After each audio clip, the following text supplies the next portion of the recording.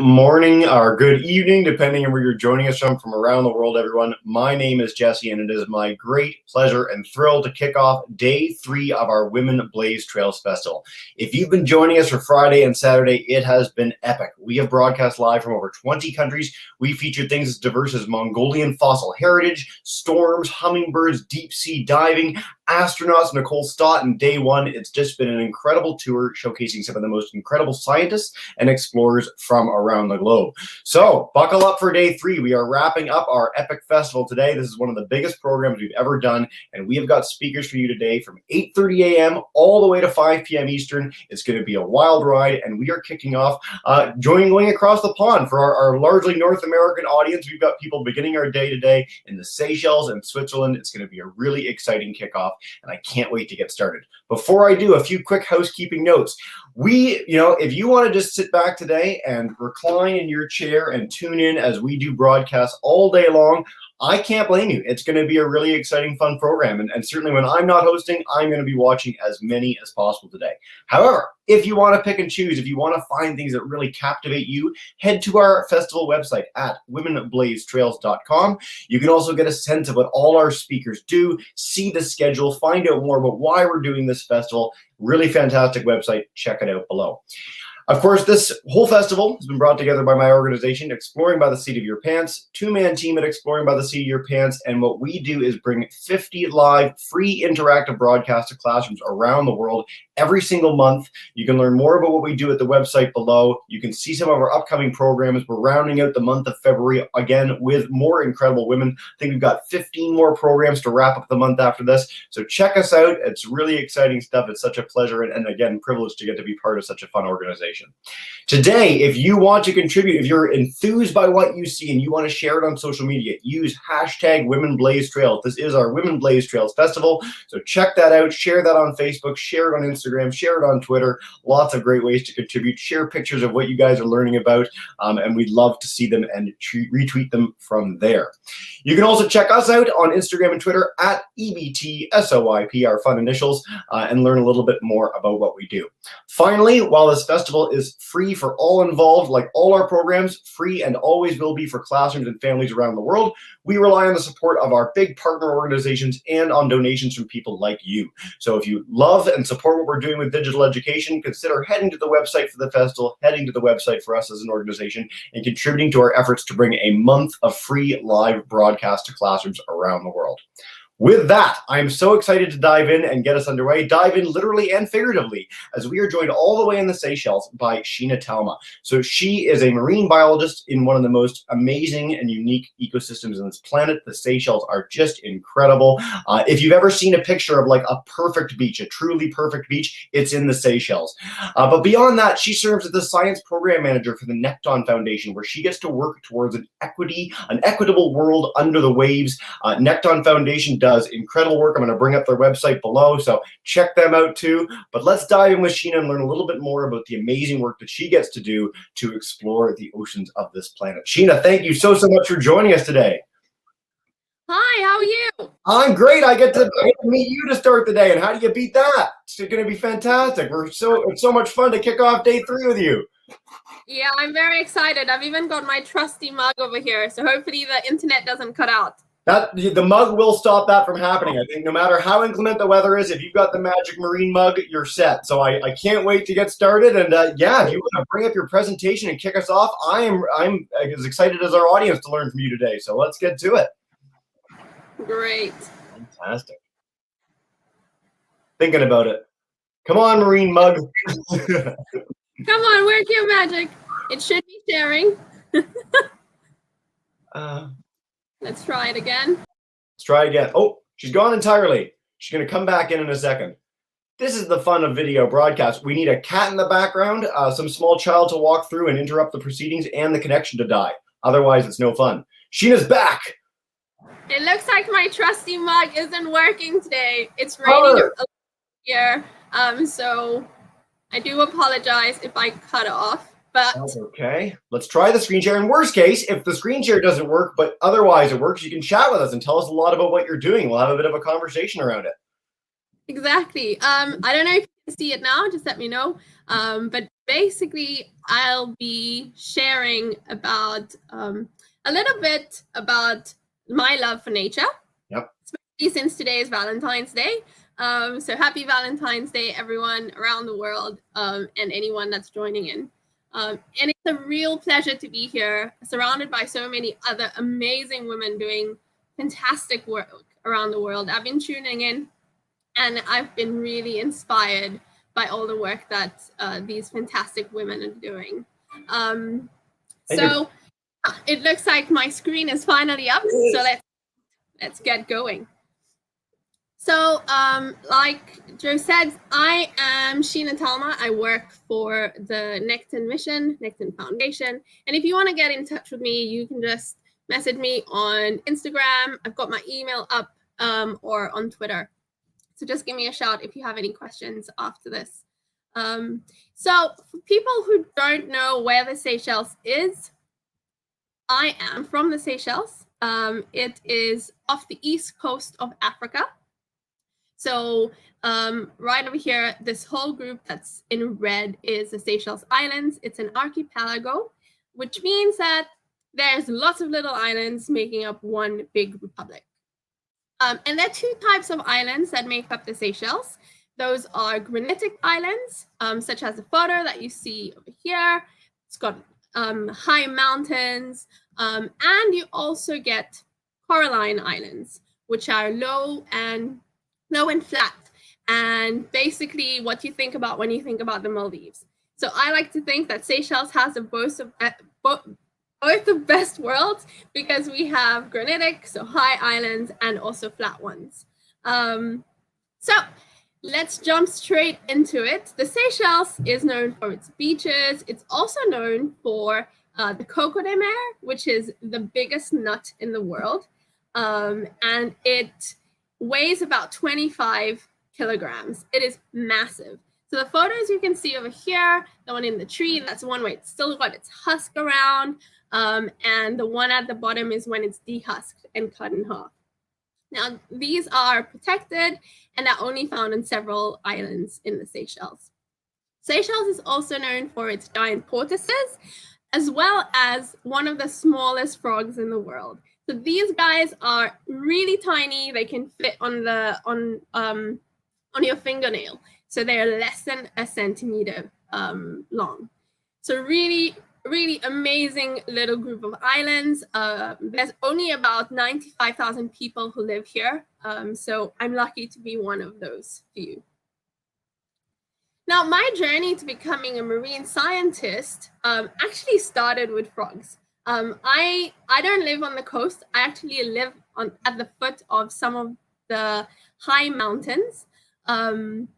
And growing up in my backyard, there were always frogs. So that was one of the first things that actually mesmerized me. And I like to think as my journey of becoming a scientist, especially a marine scientist, like the course of a river. So it started up in the mountains where I was obsessed with little tadpoles and frogs, and then moved to the plateau where there were tortoises and terrapins, which are freshwater turtles, and then moved towards the seashore, where I was really interested in the turtles we find in the Seychelles. Then my love grew into the marine world only after I started snorkeling and diving at the age of around 17 or 18. Experiencing the ocean through the lens of a diver or snorkeler is amazing, because you get to see a lot more than you would ever lived under the waves. So one of the things that really mesmerized me is that different types of fish you can find in the sea. It's amazing that you can find fish all the way down to some of the deepest depths of the ocean.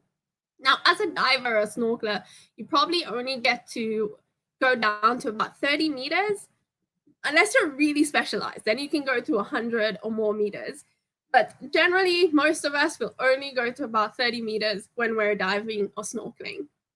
So one of the most amazing experiences that I had was being able to be involved with the Seychelles First Descent, which was a project that took place in 2019 that went down to 300 meters.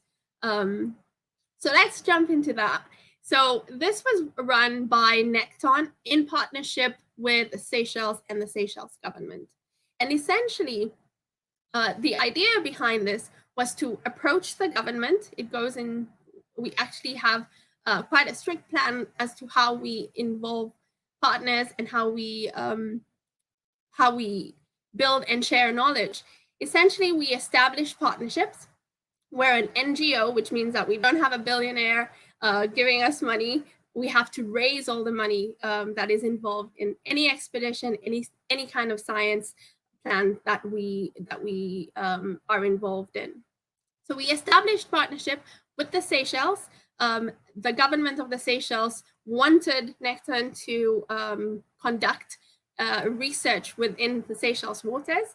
And at that time, Seychelles was completing its marine spatial plan. And once we had permission, then we came in and we planned together with local partners on what were the best questions to ask and what were the best things to explore between 0 and 300 meters in the Seychelles Ocean, in the Seychelles waters. Now, this also goes hand in hand with the fun part, which is the field operations, which only generally lasts about 6 weeks. So it's the shortest part of the expedition, but a lot of activity happens. And then we continue our relationship for 2 to 3 years, and we work around the big aims around that government. For example, within the Seychelles, they wanted to have taxonomic workshops so that scientists from Seychelles could learn more about how to describe species found within the Seychelles waters. We then co-write publications, scientific publications, and we disseminate the information. Now, one of the things, and one of the big things for me, is that all the data belongs to the host nation, in this case, the Seychelles. And the data is open access, and the results is disseminated in a way that will not just reach the scientists, but also the people that perhaps don't have a science background. So the 3 pillars of Necton is to conduct research, create inspirational content, and to create a platform for knowledge exchange. Now, one of the big things for me is that it's all great to do science, but we have to be able to communicate it. We have to be able to take the knowledge that we have and share it with the general public. So the expedition had one really big boat, which had a lot of equipment on it, as you can see. And it had a total of 50 people on board, 10 of which were Seychellois, from security guards to the science team. And some of the most exciting equipment that we had were the submersibles and the ROVs, because that enabled us to go down beneath the waves where perhaps you can never go in general. So we also had satellites on board, so we had really good internet connection, and we could broadcast what we were doing on the boat, not just to Seychelles and to the Seychelles public, but also to the rest of the world. Now, on board, some of the Seychellois that were on board, I'm very proud to say that out of the 7 people that were part of the science team from Seychelles, 5 of them, including myself, were all women. So we were all there on board, and we had grants to conduct our own research. For example, I was interested in what kind of fish and fish eggs we could find in the water column. Some of the scientists on board were really interested in seagrass and how deep we could find seagrass. And some were interested in sharks and the presence of sharks around the different islands in the Seychelles. But one of the most amazing experiences is being able to go down in a submersible. Now, we had 2 submersibles on board, and the submersibles were used for work, not just for play. And generally, we were so busy, like writing down what we were seeing, etc., that we often missed manta rays, as you can see in the background. We were completely oblivious that this manta ray was behind us until we saw the footage afterwards. but there are some of the things that really mesmerize us is the amount of fish, and we use the submersibles to collect samples. So some samples down at 250 to 300 meters, we used a special arm that was attached to the submersible, and that could collect it, as you can see here. And that piece of the sample went into a basket, which was then processed later. Now, this is really important so that we can later identify what are the kind of species that we can find at the different depths. We also took a lot of footage so that we could share it, not just with the rest of the world, but also with the Seychelles public. One of the really cool things is as you go down from 0 to 300 meters in a submersible, is the change you see. So if you're up at the top, close to the surface, as most scuba divers, snorkelers will explore, you'll see a lot of light. Generally, these corals are a lot harder. I like to think of this area as like the metropolis. So this is a really busy city. There's lots of activity happening, as you can see here. And all the footage I'll be showing you is from one of the island groups in the Seychelles called Astove. And this area was so mesmerizing because it had some of the best coral. So you can see it's really healthy coral because they're all on top of each other and they're actually quite colorful. Now, the Seychelles has been affected by effects of global warming, such as higher temperatures that we see in our waters, which causes coral bleaching to happen. So this is at 30 to 60 meters, and you can start seeing that difference. So at this depth, you can see that the coral is quite different. It's not as bustly and busy as the 10-meter footage, but there's still a lot of life and a lot of light. And as we go further down to like 120 meters, then that completely changes again. So what you see here are lots of whip corals. So, these like single-stranded corals, and it also looks like there's less light, which is what happens as you go deeper down into the ocean. And again, a lot less bustle and hustle in this area. But again, what is really cool is that you can see fish in all of those environments. This is at 250 to 300 meters. And for me, this is probably as close as I'll get to walking on the surface of the moon. At least that's what I think sometimes. So this is different. You don't see as much coral. There's definitely no light. We have the lights of the submersible on here. And it definitely looks a little more deserted. But what was amazing about being able to be on the expedition and part of the team that organized it is to see how people's reactions to being exposed to depths of our ocean that you can generally not go to. So we showed a lot of this footage to the general public, to kids at schools, and the intrigue is amazing. So being able to tell the stories to others is a really powerful way to get people interested in our deep sea backyards. But now I want to move on to the second amazing experience that happened in 2019, which is also one of my biggest loves for nature, is Aldabra. So Aldabra is an atoll. So like I said previously, we have two types of islands, granitic and coralline. Aldabra is a coralline atoll, which means it's flat. And this one is one of the biggest raised coral atolls in the world. It's also a UNESCO World Heritage Site. So this project was called the Aldabra Cleanup Project, and it was a completely different project to Necton. And Aldabra is special because it has so many different types of animals and plants, especially endemic ones. In fact, there are over 130,000 tortoises that live on this island. It's also a really important breeding habitat for lots of different types of seabirds. They've got spinner dolphins. You have black-tip reef sharks in 30 centimeters of water.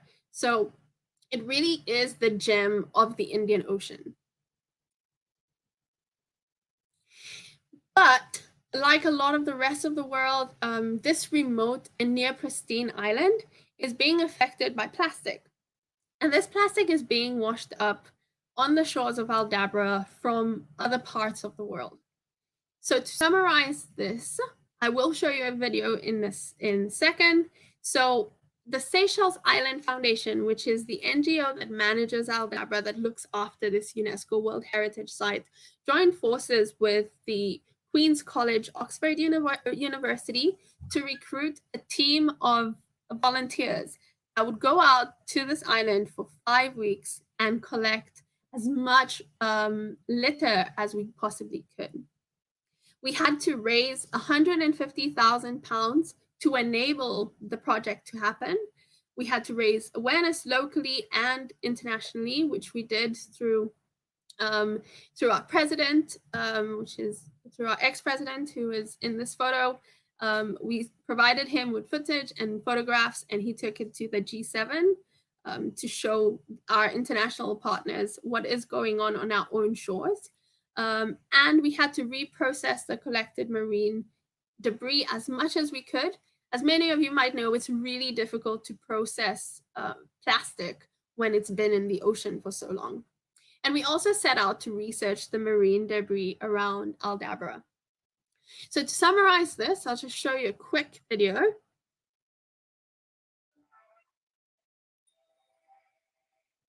So this is in the lagoon, and what you can see here is a lot of the little islets within Aldabra. Lots of sharks, lots of turtles, and a huge abundance of fish.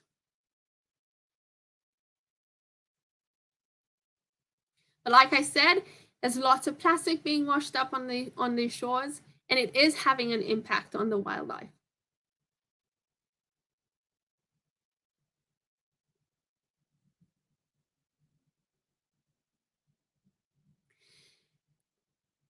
Whilst Aldabra is beautiful, one thing is that it often feels like it wants to kill you because it's very hot. Even the tortoises will get out of the sun at 10 a.m. in the morning. It's got karst, which is this really hard rock around the coast that if you fall on can cause some huge damage. And yeah, just the amount of work it takes to collect a lot of this this debris is intense. But I think one of the biggest things we found from our study is that it's going to cost a lot of money to take out the remaining 500 tons that we estimate is still left on Aldabra.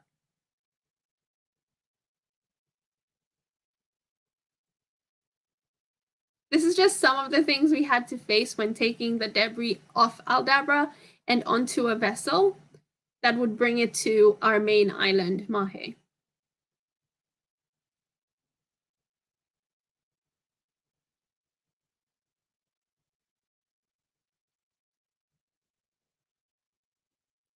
So that's what 25 tons of rubbish looks like.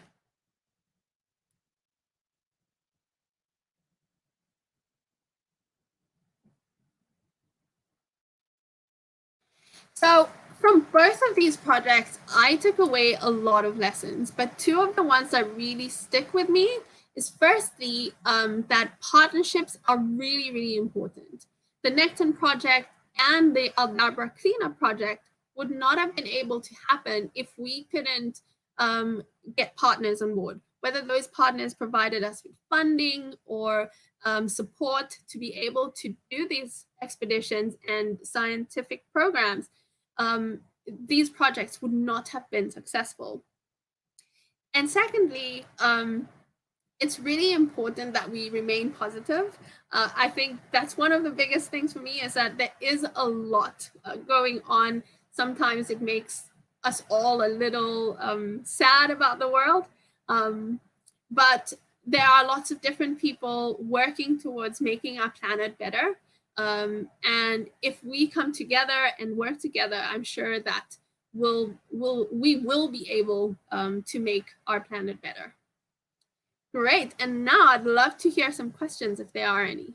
Fantastic. Sheena, what a fun presentation that was. If you want to come out of screen share so you can see us, have a bit of a chat, we've got like 5-6 minutes, which is great. If anyone's joining us on YouTube or Facebook, you can share questions in the chat bar. We'd love to take as many as we can over the next few minutes.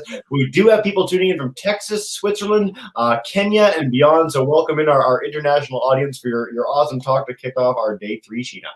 So I'm going to start with it's such a rare experience to get to go into a submersible. What is that actually like? The first time you did that, what was that like? I mean, that's such a magical experience. Yeah, I think that's such a good question. Essentially, we were on a very noisy boat, and getting into the sub, it's a little bit scary in the beginning because you have to get on a little boat and then climb onto the submersible top and then get in. So it is a little bit scary, but once you're inside, it's really, really quiet and very peaceful. I think one of the things that surprised me was the fact that when you're in the submersible and you're seeing fish around you, the fish are tiny, and that's because of the thick acrylic glass essentially that they've used to ensure that you don't die when you're in the submersible. Yeah, so it makes everything look a lot smaller. And yeah, I think one of the things that I remember is just how quiet and peaceful everything is. Yeah. The best is you don't have to worry about your air or making sure your buoyancy is right, because yeah, you're in this bubble. Scuba diving can be a little tricky that way sometimes. Chelsea, one of our speakers, our person who wrapped up the festival yesterday, she got up bright and early in Texas to watch your presentation to kick off the day. And her son wants to know how deep the sub goes. Like, where are we going to with this? Yeah, so these submersibles that we used went down to 300 meters, but you can get submersibles that can go down to 10,000 meters now and 6,000 meters. So it's really, really amazing how much, how great technology is and how it can help us explore. So we were meant to do an expedition earlier last year that would take us down to the deepest depths within the Indian Ocean, which is probably around 6,000 meters. Wow. Unfortunately, everyone is experiencing COVID-19. So yeah, we're all sitting in our houses. But yeah, there's some amazing technology coming out. Yeah. For our American classrooms, 300 meters, about 1,000 feet, 6,000 meters, many, many more. But it's a really exciting time to be interested in deep sea exploration because we now have the technology to go back to the deepest point in the world, which we hadn't had for many, many decades. There's so many new organizations and groups doing exploration around the globe. So really fun time. Meha, joining us in Kenya, wants to know, as a marine scientist, is there any way you can suggest about how corals can be restored? Corals people have a lot of fondness for. Is there something that we can do to help protect them?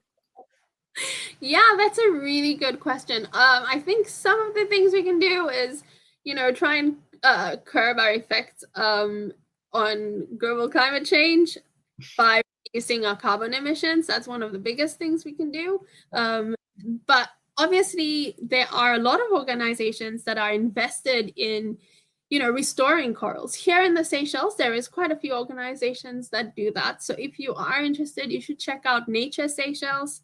They do some stuff.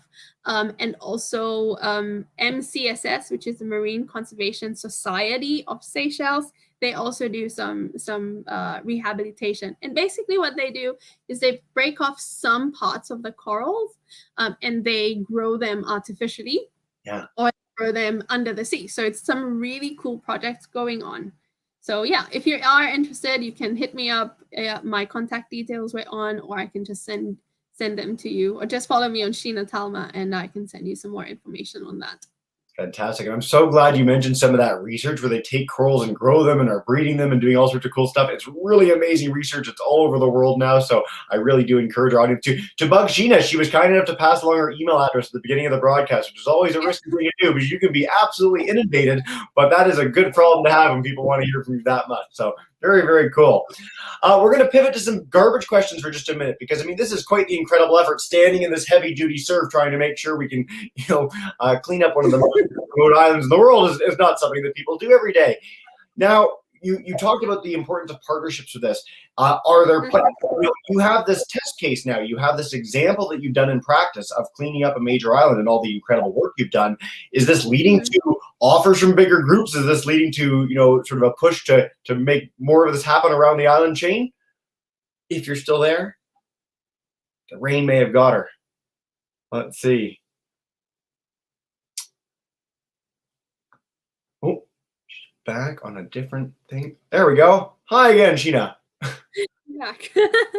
I don't know if you caught the tail of that question, but basically, is there any effort now that you've done this test case project of cleaning up one island? Are you seeing sort of more offers of people looking to support you in cleaning up the rest of the atoll? That's a really good question. I think so. One of the biggest things is that it's not just Aldabra that's being affected. So all of those outer coastal islands are really in trouble from all the rubbish that's being brought in by currents. So one of the biggest things is that a lot of it is from the fishing vessels in the region. Yeah. So the government have actually started a program where if they use fishing aggregating devices, it has to be biodegradable. So they aren't allowed to use anything that will stay in the ocean or that won't rot, essentially. We have also taken our research to the government to see what they can do to support. And the same project or a similar project was also done on Henderson Island, where they also found that, plastic is being washed up from other parts of the world. And one of the biggest things we have to do is to lobby with the bigger organizations that are making a lot of the plastic to get them to curb and adapt how they are producing plastic. So it's a lot of work ahead, but I think it can be used as a case study. Yeah. And more, we might be able to repeat it in the future to get some more rubbish out of that island. Well, kudos to you. And I love that you're highlighting the sort of need for large scale changes on industry level, on a political level. But to bring it back, because we've got a lot of kids that'll be tuning to this broadcast, certainly after the fact as well. If I'm a kid, if I'm at home and I want to make sure that your island does not end up covered in trash, what can I do as an individual? Well, definitely one of the biggest things you can do is try not to buy so much plastic stuff. We used to live without a lot of plastic, and it definitely facilitates our life, but there are some things that you can change. You don't have to buy bottled water all the time. You can buy a refillable bottled water and just refill your metal water bottle or something like that. You don't have to use plastic wrap. There are alternatives now. So you just have to be mindful, and also if there is recycling available in your community, then use that. Try and stream your waste. And those are some of the small things that we can do on an individualistic level to help the bigger problem.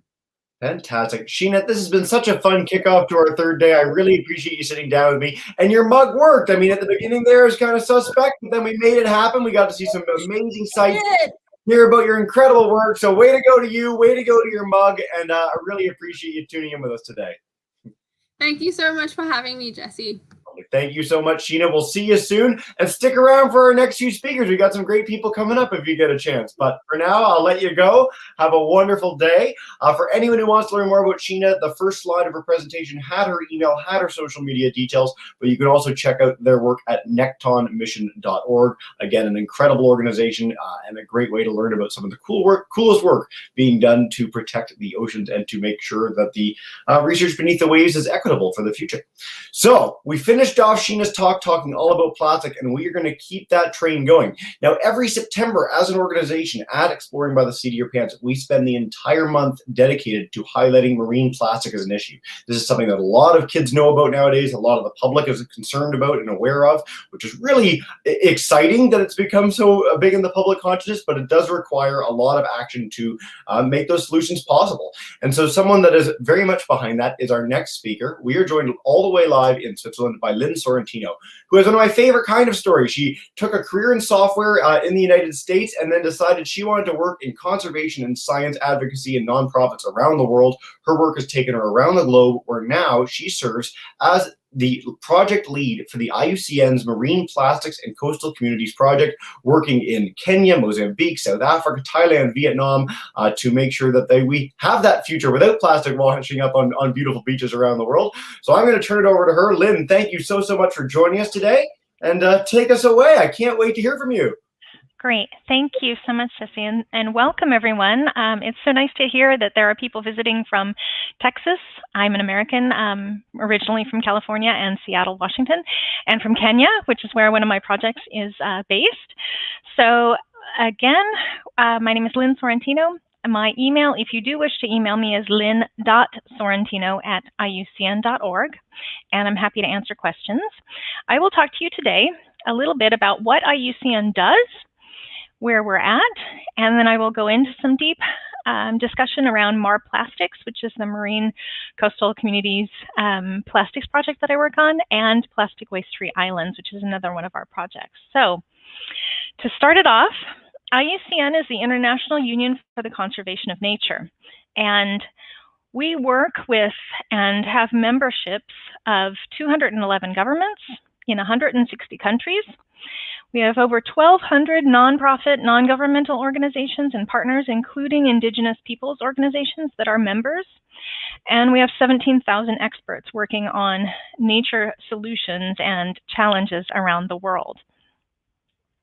A little bit about me. What Jesse mentioned too is true, that I started off in software, but before I got to my software career, I was just like Sheena, a scuba diver. I started at about age 18 also. I was inspired by Sylvia Earle and by Jacques Cousteau to figure out what was under all that water. I grew up originally at the coast of California and started my diving in Monterey Bay. I am also a wannabe surfer, never quite got it, but working on it still, although it's a little hard in Switzerland and it's a little hard with the COVID pandemic. My background is that I have a bachelor's degree in biology from Humboldt State in Northern California and a master's degree from Bangor University in marine environmental protection. Like Jesse said, my original career was 10 years in software at Microsoft, and when I was done with that, I was really done, and I wanted to move on to something that went back to my roots of being a diver and being interested in the oceans and the coasts. So I've spent 10 years now in conservation roles in Switzerland, and I've spent a lot of time doing volunteer STEM teaching, teaching marine biology in Wales, and teaching about technology and the access to technology in the United States. What I'm going to speak to you today about is what we have at IUCN called Close the Plastic Tap program. And if you go to iucn.org, you can search on Close the Plastic Tap. It's under the Global Marine and Polar Program page. And what I'm hoping to share with you is that, just like what Sheena said too, the picture on the left is a picture of a beach with a lot of plastic in it, and what the picture on the right is where we're trying to get. And certainly it's a big challenge, as mentioned previously. So everybody who is vaguely aware that plastic pollution in the marine environment knows sort of what's going on, that there are challenges and where it's coming from. It's coming from, obviously, land-based sources. 300 million tons of plastic are produced every year, about 13 million tons of that end up in our ocean every year. And I say ocean because our world is an ocean world, and we have one ocean. Even if we are separated into different countries, our ocean is our ocean. This plastic never goes away, and that plastic that never goes away is considered plastic leakage once it's in the ocean, once it's in our rivers. It simply fragments into small particles. And as you can see from this picture, this was taken in Thailand in 2017 by one of my colleagues, Leah Dubois. And the beaches, as you saw also in Sheena's presentation, are covered in plastic in a lot of places around the world. Marine plastics that come up, they threaten ocean health, they threaten human health, they are challenges to food safety, and they also impact coastal tourism in a very negative way. When you are a country like Thailand or the Seychelles or the Maldives, where a lot of your income as a country comes from tourism, if you've got a lot of plastic on your beaches, it can impact your economic situation. Plastic, as you know, too, gets into our food and our water, into our fish, into our mussels, into our other shellfish. This is a serious health hazard. And there was a study that came out just a couple of months ago that said, it was a WWF-sponsored study, I believe, that said that an average person eats about a credit card's worth of plastic every week, sorry. And that's a problem. Plastic also kills an estimated 1 million seabirds and 100,000 marine mammals each year. And it costs a minimum of $13 billion annually in damage to marine ecosystems. Now, that's all some bad news. So here's some good news.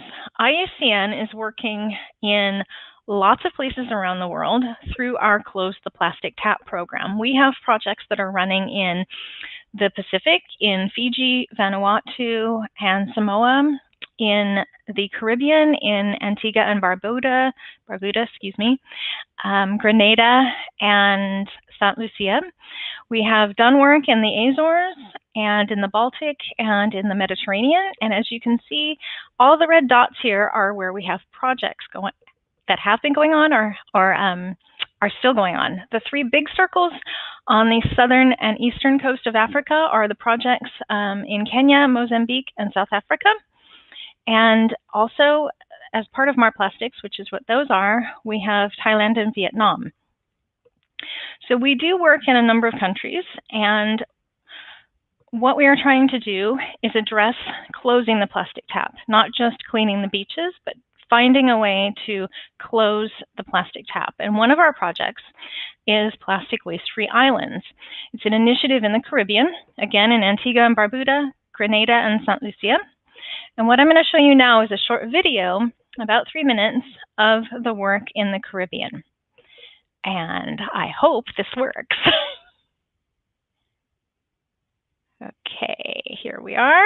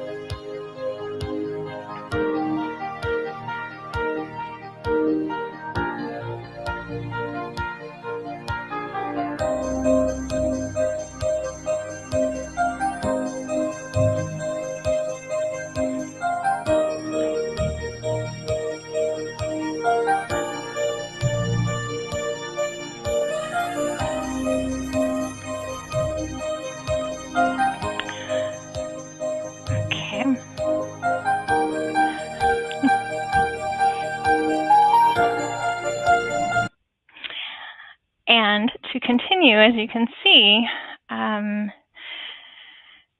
there is a lot of potential here. And what we are doing with all of our projects is looking at it from a standpoint of research and generating knowledge first, figuring out what's there. I mean, you know that you can collect, 50,000, pounds of waste off of a beach, but you have to know what's there, and you have to be able to figure out where it's coming from first. So that's part of our pollution approach. And then engaging stakeholders. And again, as it says in the video, the governments, the policymakers, the nonprofit organizations, the consumers, the businesses in all of these countries to kind of engage this entire system so that everyone understands the problem and comes up with solutions. And we also try to create opportunities for action. So once we have done this work, we put it out there for people to really use the work that we're doing. And the Marine Plastics and Coastal Communities Project is an initiative, as mentioned before, in South Africa, Mozambique, Kenya, Thailand, and Vietnam. It focuses on knowledge, policy, business, and capacity. And one of the more challenging aspects of this work is, again, looping all of these 4 parts together and thinking about how to really solve this problem from sort of a holistic point of view. Now, the knowledge that we're generating out of marine plastics and coastal communities is guidance for the national governments for plastic pollution hotspotting and shaping action. And we have produced so far 5 reports for my project, and then for the Plastic Waste-Free Islands report, we're producing some reports through the Menorca and Cyprus side of that project. The knowledge that we generate with these reports basically identifies for each country where the plastic is leaking, whether it's a polymer level. So when you have a plastic bottle that's made with PET, that is a polymer. And whether it's from that or whether it's from waste management infrastructure issues or from sectors, we're looking at the bigger picture at a national level. Now, when you have a plastic bottle or a piece of plastic that is single use, its journey is very simple in a lot of countries. You buy something at the store, you bring it home, and it enters into, at this point, possibly the formal waste management sector. It's collected then maybe by a waste collector. It maybe goes to a transfer station. It might be moved in a truck or not, depending. From there, it goes to either a sanitary landfill or an unsanitary landfill. The informal side of this, where you have some countries that don't have enough infrastructure and need to have different waste management strategies, you might have waste pickers coming, and they might be taking the waste to a buyback center. This might also, as you can see in the video or in the image, it might also come from the waste collector. It might go into a buyback center. And then from there, again, it might go to an incineration facility or a sanitary landfill or an unsanitary landfill or just a dump site. There are formal recycling structures and facilities in some countries, and there's informal recycling in other countries. And this is part of what we're looking at within our projects, is how do we look at this and solve some of these issues. So here's a short video, again, of how we're doing this and how we're partnering in the field. This video is from our partner, Wild Oceans in South Africa. And if I click, it should start. The project actually started in 2019 with the ultimate goal of progressively cleaning up the Durban port. So the Durban port is currently a highly degraded system, but it's also a very important system in estuary. And so our goal was to clean up this historical buildup of waste over the number of years that had been building up in the different systems of the port. We did this through the employment of over 50 youth that lived around the area that actively cleaned up the waste every day. And our goal was to get that historical buildup out so that we could start monitoring and tracking the waste that comes in every day. So the exciting part about a lot of our work is that all of our Mar Plastics project work in the 5 countries includes circular economy focus. And here's a little bit about circular economy. So picking up the trash and putting it in a dump is one thing, but how do you really look at it in terms of maybe not using so much plastic or reusing and adding value to the plastic that you have? And here we go. Circular economy moves away from the linear take, make, dispose approach. Instead, it rethinks the system, minimizing the loss of resources and extending the product's life. Local initiatives focused on waste management bring their own contribution to circular economy. They move away from circular economy focused on the plastics industry and address other stakeholders and stages of the plastic cycle. Okay, so what I think I want to do now to close is to tell everybody that there is hope. One of the things that Sheena mentioned was, again, not buying plastic bottles and instead having, your reusable mugs for coffee and things like that. There are other things that you can do individually, such as, if you can in your country, purchase things like shampoo bars. So these are paper wrapped bars shampoo. It doesn't have any plastic at all on it. And you can do lots of other things, like not buying drinks in plastic bottles and asking for different options from your grocery and from the businesses as well. So I guess I would like to open it up now to questions about what can you do, certainly. And it's funny because Jesse, you stole my questions in the beginning. And what are you doing now to prevent plastic waste? I mean, what works in your country and what are you doing? And with that, I would just like to say, thank you for being here today, and open up the discussion and let you know that you can find all of our information on our website at iucn.org. And you can also follow us on Twitter at IUCN Plastics. Fantastic. Well, I really apologize for stealing your questions, Lynn. I apologize. I got some other ones for you, I promise. For our people tuning in on YouTube and Facebook, if you have questions, please do share them in the chat bar too. We'd love to see them. But I'd like to start off by wondering why you chose the countries you did. So you've mentioned these 3 East African countries and then Thailand and Vietnam. Is there a reason, like the willingness of the governments to work with you, or what was the impetus for that? Well, I joined the project in July of last year, and this project has been ongoing since 2017 and is finishing up at the end of this year. The reason why the 5 countries were chosen initially was when we were designing this project and working with SIDA, the Swedish International Development Agency. They are some of their target countries, and also IUCN has an Asia regional office in Bangkok. And we have offices in Thailand and in Vietnam. And we also have offices in the Isaro region, which is Eastern and Southern Africa, in South Africa, Kenya, Mozambique, and Tanzania. Sorry, a little nervous. It's okay.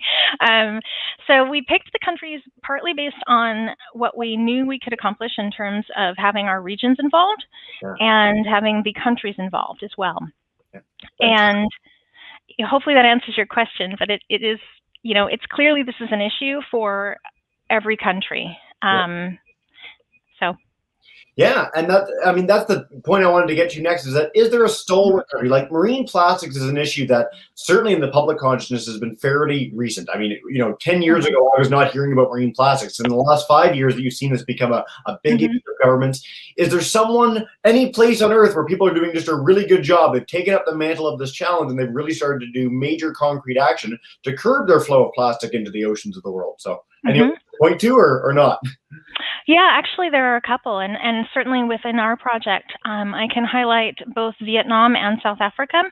The countries there are working with industry on what is called extended producer responsibility. And this is something that engages the business side of things. It focuses on circular economy and engages the governments for policymaking. And we are hoping that as part of this project this next year, especially, to really push this even farther into the other countries so that we can show the value of doing work this way, where you are actually stopping, closing the plastic tap, stopping the flow of plastic into the oceans by different policies, by, better infrastructure, by awareness raising, and by engagement with the communities that are around. Yeah, Fantastic. I love that. And I love, I love marine plastics as an issue in that way because it's a totally apolitical issue. No one looks at a beach covered in plastic and goes, great, right? Like it's something that everyone can get behind, everyone supports, right? So I'm heartened to hear that there's some really positive stories coming out of it so far. I wanted to harp on something that you showcased in one of your slides, which is this waste management cycle, and you highlighted sanitary versus unsanitary landfill.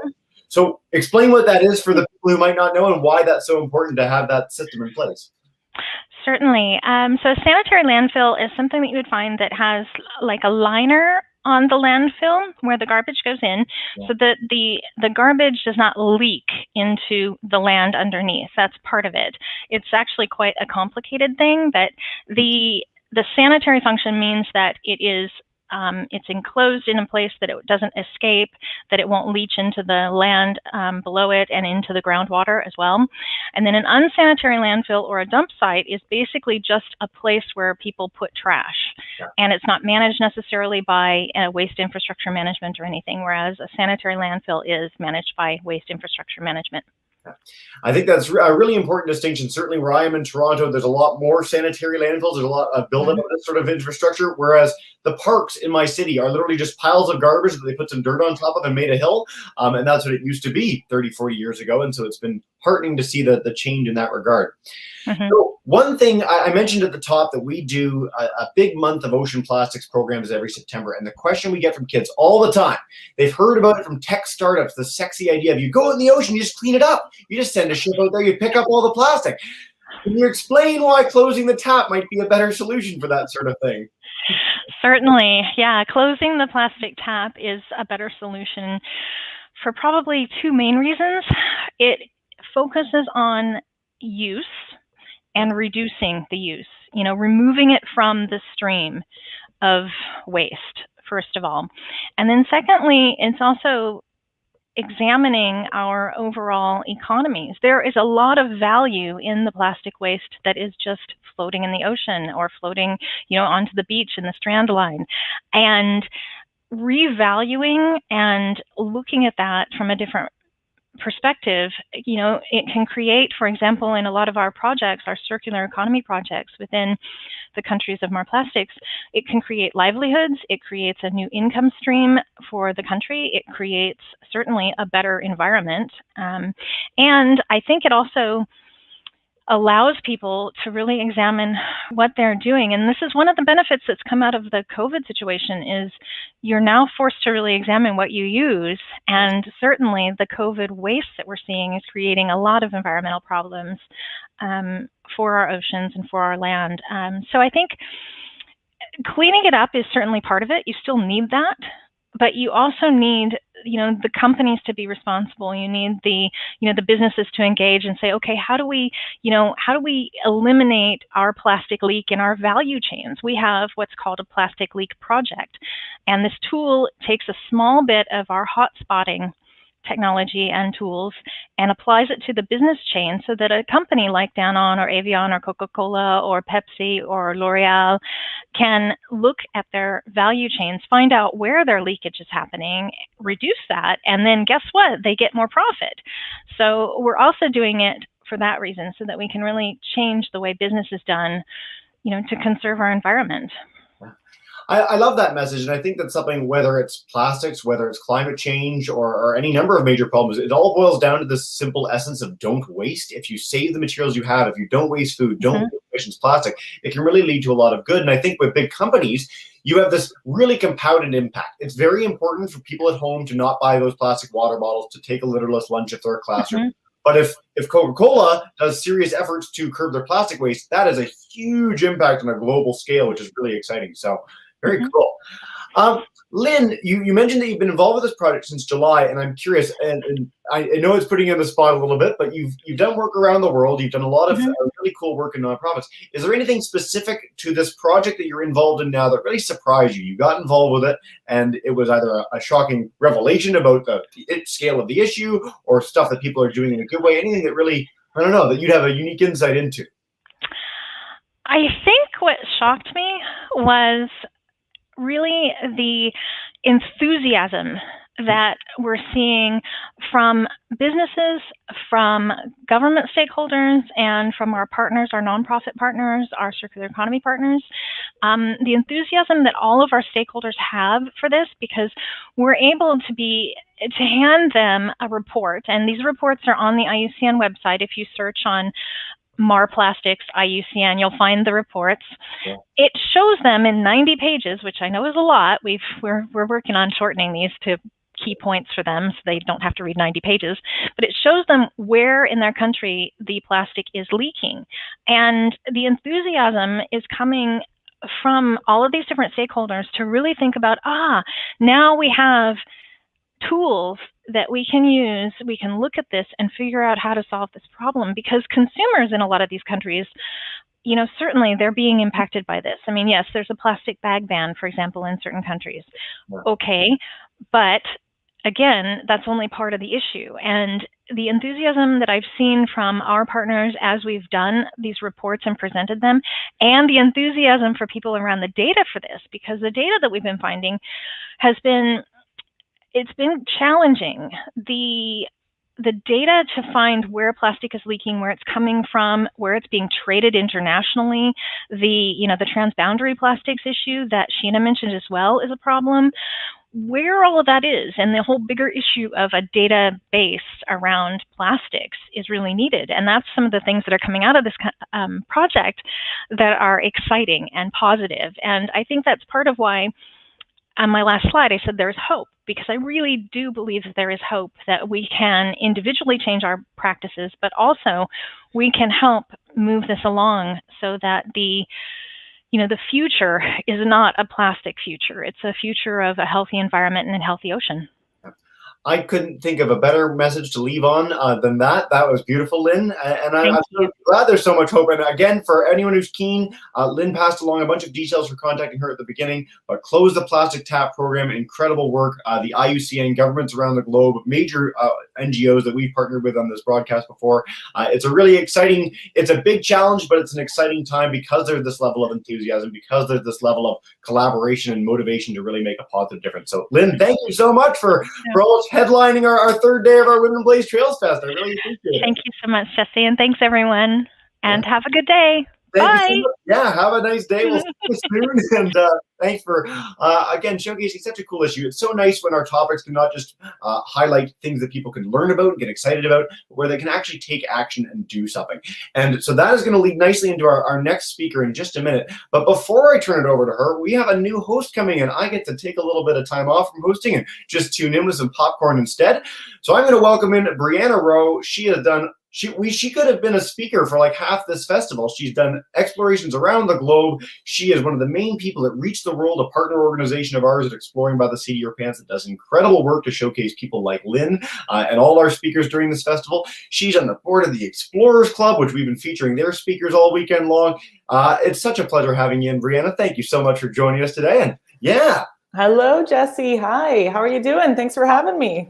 I'm so excited to have you, and I'm so excited to kick off another day. I mean, we are like 30-something, 35 programs into our Epic 50 program festival, which is kind of awesome. So, wow, yeah, can you believe it? Day 3 already. We've gone everywhere. We're going to sleep in heavy duty on Monday, but we have gone everywhere. I think it's been like 25 countries now. We started off the day in the Seychelles, then we went to Switzerland, and I think our next speaker is somewhere else that's totally different. So we're going to keep the fun rolling in just a minute. Yeah, exactly. It's going to be a great talk.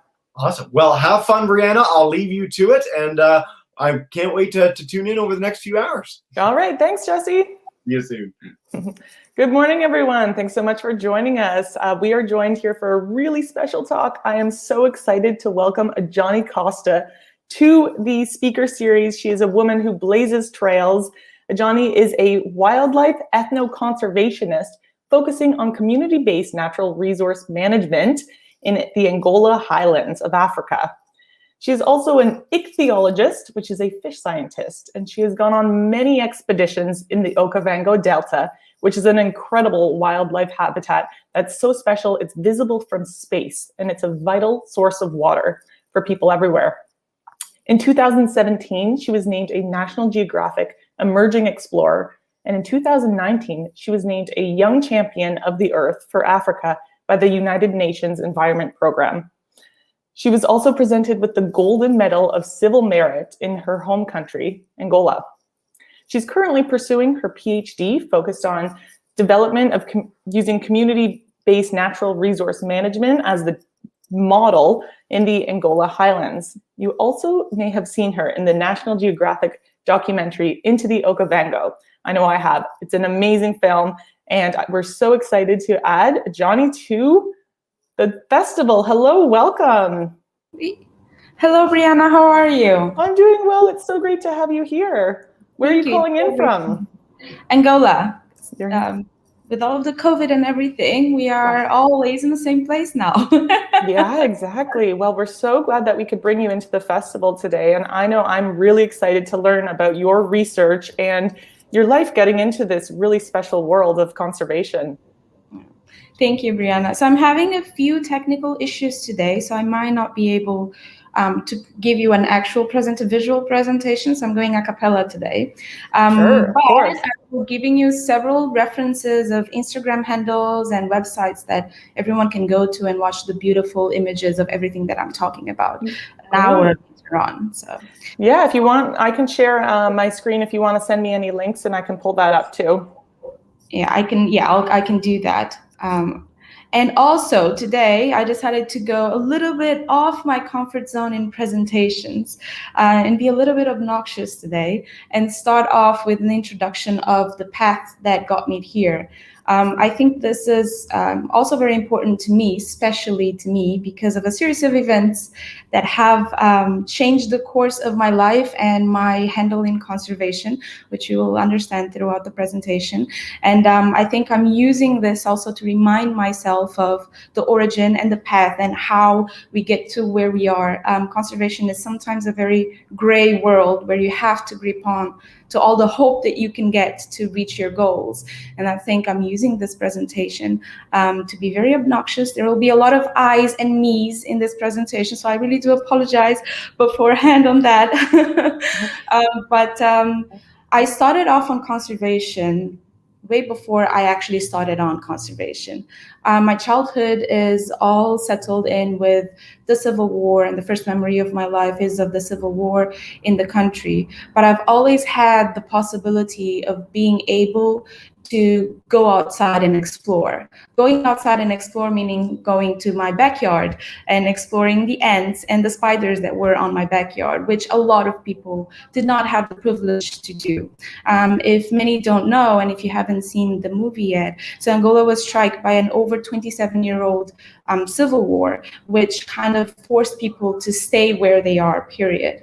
Fortunately enough, my father helped us explore the environment, and he would make sure to take us to the beach every single weekend, no days off, to be able to go outside and get out of the reality that we were living in.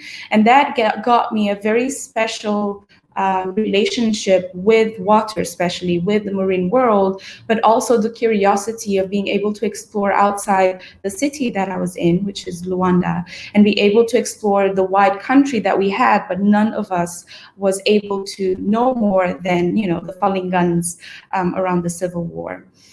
It only started, the ability to travel around the country only started when I was in second year of university, where what I say, magic happened. I started volunteering at a conservation project for turtle protection, marine turtle protection. And it just got me to places that I've never been before. Mind you, it's 20 kilometers away from my house. That is the furthest that I had at that point be able to. Our roads were completely mined, so we couldn't go any further than that. But that to me was magic, to be able to be close to wildlife. Marine turtle was the closest to wildlife that I could get to, and be able to dream beyond the ants and the spiders in my backyard. From that point on, I just started working in everything that could get me to these places. When I was 20, I started working at an environmental consultancy company, and they took me pretty much everywhere. I would be 1 week offshore, watching mammals or having my water probe being stolen by a tiger shark, or exploring the depths of the ocean with ROVs to collect soil samples, or just being able to watch the salps and the jellyfish under the moonlight, the full moonlight, which was amazing. The other week I would be in the middle of nowhere. I call it the middle of everywhere, in the forests that have never been gone to after the Civil War, to be able to explore the fishes. And that's when I started with the ichthyology path that led me to the project afterwards. I decided to go on my master's when I was 22 years old, and that was the first time that I actually was able to live outside of Angola and experience so many different cultures, and most importantly, regain the hope for research. So research was not a big thing as growing up. It was not a big thing while at the university. And so it gave me the prospects of where I wanted to be and what I wanted to do with research on the field, just going at it, finding species, which happened with the National Geographic Okavango Wilderness Project. In 2015, I was called by a university teacher, and I will never forget her call. She called me and she was like, Ajani, so there's this team of explorers from National Geographic, and they're building up a project where technically they don't really know where they're going. Technically, they don't really know what they're doing because no one has ever been there after the Civil War, but they really want an Angolan scientist to go along with them. And I thought, since it's not paid, since it's an unknown place, that you would be crazy enough to join them. And my answer was, okay. That was it. That's when the journey started. A couple of months later, I joined the team where I know no one, and I realized at that point that I might have been making a very serious mistake, because they were all guys and I knew absolutely no one. They all knew each other. I knew absolutely no one. It was the first time that I got into that province, which was the epicenter of the Civil War. I had no idea what was going to happen. And fair enough, I think no one had any idea of what was going to happen in the next 4 months. So we went down on canoes from the source areas of Angola in the Mochico province, which is surrounded by mines, all the way to the Okavango Delta. It took us 4 months, 2,500 kilometers of incredible memories, incredible stories, and incredible research. As part of the fish team, we were able to find 6 new species to science and find links of geographical distribution of different species that we never thought it would be possible. It brought up a lot of different research questions, and up to today, these research questions are growing and increasing and are able to build up the research history of the country. Not just in the ichthyology, but we had scientists coming from all over the world in every single speciality that you can think on biodiversity, and build up the history and the research in the country. That experience changed the whole course of my path in conservation. It opened up something that I never realized was so important in this conservation world, because up to then it was just very informal, very wishful, very, I want to do this in life. But the one thing that I realized was the most important one in conservation, which is, and it sounds very fairy tale-y, which is hope.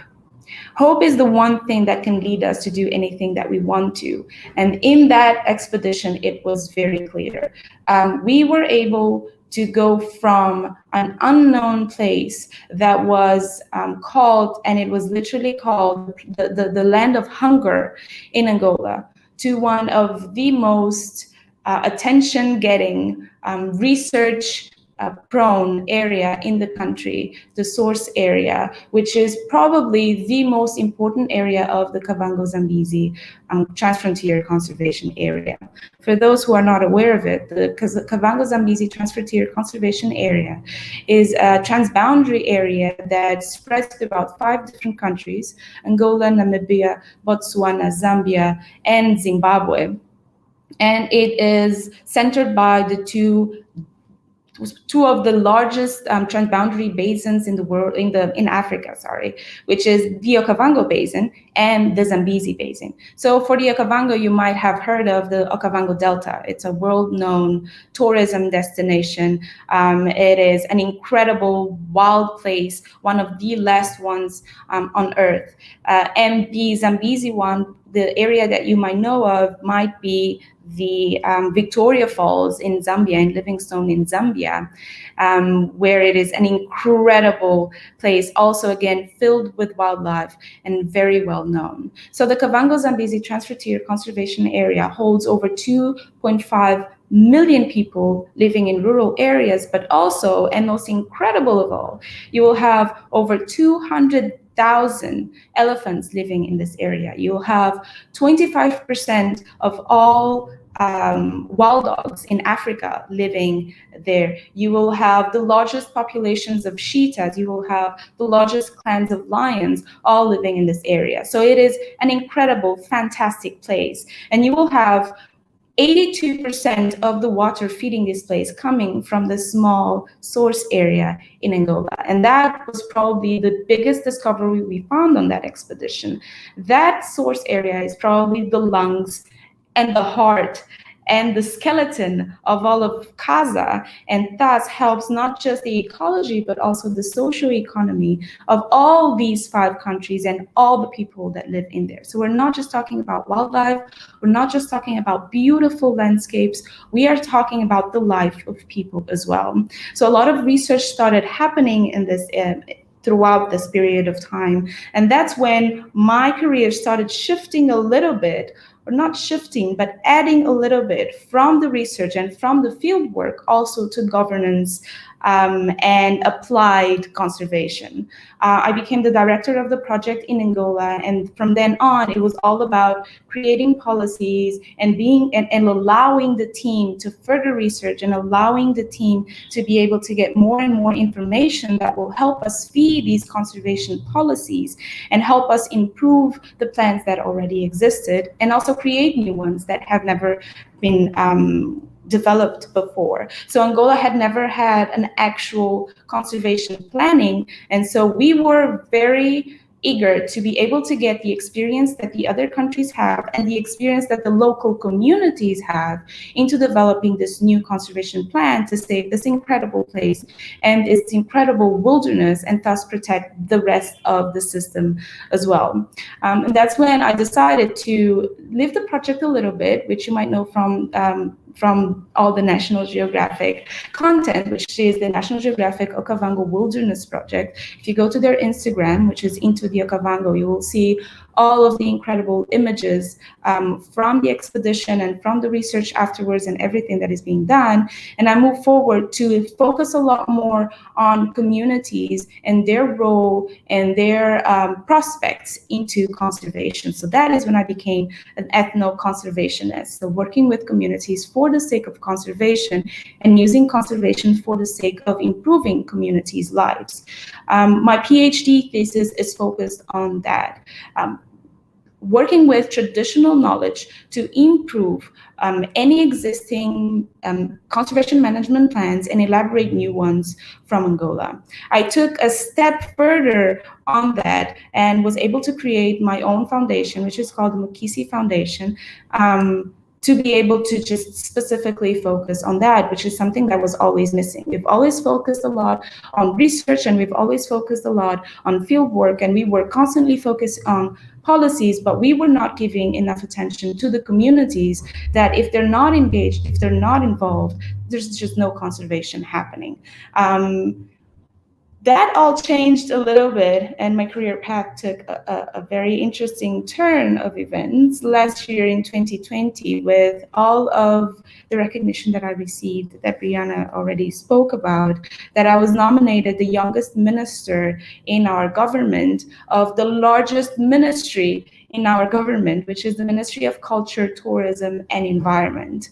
Mind you, these are exactly the 3 sectors that my thesis is based on and that my research wants to focus on, which is involving communities, which is the cultural views and aspirations of communities, into the conservation of environment, which is obviously environment, and then adding on some sustainable alternatives, livelihood alternatives that will enable them not just to improve their livelihoods, but make them the guardians of their own land, which was taken away from them during the Civil War. So it was reconnecting them with their knowledge, reconnecting them with the ability they have to communicate in between generations, and give them the tools and give them the possibilities of being proud of their land, of overcoming poverty and the livelihoods that they are trying to improve, and giving them the tools through conservation and through activities like tourism. So being the Ministry of Culture, Tourism, of Environment has helped me to kind of see the whole picture and be able to engage in all of these little different aspects that sometimes we don't even consider, like the mythical beliefs that they have applied into conservation that will provide a tourism background.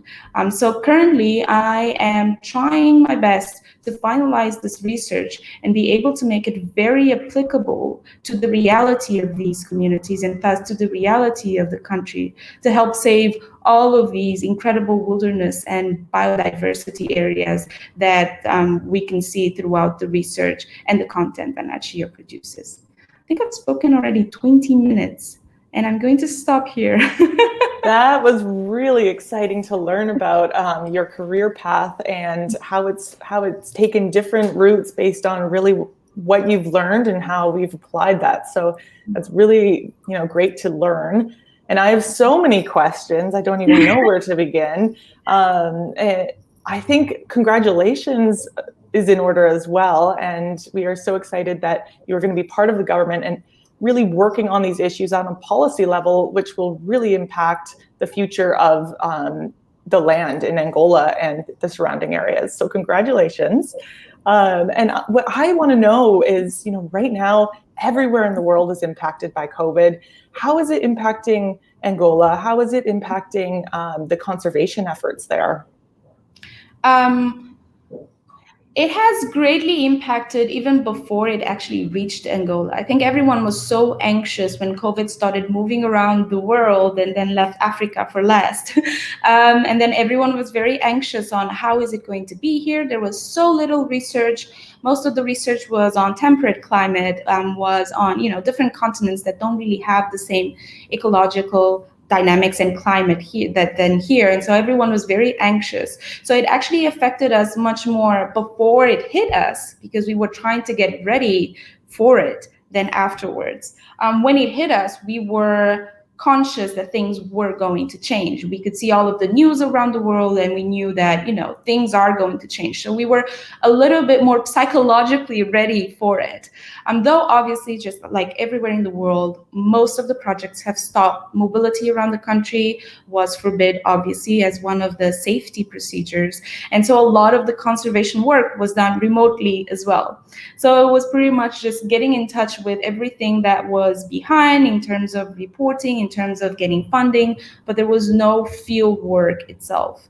Some of the projects did not do so well, obviously, but some others just took that opportunity and took the whole rush into social media and the whole rush and attention into the online world to take it a step further and reach out to a much bigger audience and be able to take people to these conservation places online. And so even though we did not go to the field, and even though we did not do all of the goals that we had established for past year and also this year now, we were able to reach out much further than before through getting that online dynamic adjusted. Well, I would love to get online and go to Angola. That sounds like it would be lots of fun to hang out with those elephants.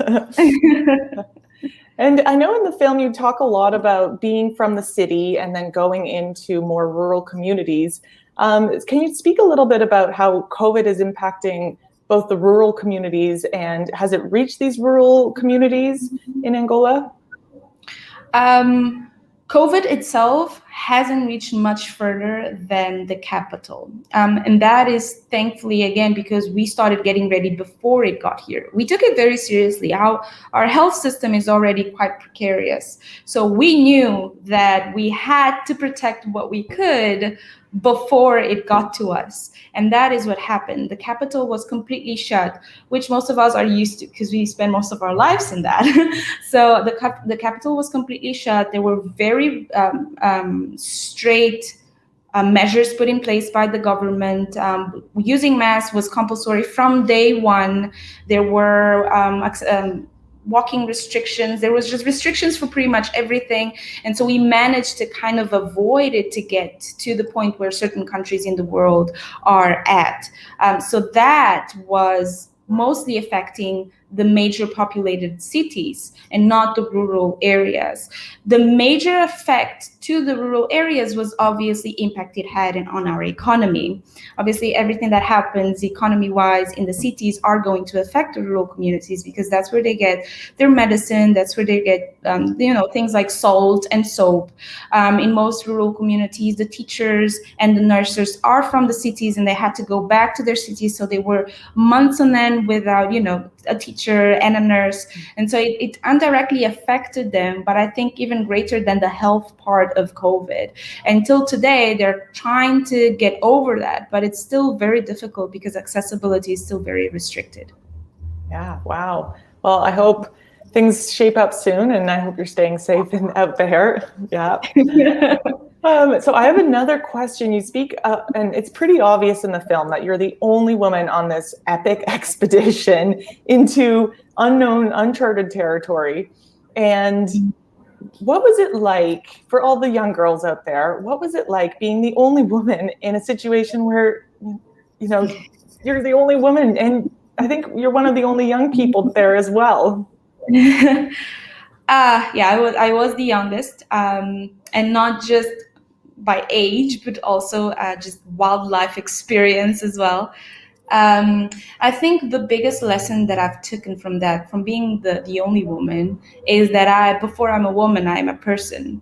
And so I have to deal with everything that a woman has to deal, hormones and emotions and all of that. But before then, I am a person. And thankfully enough, though it took a few weeks for the team to also, because they were kind of just being very nice and don't do that, don't carry that, or you can't carry a canoe, or obviously they were trying to be gentlemen. But there's a very fine line in between being a gentleman and being patronized. And that's what I tried to show them, that, I was physically weaker than them. Obviously, that was obvious, but I could do things and to a certain limit. And by the time that I couldn't, I would ask for help. Like any person in the world, no matter what your gender is, you will do things at a certain level and then you will ask for help. That's how it is.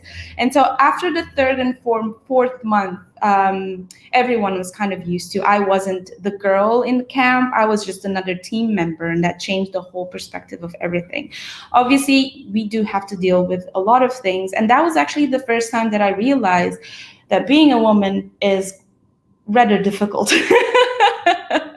I've always been a tomboy, and I've always, dealt with boys, but then I was by myself. For the first time, I had no option of dealing with boys or girls. We're just testosterone 24 hours a day.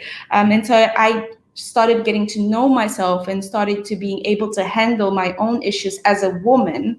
And that made me so much stronger and able to kind of carry through every other obstacle that we have to as a woman, as women. Yeah. Wow, it's really incredible. And how do you think that experience is going to shape your upcoming future in policy, in government? How are you going to take any of the lessons that you learned?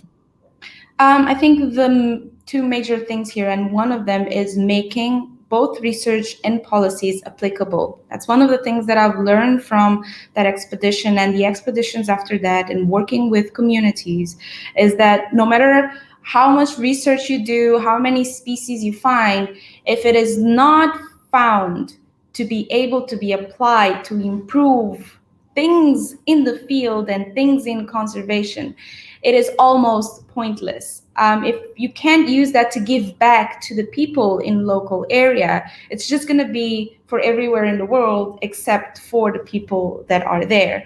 And so that's the message that I brought with myself, the mindset that I brought with myself to the ministry, is that policies, no matter what they're for, they have to be applicable, or else it's just a waste of time. We're not kind of using our time very effectively here.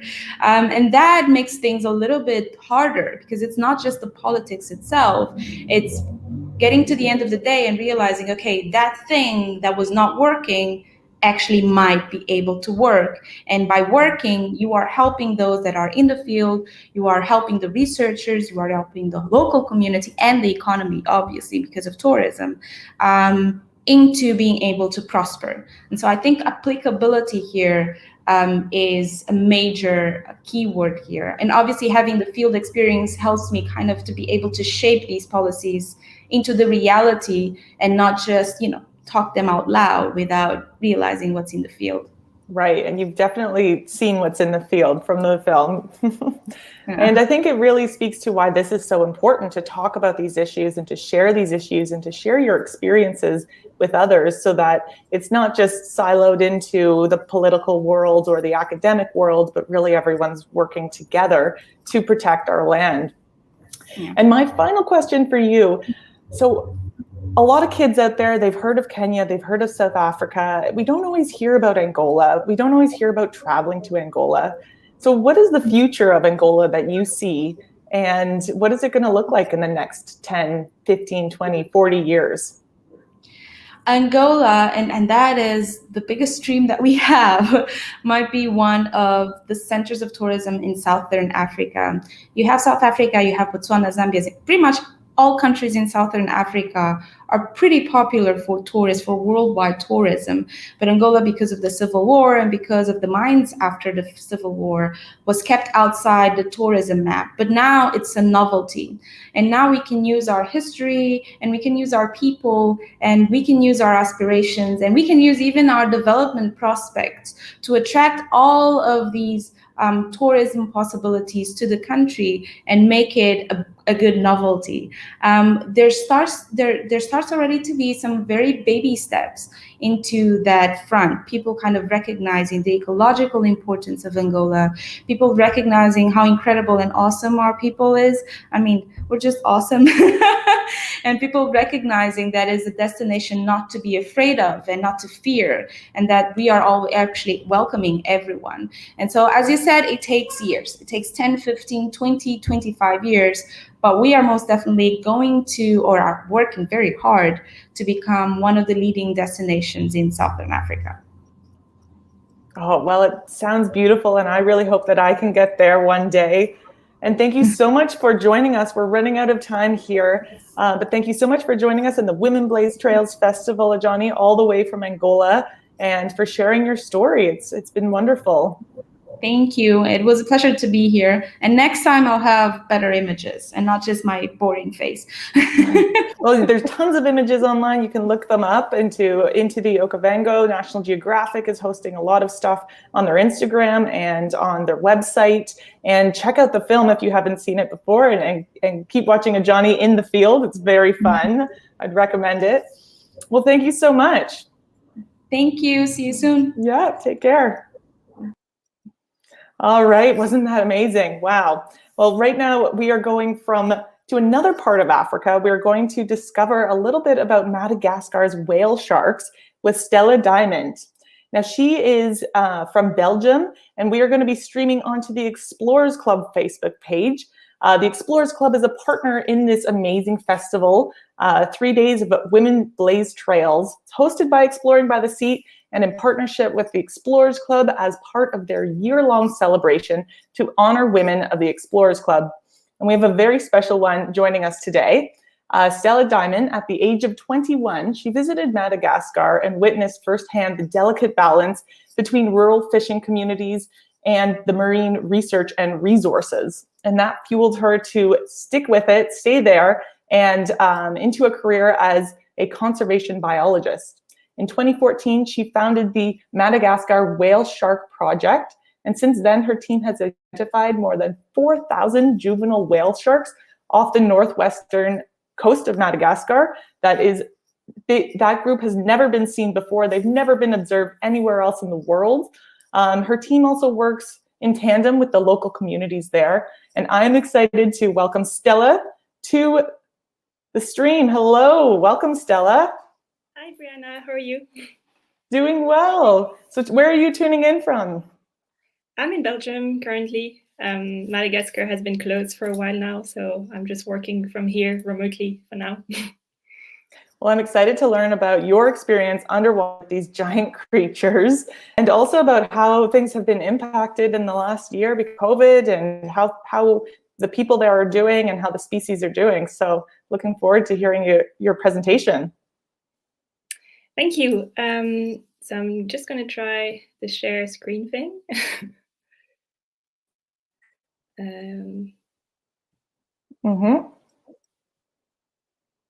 Hopefully.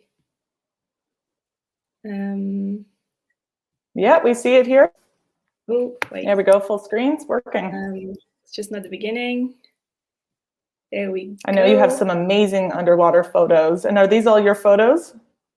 Yeah, well, not this one. This is me on it. It's one of my favorite pictures, and I really wanted to show it because, yeah, it really represents the dream life I've been really lucky to live for the last few years. But I'm going to explain a bit more how I got there and the challenges we face and what's up next.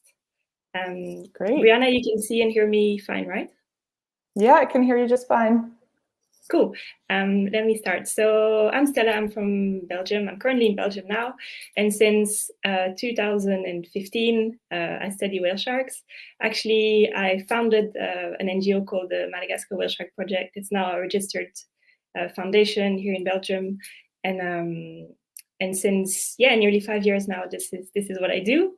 But before that, it was all a bit different. So I just want to tell you a bit more about my career as a biologist. So that's me, I think, in 2013. So I trained as a biologist at university. Initially, I wanted to be a vet. So I kind of went into biomedical, but then very quickly I realized I needed to be outside and I needed to be in nature. So after my degree, I did some work on baboons in Namibia. That was where this photo was taken. It was amazing. It was very exhausting.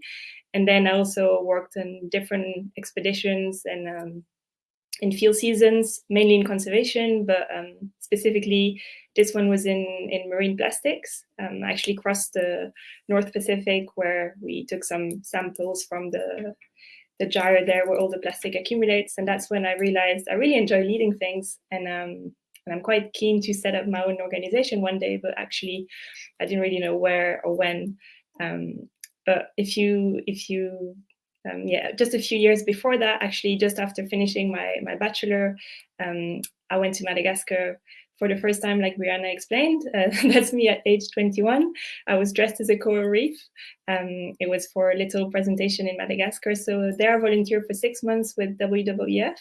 It was just a first experience for me in the field. After my degree, like I said, I was sick of the lab and I really wanted to experience something different. So I kind of signed up and got the chance to go and really live off-grid with a fisherman community, and there I completely fell in love with Madagascar itself. It was really difficult, and I realized, there's a lot of work to be done in conservation to make it work for local people. So after that, I went to do work with the baboons and all of these other things, but it really stayed in my head, that I wanted to go back.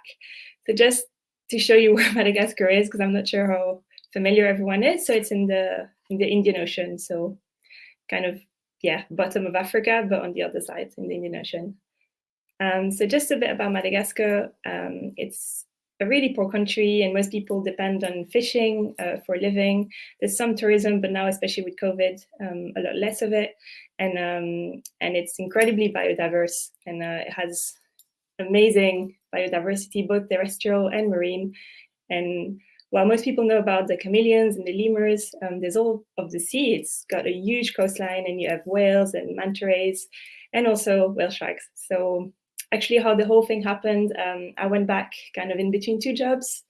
when I was 24 to visit another part of Madagascar, and that's where I saw my first whale shark, and I was blown away by how beautiful they were, how calm, and mainly the fact that no one studied them. So I'll touch back on this later. Let me just explain you why whale sharks are so cool and worth all our attention currently. So first of all, they're endangered. That means they're, well, I'll talk a bit more of this later, but that means they really need, attention and work. They're the world's biggest fish, so they can range from very small when they're born. They're about 50 centimeters long, so that's kind of like this, and then they can grow to actually 20 meters. Sadly, not many sharks that size are ever seen these days due to all the threats they face, but they're actually a fish and not a whale, despite of their name. They're very slow growing. They take 30 years to reach maturity, which is estimated around 9 meters. So you can imagine it's a really long time for them to reach that size. And also, there's so many other things they can encounter that can harm them in the ocean. I'm not sure you can see this video. That's one of the regular whale sharks we see. It's called Sirius. So actually, whale sharks, they're plankton feeder, and they feed at the surface that we see, and they also probably feed at the bottom of the sea, but we're not there, so we don't see that. And as you can see on this video, they really kind of filter just plankton or small bait fish. This behavior is quite typical of what we see in Madagascar.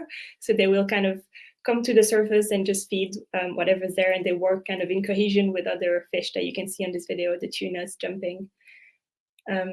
So they're not dangerous at all. They're completely harmless, and that makes them, a great target for ecotourism and all of that. But of course, that means they're at risk, right? So when you have people swimming in the sea, wanting to observe these surface behaviors from the whale shark, that means there's boats around, there's engines, not often, off. So this is a picture, I think, from Mexico that a colleague took, but whale sharks can get really scarred by the boats, and that can sometimes, be fatal to them. Another threat, of course, is plastic. So that was just, a few years ago, but these things happen all the time in cetaceans, but also in whale sharks, because they filter feed, they're not selective in what they eat, not like a dolphin, for example. So whatever is floating at the surface, in this case, it was a plastic bag, but it can be really anything, even microplastics they will swallow. And it can be really dangerous for them. And that's another big threat for them, is being caught as bycatch. So all the fish we eat is being caught from massive fisheries, often that happen offshore. And because whale sharks are migratory, even if we see them in shallow waters in Madagascar, when they leave the area at the end of the season, because they're often seen with tunas and all these other fishes, they can end up in the big fisheries, and it's so much work to take them out of these nets, where there's often other fish that they just end up being caught. So these are just a few of the threats. I'm not going to go into this much longer because it's a bit depressing, but all these things mean that, according to the studies done all across the world, the consensus is quite clear that whale shark populations have halved in the last 75 years. So really, really worrying to know what's going to happen next, because like I said, this is, growing very slowly, and they have this very specific kind of way to feed, and that makes them very vulnerable to things happening at the surface. So how I ended up studying whale shark was, like I said, when I was back there a few years ago and I saw my first whale shark, I realized there's actually growing tourism in the region. There were a few operators. This is the one we work with now a lot. It's one of our partner operators, and these people were taking tourists out who came, to visit Madagascar to swim with the whale shark. So just from doing that, actually, people were taking pictures with their GoPros, and all of that data.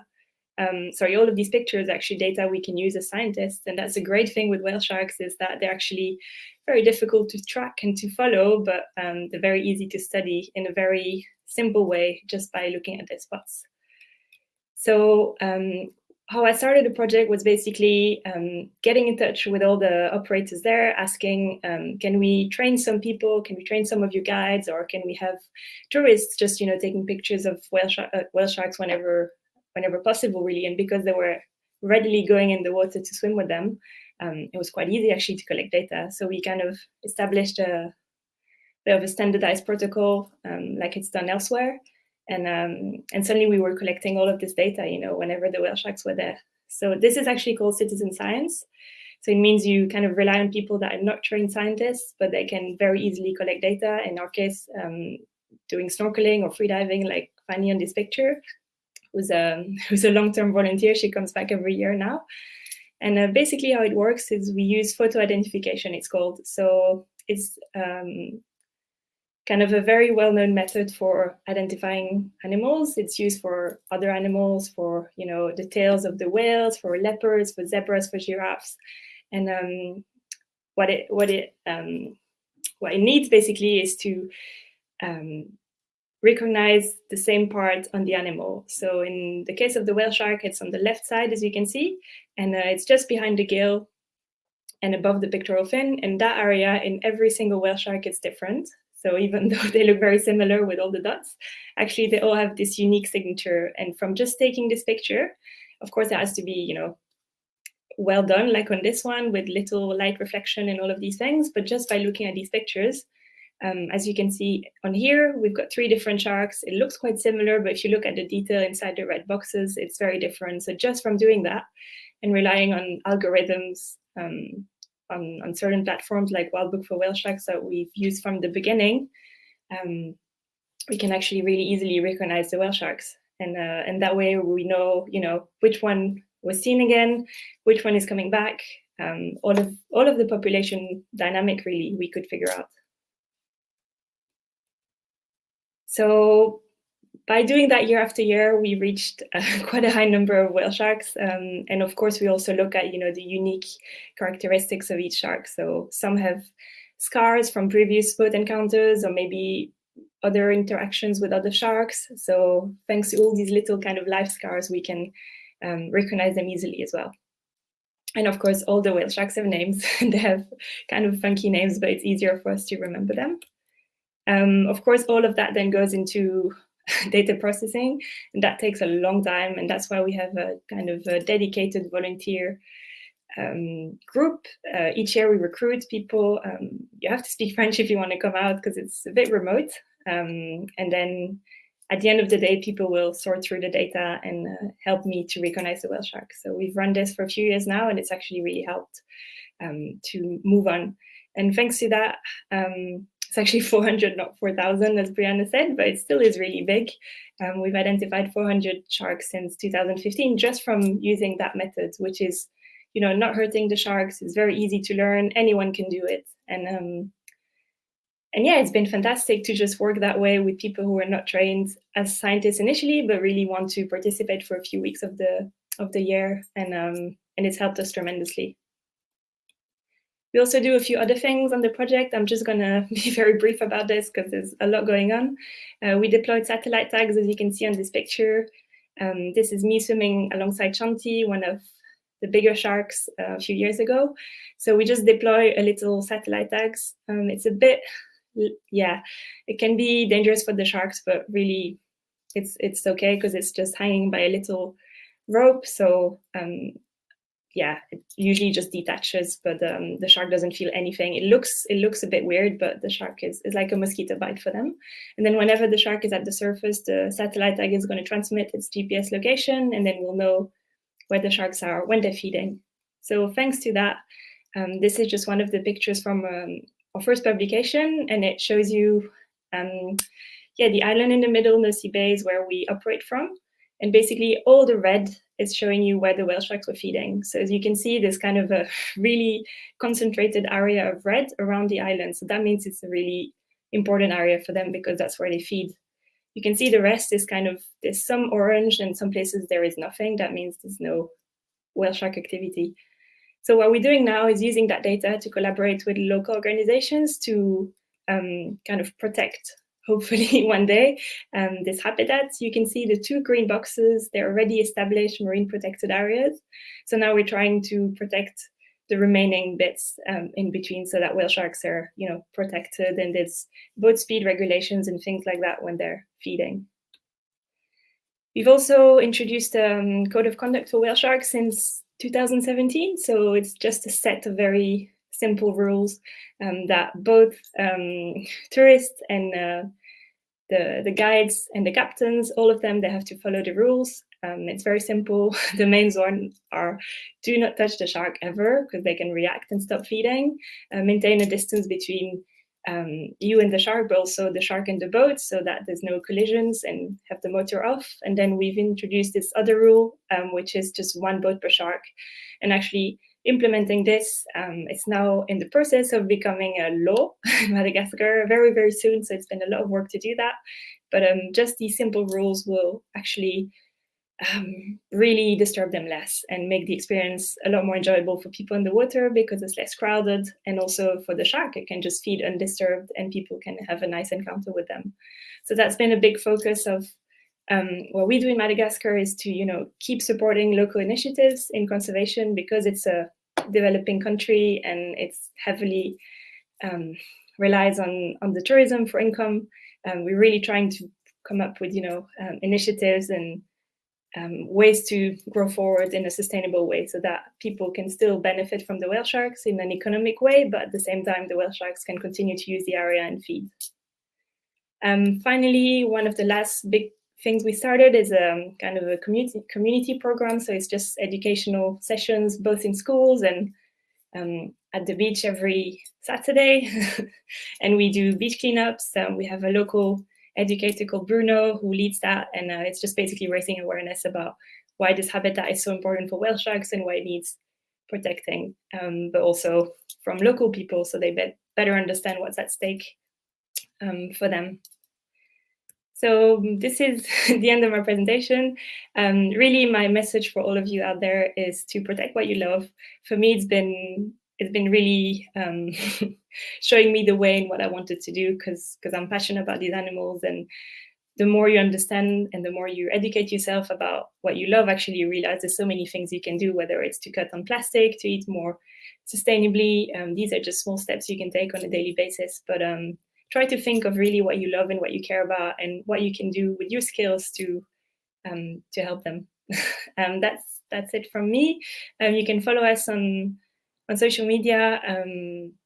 It's been a bit of a slow year. Last year we couldn't go back to Madagascar because Madagascar shut its borders since March, so we didn't have a season last year, and the whale sharks were fine. They were undisturbed and feeding even more than before. But our team there has suffered because of no tourism. So we're trying to help with what we can. We could organize still some days at sea for the kids, so that was great. And yeah, it's the rainy season now, so we're waiting for that to pass, and then we'll go there hopefully in July, August to continue our work. And there's plenty more projects happening, so yeah. Thank you so much. Wow, great. That's so exciting. We're getting lots of questions coming in through the chat here, but I'm going to start it off. Can you tell me, what is it like to be in the water with this kind of giant creature? What are they like? What is their behavior like? It's always difficult for me to describe, because I think it's very personal, but it's very calming. You don't get scared. At first, it's quite intimidating because they're very big. I mean, they're like a bus, so it's kind of, you don't expect that. But they go quite fast, actually, even though it looks like they're not really moving much. They swim really fast, so you kind of have to keep up with them. And no, it's amazing, because you, at least for me, you forget about everything. It's just you in the moment with a wild animal that is at the surface, kind of allowing you to be there. So it's very special. Wow, I would love to join.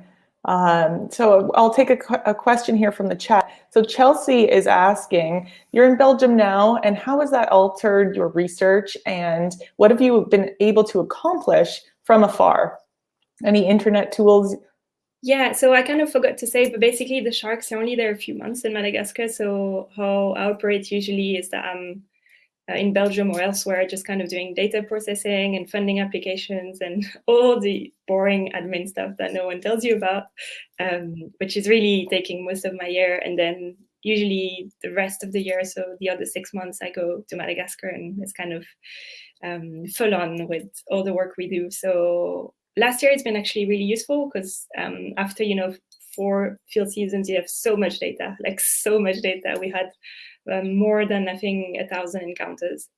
So it's the work we usually do at the end of the season, but I wanted to publish that work in a scientific journal, so I've really spent time to process it properly, and we have a few papers now nearly submitted, so in review. So it's been really useful for that, but less fun. Right. Well, congratulations on that. We'll stay tuned to hear. So we have some comments here in the chat. Joe says, "Blaze on, ladies." We have a one I'll bring up here because it's not in English, so I'm not sure exactly what it says, but I think it says, "Good work, Stella." We have someone else saying, "Interesting work. Thanks for sharing." That's from Judy. Fallon asks the question, "What is your favorite type of shark?" I think we might know the answer to this. Whale sharks, obviously. Do you see any other sharks while you're out there? Any other wildlife? No, very rarely. So yeah, I've kind of skipped a bit the bad news about Madagascar because I want people to remember how incredible of a place it is. But it is very overfished, and most of the other sharks are, they're not there anymore really, and Wow. So we don't see many. Yeah. Wow. All right, we have another question from Jamie. So Jamie asks, "How many whale sharks are seen, and is there a season to swim with them? Can you swim with them? What's the season?" Yes, the season is from September to December in Madagascar. Every site in the world, so there's quite a few sites, it's about 30 plus sites like Mexico and Galapagos and Mozambique. Really check if you do go there and swim with sharks, because they have different seasons based on which hemisphere, and the feeding season in Madagascar it's from September to December, but it varies in other places. Yeah, and yes, you can swim with them. Can people join your team? Can they become citizen scientists? How are they able to do that? There's 2 ways. Either you come on a tour with one of our partners, you can go on our website or message me or just look up what we do. And there's actually a list of operators that operate with the code of conduct. So we kind of advertise them because it's being done the right way. Otherwise, you can apply to come out with us. It's for a few weeks. But like I said, we really need people to speak French, because it's just logistics of the field. Otherwise, it's difficult to survive without the French. Well, I'll have to brush up on my elementary school French class.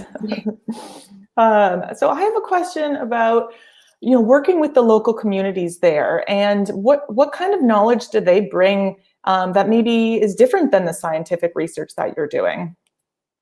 Yeah, I mean, it's so interesting and quite challenging as well, because again, with the language, so actually you have an official language in Madagascar, which is Malagasy, which is different. So just the logistics again of trying to collect data. There's also dialects, yeah, people often see them out fishing, and they think they're bringing wealth and fish, so they're thankful for them. But at the same time, once they go in a net, it's just this whole mess of untangling them, and if not, maybe they have to kill it, and they don't want to make that decision. So it's kind of, we're still learning more about this as we go on, and we actually have a new study that we've done in collaboration with a local NGO on really perceptions of people, because like in most countries, you have all these ancestral beliefs about fish and about what they mean to people, and so it's really, really interesting as we learn more about this, but it's a long process. Yeah, really interesting. All right, let's see what else we have here from the chat. Thanks for the information. Thanks for sharing. Yeah, we have lots of viewers tuning in from around the world. And now I have a couple questions about how you do this work, because you have so many different methods. You are using satellite technology, you're using citizen scientists working with tour operators. How do you fund this work? Because there's a lot of different methodologies that you're using. That's the main issue of this whole project, and a bit of a heads up for anyone who has a cool project idea is very difficult to get funding. So we partner with different organizations who have PhD students who come and collect data with us, or they can get funding, like all the satellite tags and the kind of cool tech we cannot fund ourselves. So we usually apply for grant proposals and we get kind of money or awards that way. But especially for whale sharks, the technology isn't there yet in terms of tags. So you kind of have to use a few different things at the same time. And very often the tags detach. So they end up in the middle of the Indian Ocean, and there's no boats to go that far. So it's kind of always kind of a risk to tag them. And then the citizen science thing, the great thing is there's no funds really. It's just the training we deliver there, and then we ask a small contribution from people who want to volunteer with us, and then they just kind of go out on the boats. So that's worked out really, really well for us. And then, yeah, I mean, at the end of the day, the main issues still for me is to personally earn a salary from all of this. So I'm kind of juggling multiple side jobs, and yeah, it's not always easy, especially when we have no tourism. Then we kind of suffer a bit this year. Right. But it's such worthy work that I try my best to keep doing it. Yeah, well, the pictures show that it is really incredible work. And if you had any advice to any young girls out there who would like to blaze the trail that you're blazing, it sounds like there's some challenges that you have to encounter along the way. What advice would you have for them? I have lots. The first thing would be, don't listen to everyone like who is telling you don't do it. I would say do it, but stay informed and look after yourself. For me, it was a bit of a test to, I kind of forgot to look after myself, and I worked so much, and then at the end you're just really exhausted all the time. So there are some things you need to listen to, but often people in higher positions than you, especially men, will tell you, I've had it happen to me a few times, that you have no experience, you're too young. Why would you do that? Someone else did it. So no, trust your intuition. And the more you read up on stuff, you will be in a good position to know if it's worth your time or not. But don't hesitate. Like I know so many people who were kind of hesitant of, maybe I should start this, but it doesn't mean if you start a project, you have to let go of everything else. I think it's kind of this image we have of people in conservation. You can also keep your job, or maybe go part-time, or there's many ways to transition from one to the other without kind of giving it all up at once, which I did, and it's really exciting, but maybe not the best way. So lots of advice. Yeah, lots of advice. Well, I'm going to pull up some banners here that you can follow if you'd like to learn more and connect with Stella. There's lots of activity, really cool photos to take a look at. So follow Stella and the Madagascar Whale Shark Project. And thank you so much for joining us from Belgium, Stella. And Thank you. Yeah, have a great day. We're going to bring Joe back in here. Take care.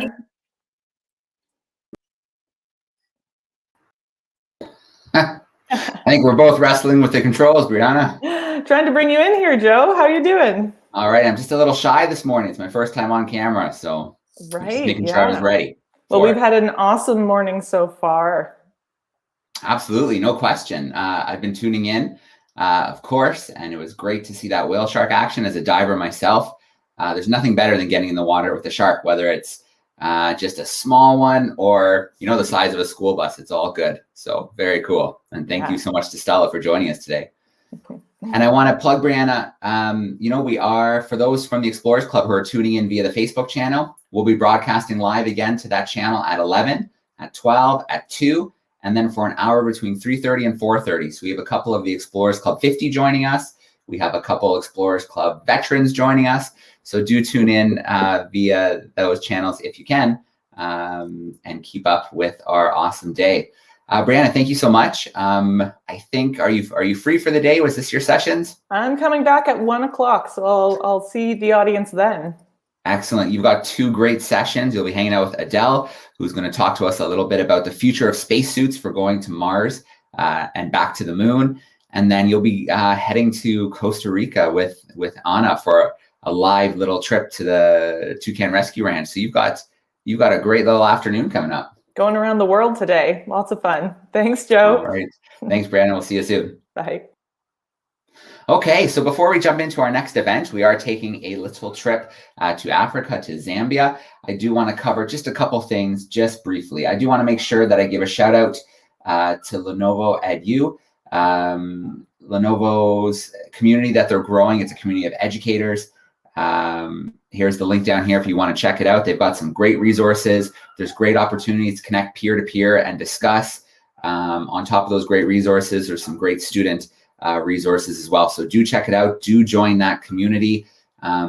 If anything, the last few months have proven is that the virtual spaces can become more and more important in education.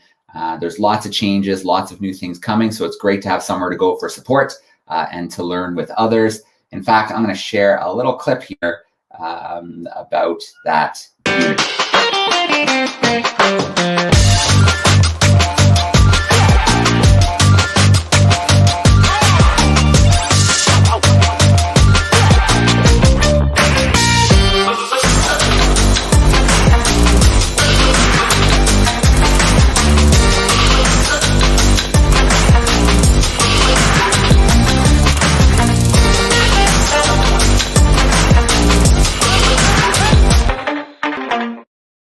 All right, all kinds of great resources you can find there, including some great resources sharing science and exploration. And there's a new podcast coming soon, and Wes might talk a little bit more about that when he's in later this afternoon.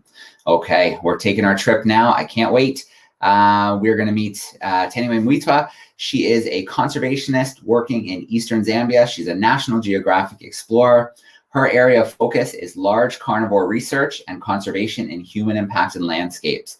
So today she's going to talk a little bit about her program, as well as mitigating that human-lion conflict and why it's so important to have the community involved and joining in. So I'm going to bring her in now.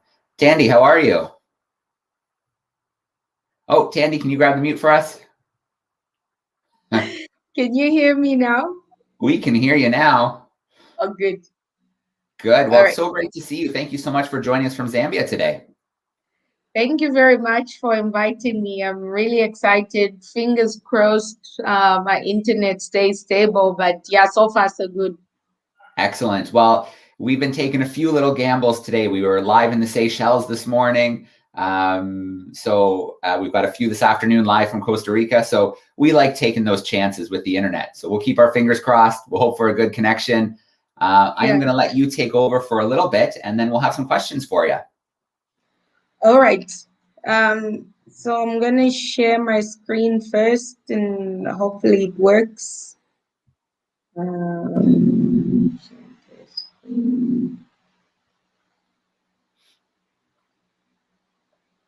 you see my screen now?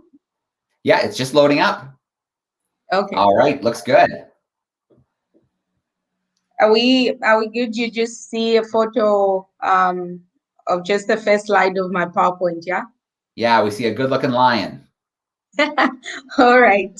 So yeah, thank you very much to everybody that's watching us today and that has joined the festival, whenever you've been able to.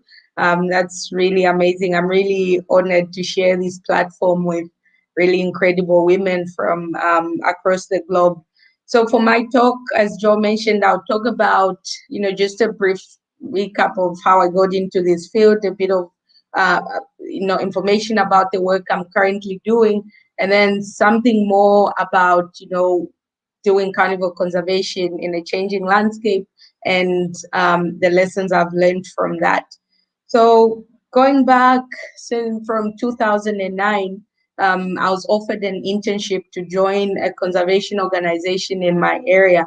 And on the very first day, I had quite a remarkable experience. I found myself standing face to face with an angry male lion with only about 5 meters separating us and maybe a few short blades of grass. It was quite a scary experience, I have to say. It's nothing I had expected. But, by the time all these events were going on, something remarkable had happened a few hours earlier. I was able to hear for the first time lions up close, going and roaring at full volume. And it was such a powerful experience that I think it was the very moment I decided to work with this particular species. So, how we got out of that situation, being face to face with an angry male lion, that's a story that might take longer to recount, but it has really led me up to this point, and I'm really excited to share with you a little bit about my journey. So from that time as an intern, I spent a few more years working with the organization as an intern again, but then I joined full time in 2013. And since then, I've been very fortunate to work in different aspects of the work that this organization does. The group is called the Zambian Carnival Program, and we work in 3 regions across Zambia to protect lions, their habitat, as well as that of other carnivore species such as leopards, hyenas, dogs, and cheetahs in places where they're still found. So throughout this time I've been with the organization, I've been able to engage widely in different parts, of the approach that we take to conservation. From the science aspect, I've been able to do research with a really amazing team, and this has involved fitting radio collars on different individuals from the study prides that we have. And this data has allowed us to collect information about where these lions are going, what sort of things are going on with the reproductive status of different individuals in different sex and age classes. We've also learned a lot about how are these populations being impacted by threats such as the illegal bushmeat trade, which indirectly and directly affects the species. And we fitted lion collars. At the moment, we're currently studying 21 different prides. The number fluctuates year to year, but that's a lot of animals. We currently have a database of about 200 to 220 individuals, and we know all of these individually. We know approximately when they were born, what group they belong to, what sort of areas they roam in. And so the research work mostly involves trying to find these animals on a regular basis and collect this valuable information. And another thing that I've been very fortunate to be involved in at the Zambian Carnival Program is our conservation action work, which is the second approach that we take to carnival conservation. And this has involved working very closely with multiple departments in our area. One of them being the Department of National Parks and Wildlife, which is like the mother body that oversees all conservation work in the country. And then also another organization down the street called Conservation South Luangwa. And what we do is try and limit the impact of human activities on lions as far as mortality is concerned. So we try and limit lion mortality from human activities. And most of that has involved treating and rescuing animals that have been caught in wire snares set by poachers for small antelope, for bushmeat. But these guys get caught in there as well by accident, since these traps are non-selective and they can take anything really that can walk through it. So this has been such an incredible experience, because we've just witnessed firsthand how resilient these animals can be. And for me, this work speaks to a wider message about just how resilient nature is. These animals suffer gruesome injuries. It would take a human being, I think, weeks just on bed rest trying to recover. But these guys are, ready to go within a few days. They're back to doing their normal type of, whatever lions do or whatever wild dogs do in the bush.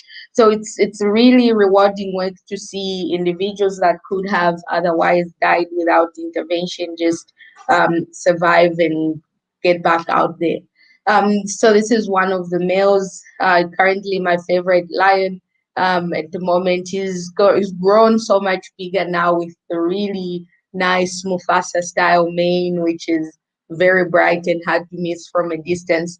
But he was one of those. I put this photo up because this was just about 2 weeks after we treated him for his injury, he had, it looks bad, but it wasn't infected at this stage. He was way on his way to recovery. And yeah, it's something that gives me great joy to be able to contribute to protecting and saving the lives of individuals like this. And then at ZCP, we also strongly believe in investing in developing conservation capacity at various levels. So one of the programs that we do is run science projects with young students from different conservation clubs that we have in the schools around our area.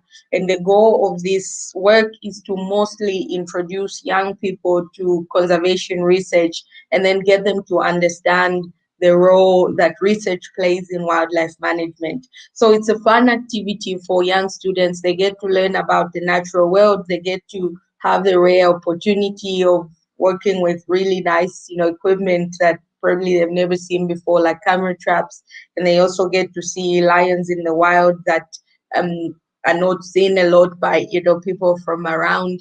And those that want to join the field, we also provide platforms for that. And we've been able to see that interest grow, and the really motivated students push on and join the field.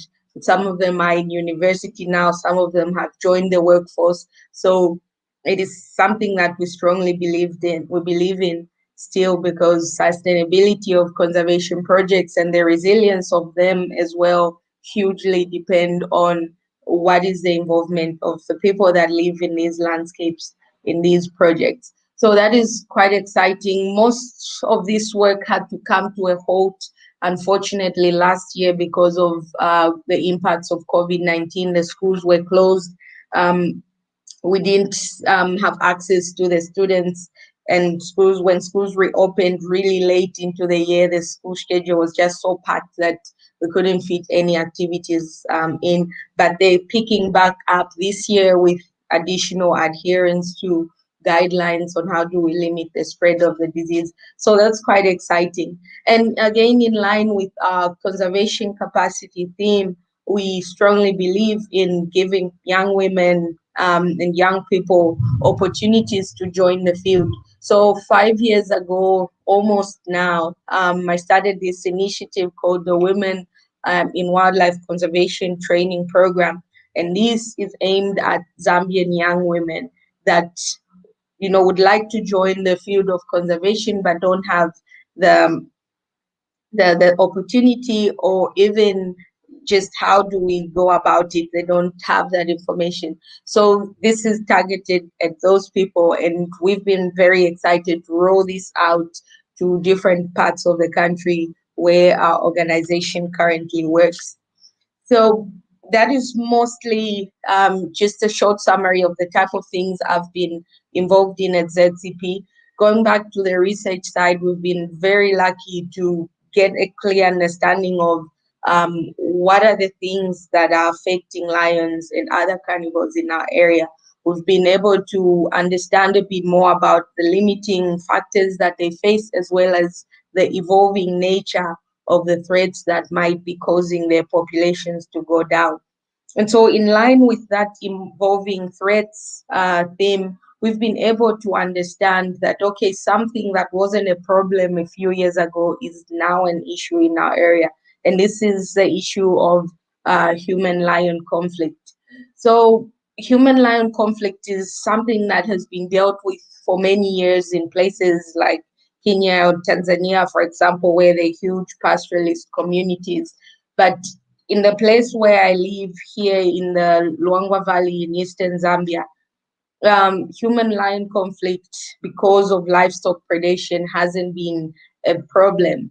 It affects lions, and it affects both lions and people, because people lose their livestock, which is usually a key source of their income. But then lions also lose their lives when problem animals have to be controlled, or when livestock owners retaliate in order to protect their livestock. So this problem started popping up a few years ago with a few incidents here and there, mostly because of the absence or the decline in numbers of a nasty insect called the tsetse fly which was instrumental in keeping livestock numbers low in the valley. Flies transmit disease to livestock that killed them well soon after introduction to this area. But because of changes in vegetation cover, multiple eradication programs by different government departments, there's not as many flies as there used to be. So yeah, the area is more conducive for livestock, and that has led to these problems popping up. And so this is what, conflict looks like. This is a goat that had just been killed by by a lion about, this was a couple months back. And then this is what you see with the photo of the cows in some homesteads now. It was a sight that was not common some time back, but it's quite common now in certain areas. And so this is where human lion conflict is happening, and this is where problems are arising. So as this problem kept popping up more and more, we thought, okay, this is time now to start addressing this issue before it goes out of hand.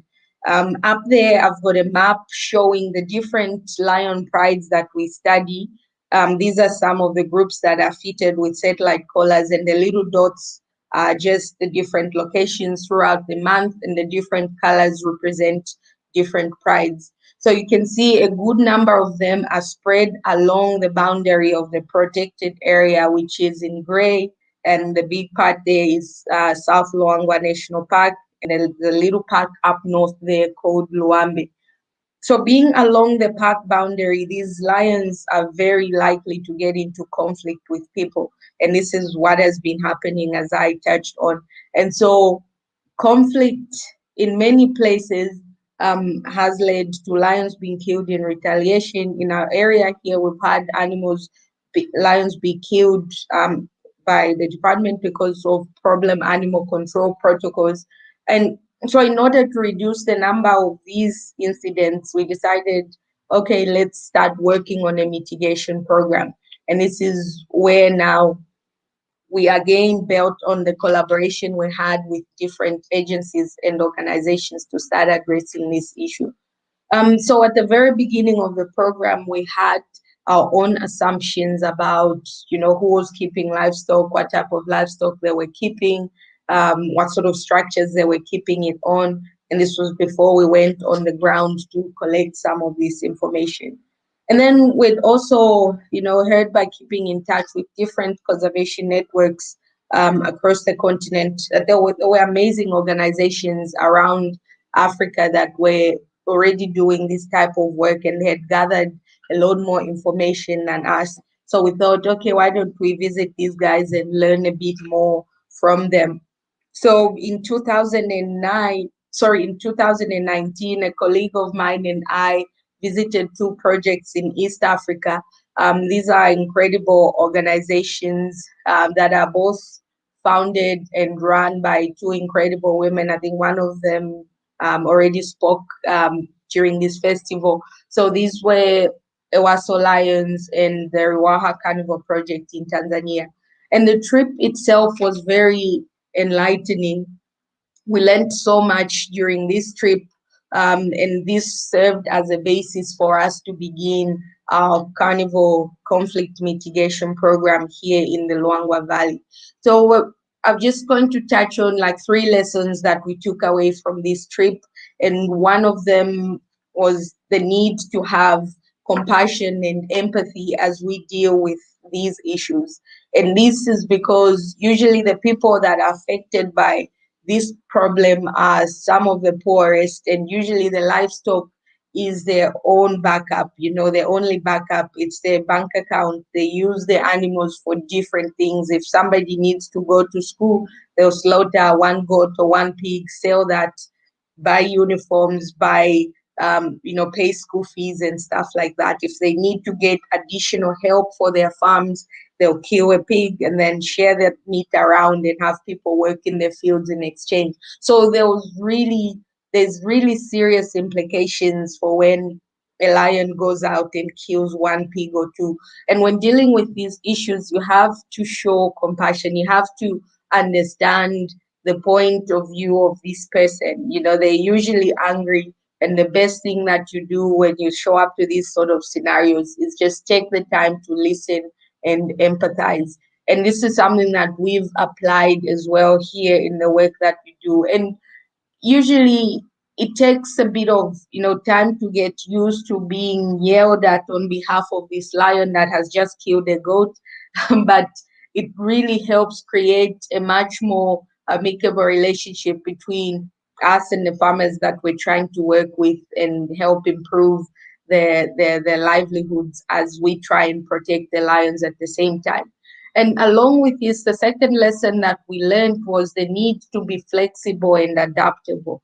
So, for example, visiting a homestead that has been affected by conflict, you need to be able to factor in that there might be a number of situations that might arise. For example, you might need to spend 30 minutes listening to this farmer vent about how they feel about losing their cattle before you start asking them questions about the details of the incident, so that, you know, we can better understand the extent and the nature and the dynamics around this whole thing.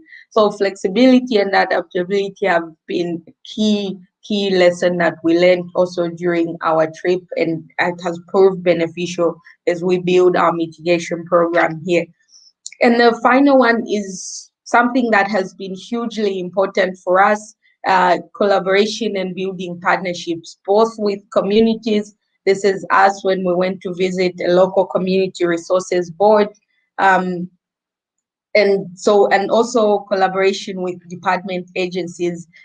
So the Department of National Parks and Wildlife, and like the Conservation South Luangwa, who are just down the road from us. These are things that have proved useful as we try and, you know, sensitize people about how do you best live with lions as you try and keep livestock at the same time. So yeah, these were valuable lessons that we continue to apply as we develop our program. We are seeing there's still conflict incidents happening, but that doesn't mean it's all, you know, darkness and it's all sad news. We're seeing a few positives pop up along the way. The mitigations that we're trying, for example, distributing solar lights to affected farmers that are really productive about protecting their livestock, and then also sensitizations and education for these farmers on how best to fortify their bomas. Those things are showing some signs of success. And we've had community resource boards come to us and say, okay, how do we buy what you guys are buying? How do we allocate some amount of our budget to securing some of this equipment that you are also using to mitigate lion conflict? So those are positives, I think, that keep us moving forward. Going into 2021, we've got all these different programs planned, but then again, yeah, the implementation of them will depend on what is the situation on the ground in relation to COVID-19. So yeah, I've come to the end of my presentation, but the takeaway message I'd like to leave with all of you is in bearing in mind some of the lessons we learned as we were starting this conflict mitigation work. We should keep all that in mind as well as we try and do conservation in the current landscape. I think as conservation practitioners and as people that are interested in the well-being of the planet, we should be more compassionate, we should be more flexible and be ready to try new things as we try and get benefits and protections and well-being for both people, wildlife, and the ecosystems that we all depend on. So yeah, at this point, I can take any questions. I think there's still a bit of time, but yeah, thank you very much for tuning in. All right, Tandy, thank you for that great presentation. Thank you. The work you're doing is absolutely incredible.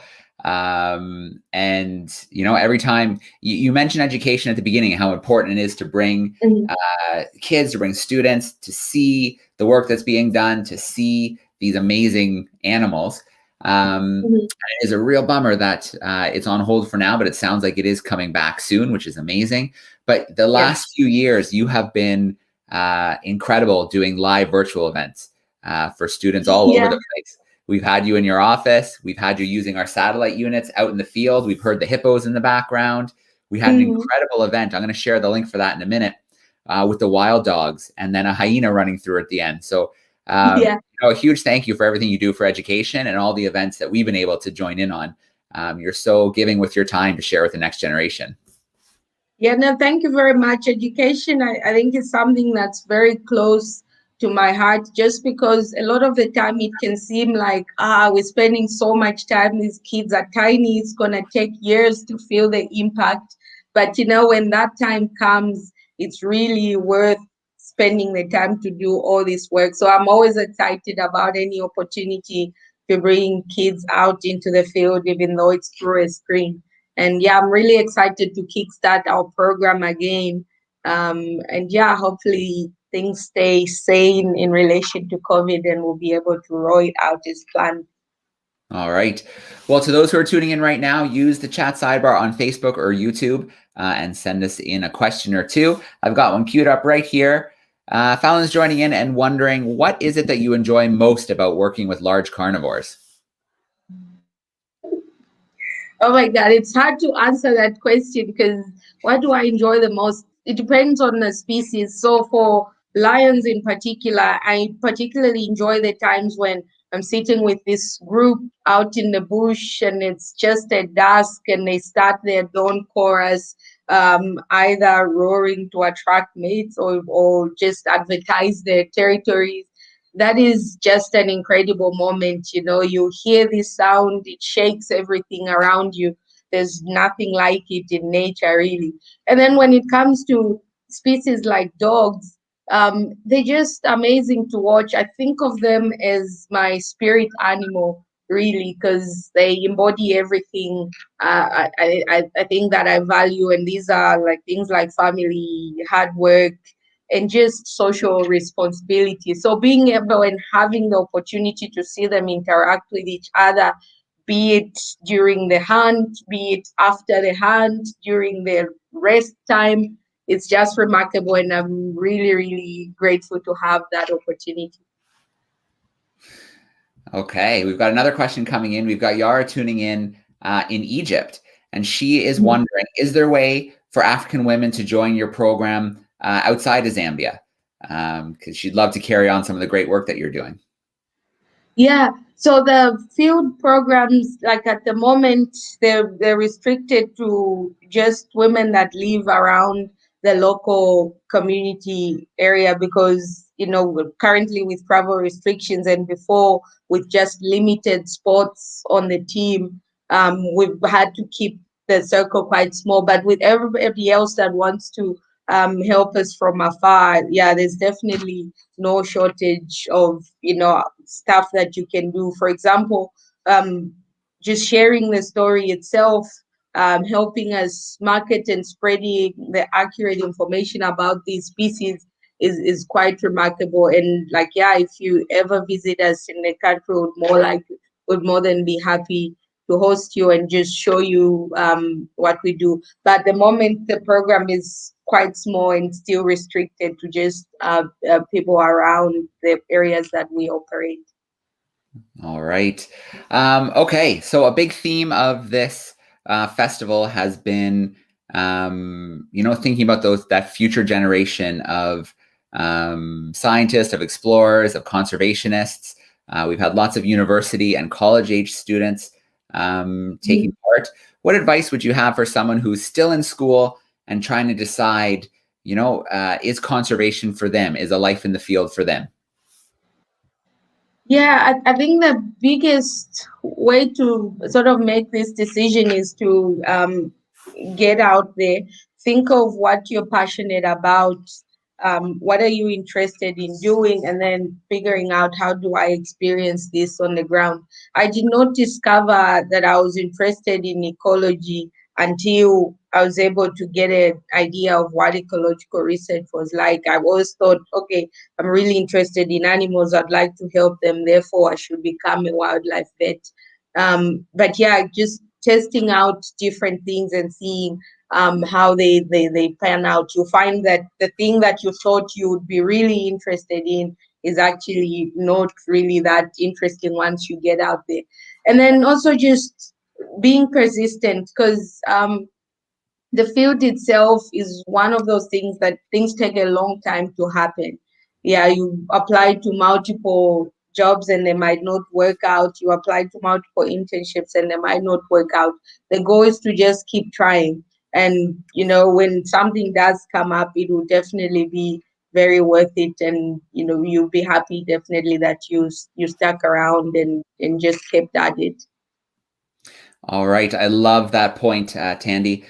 Things don't always just happen overnight. Sometimes it does take a few years to get into the field that you want. But if it's something you're passionate about, you're not going to stop trying, right? You're going to volunteer. You're going to get the training you need to make sure that you can do what you love and share your passion. Yeah. All right. Tandy, well, thank you so much for joining us live today. I'm going to take a quick moment here and share where people can track you down on Twitter and Instagram if they want to follow along.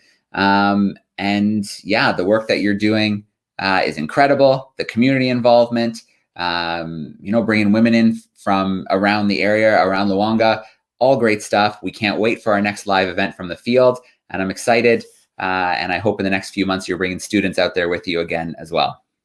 Indeed. Thank you very much for having me. All right. Have a great rest of the weekend, and we'll talk to you soon. All right. Bye-bye. Okay. Before we move to our next speaker, I just want to cover a couple quick things here. The first one is, we've been broadcasting for almost 2.5 days straight now. 50 plus amazing women in science, adventure, exploration, and conservation from all over the world. If you've been with us this morning, we've already been in Belgium and Zambia and the Seychelles, the US, of course, and Canada. So, and we're going to continue moving around. We'll be in Costa Rica a few times later this afternoon soon, Puerto Rico. We've got lots of places to visit.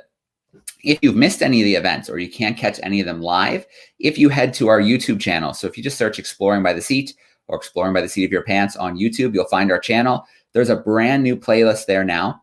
All of the day events from day one are up there now individually. You can pick and choose what you want to check out. The evening events are uploading now. And right after that, we'll start uploading Saturday and Sunday as well. So hopefully by the end of the weekend, early Monday, we'll have the entire festival up there to take in at your pace. A couple other little things to cover. Exploring by the Seat of Your Pants. If you have never checked us out before, head to exploringbytheseat.com. We bring science, adventure, exploration, and conservation live into classrooms across North America and beyond. We do it through virtual field trips, virtual speakers. Since 2015, we've run well over 2,000 live events, connecting 500,000 students with scientists and explorers in over 85 countries now. What we do is free for classrooms and always will be. We want that level playing field where any classroom, anywhere, can take part as much as they want. So if you're enjoying the Women Blaze Trails Festival, head over to the site, check out the bios of the speakers, check out the schedule to see who's coming up. And then if you're so inclined, send a donation our way. We're going to use that to fund a month of 50 live events for classrooms across North America and around the world. Okay, that's enough from me for now. Let's bring in our next speaker. Really excited to have Callie Broadus joining us. She is the Executive Director of Reserva, the Youth Land Trust. So this organization is bridging the gap between youth activism and biodiversity conservation. They have an amazing initiative right now to create the world's first entirely youth-funded nature reserve in the Ecuador's Chocó Cloud Rainforest. She's a photographer, a youth leader, and a lifelong conservationist, and she was just named as one of the Explorers Club 50. So 50 people changing the world that you should know about. Explorers Club is one of our partner groups helping us out with the festival. We have 3 amazing hosts joining us. We've been hosting incredible Explorers Club members and fellows as well. I'm going to bring Callie in now. Callie, it is so great to have you joining us live today. Thank you so much. It's nice to be here. And I'm just wondering, my internet has been really patchy. Can you hear me? We've got you loud and clear. I saw you drop out at the beginning, but you're back. And, we were in the Seychelles. We were just in Zambia. Let's cross our fingers and hope we can get a good connection for this one as well. All right. Well, let's give it a go. Well, all right, Callie, thank you so much for having me on this festival. All right. Well, so my name is Callie Broadus, and as Joe said, I'm the founder and executive director of an organization called Reserva, the Youth Land Trust. But before I get into what we do, I thought I would just step backward and tell you a little bit about why I do it. So I'm going to go ahead and share, and hopefully we get this stuff up. Let's see. Share your screen. Oh, cool. All right. So I don't know if Joe can give me a thumbs up here that you can see this or not, but this is me with my brother and my little sister growing up. I grew up in Warrenton, Virginia, which is this really rural, very small town in about an hour west of DC. And I was a complete nature nut, just always spending every day outside in the woods. And my sister was the same. And I grew up, taking photos and ultimately became a wildlife photographer. And went around the world taking pictures of leopards and this is geometric tortoise, which I learned there were only 800 of them left in the world. So I wound up getting involved in conservation. I went to architecture school and then wound up at National Geographic designing kids' books. And I'm going to rush through this part because it's much less fun than where I wound up. But I started working with Rainforest Trust, which is this organization out of Virginia, and they work to protect some of the wildest places around the world, critical habitat for endangered species. And they took me to this spot here, where it's called the Geometric Tortoise Preserve. And I learned that there were only 800 of these animals left, and I realized how could we have gotten here to this point where a whole species is consigned to one little spot on the globe. And it's just a couple acres, maybe like 700 acres, something like that. And that really disturbed me. It's something that I've cared about my whole life, and has kind of always been in the back of my mind. And then about 7 years ago, something happened when I was working at National Geographic. My little sister, who's you saw here, when she was 17 years old, she was diagnosed with a rare and aggressively fatal cancer. And she also had been on this journey with me, growing up in the woods, and had always loved nature. And she was a passionate advocate for climate change action. And when she was diagnosed with cancer, she decided that she wanted to do something about her passion and use what time she had left to both fight for herself to extend her life as long as possible, but also to do something for climate change. So she decided to start a fund and ask people who she knew if they would be willing to contribute to her dream of raising $18,000 by her 18th birthday. She thought that could be something that she could really make a difference. And when her 18th birthday arrived, we had 430 donations that totaled up to nearly $70,000. And this made her realize that she could make a huge lasting impact. And she wound up giving a total of nearly $100,000. She raised nearly $100,000 over the course of that last couple months, and giving out grants to organizations that were particularly effective at fighting climate change. And now the organization has kept growing and has given out nearly $250,000 in grants to organizations fighting climate change. So this was something that had a profound impact on me, of course, and really kind of cleared my my path forward. And I knew, I didn't want to do kids' books anymore. Didn't want to do architecture. I just wanted to make sure that I could help kind of achieve her dream, work toward climate action, toward preserving species like that geometric tortoise. And it just sort of gave me a laser focus that I wanted to find more kids like Finley who cared about the planet and wanted to do something to protect it. And it also taught me that young people have immense financial power that isn't being recognized. I think a few years after this, we started seeing Greta Thunberg speaking at Davos, and we started seeing the climate strikes and marches in the street, and a huge recognition that young people have a voice that's worth listening to. But in my work with Rainforest Trust and with other conservation organizations, I didn't see a huge effort to reach out to those young people as a serious class of donors, as people who could really contribute in a direct and meaningful way, like adults. And in my mind, Finley had done much more already than many adults I knew. So I thought, this is a huge opportunity that we're missing out on, reaching out to young people to be real actors in this space. So I formed an organization called Reserva, and this is some of our team. It's made up right now of just me and about 50 youth from around the world. This group on the left is in the UK. The group on the right here is in Ecuador. And we are working together to create the world's first entirely youth-funded nature reserve. That was sort of the nugget of the idea. And it was just sort of an idea to prove that young people had financial power, and thought maybe governments would listen to youth more if they took them more seriously. And so we decided to partner up with Rainforest Trust, and we found a site that is in the northwest of Ecuador here, and it's this little black arrow. It is in the Ecuadorian Chocó. So you've probably heard of the Amazon, but west of the Amazon, there is the Andes mountain range, and it contains some of the highest levels of biodiversity in the world. It's also one of the most threatened places in the world. Only about 2% of the lowland Chocó rainforest remains intact, and a little bit more than that of the cloud forest, which is this mountainous ecosystem that goes up higher in elevation. And that is where we have our site. So this is what it looks like. You step in and you are literally inside a cloud. It is lush. There are hundreds and hundreds and hundreds of plants growing on every single tree.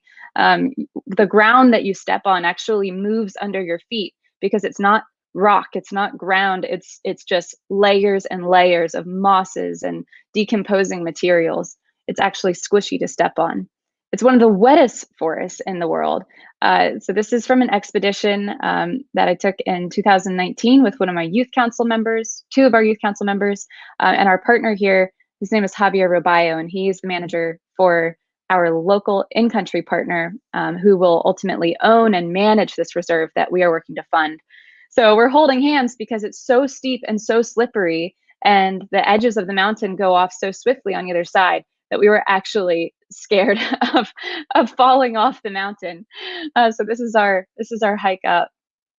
But this site is really precious because not only because of the amount of vegetation, but also because of the species that live inside it. So it's a biodiversity hotspot, and that means that it has a higher level of life living in it than other places around the world. It has species like this guy. This is called a Boleta glossa. It's a lungless tree-living amphibian. It's a salamander. And fun fact, it actually has the fastest tongue in the animal kingdom. It has crazy birds like the cock of the rock. It has beautiful and elusive cats like the ocelot. It has critically endangered animals like this brown-headed spider monkey. It's one of the top 25 most endangered primates in the world. We have the endangered blackened chestnut eagle. We have critically endangered toads and frogs, and many, many new species to science left to be discovered. We find lots of weird things. This was just sitting on my monopod, and we just called it a shrimpy thing. I think it's actually some kind of morph of a leafhopper. But I mean, even the littlest things are so intriguing. And because it's Valentine's Day, I thought that I would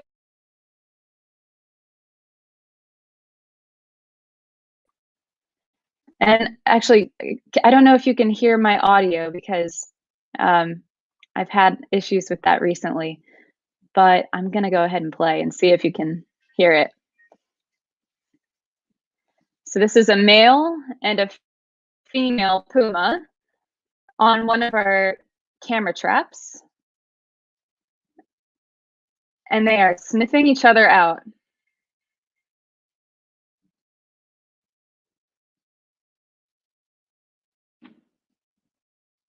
So you can see the male is marking his territory, and the female is right on his heels. That's just one of the things caught on our camera trap. And these pumas need, huge corridors, huge amounts of land to be able to have wide enough territories to live healthy lives. And so we're really excited to be protecting an area that is big enough to handle that. We also have over 800 species of birds, and this year we started a new program monitoring these bird species, so we can not only see what we have, but how healthy are they? Do they have parasites? Are they nesting here? Or are they just coming through? And so the bird on the right here is the clubwing manakin, and you can see this is Javier's hand holding it. So we set up nets, and the bird flies into the net, and then we gently take it out of the net, take measurements of its wings, of its tail length, of its beak, and look at its feathers, and then let it go. And some of them are pretty spectacular, like this, like the sword-billed hummingbird on the left, or have crazy red hats, or they're just really, really tiny. This is the smallest bird to live on our site. It's a bronzy hermit. And I just can't stop looking at this picture because it's nearly the size of his thumbnail. But we also have a lot of really cool amphibians. So this was a really neat find. We weren't expecting to find this frog here. It's called the red-spotted glass frog, and we found this one on our first expedition. And then we also have new species. So this frog is called Helocyrtus conscientia, and I'm really excited to say that that's what it is going to be called, because originally when we found it, it didn't have a name. It was a new species to science, and the scientists that discovered it offered us the opportunity to name it. So we opened the opportunity in turn to kids around the world. And this name came out of that competition. We got 627 entries from 36 countries. And the winning entry was Helocyrtus conscientia, which is actually a name provided by an Ecuadorian girl named Carolina Bustillos, who's 19 years old. And she wanted to carry this message forward of consciousness for the planet. So we are going to be publishing that paper very, very soon with this name.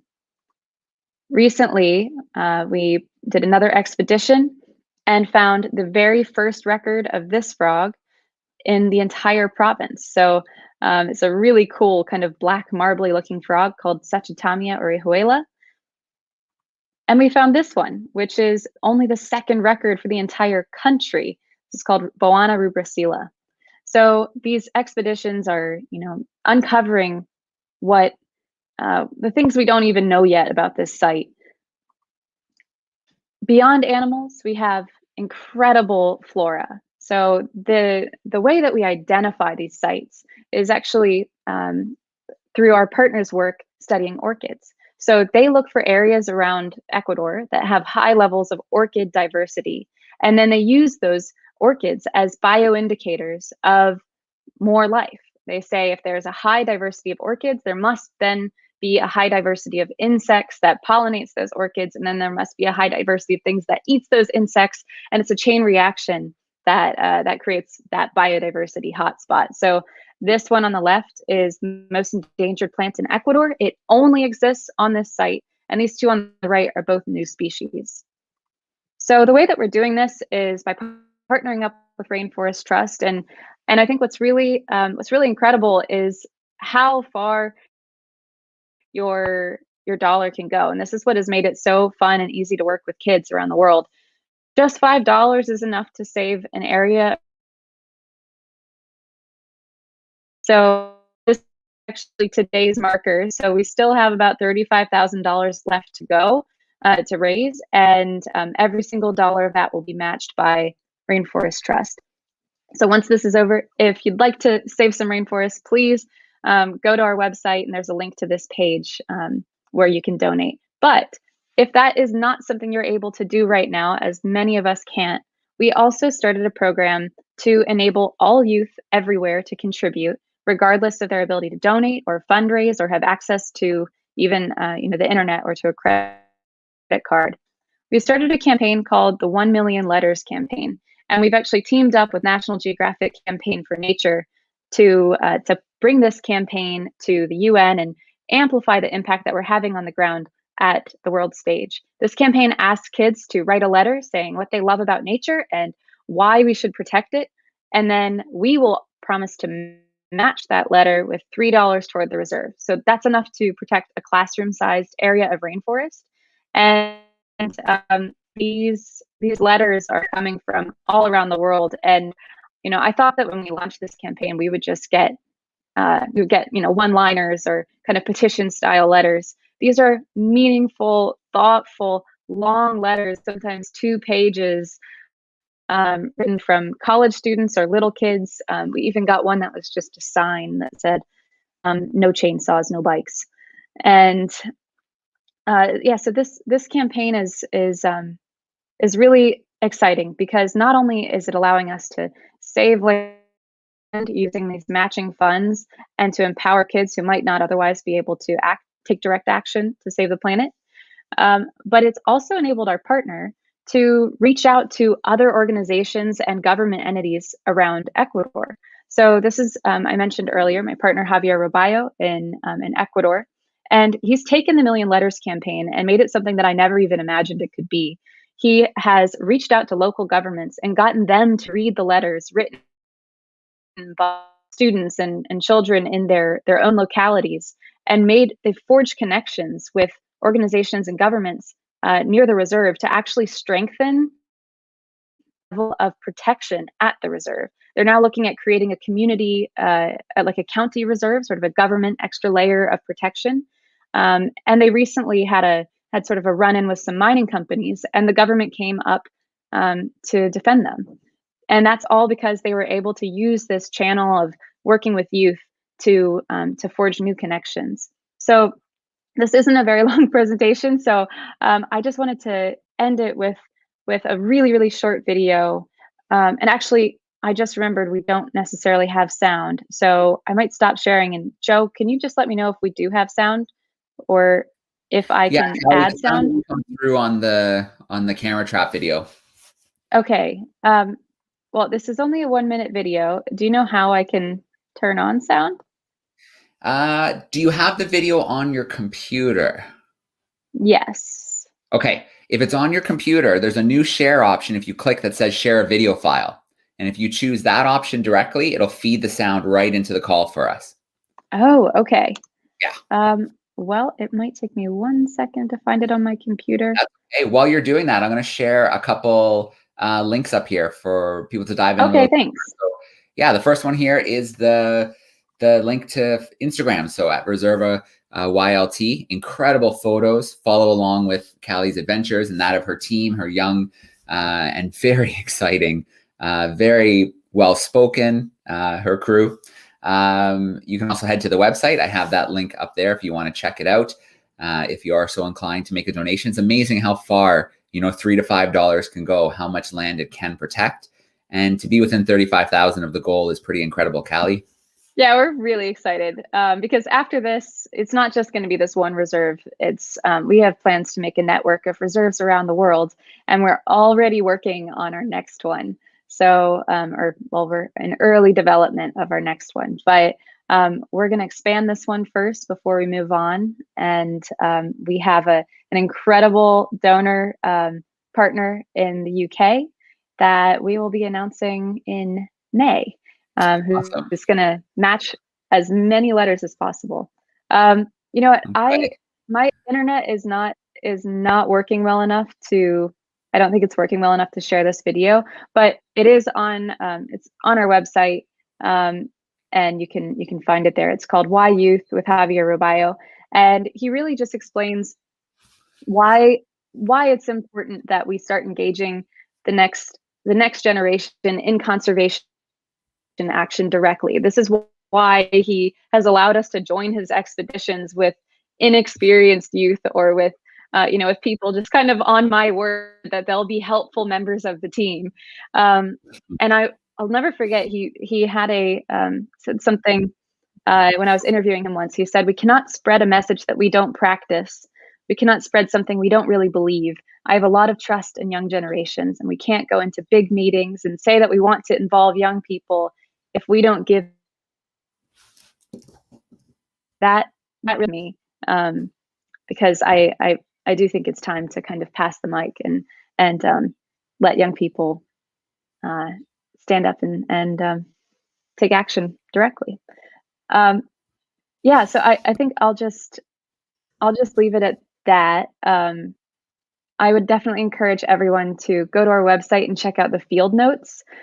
We just returned from an expedition in November, and so we are still slowly posting those field notes day by day. That's one of the rules when we have youth council members on these expeditions. They have to take daily notes and write down what we did, what animals we saw, what kind of the terrain was like, and we photograph it, and then we post it all up there so that everyone can join us on this expedition. Are there, All right. Joe, do you know, are there any questions? Yeah, absolutely. We'll work some questions in, Callie. First of all, I'm curious, the million letter campaign, do you have a rough idea of how many letters have come in so far? Or if not, maybe a country list. Is it 30, 40? How many countries have taken part so far? Oh gosh. I actually don't know how many countries we've had so far. Yeah, probably in that range.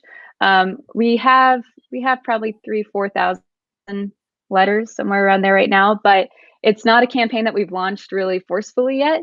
And we are just about to launch, maybe I can say this, we're about to launch it with a partnership in the Philippines with Center for Sustainability Philippines. I know you had KM speaking earlier in this program, and so we are teaming up, and we're going to be launching with partners around the world so that we can get voices from local communities, like truly the people who are living on the edges of these wild places. And it's all going to be in support of 30 by 30 to convince governments that they need to step up and protect at least 30% of our planet in the next 10 years, 9 years now. Right. And you must be, I mean, incredibly proud of some of the young members you have on your team. I know a couple of them were just named Young Explorers with the National Geographic, which is pretty incredible.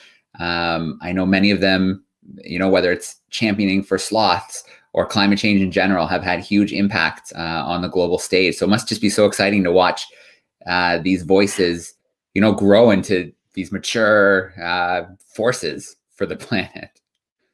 Yeah, it is definitely the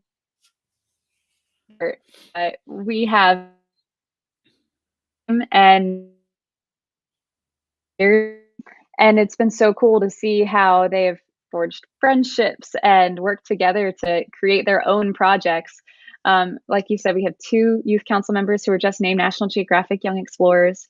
One of them is going to be doing an e-magazine called An Hour in the Deep, where she works with young journalists and promotes eco-journalism around ocean issues in climate science, basically. And then the other is, her name is Lucy Huliston. We also call her the Sloth Queen. I think she's given a couple talks with Exploring by the Sea. And Lucy is actually going to be launching a project under Reserva to engage kids at, younger kids at the elementary school level in the UK. She's going to be doing a series called Change for Strange, where she highlights some of the weird and wonderful life of the UK that kind of gets overlooked, but that makes up the bulk of their biodiversity, especially the insects and the fungi and the plants and things like that. And then teaching kids how to create miniature nature reserves in their schoolyards. So aside from these large reserves that we're helping to create around the world, she is going to be starting a program that helps kids do conservation from the ground up in their yards, in their schoolyards, and create a mini network of these little reserves in England. And hopefully we'll be able to expand that beyond England afterward. So I am super proud of them. There's a list of all of the youth council website, and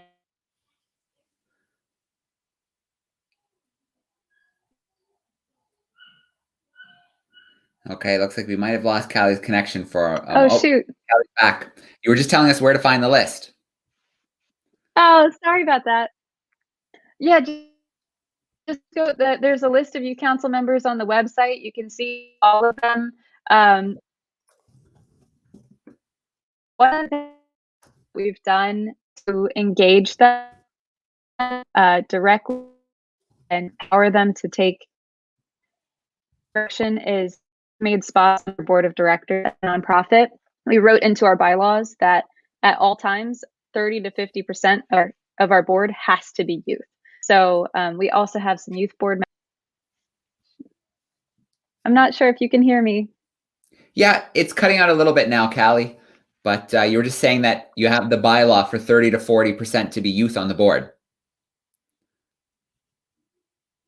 Oh, I think we lost Callie. We'll give her one more second, see if she can come back for a goodbye. And then we have a really great event coming up next. I can't wait. There's Callie. She's back. Hey, Callie. Sorry. That's We've okay. had really bad internet because we just had an ice storm. Yeah, no worries. Well, Callie, you're doing incredible work. The website's still up there for those if they want to check it out. I will share your Twitter and Instagram handles as well if people do want to check you out and follow. Again, Callie, thank you for the amazing work you do here at Exploring by the Seat of Your Pants. We're all about inspiring that next generation of scientists and explorers, and you are doing it in a very real, very tangible way. So thank you for all the work that you're doing. Thank you so much for having me, and good luck with the rest. I've been really enjoying watching everybody. So awesome, Callie. We'll see you soon. Yeah. Okay, well, we're going to spin right into our next event. This event is pretty exciting. We've taken a few virtual field trips over the weekend. We are going to head now back to the Osa Peninsula in Costa Rica. We've got Eleanor Flatt, the Wildlife Program Manager, and Gabby Benueza joining us. She is the Biological Station Manager and Wildlife Ecologist at Osa Conservation. They are up in the treetops of the tropical rainforest in Costa Rica. This is an unexplored world full of biodiversity up in the rainforest canopy, and the Osa Peninsula is one of the most biologically diverse places on the planet. 2.5% of the world's biodiversity in a place that's 0.0000085% of the Earth's surface. So I see Eleanor hanging around for us. I'm going to bring her in. Hey, Eleanor, how are you doing today? Hey, Joe, how are you? I'm good. I'm loving the background. I'm loving your office for today. Yeah, and it's real. It's not one of those Zoom backdrops. This is the tropical rainforest. That's right. You do always have to check these days. Everybody loves those backdrops. This one's real, I promise. I can tell. I can even hear the background sound. It sounds like some insects in the background. Mm-hmm. Yeah, we've got some cicadas singing away.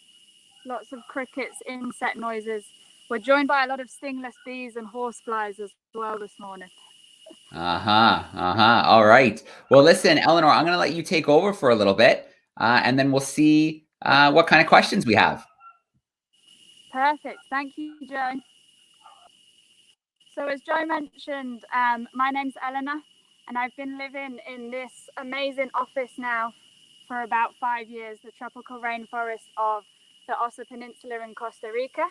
And the Osa Peninsula is a pretty special place, as Joe mentioned. And it's actually featured in the National Geographic magazine for the February issue, so you should all go and check that out. And this morning, as you can see, I'm up in the canopy.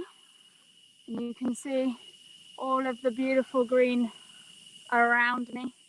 And one of the things that tree climbing allows us to do is to study species that are really difficult to study from the ground. So our boreal species like monkeys, kinkajous, and opossums. So this morning I'm going to share a little bit with you the work we do up in the canopy to rewild these species, and then also the conservation technologies that we use to monitor these, which have really kind of changed the game and allowed us to have eyes and ears up in the canopy. So I'm in this beautiful fig tree, and I am just going to take a little bit of a climb round and introduce you to one of our rewilding techniques that we're using, and it's this boreal bridge. So we're actually in a tree on the side of a road. So this road is cut in two pieces, two patches of forest. Let me try and get you a better angle. which makes it difficult for species to cross the road. And if there's food or trees that they want on that side, they're not able to cross. So we're installing these bridges all around the Ossa Peninsula above roads, so species can cross, and we can increase their distribution, and then also they can get access to delicious fruits like figs. And one of the species that we have a particular focus in, and is kind of the flagship species for the canopy wildlife, is the critically endangered spider monkey. So although it's critically endangered, we're super lucky to have kind of a threshold population here in the Ossa, as we're close to Corcovado National Park. And we're hoping that these bridges will be used by this species, as they're really, really important for seed dispersal. They have the capacity to eat really tiny seeds or really big seeds, so they can disperse a wide variety of trees that are food sources for other animals, and then also hardwood trees that are really important for carbon storage as well. So obviously we want to be able to see if this bridge is successful and being used by wildlife. And then also we want to monitor wildlife in different areas to see how the population is doing. And we now have a wide variety of conservation technologies that can help us do that. So it's a lot easier than old school techniques, walking along the forest with binoculars. We can now use devices like acoustics and camera traps to monitor these animals 24 hours a day. And one of the devices we actually have up here in the tree with us this morning, and here's Gabby. Hello. As Joe mentioned, she's part of the Ossa conservation team, and she's also done a lot of work up in the canopy in Ecuador. So she's joining me this morning, and she's going to show you a little bit more about this camera trap that we have here. Yes, so as Eleanor said, this is a camera trap, and it's a motion hit camera trap. So what it does is basically it's triggered when an animal passes in front of it. And what we have here is the camera. It has the lens here, the motion sensor, and also infrared. So it can record either videos or photos at night, and you can get all those elusive and secretive species crossing the bridge and going around in the forest at day or at night, and we can monitor them 24/7. Awesome. How does the camera actually work, Gabby? What does it have on it? Yes, so as we can see here, we can open this camera, and here you can see the display. You can turn it up, you can set it up. It depends if you want videos or photos. You can put videos for 20 seconds, for example, and it depends on what you want to get. And here we have an SD card that records all the data in here. So when we are ready to check after a couple of months or a few months, we come here, collect the SD card, and put it on a tablet like the one that I have here, and then we can check what it has been going through in the forest in the past few months. And it also has these infrared light strips, so it can monitor species at night. So it even gives us an insight into kind of those elusive nocturnal species. So this bridge and this camera trap was only installed this month.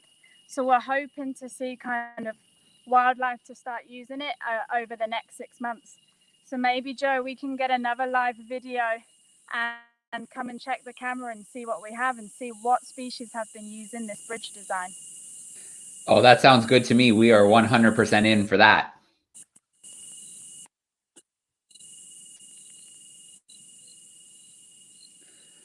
All right. Eleanor, can you still hear me okay? Eleanor and Gabby? Yeah, I can hear you more or less. Okay, good, good. I was just saying that, yeah, 100%. We would love to do an event to see what you caught going over that bridge. That would be really cool. Awesome. Great, Joe. I don't know if there's any questions for us. Yeah, of course. Let me just switch the screen here. There we go. So we have lots of people tuning in via Facebook and YouTube right now. So if you do have some questions for Eleanor and Gabby up in the treetops, please do drop them into the live chat there, and we will ask some of them.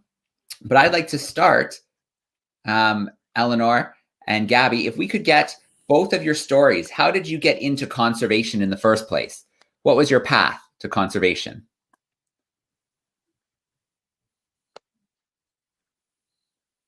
Awesome. Yeah, that's a good question. I'll let with her.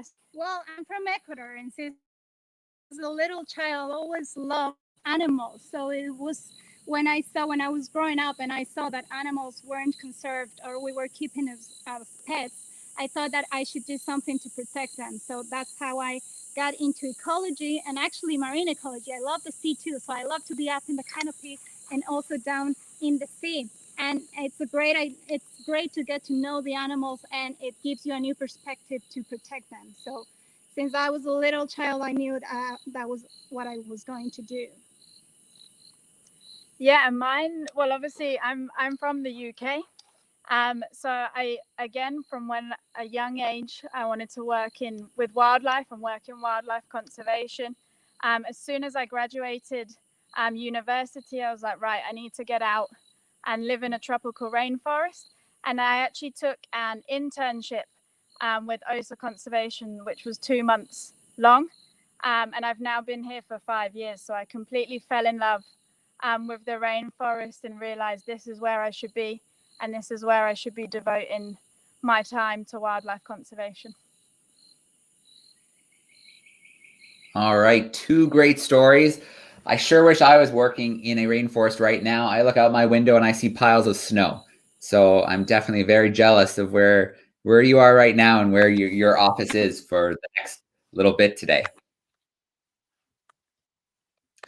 So we have Alex tuning in. Yeah, and we're very lucky. We had a little bit of rain this morning, but the sun has come out right in time for the video. Excellent, just in time for what we're up to. Alex is tuning in. Alex would like to know, you talked about the spider monkeys. What other animals live in the rainforest canopy?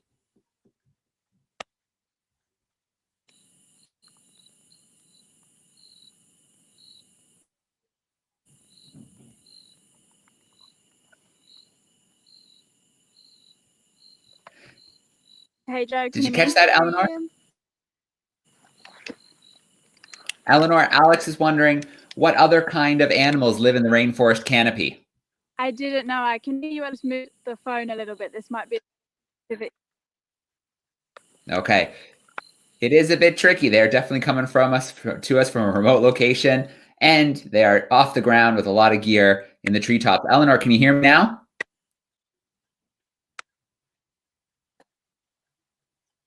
Yeah, I can hear you, Joe. Okay. Alex would like to know, can you tell us about some of the animals you can find in the rainforest canopy?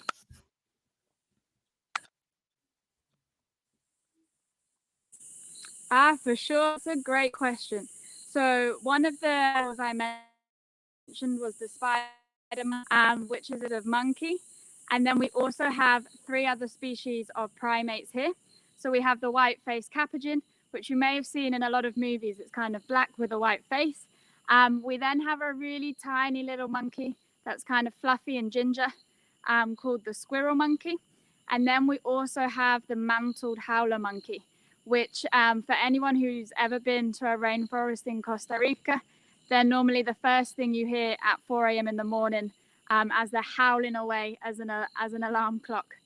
So they're the primates that we get up here.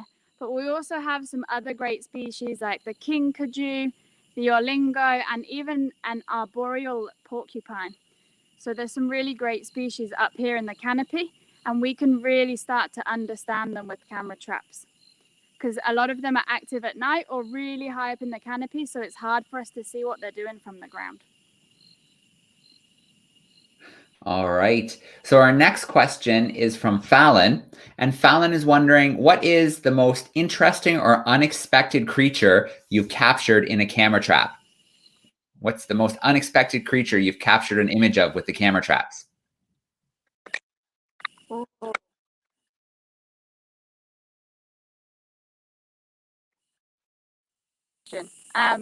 Gabby's obviously done a lot of camera trapping in Ecuador as well. What's the coolest creature you've seen on your camera in Ecuador? Let's think about it. It's probably like a rat, a really elusive rat, an arboreal rat. We knew nothing about it. So with camera traps, we were able to capture it. and it was great because now we know a little bit about the ecology of this rat. It's a spine rat, so basically a lot of people don't, well, no one has seen them, and because of camera traps now we have footage and we can study a bit more about the species. And for me, well, up in the canopy, what I like the most, spider monkeys is one of my favorite animals. And although you can see them with the camera traps, you can really see them like lazing around. So they'll be grooming each other, playing with each other. And I love to be able to kind of get a close up of those interactions in their group and kind of scratching their bellies and things like that. On terrestrial cameras, so the camera traps on the ground, one of the most incredible species I've seen is the great grison. It's kind of like a badger, super rare and difficult to see here, even on camera trap. So when I caught that on camera trap once, I was super excited. And then you have like cool species like the jaguar or the puma. So it's great to see big cats roaming around. You know how the forest is doing. You get to see those animals here. All right, very cool. We have another question here from Jamie. Jamie is wondering, how high off the ground are you right now? And what's the highest you've been in the canopy? So how high are you right now? And how high could you go? How high in the canopy do you go at times?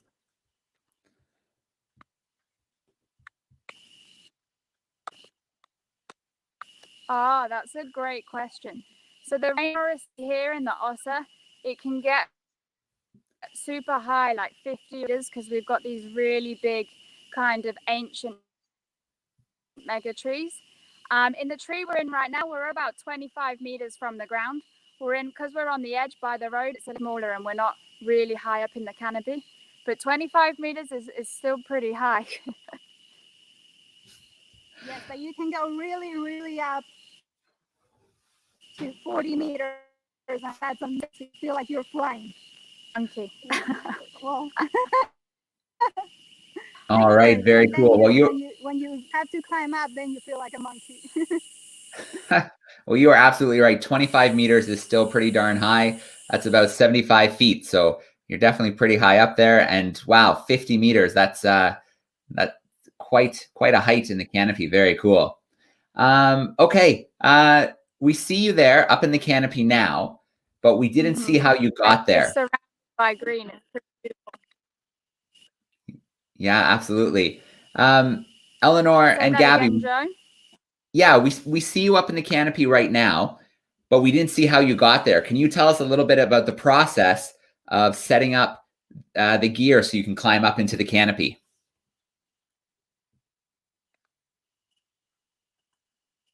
Yeah, definitely. So as you can see, we're both connected to two ropes.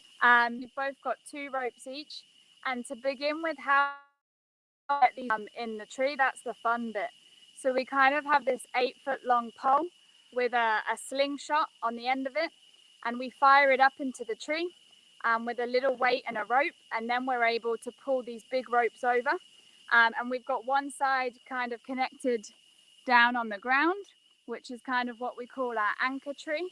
And we use a really safe setup because obviously we are in a tropical rainforest. If for whatever reason we suddenly get joined by African bees or anything that may want to kind of bite us, then our team on the ground can lower us down. And then on the other side is the ropes that we climb up on. So we kind of use some metal devices that we climb up and down the ropes on. And then we connect to this device, which is kind of like a descender. And this will allow us to get down the tree as well. Okay, very cool. Another question is about the animals interacting with the camera traps. Do they show any interest in the camera traps, the animals?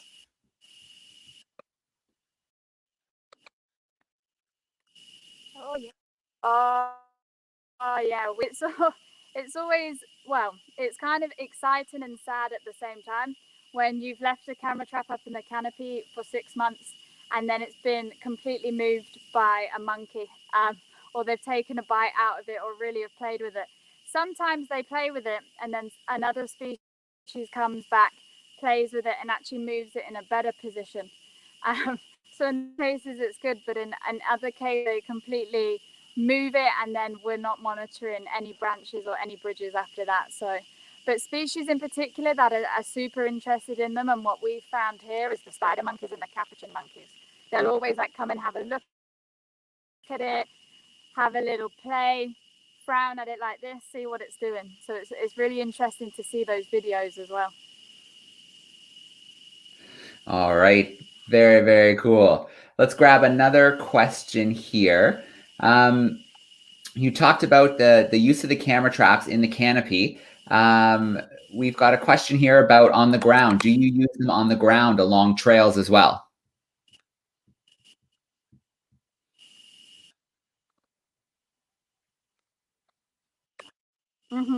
Yeah, we use both. Obviously, we have up here in the Ossa Peninsula, as you mentioned, it's a biodiversity hotspot. So we monitor species up in the canopy and on the ground, and then we can get an insight into their kind of secretive lives, and then use this information to kind of guide restoration or rewilding efforts like the bridges. All right, very cool. So right now, obviously you're up in the canopy, you're talking to us, so you're probably staying a little bit longer than you usually would. How long is an average trip up into the canopy to get the camera trap checked and then back down on the ground? How long are you usually up in the tree?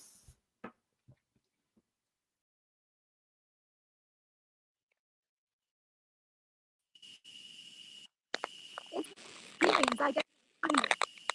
But also it depends how high you are in the canopy. So for us, it took us like, let's say like 20 minutes to climb and set up, let's say another 15 minutes. But because we had the rope already in. So yeah, it depends. It could take a while. And if you're doing from scratch, from the slingshot, it could take like hours because you have to be sure where you put the rope and to be safe. So it's a lot. And can you hear that? I don't know if you can hear the spider monkeys screaming in the background. Yeah. We can't see them, but they're but we can hear them. Yeah, we could hear.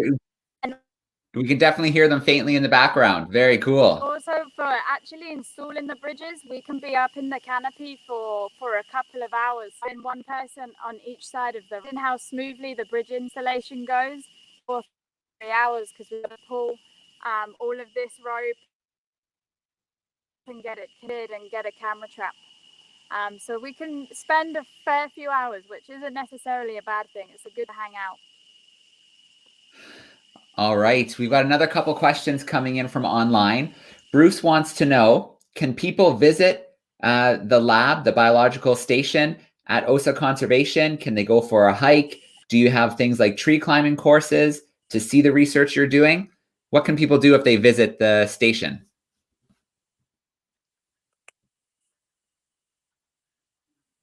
Oh, that's a great question. We are open now. We have some great COVID protocols in place, so we can still get on with the work that we're doing here, and then also have people to come and help and come and see what we're doing. So one thing you can do is come and volunteer at Ossa Conservation. And all of this information can be found on our social media and on our webpage. And that's normally about 6 weeks. And you can get trained with the team, learn different tools like camera trapping, acoustic monitoring, river monitoring, restoration, so how we plant different species of trees to grow the next generation of forests. So that's probably one of the best ways where you can really come in, see what we're doing, and learn from the team that we have on the ground as well. All right, excellent. I just posted your Twitter and Instagram handles on the video screen, so anybody tuning in can see them and check out those websites. So we have a Valentine's Day question here from Aaron, who's tuning in. Aaron wants to know, does chocolate or the cocoa plant, does that grow in your area in the Ossa?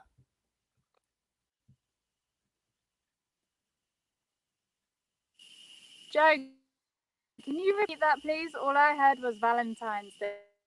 Oh, okay. Yeah. We've got a Valentine's Day question here from Aaron. Aaron wants to know, this is from Sam and Tess who are tuning in, does chocolate or the cocoa plant, does it grow in the peninsula?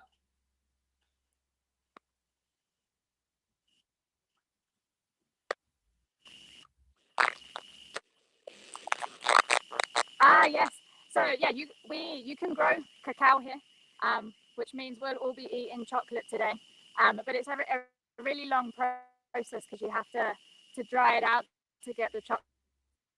But you can grow cacao here.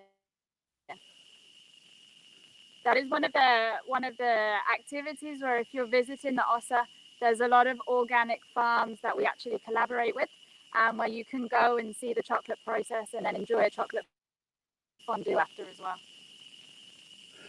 All right, excellent. Well, one final question before we let the two of you continue with your work, and that is, as women in conservation, women in science, is there somebody who inspires you or somebody who gave you really good advice, and can you share that advice?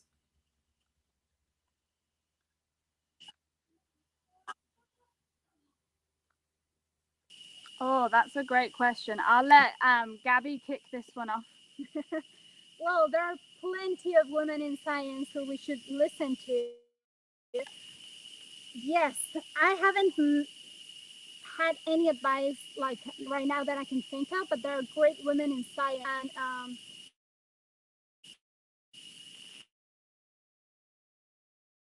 And we should just try it out in the conservation science, right? So it's up not only to women, but little small. We all can do a difference. It's up to us. It's on our daily decisions that we can make difference. So we can for sure. And the best advice I would give women science is just do it. You have the world in your hands, and you can make a difference. Yeah, and I think for me, well, someone who kind of inspired me was I was lucky enough to be awarded the Elodie Sanford Exploration Society, and I never got to meet her, but I learned a lot about her and just found all of the things that she'd done, going out there, exploring new places, meeting different communities and photographing them. That's something that I've definitely found really inspiring and what I want to do as well. So then hopefully one day there is an award named after me as well. All right. Well, great things to aspire to. Eleanor and Gabby, thank you so much for taking us into the rainforest canopy today. Thank you for sharing with us what conservation looks like out in the rainforest.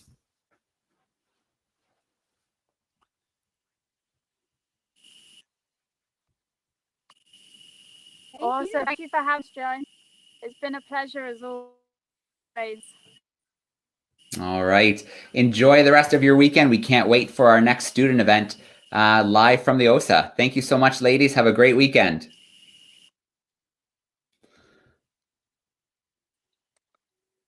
You too. You too, Joe. Enjoy the rest of the Blaze Trails. We'll be tuning in.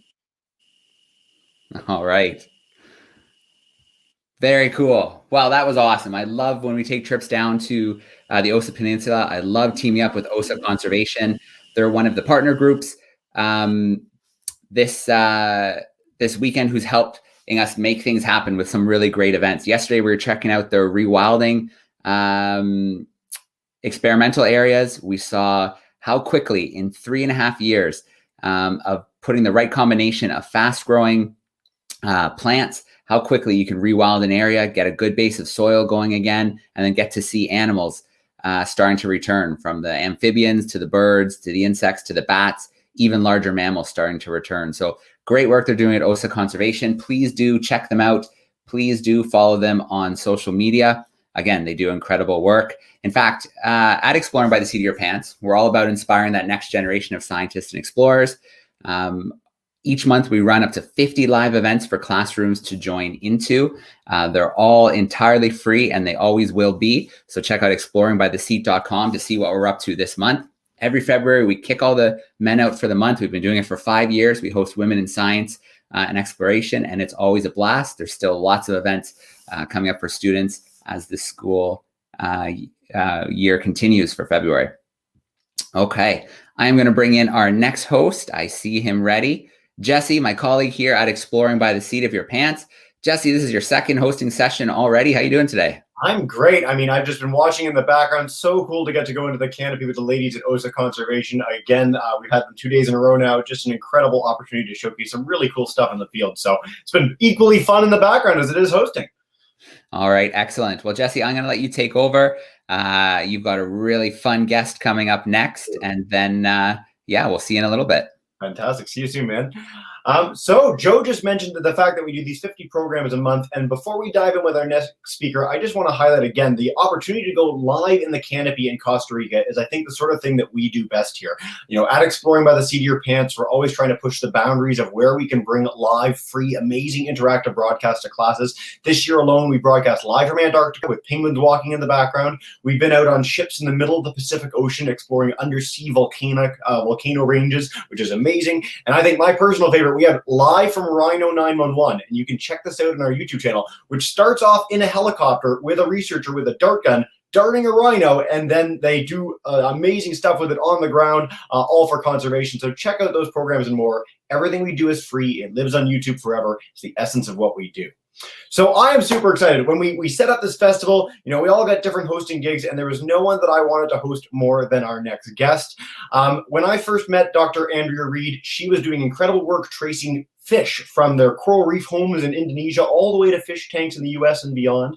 Since then, she's gone on to found an organization, Riparian, that brings girls out into the wilds for incredible nature opportunities, an amazing way to engage with nature. And recently, the University of British Columbia in Vancouver made the excellent decision of bringing her on as an assistant professor, where, not content to rest in her laurels, she instantly went and became the principal investigator for the Center for Indigenous Fisheries, some of which she's going to be talking about today. But more than any of those accolades, I think the thing that is most important for our viewers today, every time I hear from Andrea, I come out of it a little bit wiser and a little bit more hopeful. I hope you guys feel that same way by the end as well. And Andrea, thank you so much for joining us as part of our epic Women Blaze Trails Festival. It is so nice to have you here today. I am so glad to be here. Thank you, Jesse. I'm so glad that you're my host. Yes. I'm here for you. I'm so excited. You know, we're going to take questions from YouTube and Facebook, and I'm sure we're going to get a ton. I'll probably have some too. It's just so nice to hear from you. I've got my popcorn off the side of the screen ready for your talk, and I can't wait to hear about all your new adventures too. So take us away, and let's do this thing. Wonderful. Okay, I'm going to share my screen here.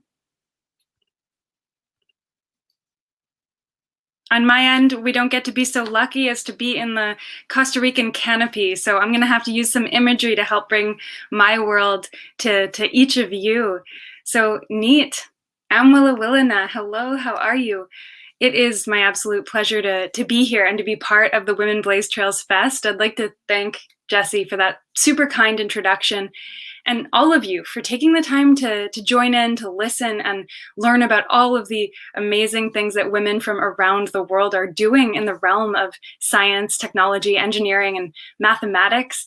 I just want to take a moment to acknowledge that it's Valentine's Day, a day all about love amidst a festival that, in my view, is also all about love, the passion, care for, and truly love of everything from fish to mountains to birds to stars. That's really what's pulled each of us in these exciting careers and life paths. I'm excited for it. I hope you are too. So I'm joining you now from the territories of the Hamasquim, the Tsleil-Waututh, and the Squamish peoples in what is now known as Vancouver, Canada. And I welcome you all to take a moment to consider where you're joining from now, whose lands and waters are beneath your feet. And wherever you're joining from, welcome. And I encourage anyone who doesn't know to find out where they're situated. And nativeland.ca is a really great place to start. Many of you here today, I'm sure, have heard land acknowledgements before. Maybe some of you are even growing tired of hearing them, but they're really not meant to be a shallow or canned repetition of the same information and phrase again and again. It's not about checking a box. They're really an invitation for us to think about where we are, to check our privilege at a time when it's scarcely been more important to do so. Land acknowledgements can be made meaningless if they're not made to carry meaning, but they can also be powerful sites of disruption if we let them be. These are the beautiful words of Métis writer Chelsea Vowell. And I reckon that I'm speaking to a great many people right now who consider themselves current or future storytellers. So why not tell a good story, the real story of what brings us into this present moment? For too long, Canadians have been telling stories that paint us in a rather generous light. And while, yes, we have strengths to celebrate, we've also done some unimaginable things and horrible things that characterize a lot of our history. Stories carry with them a power to create a reckoning. In the beautiful words of the great Cherokee and Greek writer Thomas King, once a story is told, it cannot be called back. Once told, it's loose in the world, so you have to be careful with the stories you tell, and you have to watch out for the stories that you're told. We in North America have long told ourselves stories of pre-contact wilderness, intact, untouched by human hands, failing to recognize the presence and very active role of Indigenous peoples as stewards and caretakers of whole ecosystems, from everything from fire management to clam gardening. We've minimized what is really Indigenous management and caretaking and stewardship, thinking of it far more like mystics or folklore, rather than precise science based on the best available evidence. We've really privileged one way of knowing and thinking above many others, claiming objectivity and freedom from bias. But all science, all ways of knowing are governed by values and worldviews from the societies that they come from. These values shape everything from the questions that we bother to ask and study, to how it is we go about answering them, to what we do with that new knowledge once we have it. I think we as current and future storytellers all share a responsibility to tell stories well, with honesty, examining where we're situated, our values, and to be transparent about them rather than pretending that they don't exist, to confront our pasts and our current present so we can begin that reckoning needed to move forward in a better way. So I'm going to walk you through what I'm here to share with you today, the story that I'm here to tell, and that's my journey as a fisheries scientist who's reconnected with her Indigenous roots, heritage, community, and family through her science, research, storytelling, and all of the work that I do. So I'll start by telling you that while I am now a proud citizen and member of the sovereign Nisga'a Nation, which sits just at the base of the Alaska Panhandle in northern British Columbia, and centered on the beautiful Nass River Valley, which I really wish I could bring us all to right now, but maybe one day in future. This is the place that my ancestors on my father's side all hail from, the village of Gingol, also known as the place of the skulls. But I wasn't raised here. I didn't grow up in ceremony or speaking Nisga'a. I didn't even know our fish, the salmon, which I now also know as Han in the Nisga'a language. Instead, I grew up nearly as far away from here as one can without leaving the country, nearly 3,000 miles away as the crow flies, on Prince Edward Island, or what is also called Abagwit in Mi'kmaq, meaning lying on the water. But I still grew up in a small coastal village where water and fish were deeply connected to people. I grew up with it, grew up loving it, so it was only natural that it then define what I would go on to make the focus of my career. And I soon learned that I could snorkel, dive, turn rocks over, paddle, travel the world for this kind of work, all in search of strange and wonderful fish to protect them and all that they're connected to. And I was just completely hooked. Fortunately, early in my career, I had outstanding mentors who put me on the path of the National Geographic Society and their funding streams basically from the get-go. My first grant with them brought me to East Africa, to Uganda, to the world's second largest lake, Lake Victoria, where I would study over the course of my master's based out of McGill University, the impacts of this giant invasive fish, the Nile perch, Lades niloticus, and its impacts on native fish fauna, like this haplochromine cichlid, Pseudocrinolobris multicolor, also known as blue lips for its bright blue lips. The Nile perch, as some of you might already know, thanks to a fairly famous documentary called Darwin's Nightmare, It caused the extinction of native fishes, literally eating them out of house and home. And I was here to examine how these tiny but tough fish could survive in low oxygen wetlands as a protective refuge from this big invasive predator who's a bit of a wuss when it comes to low oxygen, or what we call hypoxic environments. This experience marked a huge turning point for me. It was my first real awakening to the knowledge of fishers. I worked closely throughout my fieldwork with one fishing family, in particular, the Mutebis. This is their patriarch, Jackson, who essentially guided me the whole study long. They knew where, when, and how to fish. Things that were thought unknown to science often seemed common knowledge or unmysterious to them. Of course, I grew up with fishers around, but sometimes it takes seeing the world through a whole new lens to see what was always right in front of you. So my next big adventure with National Geographic was to the Solomon Islands, just east of Papua New Guinea, where my team and I would dive on some of the world's most biodiverse and exquisite reefs that I've ever seen. Visiting places like this, Tetapare, or what is known as the last wild island, the largest uninhabited island in the South Pacific, all in search of this mysterious and rapidly vanishing fish. You can see two of them here, Bulbometopon muricatum, or bumphead parrotfish, that are essentially like the pollinators of the sea, but for coral. And they apparently taste a whole lot like lobster, and so they've faced tremendous pressure from overfishing. We were diving to find them and understand the circumstances in which they're doing better versus where they're doing more poorly. And for the most part, it was really bad news, and shots like these that I'm sure make any underwater photographer cringe were among the best shots that we could get. We saw them so rarely, and often at a huge distance or in waters too deep to get good light. That is until we went to Tetapare, that last wild island where Solomon Islanders have created and now own and manage what is considered the conservation jewel of the South Pacific. And the fish were just huge and in vast numbers, traveling in these big herds that you could hear them crunching along the reef as they approached. We snorkeled with dugongs and spinner dolphins, and the whole time, once again, we were guided and warmly welcomed and rapidly schooled by those that live it. It was among the most remarkable places I've ever traveled to, and with diving that I just haven't experienced anywhere else.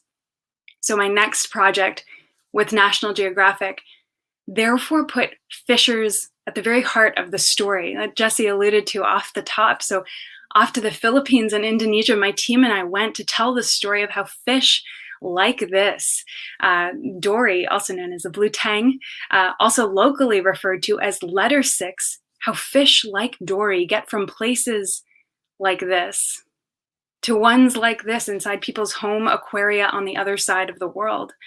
And if we just pause on this close-up for a second, and if you kind of just crank your head to the right, you can see that there's the number 6 in black on the side of the fish, and that's where it got its local name, which just got a bit muddled in translation. Instead of being number 6, it became letter 6. And our team has just finalized a short documentary film entitled Finding Letter 6, which we're entering into the film festival circuit now. We've also built this collaborative, interactive website called Reef to Aquarium that shares with the world what fishers go through to get these fish, how well they know their home reefs, the specific dance or strategy required to catch a certain species that might fetch a high price to support them or their families, holding their breath in many cases, working for minutes at a time while we scuba dived in amazement alongside of them. We were learning from them why they engage in the aquarium trade and what needs to happen to make it more sustainable, learning from groups like the Indonesia Nature Foundation or LINI.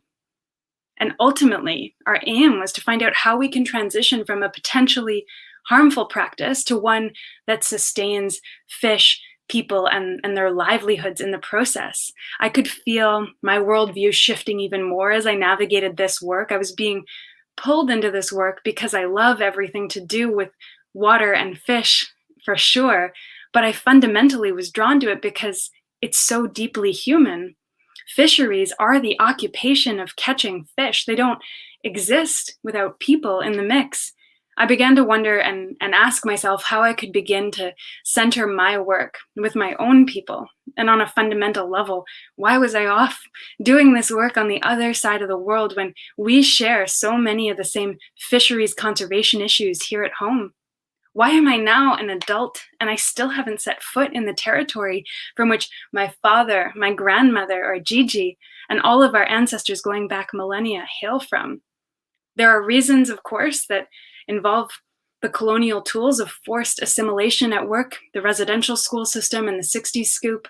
But I now needed to confront my own responsibilities in connection to this place that I'd, of course, heard stories about since I was a little girl.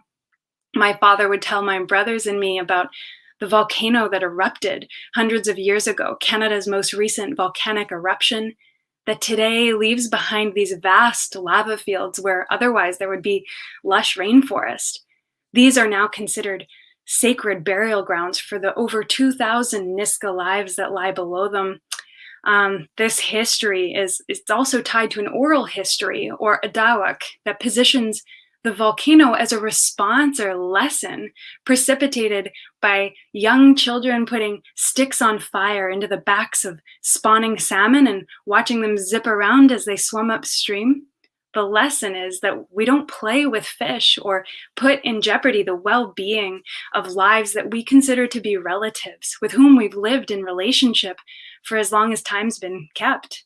I knew bits and pieces of these stories only. I'd never set foot here, and it was time to turn that around. So my next big project, my PhD, was based out of Carleton University and the University of British Columbia and centered on the mighty and beautiful Nass River, a river that gets its name from the Tlingit word nasi, which means intestines or guts, because of the huge food capacity in this river in its fish, characterized by ancient fish preservation methods that are alive and well to this day. This is my older brother, Christopher, participating in the preparation of ulican grease, which everyone equates to what olive oil is to the Greeks, ulican grease is to the Nisga'a, but also coastal people across the Pacific Northwest. And my work took two main kind of avenues. The first was looking at understanding the fate of salmon in real time using Western scientific methods like radio telemetry, where we would put transmitters inside the bellies of salmon just as they re-enter the rivers from where they were born. So these are salmon that are moving from fresh waters to the ocean and back again. And when they re-enter fresh water, they completely stop feeding because they're putting all of their energy into getting home. And so we can use this biology of the fish to put the transmitter down their throat into their belly, so we don't have to do a surgery or other invasive approaches. And so we went out on these big commercial vessels that catch hundreds or thousands of salmon at any given time.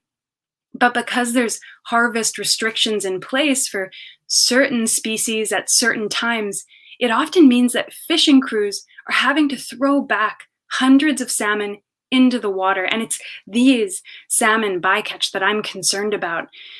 So I would tag these fish, these bycatch, before they got put back in the water, and then use radio towers that we put in strategic places. And I went around with mobile radio antennas and receivers to listen for the fish so that I could find out who makes it all the way back to their spawning grounds versus who only makes it part of the way and why that is. So we could relate these survival outcomes back to the characteristics of the fish themselves. And we learned a few really key things along the way, like females are often less likely to survive than males were after being intercepted by fisheries in this way. Fish with fin injuries were also less likely to make it home. And we found that the longer fish were held in a fishing net, that was also bad news. So from these pieces of information, we can start to think about how we can guide policy and management to improve the survival of these salmon once they're released. Before this work, we didn't account for the mortality of bycatch following the release in this fishery, but we now do, based on the findings from this work. But this work is invariably just a snapshot of how things look today, and I wanted to go more deeply into deeper time. into the human dimensions of this work to understand the critical history and stories. So the other major focus of my PhD work was on learning from Indigenous knowledge systems, learning from chiefs and matriarchs in my nation and nations across British Columbia to begin to know what they know, to reconnect with this critical part of me and part of my culture that I grew up without. These are elders who see the world as a deeply interconnected place, who see the health of the fish as inescapably linked to the health of our glaciers, who see a clear role for youth in being the next generation of stewards of fish and water protectors, seeing me as part of that next generation helping to bring the others up. I thought I was making a willful decision to enter or re-enter into this world, a choice to find my way back to these roots, but I quickly learned that many saw my return as fated, kind of like the salmon. You think you had a choice? It's in your blood. I was beginning to see the world through two lenses, seeing benefits and beauty from bringing together tools and insights from Western sciences and Indigenous approaches to fisheries that are equally precise and scientific. I came to learn from a powerful, wise, and generous mentor, Mi'kmaq elder Dr. Albert Marshall, that this is a practice known as Adawaptamuk, or two-eyed seeing, that when we learn from multiple ways of knowing, we stand to deeply enrich our understanding to find more equitable and sustainable solutions at a time when we really need them. I didn't have to choose between either way of knowing or being. I could use both. Or as really eloquently put by a favorite author of mine, Tuscarora author Alicia Elliott, being both Haudenosaunee and white wasn't a curse meant to tear me in two. It was a call to uphold the different responsibilities that came with each part of me. I didn't need to worry about whether to get in the boat or the canoe, and I certainly didn't need to drown in between. Understanding and honoring my unique responsibilities was always the way to keep myself afloat. I had found my way through my work to bring all of me to my science. And while my path maybe had, a few extra twists and turns than that of the salmon, I've inevitably, and perhaps through intergenerational instinct and memory, come home. And I've now gotten to help youth in my nation who are interested and curious about STEM through salmon science camps that I run with my partner, John Francis, that get youth engaged in land-based learning, that get them into parts of the territory many of them haven't seen before. And as Jesse mentioned off the top, two colleagues who are also National Geographic explorers, Dalal Hanna and Michaela Wujek, and I have launched a Canadian charity called Riparian that brings young women on multi-day freshwater science paddling expeditions to grow that next generation of fish and water protectors.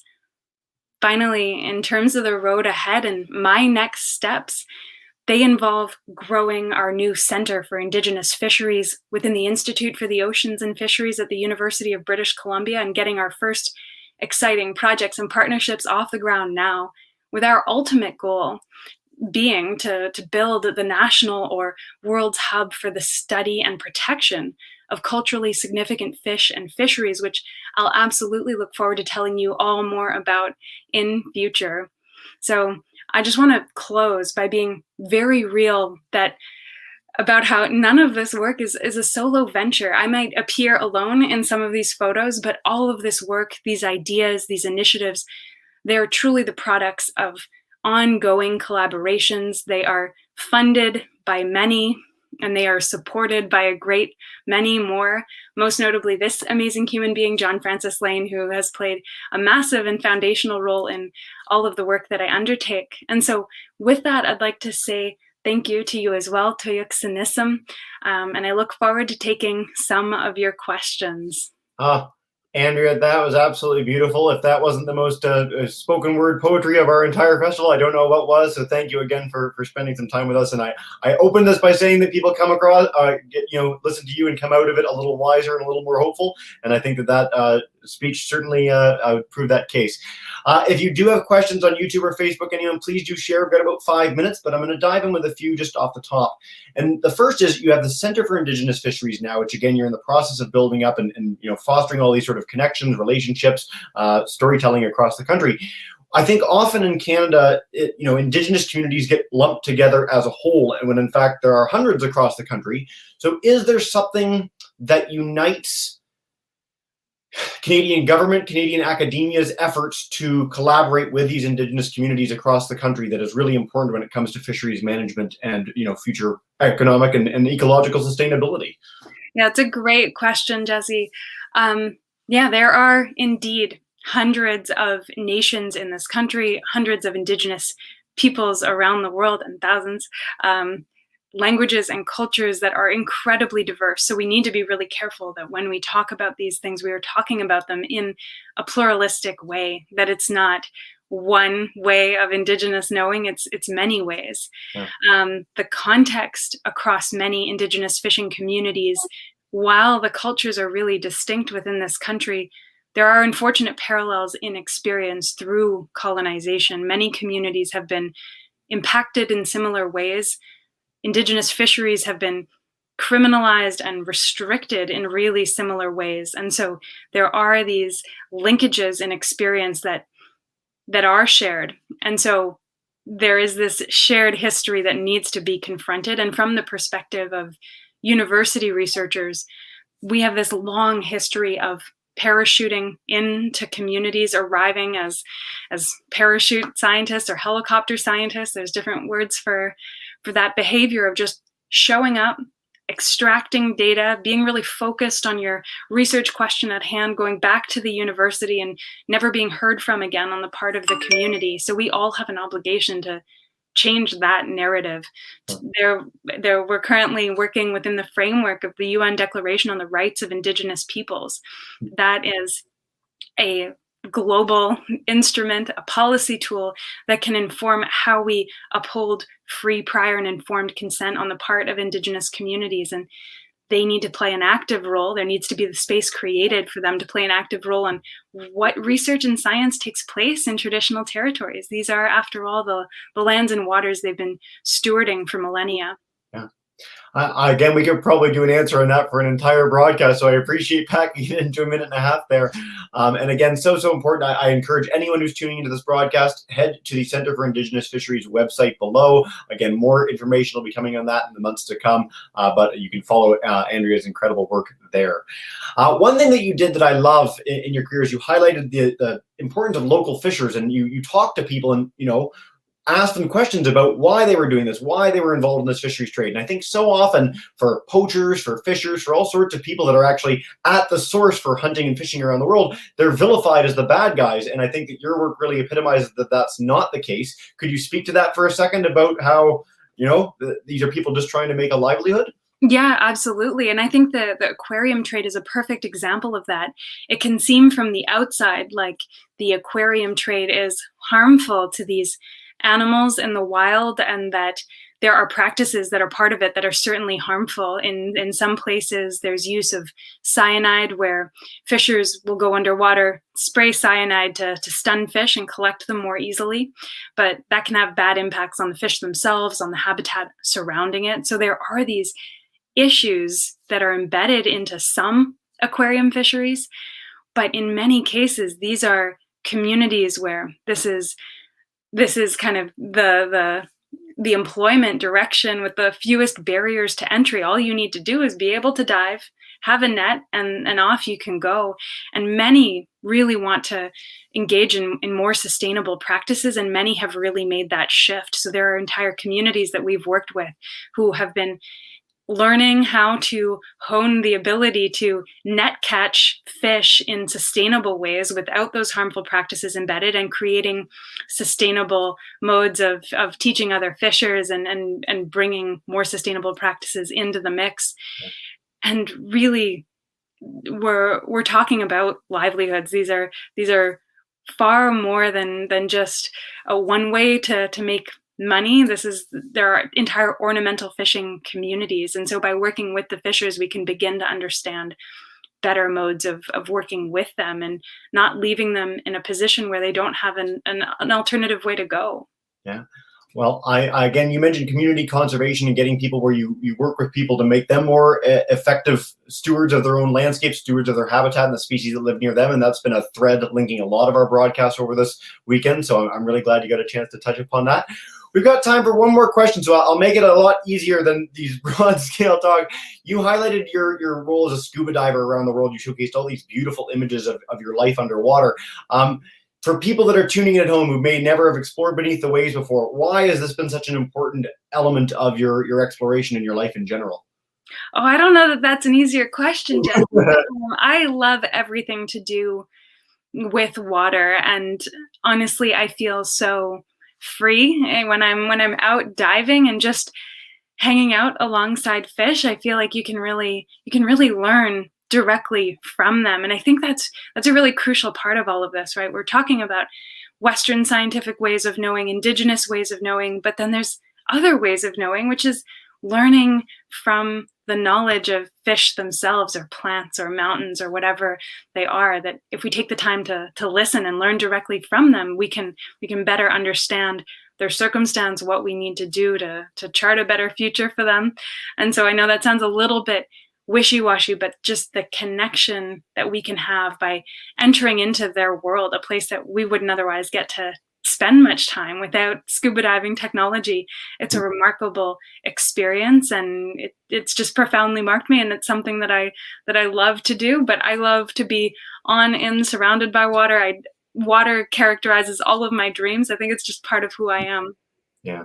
What a beautiful message to wrap up on. And I mean, we have a lot of adults in our audience today. Typically at Exploring by the Seat of Your Pants, it's a lot of kids. I always like to say at 8 years old, you can start on the path to become a scuba diver. You can do Bubble Maker and a lot of programs around the world. And it opens up more than 2/3 of the planet to your exploration, which is something that you've really done, marvelously around the globe. And so, again, Andrea, thank you so much for spending some time with us today. I really appreciate it. And you're just doing some incredible work that I hope people get the chance to follow. Again, Center for Indigenous Fisheries, Riparian.ca, all the things that Andrea talked about in her broadcast today. Check her out at Andrea Jane Reed on social media as well. Andrea, thank you again. Thank you, Jesse. Thank you, everyone. It was so great to be here. Awesome. Well, have a wonderful rest of your weekend. Hopefully you can tune in for some more broadcasts soon, and we'll let you go do some saving the world for now. Thanks so much. Take care. Bye for now, Andrea. See you soon. All right, that was amazing. Again, I always love hosting Dr. Reed. It's such a pleasure and privilege every single time. We are going to dive back in just a minute with another incredible storyteller. Before we do so, just some housekeeping notes. If you guys are enjoying this, thank you guys so much for continuing to tune in. We have been broadcasting since early in the morning on Friday. By the end of this festival, it'll be 50 programs, all for free, into your homes, into your living rooms and classrooms. So thank you guys for joining us in the largest digital celebration of amazing women in science and exploration of all time. It's been such a pleasure hosting several of these broadcasts and highlighting some really incredible people and places around the globe. So you guys can check out our full schedule, see all our speakers at womenblazetrails.com. And if you want to find out more about us as an organization, we are at exploringbytheseat.com. Exploring by the Seat of Your Pants. We do this every single month. We rely on the partnerships that we foster with major organizations and people like you to help keep going. So if you're supportive of digital education, consider going to one of those two sites, donating, helping us do what we do best with digital education. All right, so we just finished talking with Andrea. We got this amazing poetry, this story of tracing fish, following fish around the globe. And now we are going to do something very similar, but with a slightly different topic. One of my other favorite speakers we've ever had on the program is Lily Sedigat, and she traces plastic pollution around the globe. Started with an individual personal story. I won't steal her thunder on talking about exactly what that is, but I'm so excited to have Lily here with us, and you guys are in for a real treat again. Lily, thank you so much for joining us. And yeah, thanks for being a part of our Women Blaze Trails Festival. This is wonderful. Thank you so much for having me. And thank you so much for your team's hard work in putting this incredible package of people together. It's really inspiring. It's been so exciting so far. Again, we've traveled across the globe. I think 22 countries we broadcast from at this point, which is wild. We were just up in the canopy in Costa Rica about an hour ago, which is really exciting. So it's a tough act to follow, but if anyone can do it, you can. I'm so excited to dive in with your presentation today. Thank you so much. Should I just get Sharon to it then? Yeah, head into it. Let's do this thing. All right, awesome. Let's do this.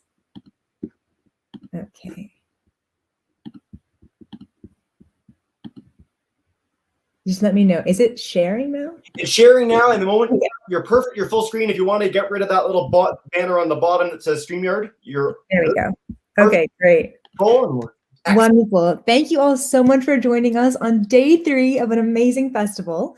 My name is Lily Gall, or Lily Sedigat, and I am a National Geographic explorer and storyteller who follows the journey of plastic. This entire series of talks that you've been listening to and tuning in the last couple of days and today on Valentine's Day, so thank you for joining us, has a lot to do with really passionate people who feel compelled by something or some force in the world to go out there and understand it. And in the act of understanding it, allow us to be connected to this world that we call home. So today, I want to talk to you about plastic and how that connection to this entity allowed me to understand the world, the systems we're a part of, the people who are on the front lines of combating waste, and this process we have as both people and consumers and just individuals out there in the world to understand our connection to ourselves and to our planet through different mediums. So I want to take you on a story with me through Taiwan, through India, through Bangladesh, as we track plastic as it moves through different communities, how it's used in different ways and perceived in different ways, and ultimately what value it has in our lives so that we can think about how we can change it as we move forward into the future. So why plastic? Well, I really love Taiwanese milk tea. I grew up in San Diego, California, and down the street from my father's apartment was a Taiwanese tea house. And I used to go there almost every day after school, and it became like a second home to me. And each time I would order a large iced milk tea, sometimes with boba, sometimes no boba. And I would get that because the feeling of drinking it was so sweet and nostalgic.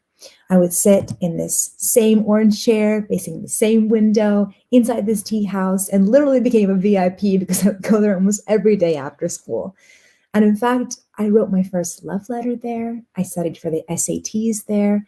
And when I graduated from college, I went back to the same tea house, sat in that same orange chair facing the same window to ask myself that post-graduation quintessential question. What am I going to do with my life?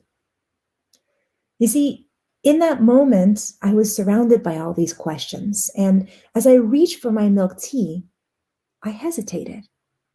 Because in that moment, it was the first time that I saw the plastic cup and the first time that I saw the plastic straw. And I turned around to the trash can behind me, and it was filled to the brim with single-use plastic cups and straws. And I realized that all these years of consuming this thing that made me so happy and feel good about sweetness and taste, that I was ultimately, in consuming the thing that I loved, also harming the environment that I loved. That I was complicit in this out of sight, out of mind process where we take things, consume them, and throw them away, and take things, consume them, and throw them away. And that's just what we did culturally. And we would expect that every day we would come back, that trash can would be empty and that thing would disappear and we can continue to consume.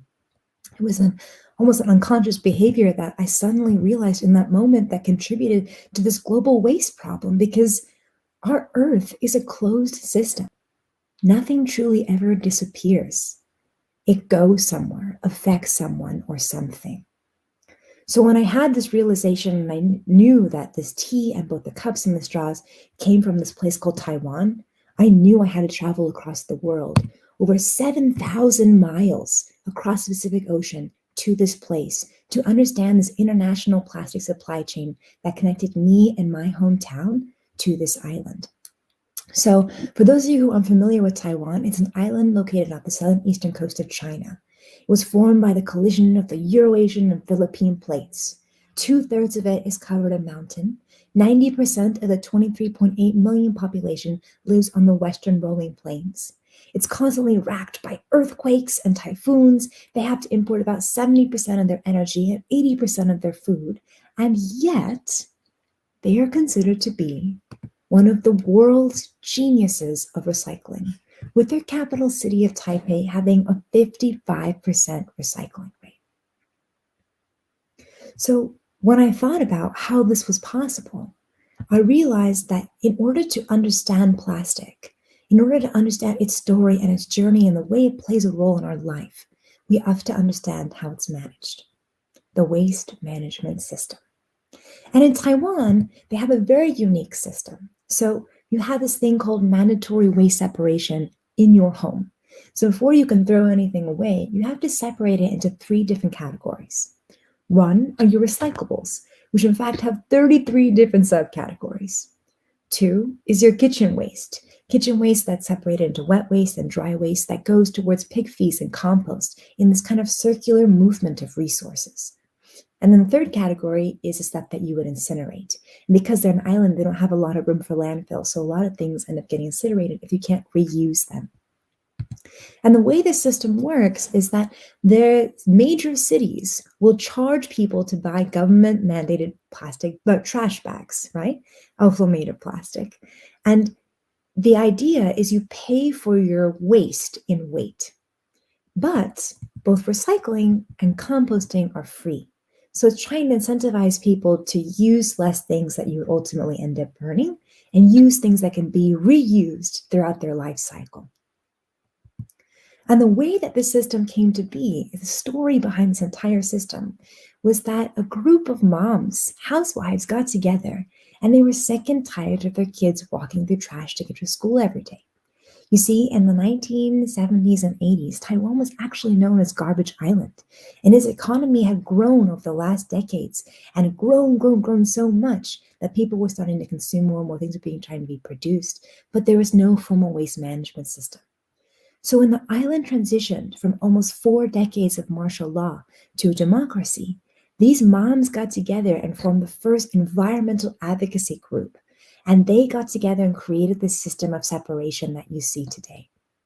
And in fact, their hard work and advocacy wanted to make sure their kids could go to school without having to walk over trash or walk through trash and have a system in place. They did much more than that. They also piloted the first composting program where they went to the government and they said, hey, we've got 900 families in this community who are willingly separating their food waste and everything else, and we're putting it into a garden as compost. Why don't we take this and scale it up so that the city itself can do this?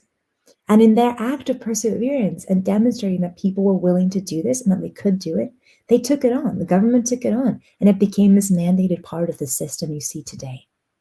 They also banned styrofoam from the food and beverage industry. Styrofoam, as I'm sure you all know, are those, when it degrades, it leaves these little dots, and those are things that you can't recycle. It's not recyclable. So they banned it from the food and beverage industry, and then they also moved to the next step of banning single-use disposable plastics from both public schools and public offices, again, to really connect people to the earth, because to them, nature was an extension of their family. So when we think about what happens when it's managed, the next step we think about is what happens to plastic after it gets recycled or thrown away. And in Taiwan, they have a very unique series of systems. They have 40 to 60% of these individual private recyclers who then take things and send them to different corporations who do really interesting things with it. So for example, once they separate from the cap and the ring, because the cap and the ring are PE material, but the bottle is polyester. So they separate each, and then also separate from the color. So that's why in the back you can see they are already separate. So what you have here is a group of volunteers. Many of the people working on the front lines of waste management in Taiwan are elderly people, 50, 60, 70, 80. I met someone who was 101 years old, working 8 hours a day in a recycling facility, volunteering their time to separate bottles and pull out the tape that you have and tape recorders to separate these different materials. And in this process of separating colored from clear plastic bottles, snipping off the plastic rings, using the bottle caps, you can do something with these. They don't have to just be thrown away. And in this system and process, you can take bottle caps and melt them down, squish them, and they become these little tiles. And these tiles themselves could then be used as a form of architecture, interior design. This is promoted by an engineering organization called MiniWiz based out of Taipei. That same group of women who would then sort those plastic bottles, you rinse them, you wash them, you melt them down into fibers, and they were able to make blankets here on the left-hand side that they then donated to victims of Hurricane Harvey when the hurricane hit in Texas several years ago. You could use those same fibers and create solar-powered backpacks and solar-powered hats, literally modern-day spy gear out of the things that we would normally just throw away.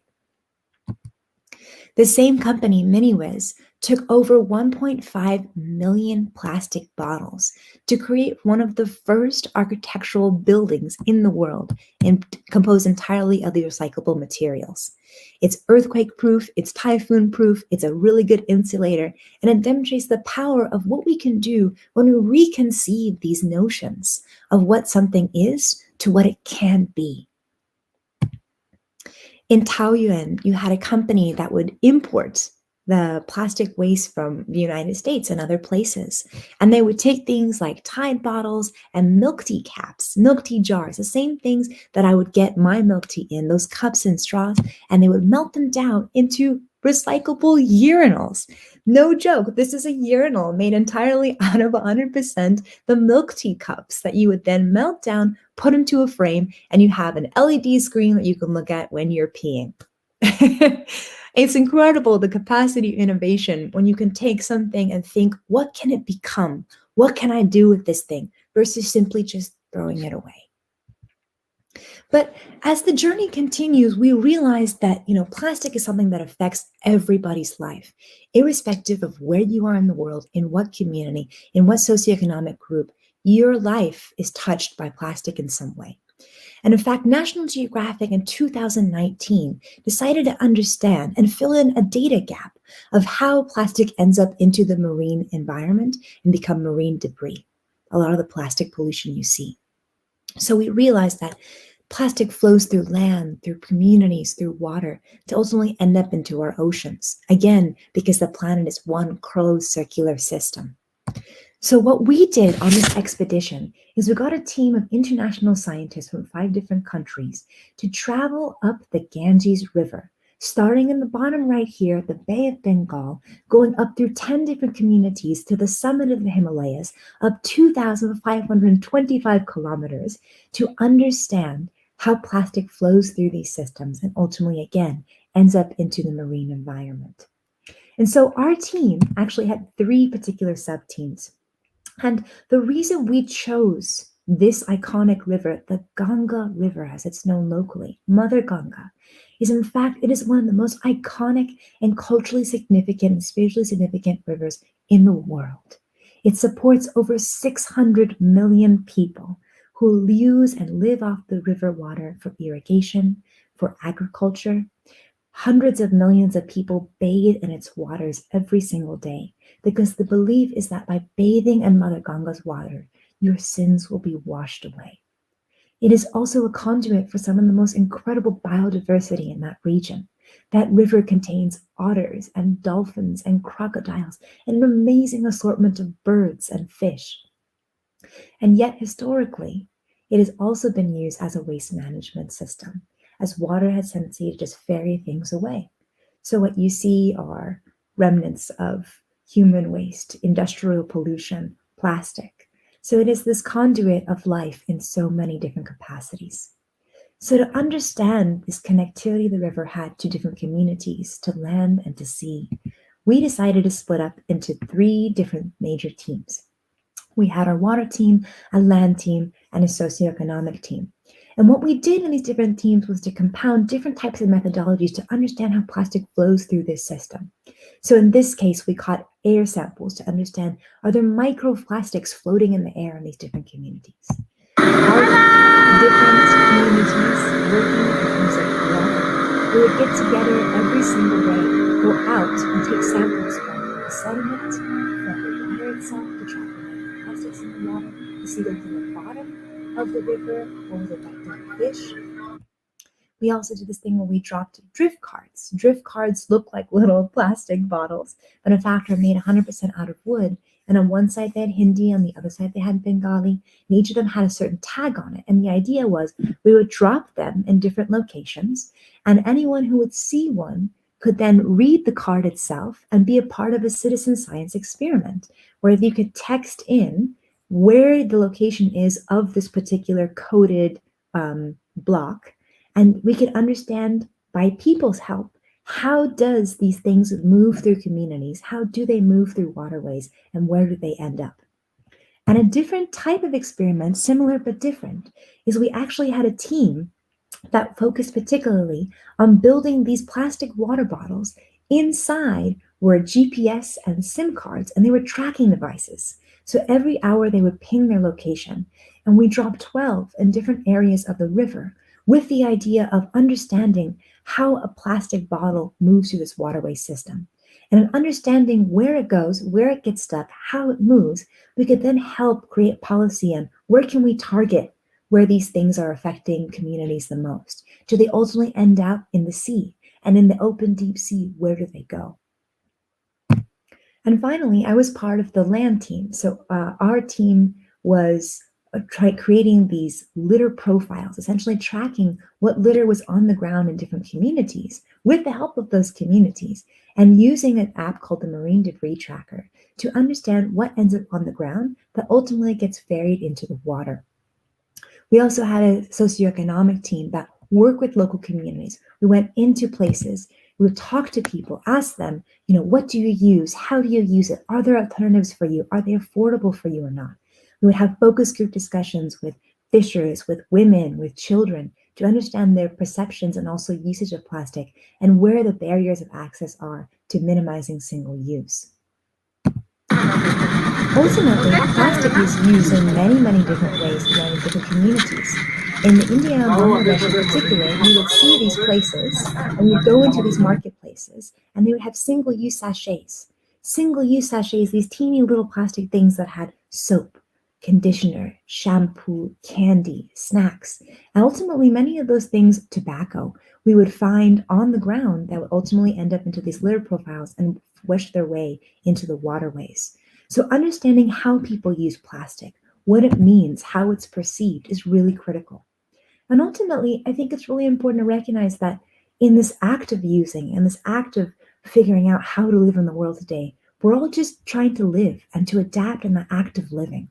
This was a group of children who lived on one of the largest landfills in Rishikesh, and they would jump over plastic bags and broken bottles, and they were just being kids being kids, having fun, and using this thing that people would use to throw away as trash as their playground.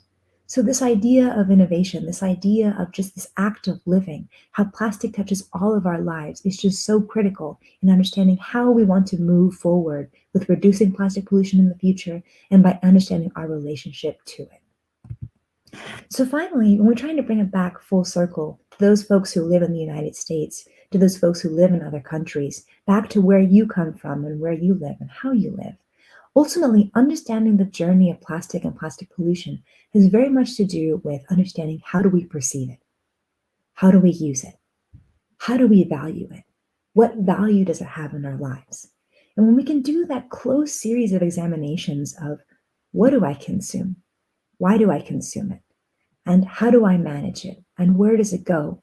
We start asking these questions that allow us to realize that, in fact, we are a part of this magnificent system called Earth that connects us to hundreds of millions of people and multiple different systems and multiple different creatures and environments and ecosystems. And plastic is actually this conduit that connects all those things together, for good or for bad.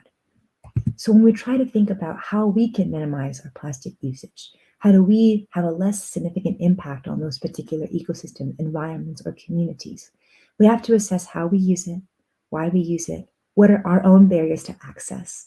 And in a time like COVID, what does plastic mean to us? Is it a form of protection? Is it a form of safety? And if we start asking those social questions that underpin our use, then we can really think and take the next steps on how we can transform our relationship to that thing to have a safer and more sustainable planet moving forward into the future. And with that, I want to thank you guys so much for your time. Thank you very much. Lily, that was amazing. As always, so nice to share that story. Again, it's quite the international journey and quite the poetry behind it. So really appreciate the chance to host you and to hear from you today. As does our audience. We've got people tuning in from Taiwan, from Kenya, from across the US and more. So an international audience to hear this message today.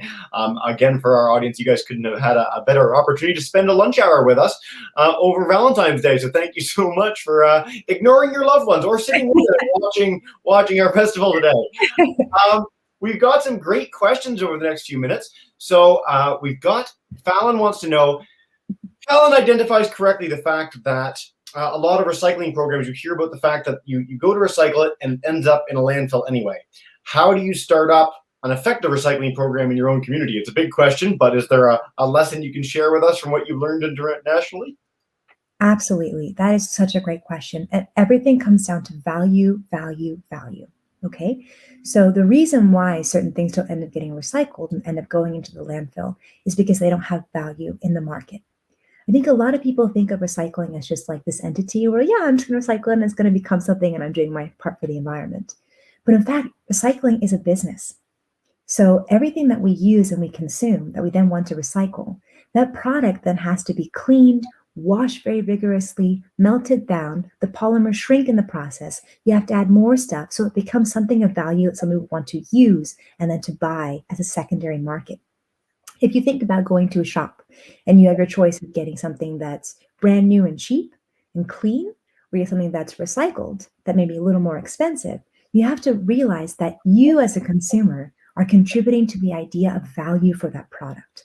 So when we're trying to think of how can we create recycling systems that actually work, we have to think about how do we infuse value into that thing.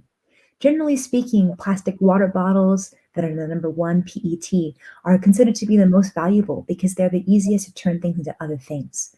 But a lot of it has to do with how these things make money, but also how they can be considered valuable in terms of us as a community, what we value.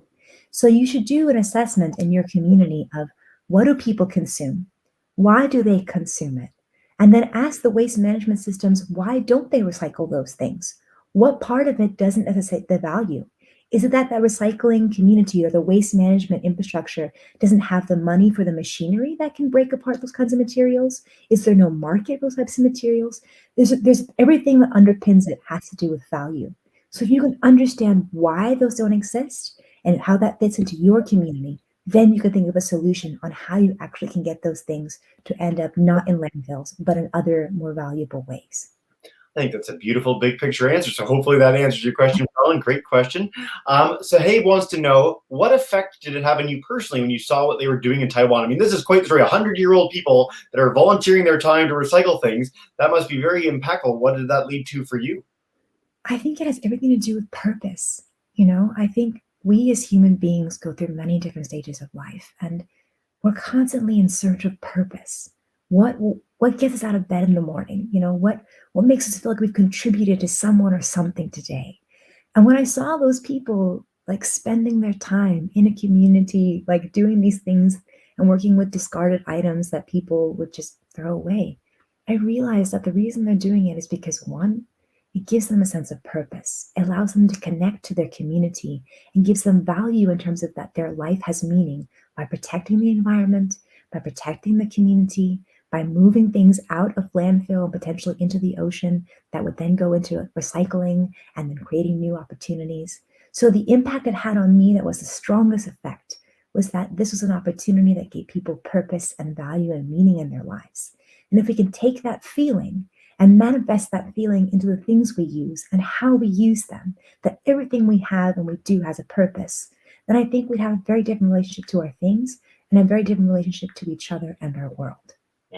That is a beautiful answer, and not only an answer for that question, but covers a lot of the other ones that came in on YouTube in the last minute as well. This is great. One thing I always like to ask personally at the end of any broadcast on public or plastic pollution is, what can people do? I mean, individually, right now, if they're not necessarily inclined to lead to a big system-wide change, if they leave this broadcast, they want to, I want to prevent plastic ending up in the environment today. What can I do at home? And are there some examples of things that you've done personally as a result of everything you've discovered? Yes, absolutely. So there are a couple of things you can do starting today. One, first and foremost, is you got to understand what you consume. So I always recommend that people for 1 week keep a waste journal and tick down every single thing you throw away, what it is, what form it is. And then after that week, go back and look at that piece of paper and ask yourself, how can I make adjustments to these things so that I can minimize my waste footprint? And if I can't, and I don't have access to those, don't have access to those things, there are barriers in place, who are the people that I can talk to try and change those things for me? That's the first thing. The second thing is always wash your recyclables. Never throw anything into the recycling bin that has like food residue or liquid residue, right? It's really important that you wash them so it has a chance of being recycled even better. 3 is understanding that recycling only really works when you separate materials. So like a coffee cup that has paper on the outside, you put hot coffee in it, actually has a thin layer of plastic inside of it. So to recycle it, you have to separate those materials. So what that means is you got to understand the capacity of your local community's waste management system and industry. Do they have the machines to be able to do that? What values to them? So starting to ask questions of like, how does your neighborhood get rid of trash? How does your school get rid of trash? You know, how does your city get rid of trash? Open yourself to asking those questions and learning more. And then of course, like try to do your part to minimize the amount of things that you consume. So bamboo utensils, bringing that with you wherever you go, or usable water bottle. I understand it's very difficult right now considering COVID for us to do those kinds of things. But then how do we innovate and think about within our community? How do we stay safe? How do we also protect the environment? And I think also too, like anytime you see a piece of trash on the ground, like pick it up and throw it away. Otherwise it's going to go and it's going to harm something or some way. So like everyone has the capacity to do something. And I think the act of the journey of an individual through this magnificent thing called life is figuring out how you personally can contribute and in what capacity and what way. And that answer is ultimately up to you. What a beautiful message to end our broadcast on. Lily, this has been so much fun. It's always a pleasure having you on. I can't wait for you to come on back on in June. We do oceans. Anytime in the meantime, if you want to tell this story to a whole horde of kids, we'd love to have you. It's what we're all about. But I really appreciate you taking some time out of your Sunday to be part of our Women's Fest. This has been such a fun time. Thank you all so much for joining us together. Happy Valentine's Day, everyone, and stay safe and healthy. Fantastic. Lily, thank you so much. We'll see you soon. If people want to check out more on Lily, check her out on social media. She's doing really incredible stuff, as you heard from today. Again, we've had a lot of National Geographic explorers on today, and there's a reason for that. They really do sponsor some of the most incredible work in the world. So it's such a pleasure having her on to share her story today. We are about to go live with another speaker in just a minute, but I'm going to be turning it over to another host. Before I do that, I just want to highlight some cool things that you guys can check out at home. We've had a lot of people that have been watching quite a bit of our festival so far, which is really, really exciting. Meha, Fallon, Berkeley. I mean, so many people that have been apparently sitting down the entire weekend to listen in on our Festival of Women. I think we're 4.5 hours into this day today. We've still got 4 hours to come, so lots more to hang out with. If you don't want to stick around for 4 straight hours, you can head to womenblazetrails.com. You can see our whole lineup of incredible speakers coming up shortly. You can find out more about all the speakers that you've seen over the last few days as well. A great resource, and find out why we're doing this in the first place. If you want to find out more about what we do as an organization, head to exploringbytheseat.com. We do 50 live free interactive broadcasts with amazing women like Lily every single month. February is classically our entire month dedicated to women in science and exploration. So we kick out all the men and do incredible programs like this, epitomized by today's big festival. So it's been a really exciting opportunity to share such neat people with you guys. And if you want to share what you're learning about or what you're enthused about, do so on social media, Twitter, Instagram, Facebook, with hashtag WomenBlazeTrails. What I'm going to do now is turn it over to our next host. I think we're still waiting on our next speaker, so I'm going to bring her in and she can maybe talk a little bit about some of the amazing stuff she's done. But welcoming back in from Reach the World, from the Explorers Club, from a whole slew of amazing international journeys of her own, Brianna Rowe, thank you so much for joining us again, and come on back in. Hi, Jesse. It's great to be back. It's nice to see you again. Like, long time no see. A deja vu all over again. Did you have fun the last time I left you off? Oh, yeah. We've been all over the world in the last couple of days. It's been a lot of fun. I think like 22 plus countries. It's been wild. I think we've got a few more coming up soon. I know you're set to join in with Adele very shortly, so hopefully she's in momentarily. But I'll leave you to it. Tell us a little bit. While I let you go, you can tell us a little bit about some of the amazing adventures you've been on, lead into some of the other stuff happening during the festival and more. So thanks so much, Brianna. Sure. Yeah. Thank you, Jesse. So as we wait for our next speaker to come on in, I'll just share a little bit about what I've been up to in the field and how I've worked with Joe and Jesse before in Exploring by the Seat of Your Pants. I am a director at Reach the World, which is another nonprofit organization that inspires global citizenship for American youth. And in Reach the World, I have traveled to Caño Cristales in Colombia to take a look at the Red River. I've actually taken a satellite unit and connected back with about 6 classrooms live from the remote region there. Also with Exploring by the Seat of Your Pants, I have done sunrise at Angkor Wat, which was a lot of fun. We showed classrooms all over North America what it was like to wake up and be in the middle of the largest temple in the world. That was a lot of fun. And my favorite live event that I have done with Exploring by the Seat was traveling down by pack raft on the Mekong River.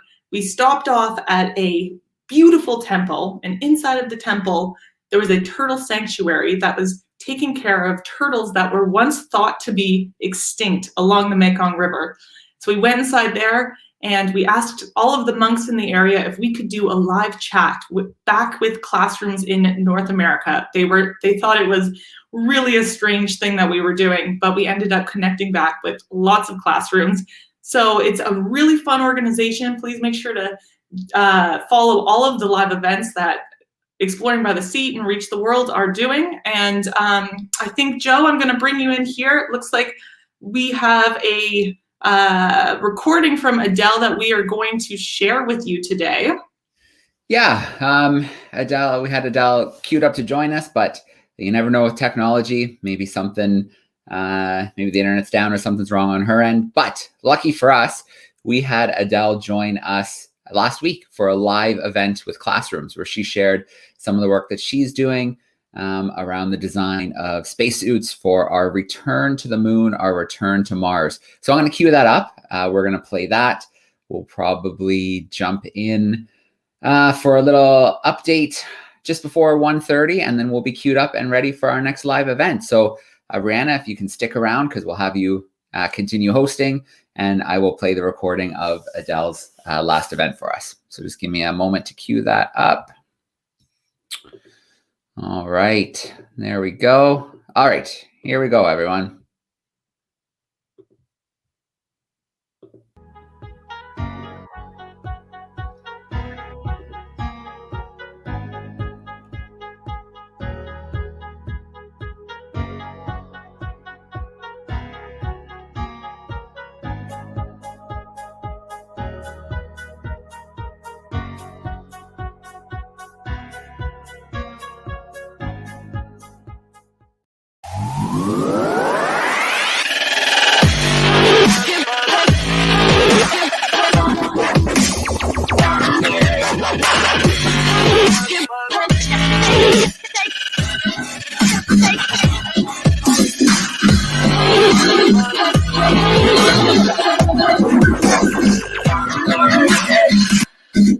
All right. Well, good morning and good afternoon.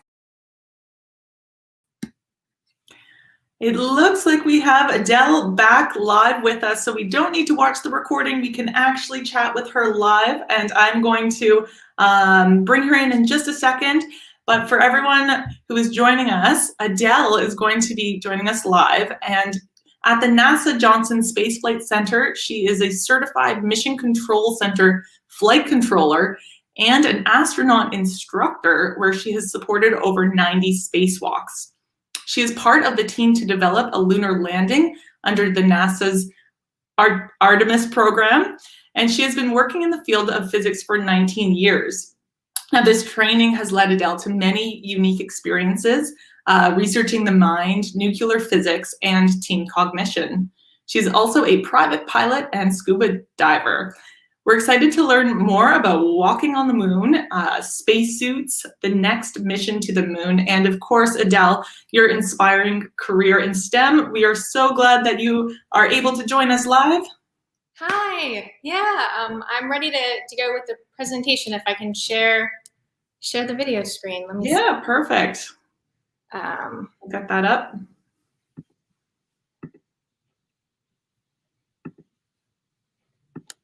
Trying to see, can you see my PowerPoint yet? Not yet, it's still loading there. Okay. Where are you joining us in from? I am joining from Maryland. Yeah, so we had a lot of snow. I'm sure a lot of people did as well. Well, we're going down to Costa Rica after this, so I'm sure we won't see any snow there. It says I'm sharing, but I'm not seeing it pop up. Let me see. Yeah, let's see. If you want to stop sharing and then maybe we can try that again. Okay. If we load it back up.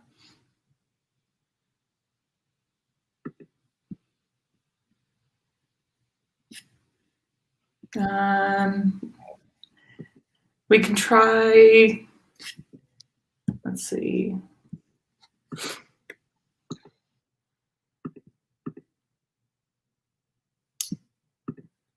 One more second, sorry about this.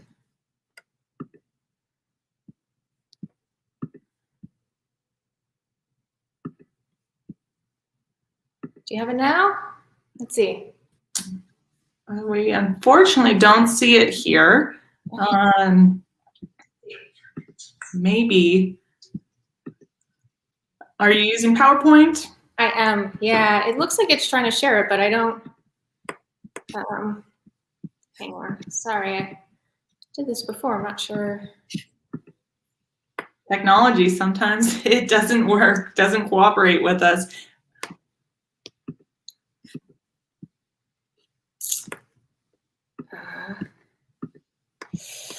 Hang on. Let me. Hey Adele, are you trying to use the application window option or trying your full screen? I was trying to do both. I'm trying Chrome today instead. Last time I was in Firefox when we did another classroom. Let me see. I could try to go back to that and log on and log back on if you want, but sure. Okay. Yeah, if you want to pop out and pop back in. Okay. Cool.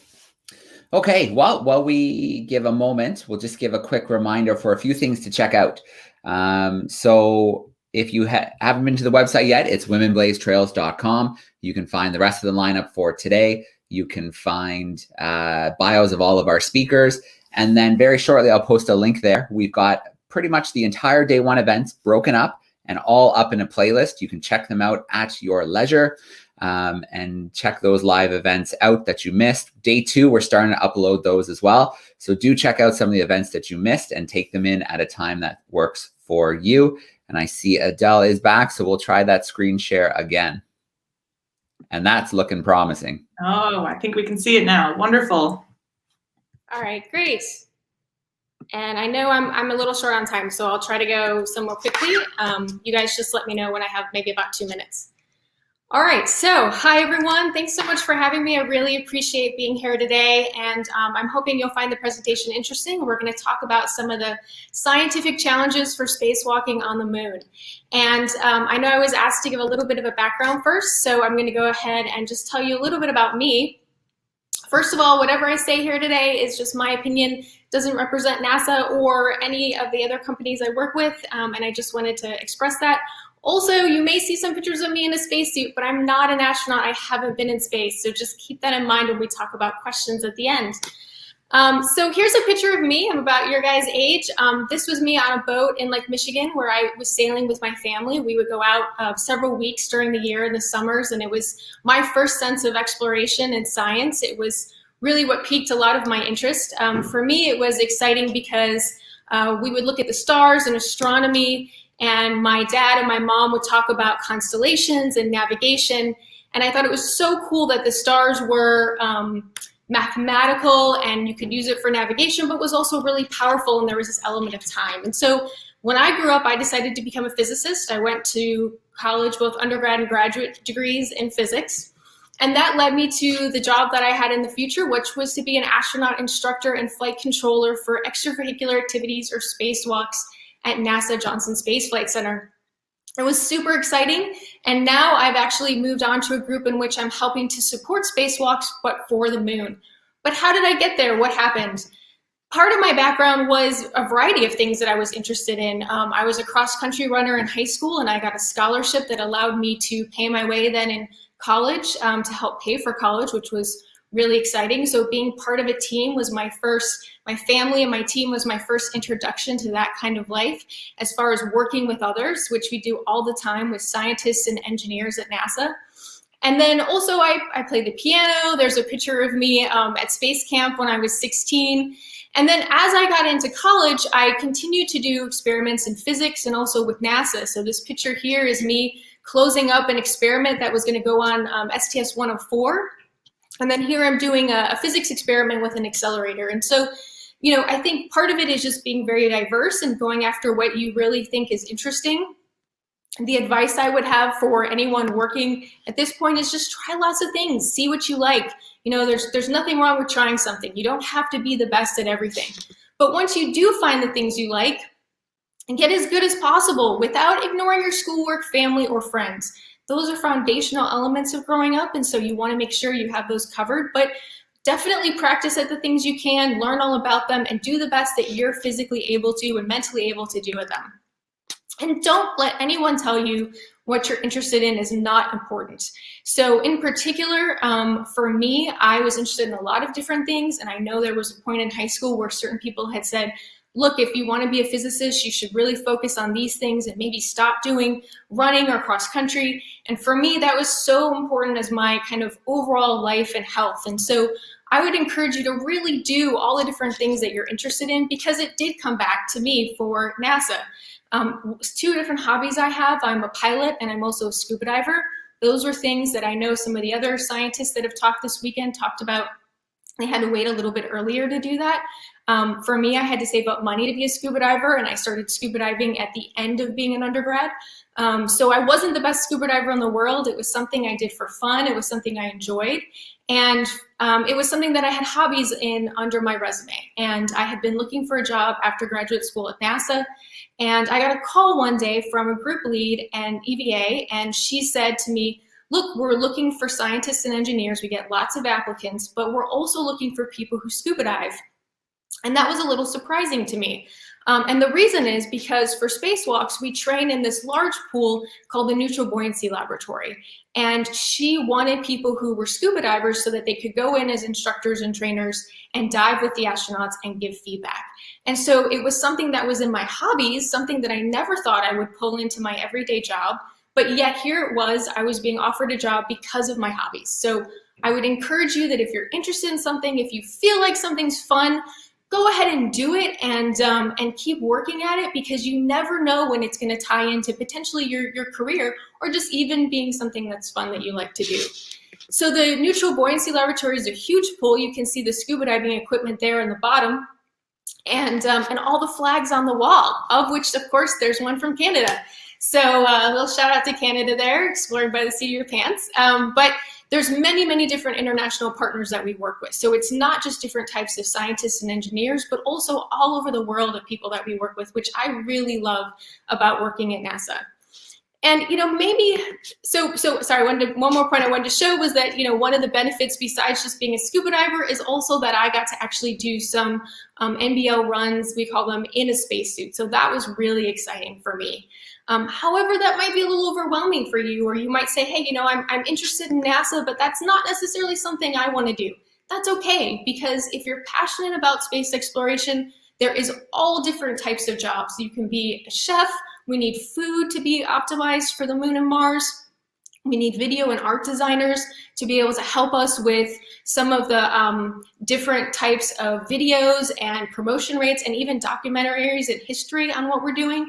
We need reporters to share out to people in the world what we're doing. Of course, doctors, scientists, pilots, we'll always need pilots and engineers. So really, if there's anything you're interested in and you think, is there a job in human spaceflight that I can do with what I'm already interested in? There probably is. So don't just feel just because you're not in a STEM career, that's not the case. But STEM careers are really important for working in human spaceflight. And where are we going in the future? Well, this is Orion. This is what's going to take us to the moon and Mars. And the team that I work on now is the Dynetics Human Landing System team. So we are designing one of the landers that's going to be on the moon. And part of my role there is to work on the spacewalks for the moon and what are the unknowns. And that's part of this talk is, yes, we've been to the moon before, you know, we've done spacewalks before, but what does that really mean? Where are we going, and why are spacewalks important?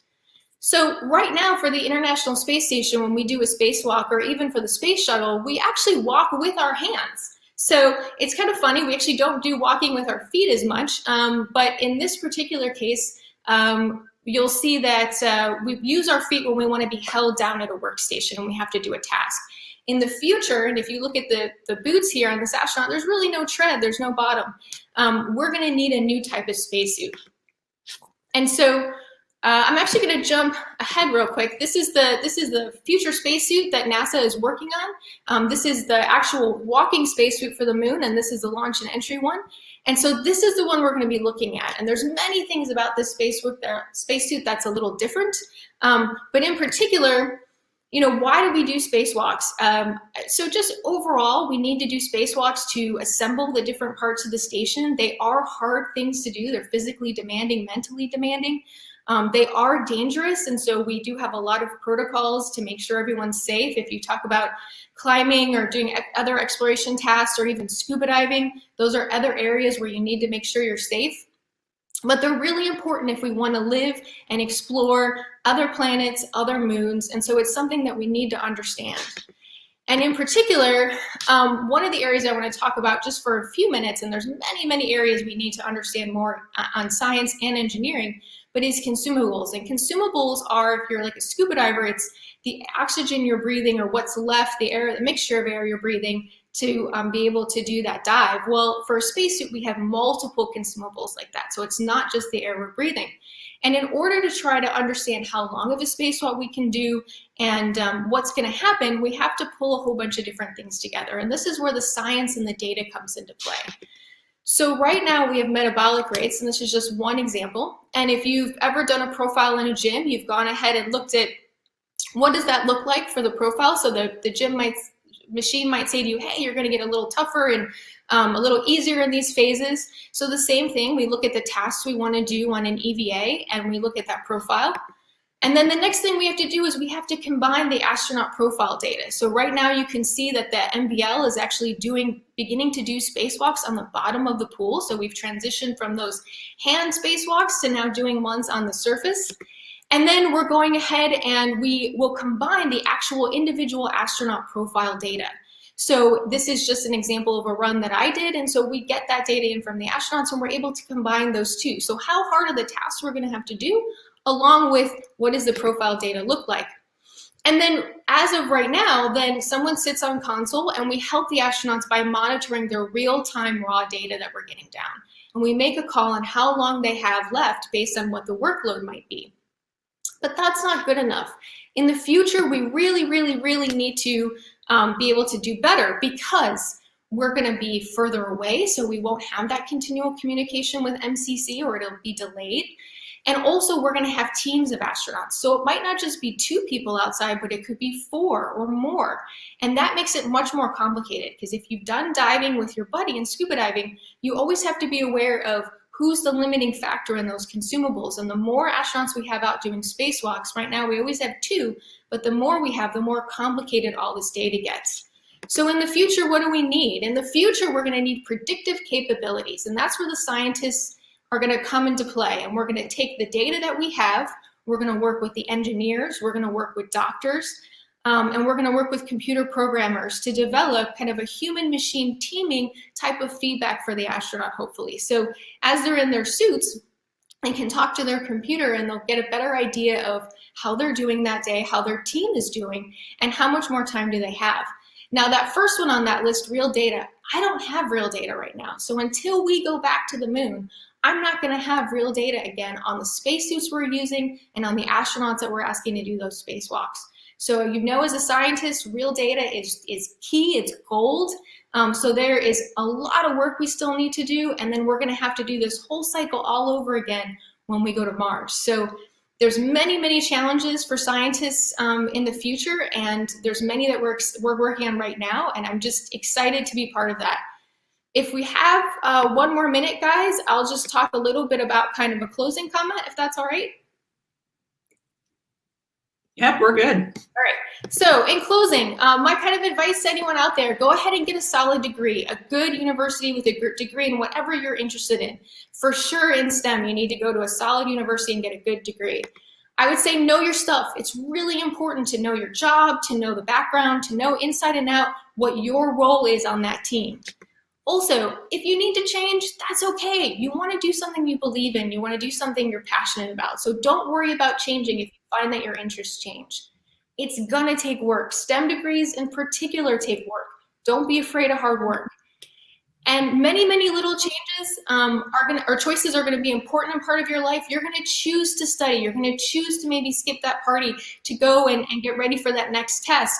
But at the end of the day, the world only kind of acknowledges those big ones. So don't worry if those little choices seem hard, because you'll get to those big accomplishments in the end. And I just want to say that there is a place for you in this world. We need you. You're going to make a difference in whatever you want to do. So don't feel like you're hidden or you're not listened to. We do need you. And thank you to IFTHEN, AAAS, Oceaneering, Dynetics. They allow me to do my job and talk to people like you all the time. And of course, thanks to NASA, especially for a lot of the amazing pictures I shared with you today. All right, that's the end. Sorry about going through that. I know it was really fast. No, you did an amazing job of condensing real rocket science into a short period. So wow, there's a lot to think about there about careers in STEM and how you can get involved into this world. I have lots of questions for you. We have a couple minutes, so I'm going to jump right into it. One, I really want to know, I heard there was only 5% of commercial pilots are female. So I'm guessing you've been in a lot of rooms, in a lot of lecture halls, in a lot of job interviews where you're the only woman. Can you explain that a bit? What is that like, and how have you overcome that? Well, I have to say that a lot of the teams and the coworkers and the other pilots that I fly with and work with, we're there because we're passionate about the thing we're there for. And that's kind of universal. So when you get in a room with people who are all really passionate about what they're doing, I don't want to say you don't see each other because there's diversity and there's challenges, but you get pulled in as a team because of that passion. That being said, I am a 99. I am part of an organization which is all women pilots, and I think it's important to support each other and be able to encourage each other. But in general, I think when you are passionate about something, it does make a difference. Great. Yeah, we can really see your passion shine through. And I know there's probably a lot of young people out there who would love to have a career like yours. So thanks for sharing those tips. It's really helpful. And I have a technical question about the spacesuits. And since we are talking about women blazing trails, is there a difference between female spacesuits, male spacesuits when you're talking about consumables? Is there a difference? There can be. So females tend to use less consumables just because of our body type. So, if you've ever dove with another scuba diver, like my husband, usually he's the limiting factor instead of me on the tank of air. However, there is a partnership in physical tasks. So, men can tend to be a little bit stronger in the suit. Although I will say that as a trainer, we encourage people to be trained work in the suit smarter, not harder. And so there are a lot of times where you can push your way through something, but that's not necessarily the better way, and you get tired easier. But yes, women tend to be a little bit better in consumables than men. Yeah. Really interesting. And so would you go to space? Can you tell us, are you on a path to getting to space? Would you go if you had the chance? And who's going next? Oh, I would absolutely go to space in a heartbeat. Yeah, for sure. I love exploring. I love physical, mental challenges. So I would definitely go to space if I had the opportunity to. The next people going, so right now we have not just Russian launches anymore, but we have SpaceX and we have Boeing coming up doing launches. So we have quite a few astronauts that are going to start launching to the space station.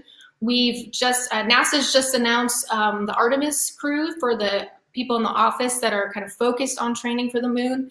However, those names will probably expand. And NASA's in the process of bringing in new astronauts as well. And ESA, I think, just announced they're going to bring in new astronauts too. So if you're interested, those are ongoing processes that you can apply to and be prepared for.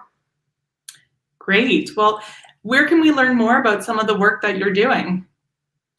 NASA.gov, absolutely. You can also go to the Dynetics website as well. And then I work for a company called Oceaneering, and we're still hiring. We're going to be looking to continue to hire as we move closer to the moon. And so please check if you're interested. Check. We're always posting jobs.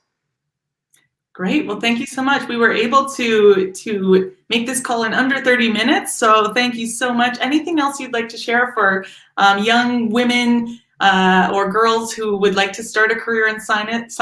Any final last words? I would just say, use the resources out there. You don't have to be limited by what you learn in school. Obviously do well in science and math, but there's lots of YouTube videos you can watch from education, NASA, universities, books you can read. My day I was reading a lot of books, but now there's so many resources out there. So learn as much as you can and just kind of soak it all in, because it all comes into play. Don't worry if you're watching something you don't understand all of it. As scientists, we have to watch and learn and hear words many times, concepts many times before we grasp them. So just kind of go out there and find your interest and learn about it. Well, thank you so much for joining us today and sharing your passion with space exploration. And we'll stay tuned to hopefully see you one day on the moon. Thank you. All right. Wasn't that wonderful? Up next, we are going to have a really exciting talk with going down to Costa Rica with Ana Maria Villada Rosales, who is at the Toucan Rescue Ranch. And we're still waiting for Ana Maria to join us. So for now, we will hang out and learn a little bit more about what she's doing. So I'll share her bio here. Ana is a wildlife veterinarian at the Toucan Rescue Ranch. She has a master's in conservation medicine from Mexico, and she has worked in zoological collections in Mexico along with rescue centers in Australia. She's worked with lots of animals there. She can share a lot about what it's going to be like to start a career in wildlife medicine or a career in conservation. She's going to be joining us live from Costa Rica, so we're still waiting to get that feed coming in live from the Toucan Rescue Ranch, where we hope she will share with us some of the animals going on there, what life is like down there. I know that she is joining us here, so we have her. I'm going to add her to the stream. Ana Maria, it's wonderful to see you. Nice to meet you. Oh, I'm so excited to be here. Wow, can you share a little bit where you're from? You're in Costa Rica. Are you in the rescue center? Yes, I'm actually at the clinic. I have some of the animals on my back, so it is a little bit noisy. Sorry about that. Some of them like to get into that. We have a baby parrot over here, and every time someone speaks, she starts screaming too. Oh, well, I'll keep quiet for her then. All right, well, I'll leave it to you to take away. We have half an hour here where we get to learn about what the wildlife is like in Costa Rica. So thank you for joining us. Thank you for having me. And I'm going to try to share the screen now. I think I'm better with animals than I am with computers. We had a bit of trouble with this with the last as well. Sometimes when you share a screen, you can go for the full screen. That might be easier to share your full screen there. Okay, I'll do that. Oh, yeah, I think we can feed here. Is it sharing? Yep, we can see it there. Wonderful. Awesome. Then I will start the presentation. I'm basically going to talk about the road to wildlife conservation, and I'm going to present myself again. I'm Ana Maria Villada Rosales. I'm the veterinary supervisor at Toucan Rescue Ranch. I have been a vet for 10 years, even though I don't look like it. I look really young. So I'm going to be sharing a little bit of my personal experience as an insight on how to get into conservation. And if someone can take something away from what I have gone through, it will be amazing. And I'm going to share also how to get in conservation, because I know it's a highly demanding and a highly demanding career, and there's a lot of competition. So to start with, I started studying in Universidad de Guadalajara. In Mexico, I started my veterinary medicine school over there with a major on wildlife medicine and a minor on livestock. I did volunteer on Zoológico de Guadalajara, which have an amazing conservation program over there, specifically in Mexican wolf that work in the United States. Then I did my professional practices in Escaret, who they have the most amazing reproduction program of cetaceans, specifically parrots and macaws. After that, I started working in private practices, and then I went to Universidad de Chiapas to do a wildlife management diploma. After there, I met some friends, and I decided to go to Playa del Carmen to work on a private zoo collection in Expujan. Over there, I was in charge of the preventive medicine program, and I was also in, part of the training program by positive reinforcement. So I did a lot of training over there. But eventually, I started investigating a little bit about conservation and other programs outside of zoological facilities, and I met with some of the most important people in conservation, and something I read over of Laurie Mertens, who works on the Cheetah Conservation Fund, which she said that health and prosperity of people and of all species are tied together. That resonated really strongly with me. So I decided that only being zoological facility was not enough. I wanted to do more. I wanted to do conservation, and that's when I went to Australia to a postgrad to study a master in conservation medicine. I did 2 field placements over there. One was in Betolga Bat Hospital with flying spectacle foxes, which they have an amazing reintroduction program, and they hope to receive almost 400 babies in one go. So they have a very, very amazing program. I'm very happy I managed to learn a little bit of how they do their self-introduction program over there. Then I studied at Perth Zoo. I did my field placement over there, and they have an amazing medical program, and they work on conservation programs all over the world. They even have working orangutans on Borneo. So I did take a little bit out of there of how they work in very big, amazing facilities and how they work on rescue centers. After that, I started an internship on Toucan Rescue Ranch in 2017. In 2018, I became the veterinarian over here, and later that year, I became the veterinarian supervisor. If you guys saw yesterday, Andrea was talking about our programs, our medical programs, which is really, really amazing. I hope you saw it, and you saw some of the baby sloths that we have over here. So I'm going to talk a little bit about Toucan Rescue Ranch. Toucan Rescue Ranch's mission is to rescue, rehab, and release Costa Rican wildlife. We have received so many different animals. I think the only animals we haven't received is tapirs. But we work with so many of all of these animals, and our main focus is to rehabilitate and put them back into the wild. We have several programs that we have been working with. I work with so many other people. We work here with biologists, education professionals, and we have one of the most amazing education programs. We have wildlife workshops. We do it online and on-site. We do a lot of community outreach, especially on our release site.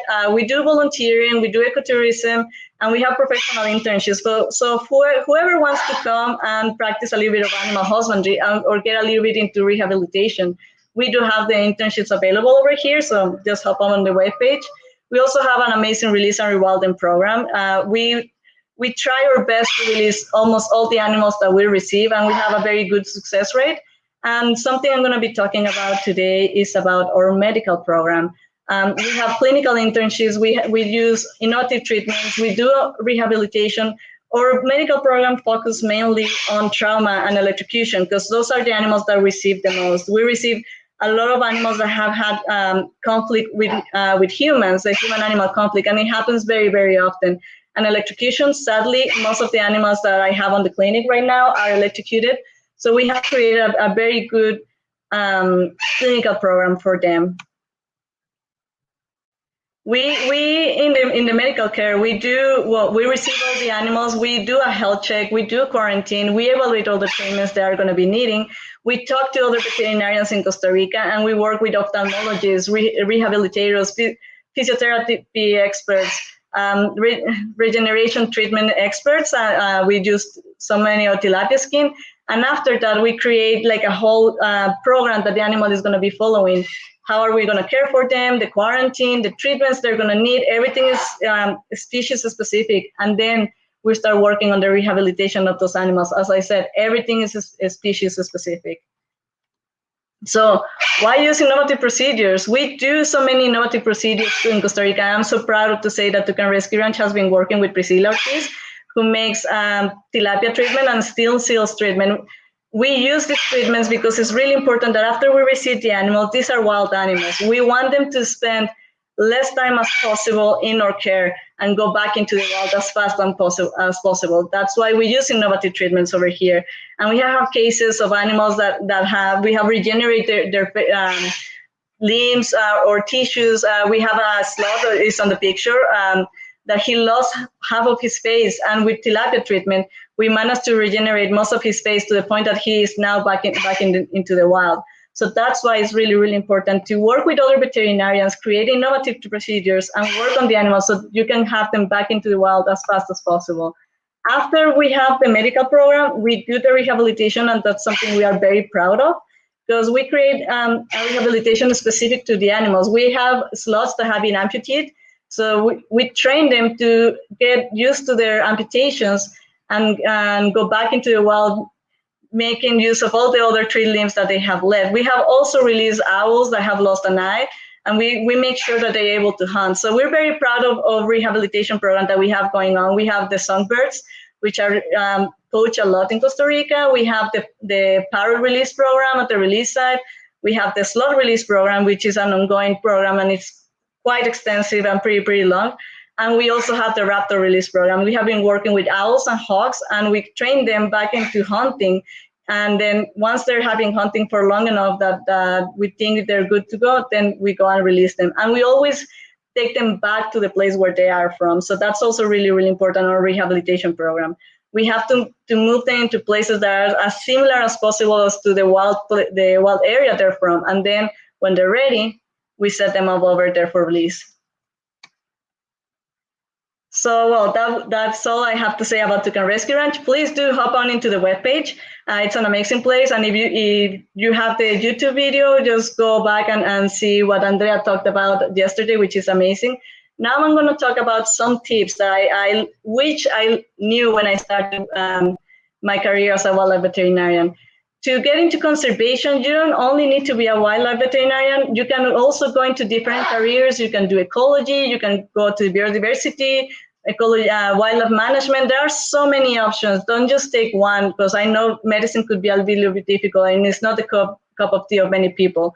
So just check out what careers are available. Go to a good university. As the previous speaker was saying, just find somewhere you want to study that is really, really good, and just study. My recommendation is to continue studying, never stop learning. If you have a degree, go for a master. If you have a master, go for a PhD.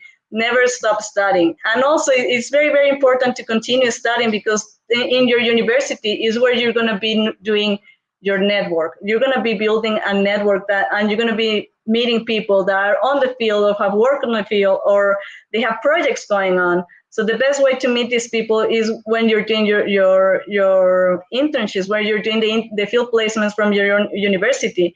And as I talked about previously about Toucan Rescue Ranch, networking is super, super important. We don't know everything.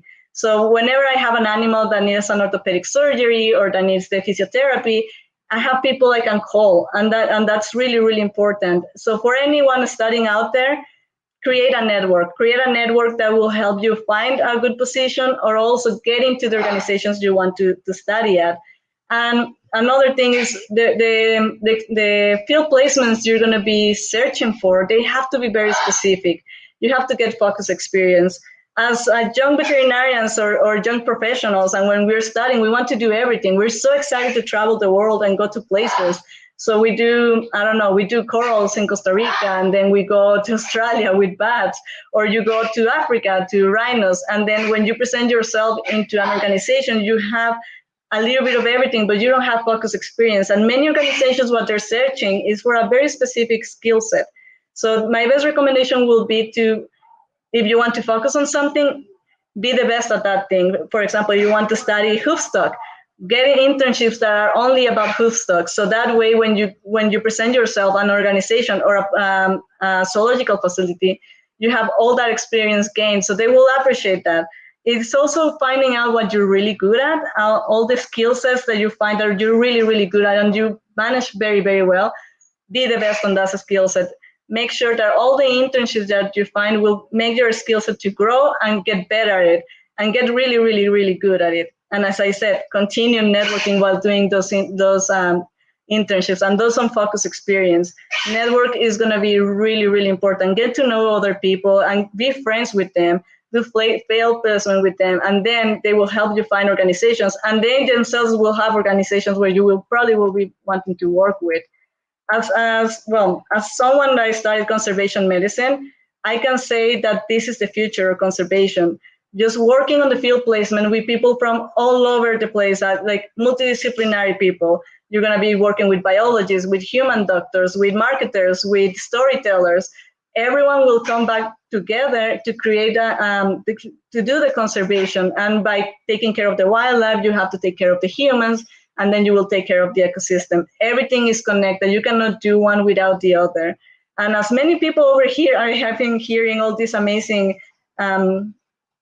speakers, they all talk about community, and community is really, really important, because if you have the needs covered for humans, then the humans will be willing to cover the needs of the wildlife. We at the same time will need to cover the needs of ecosystems. So basically, conservation medicine is just networking and working with people from all walks of life and just going together into conservation.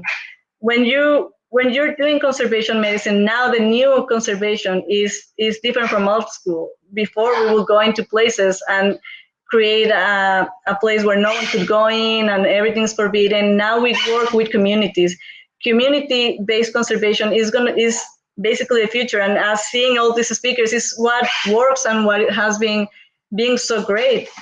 Going to the community, teaching them, educating them, making them part of your project is really, really important, because we have a release program here in Tucán Rescue Ranch, and it's the release program of site assets. We educate the community. We let them know we're releasing parrots, and let them know that, like, how the parrots are, what is illegal poaching, why are they not very good, they're not good pets. We educate these people, because if they're not part of our project, then we release the parrots and someone will come and grab them again.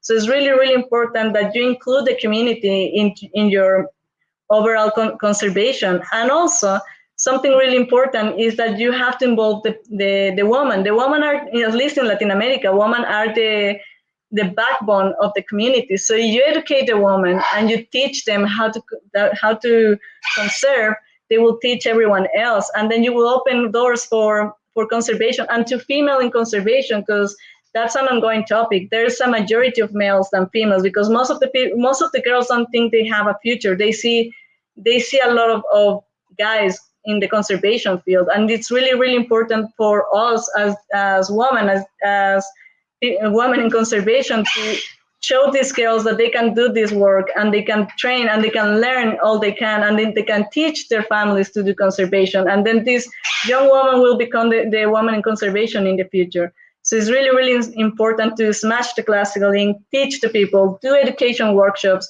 include the girls in the conversation, and just slowly change the gender difference. So with all that I have said, starting your career, how are you going to start your career? It's really important to know where you want to work. What are the grassroots organizations you want to find, the NGOs, the international organizations, the zoo conservation programs that are out there. You have to find what is passionate with you, what resonates. You will find an organization that resonates with your passion, and then with their mission and their vision, they will fit with what you want to do, and then go in there. Something really amazing about grassroots organizations like Tucán Rescue Ranch is that if you resonate with what they're doing and you grow into the position, you can make the position grow. Don't just stay with the clinic that we have over here. I've been tried to make the clinical program grow, to do a little bit more of conservation. That's something really amazing, that you're able to explore more ideas and make the organization grow with you. Also, with what happens also in international organizations is that they like to hire people on the inside. So if you're doing an internship and a volunteer over there inside, then it's more likely that you will get offered a position. So it's really, really important to start with all of these. Always, when you're studying, always start volunteering, start educating yourself, start getting experience, and grow on those organizations that are locally. Something I really, really forgot to say is that when you're studying, and it's something I wish someone had told me before, is that study where you want to work. As a wildlife veterinarian, it happens very often that if you're boarded in the United States, you're not boarded in Mexico. If you're bordered in Costa Rica, you're not bordered in South Africa. And so on. If you're bordered in China, you're not bordered in other places. So it's really, really important that you find what the area is that you want to work and study on the place. Do all your studying on the place you want to work, because that will fix a lot of problems trying to migrate from one country to another, especially on COVID times. But also it will put your foot on the place, because the best thing to get into somewhere is to start volunteering while you're studying. You get education and you get experience. So that is really, really important. And that's what I wish someone told me when I was starting to study. Do internships, do volunteering, do education. Well, educate yourself and get all the experience you can, but get it focused. Get what you're very good at and become the best at it. And just follow your passion. The good thing about these times is that everything can be found.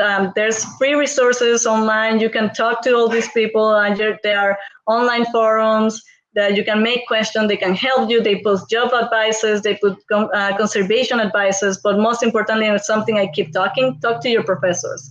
Your professors in the university or where you're studying, they are the ones in the field, or they're the ones that open up the field, or they know projects because some of their students are already doing this stuff. So your professors will be your best option to find all those conservation places and start working as a wildlife medicine person or as a conservation person. Granted, well, that will be all for me. I hope I didn't go a little bit too fast. Thank you so much. And here are my Instagram, my LinkedIn, and my email. So let's connect. Let's network. Let's help each other, and let's lift each other into the conservation medicine position. Yes. Wow. Thank you so much. I'm going to leave that slide up there. Okay, great. Anna, wow. Thank you so much for sharing those tips. It's really daunting to start a career in conservation, and it's really helpful to hear, perseverance. The longer you stay at it, the more people you get to know, build your network. And those are some amazing tips to one day be in a room like where you are right now. Can you walk us through a little bit of who we have joining behind you and their stories? Well, I have over here this macaw. She was sadly illegally poached. She was someone's pet. So now she's doing here a quarantine. We cannot put her back into the wild because she doesn't know how to be wild. So we're gonna have her here on the sanctuary. On the other side, I have a small parrot in the pink basket. She was also illegally poached. It was a pet, and the owner saw that she had a malformation on the legs and decided that she didn't want it anymore and abandoned her on a clinic. And on the far away on the kennels that you guys can see over there, I have 1, 2, 3, 4, 5, 6 sloths. No, 5 sloths. Sorry about the counting. 5 sloths from whom 4 of them have been electrocuted, and they go from very severe injuries to mild injuries.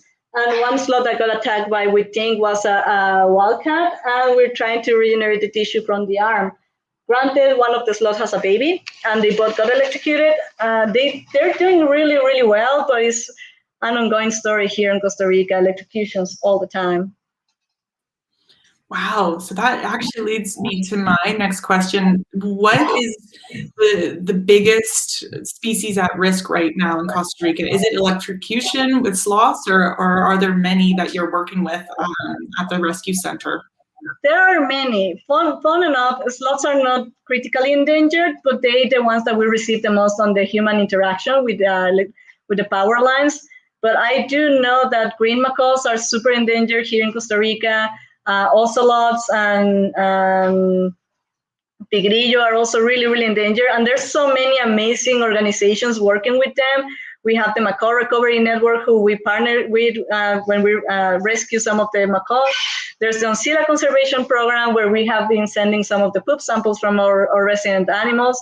There's so many that are really endangered. There's also the tapirs. So yeah, there's a lot going on here in Costa Rica. Yeah.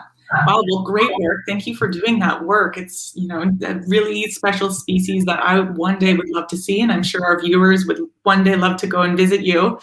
I'm going to take it here to the chat. We have a lot of emojis coming on in, a lot of hands clapping and way to goes. And I'll bring up one question here from Liz. do you suggest a veterinary qualification if you want to get into wildlife rehabilitation? Depending what you want to focus. If you want to focus on the medical part, yes, veterinary qualification is the best. If you want to focus on the rehab and the husbandry, you can totally go into zoology, you can go into wildlife management. So it depends on what you want to do exactly. If you want to focus on the medical programs of the wildlife rehabilitation, yes. But if you want to focus on wildlife rehabilitation, you can go into zoology and many other careers that focus on wildlife but not necessarily on the medical part of wildlife. Great. Now I have a question. Oh, I'm gonna bring a baby. Okay, I would love to see a baby. Wow, how special. We get to actually meet these animals virtually and live. We're at the Women's Blades Trails Festival. This is a treat-out sloth. Her name is Muffin. I need to do an examination on her, listen to her lungs, see how she's eating, to her mouth. So this is some of the babies we do receive. Muffin was run over by a car. So mom died and she's the survivor, but she's doing pretty good. Hi. If you guys want to see a little bit more of them. Here we use a lot of this. We try to use buckets as much as possible because we don't want to be over-handling the sloths. So we transport them on buckets, we feed them on the buckets, and we move them into their training schools that you saw with Andrea yesterday, where they learn how to climb up around, and then we move them slowly into trees, and then we go on from there. It really looks like she wants to grab onto you and say hello. She does, but we shouldn't allow her to do that. I think she's a little bit hungry. They get really nervous when they go into the clinic because we do stuff they don't like for them, like putting like the stethoscope on them and taking poop samples, but it's necessary to make sure that they're healthy. And how old is this baby sloth? She's around 3 to 4 months. I think she's reaching the 5 months. She's growing really fast, so we're gonna have to move her into a bigger structure in the future. And we expect she's going to do well, right? She's going to be okay? Yeah, we hope to release her as soon as possible. I mean, we already sent other 2 treat-outs into the release site, and they're getting trained on getting released. So hopefully she will follow on the steps of those 2 guys. I'm going to put her over here so that she doesn't climb over me. I'll be with you in a second. Wow, that was so exciting. I've never seen a sloth live like that. Wow, thank you so much for sharing her with us. Is there anything that you can advise all of our viewers how to get involved, what they can do to support your work and conservation efforts in Costa Rica and beyond? Well, we have an amazing webpage and we have the Instagram. Go to Instagram, follow us over there. We have so many donations that we do online. Come visit us whenever you are out of the COVID. Please do support us. Do virtual tours with us. Well, we have an amazing team of marketers, and they make sure that we have a lot of going on online. So just go into our webpage and follow what we're doing. We have LinkedIn, we have Instagram, we have Twitter, and the webpage where you will find all the information you want is over there to Can Rescue Ranch. So please do come and support us. And yeah, follow us on Instagram so you can see what we're doing, what we're currently working on. Wow, very cool, very cool. And before we go, we have a couple more minutes for a question. I want to know, how is COVID impacting you and the work that you're doing, and are the animals impacted by COVID? Have you seen that with any of the animals that you work with? Well, we haven't had reports in Costa Rica of animals getting COVID, but it really did affect us like negatively. We lost so many of the tourists. We do survive on ecotourism and the education program, and we have to halt everything because we had no people in the schools. Tourists were not coming, and the locals were also on lockdown. So we did have a very difficult year, and we just slowly opening up again. But it was a little bit difficult. We kept receiving animals because accidents kept happening, and the animals still needed attention. So it was really difficult to work with just a very small amount of money and a very small amount of donations, and still working for the animals. So it really did affect us. So if you can support us online, that would be amazing. Yeah, great. So we're gonna have that up here again, the Twitter, Instagram, and check them out online. Any final thoughts? Thanks so much for sharing all of your career advice and the advice for young women out there who want to break that glass ceiling in the conservation world. Any final tips for any of our young explorers watching right now? Well, stay passionate. If you really want to do this, stay passionate. Be resilient. It's going to be difficult. Many people is going to tell you no, but still go on and try your best. Educate yourself. Follow as many education programs as you can, and start volunteering on your community. Your community is the best option to start conservation. There are conservation efforts all throughout the world. So thank you so much for joining us today. And hopefully one day we'll make it down to the Toucan Rescue Ranch. Yeah, we'll be happy to have you here. Great. All right. Take care and take care of those adorable baby sloths for us. I will. Thank you so much for having me. Bye-bye. Okay, wasn't that amazing? Baby sloths. I've never seen a baby sloth before, and we got to see it live. Right now, we are about to go live on the Explorers Club's Facebook page as well, because I have the pleasure of handing over hosting to my good friend and fellow explorer, Lizzie Rosenberger. Lizzie is an Explorers Club member, a conservationist, and an environmental educator. She has led expeditions to Iceland, to Alaska, to Hawaii, to Belize, Fiji, Botswana, New Zealand. Lizzie and I have also blazed some trails together. We have traveled by pack raft down the Mekong River in Cambodia to search for a turtle species that the world thought was extinct. Lizzie, I'm sure, can tell you a little bit more about that because we actually have a guest speaker coming up who is also studying turtles. Lizzie and I connected live from Angkor Wat together, so she has connected back with tons of classrooms with Exploring by the Seat of Your Pants. And Lizzie, I'm going to bring you in. It's too bad we're not on expedition together. I know. Hi, Brianna. It's great to see you. I wish we were rafting down a river. I know. It's been a fun 3 days hosting all these incredible women. Yeah, I've been tuning in, and I'm hoping some of my students are also tuning in. We have Exploring by the Seat of Your Pants and Reach the World in my classrooms, as well as a science teacher, and it's so inspiring to see all these wonderful women who are presenting today and throughout the year, all the explorers and adventurers and scientists that come live through the internet. Mm-hmm. So I'm going to take us live here on the Explorers Club feed because this is a very special event. Now, we are going live on the Explorers Club channel as part of the Women Blaze Trail Festival hosted by Exploring by the Seat of Your Pants and in partnership with the Explorers Club to celebrate women in science and 40 years of women of the Explorers Club. Now we have an amazing speaker and Explorers Club member coming up, so I'm going to hand it over to you, Lizzie. Great to see you. Have fun, and we'll chat soon. Great. Thanks, Brianna. So hello, everyone. As Brianna mentioned, we have an amazing speaker coming up next, Callie Wielenturp, and we are going now deep into the oceans. Maybe not so deep. Callie will tell us how far we're going to go down there.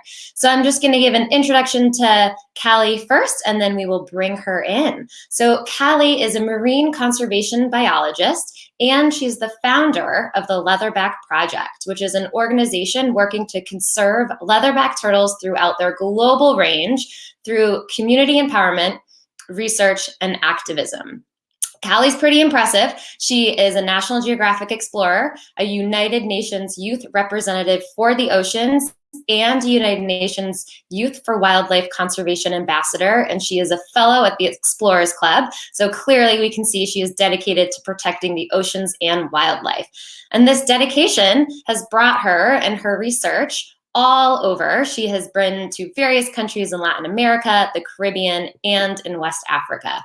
So today we're going to hear from Callie about the East Pacific leatherback sea turtles and her work combating their extinction. So I'm excited to welcome you, Callie. I'm going to bring you on in. Hello, welcome to the festival. We're so thrilled to have you. Oh, thank you so much for having me. Thank you for that intro. And I'm just so excited to be here. Absolutely. So I'll let you take it away from here if you want to share your screen. All right. Let me just share my screen really quickly. Okay. Can you see that okay? Let me pull it in for us. Yes, beautiful. Okay. So thank you for the invitation to be here, sharing the space with so many inspiring women in science, conservation, and exploration. Looking up to impactful women in the field has undoubtedly steered me along my winding path, and I have such respect for those indomitable women that have opened many of the doors in science and exploration that I know I have simply been able to step through today. So today, I want to share with you the plight of the East Pacific leatherback sea turtle and my efforts, along with those of conservationists throughout the East Pacific, to prevent their extirpation or local extinction. One of the things I love about working with leatherbacks is that they are a flagship species, which basically means that they can act as an ambassador for conservation of the ocean ecosystem as a whole. By studying them and the threats facing their survival, we can open the doors to conversations about some of the greatest threats facing our oceans today, including climate change, pollution, habitat destruction, overfishing, and fisheries bycatch. So to start, I want to share a bit about leatherbacks and why they're so cool and how they play an important role in ocean ecosystems. So leatherbacks, as their name implies, have a soft shell. They are part and the only surviving member of an ancient family of sea turtles called Dermochelidae, or skin-shelled turtles. Leatherbacks are the largest turtle in the world, and they can weigh up to 932 kilograms, or about 2,050 pounds. The largest individual ever found was about 10 feet long, but typically they average between 6 and 7 feet long, which is about 1.8 and 2.2 meters. Leatherbacks have the widest distribution of any reptile on the planet, and this is both geographical and thermal. Leatherbacks are the only species of sea turtle that can withstand non-tropic water temperatures. Most sea turtles, you see, they're ectotherms, which means that their body temperature is regulated by that of the environment. Leatherbacks, on the other hand, have been termed gigantotherms. Gigantothermy is a life history characteristic found in large animals like panda and polar bears, and thought to be a characteristic of the dinosaurs. Gigantothermy presents itself as a close arrangement of arteries and veins within the extremities, which allows for heat to be conserved on deep dives or at low or high latitudes.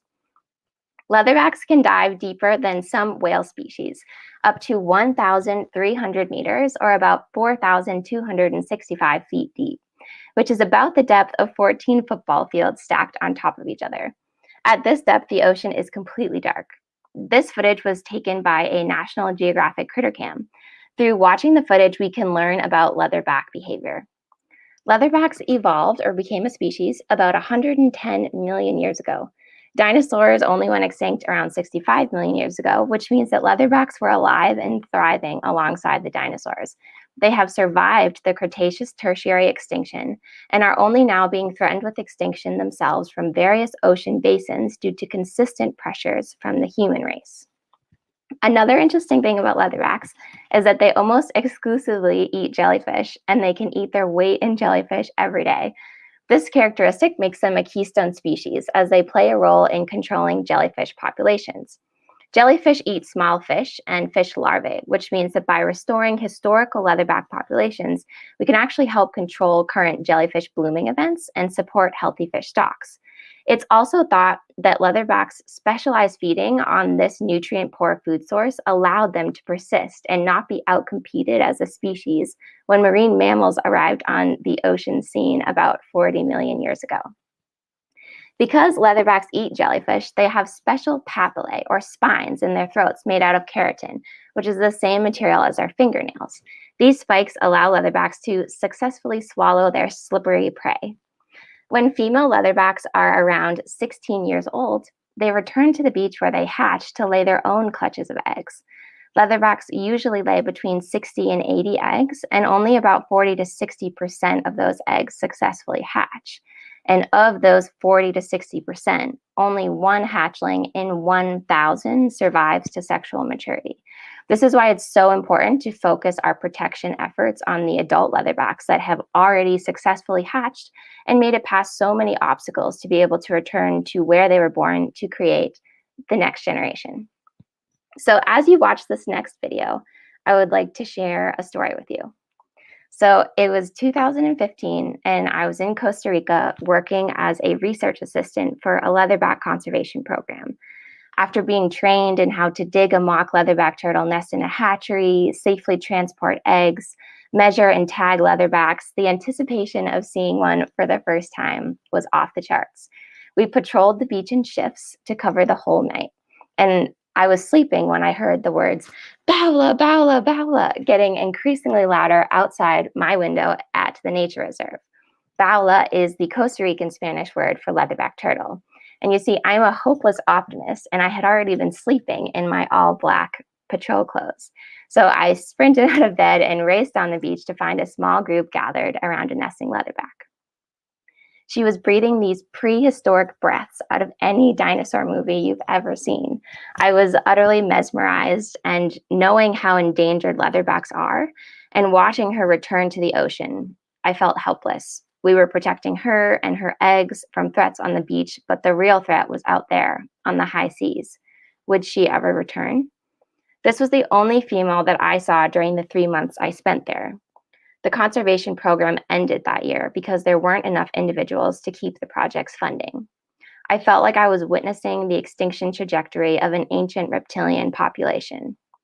A fire was lit within me that day, and I wanted to tackle that helpless feeling by taking targeted actions to try to conserve the species.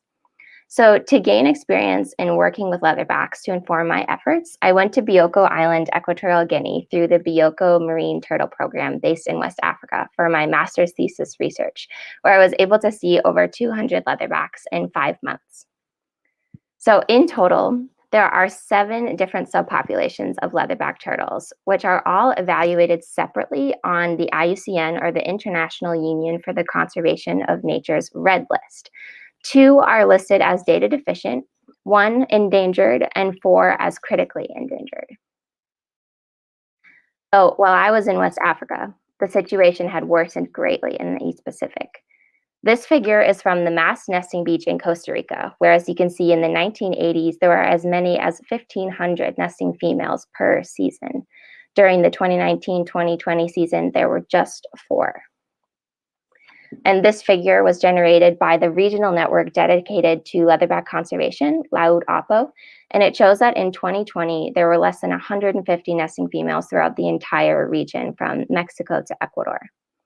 We've been protecting the major nesting beaches for decades now, and this decline persists, and we know why. Fisheries bycatch. Leatherbacks can only hold their breath for around 80 minutes, and gill nets can be set for 24 hours or more in many parts of Latin America. A paper with this figure came out in 2018, and it's been influential in my career. These data were collected via fishermen surveys. Each circle in the figure represents a fishing port in Ecuador on the left, Peru in the center, and Chile on the right. The size of the circle represents the approximate number of turtles that were caught per year as bycatch in gillnet fisheries.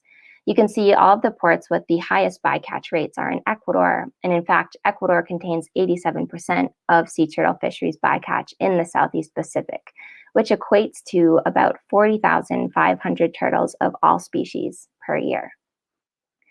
I started investigating further into Ecuador, and the photos that I was able to accumulate through the collaboration with the Ministry of the Environment were astounding. As many as 12 leatherbacks were washing up on Ecuador shores per year, which was more than were nesting at the Costa Rican mass nesting beach at the time. It was clear that the fate of East Pacific leatherbacks would be sealed within the next 5 to 10 years. I finally knew exactly where energy needed to be focused and what I wanted to do about it. So a year and a half ago in 2019, I started the Leatherback Project. The 4 pillars of our organization are outreach, conservation, research, and advocacy. So I got on a plane to Ecuador, not knowing more than a few people and not really sure where this path would lead. I learned that the key to starting from square one on the ground in a new country is talking to everyone you possibly can about the mission. So I spoke to the guy next to me on the bus, the waitresses, the person selling patacones on the side of the road, hostel receptionists, etc. Until in just a couple weeks, I had found a network of individuals that helped me secure a meeting with the National Fisheries Institute of Ecuador. So what I needed to talk about in this meeting was the state of the leatherback population in the East Pacific and the two main ways that leatherback mortality can be reduced, and of course, why they should care. So the first way is through decreasing the frequency of entanglement in fishing gear, which is kind of intuitive. And one way that we can do this is to use bycatch reduction technology. The key to successful bycatch reduction technology is finding creative ways to exploit the differences in sensory capabilities between the target fish species and non-target species, which are often endangered. Green LED lights have been shown to decrease bycatch of sea turtles from anywhere from 40 to 81% without significantly affecting target fish catch. And a new study came out just a few months ago that observed a 93% decrease in sea turtle bycatch with the use of purple LED lights. Sea turtles can see green light as we can, but bony fish species can't, so their behavior is unaffected. Studies have also shown that LED lights can decrease the bycatch of marine mammals and seabirds. So the second way to decrease leatherback mortality is by increasing the survivorship of individuals that do happen to become entangled. So oftentimes what happens is that turtles that don't drown in the nets are killed, as they can be viewed as pests for creating large holes in fishing nets. In this photo, the cracks in the turtle skull can be seen. This species provides a great ecosystem service, and it actually supports healthy fisheries. So it's so important to start conversations about this ecosystem service in fishing communities to show that leatherbacks are an aid to the fishing industry when they're alive. So in the meeting where I proposed a light trials project to combat fisheries bycatch, there was certainly interest and it went really well, but there were some major concerns raised. One was a distrust in the survey data collected by that fisherman survey study. One point raised was that fishermen could really say anything they wanted. It doesn't mean that there are actually that many turtles being caught per year. They said that to invest more time and money in the problem, they would really need to see more evidence. So I said, okay, you need more evidence? You'll have more evidence. So as I started talking about the issue and potential solutions in different communities and universities, the Leatherback Project team organically grew. And now we make up more than 25 students, along with local biologists, volunteer veterinarians, and fishermen. Through these discussions, we learned that decreasing bycatch of sea turtles and marine mammals would be hugely helpful for the fishing community. These large species continually rip holes in nets that can be very timely and expensive to repair. And large species can also drag nets great distances from where they were originally set, which can cause fishermen to lose nets altogether or expend lots of extra gasoline and funds trying to search for them. Nets that are consistently moving due to large thrashing animals, they also catch less fish. So these were insights that I didn't have before arriving in Ecuador, and I was just so excited and relieved that decreasing bycatch was a mutual goal. So we continually conduct surveys with fishermen to better understand endangered species habitat use, cultural ecological knowledge, perspectives on conservation, interest in participation in bycatch reduction technologies, and ideas for making a positive impact for endangered species and fishing communities. We are also monitoring over 30 kilometers of Ecuador's coastline to document stranding events of sea turtles and evidence of fisheries interactions. This activity only started weekly in September 2020, and we have already documented over 200 individuals of threatened and endangered species, including cetaceans, sharks, seabirds, and sea turtles. A couple of the stranded turtles we found were still alive, so we were able to work with local rehabilitation facilities to get them the care that they needed before releasing them back into the wild. So now to show some happier photos. Another part of the survey in collaboration with fishermen is to document bycatch and release events. So this is more evidence that we can use to show that bycatch is a serious issue, and also a way that we can create a community of fishermen that are excited to be partaking in the safeguarding of this important species. From these videos, you can also see the painstaking effort it is to try to untangle thrashing turtles using knives on choppy seas. So we are also looking into providing products like sea snips that are titanium scissors with one flat end made specifically for freeing marine life from entanglement. Unfortunately, not all turtles that are released alive will survive. So as you can see here, this turtle likely is partially drowned or just utterly exhausted from the struggle of being entangled.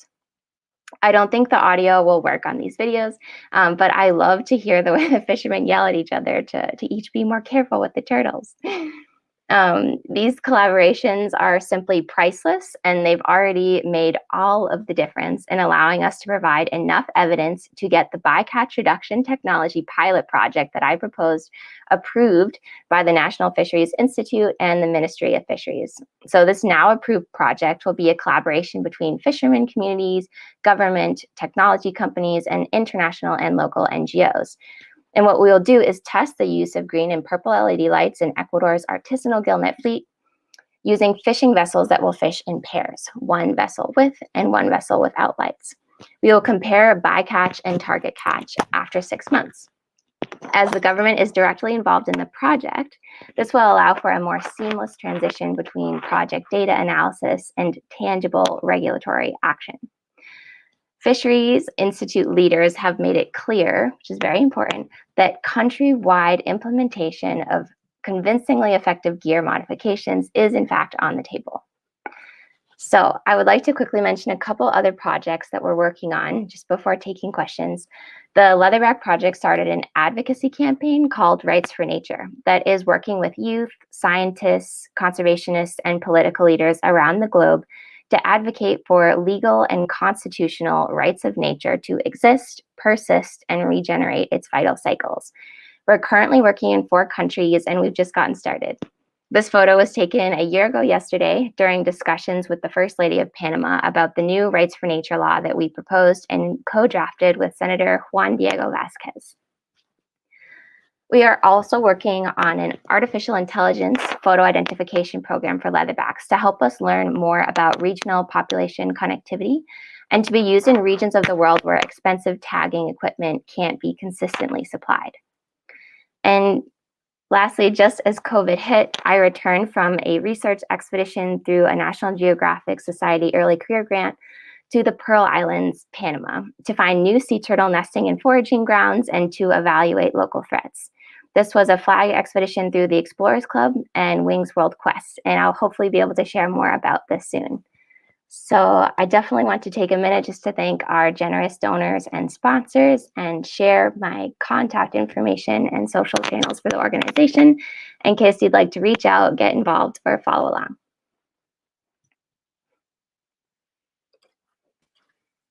Amazing. We'll leave this up for just a second, Callie, so that people can still see your contacts, and I can put your Twitter and Instagram up as well for us. That was so fantastic. And as always, I learn so much when I hear you speak and how passionate you are.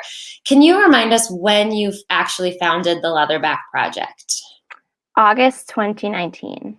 So that was not that long ago. And if you think about all the success and all of the accomplishments you've already had within the project, I think it's just absolutely amazing. So I want to congratulate you first on that. And it's so exciting that the progress that you've been able to make, especially in Ecuador, seeing some of those graphs, and that you're already have underway the first project for a 6-month project. So we're excited to see where that leads us.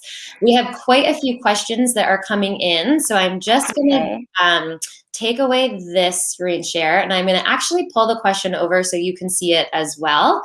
So our first question is about the LED lights. So can the green LED lights affect nesting behaviors in leatherbacks and or other marine turtles? That's a good question. So the green LED lights will actually be placed on the gill nets, which is where the lights will be interacting with the turtles during their foraging behavior, so in their foraging grounds. And usually the nesting grounds are in different parts of the same ocean basin.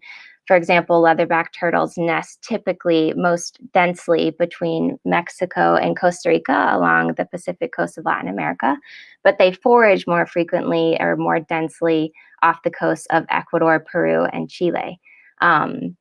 So the nesting turtles, in essence, what I'm trying to say, wouldn't necessarily be interacting or seeing these green lights that will be on the nets. But an important thing to think about when we work with nesting turtles is that their wavelength, the visual spectrum of light that they see is a little bit different than ours. And as we all know, white light can really affect night vision. So when we're working with sea turtles, we usually use red light only on our headlamps. And this wavelength of light is just barely visible to them and allows us to work with them without bothering them and disturbing their nesting process as little as possible. Wonderful. And there's another question that is along the same lines as the nesting lights, having to do with the urban lights. So are there any street lights along where they do nest, not where they forage, obviously, in the ocean, but along the shores where they nest? Are there any urban street lights that are that kind of white light that are affecting their nesting patterns? And is that something that might be needed to be looked at in the future?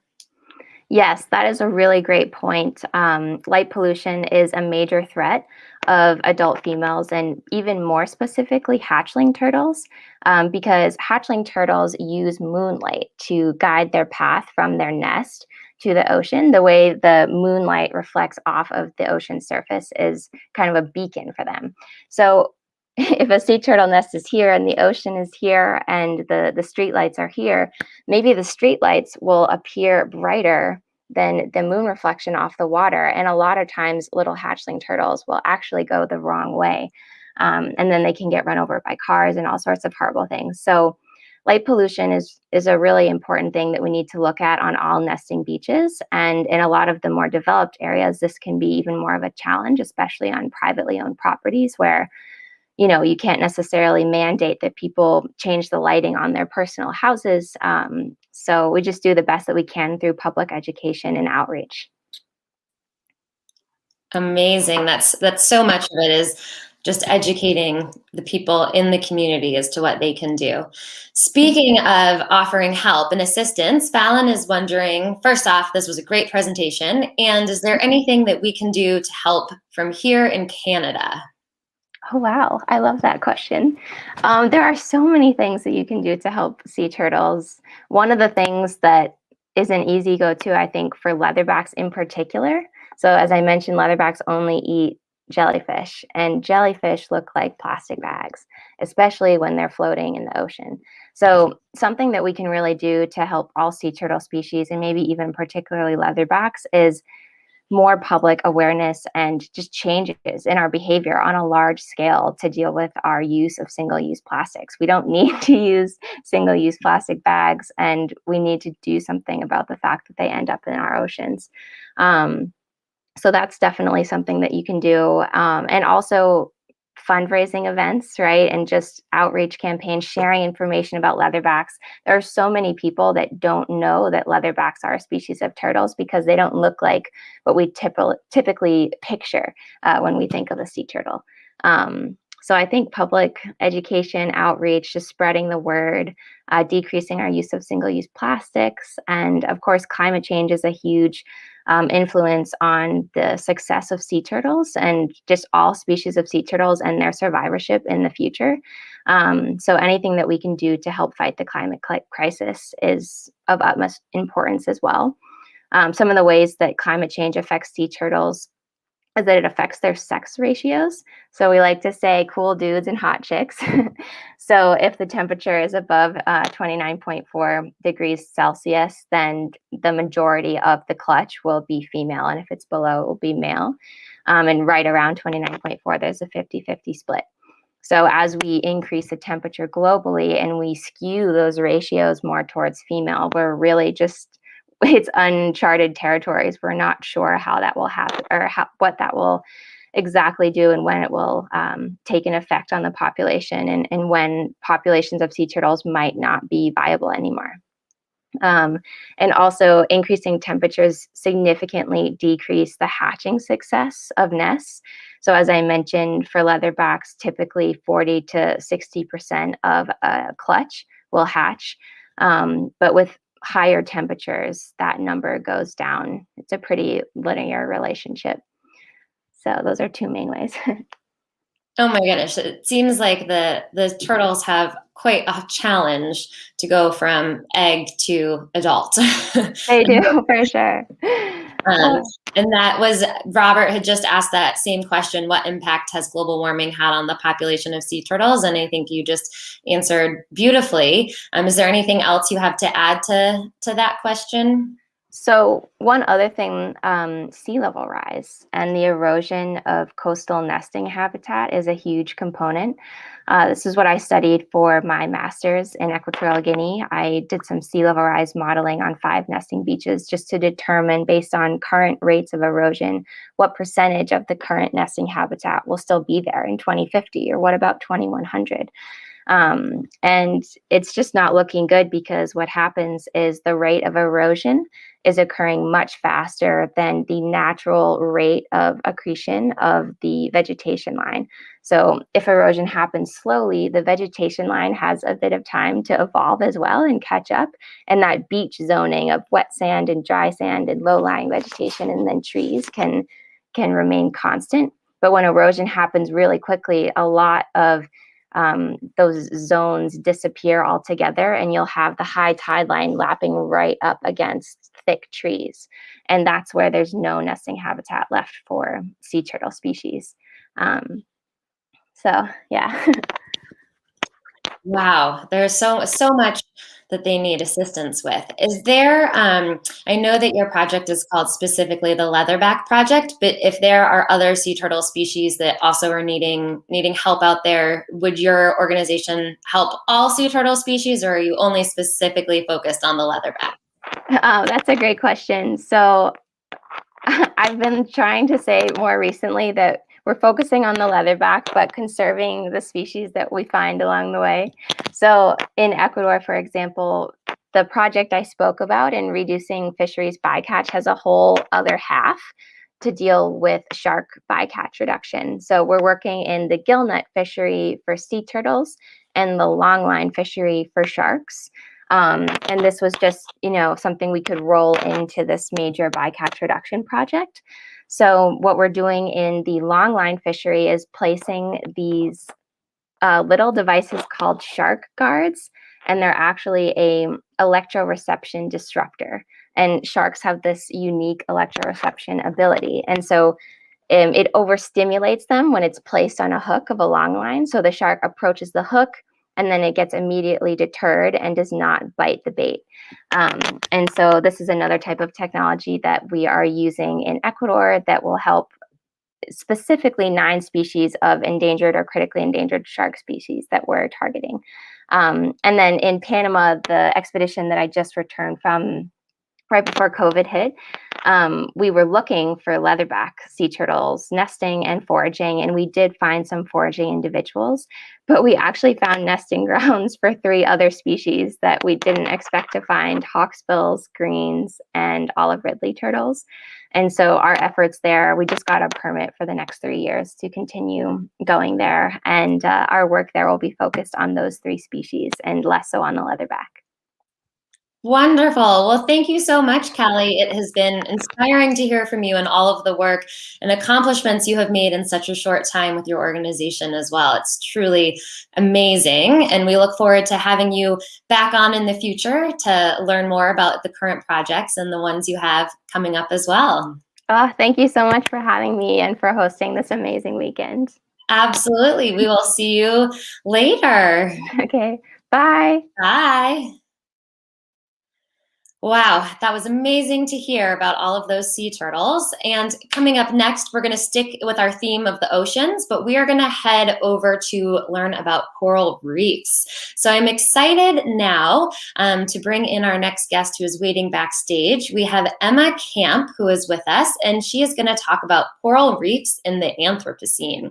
So a quick introduction to Emma. She is a marine biogeochemist at the University of Technology in Sydney, where she researches and advocates for the world's marine life under threat from environmental and climate change. Emma is also very distinguished. She is a United Nations Young Leader for the Sustainable Development Goals, a National Geographic Explorer, a 2019 Rolex Associate Laureate, and recently she was named a 2020 Time Magazine Next Generation Leader. Emma is one of the founders of the Coral Nurture Program on the Great Barrier Reef, which is a unique program that involves scientists and tour operators to enhance reef biodiversity and promote the stewardship of the site. So along with all of her research that Emma conducts, she is also passionate about and a champion for introducing and retaining women and girls in STEAM, which again is science, technology, engineering, and mathematics. And she recently was also named as an inaugural Australian Academy of Sciences STEM Women's Game Changer. So without further ado, I'm thrilled and excited to bring on board with us Emma. Welcome to Women Blaze Trails, Emma. Hi, well, good morning for me. It's early here in Australia, and it's great to speak with you. Yes, well, we're excited to have you, and I will let you take it away from here and then pop back on for some questions at the end. Awesome, great, thank you. And I should say, so I'm actually on a field trip at the moment, so we're finally been able to get up to the reef. With COVID, that hasn't been possible, so it's very exciting. But it's a special field trip for me because it's the first one since becoming a mum. So I have a 7-month-old baby who's kind of a few arm stretches away from me. So my husband's doing a really good job of keeping him quiet, but he may make an appearance. So we would welcome to see him. Thank you. All right. Well, I will get started. Let me just share my screen. Great. Okay. All right. Can everyone see that okay, Lizzie? Yep, we are all great. Good. Awesome. So, I'm like super excited to talk with everyone today, and kind of was trying to think what I wanted to talk about, and decided that really all of my research fits around this idea of corals in the Anthropocene. So really that's kind of the period of change where humans are impacting coral reefs. But before doing that, I wanted to kind of give a bit of context about myself, especially growing up in England where there aren't tropical coral reefs. People always ask me how I ended up doing the job that I do. So at the far left there, you'll see kind of a young Emma, and that was when I was about 9 years old. And that was the first time I saw a coral reef. And I was really lucky that my parents took me on holiday and I got to see a coral reef, and I was amazed. It was like this underwater city, fascinated, loved it. Always a passion, but honestly didn't know what a marine biologist was, and didn't really think that I could ever really get a job doing science or research, as I didn't know it existed. And that's something is really important to me, is that I feel that you can't be what you can't see. And so that's why a lot of what I'm really passionate about is kind of communicating not only the threats to our reefs and the research and what we can do as individuals to try and help them, but actually communicating to people what I do, and to try and, as you mentioned, Lizzie, earlier, try and really get more women and girls into science.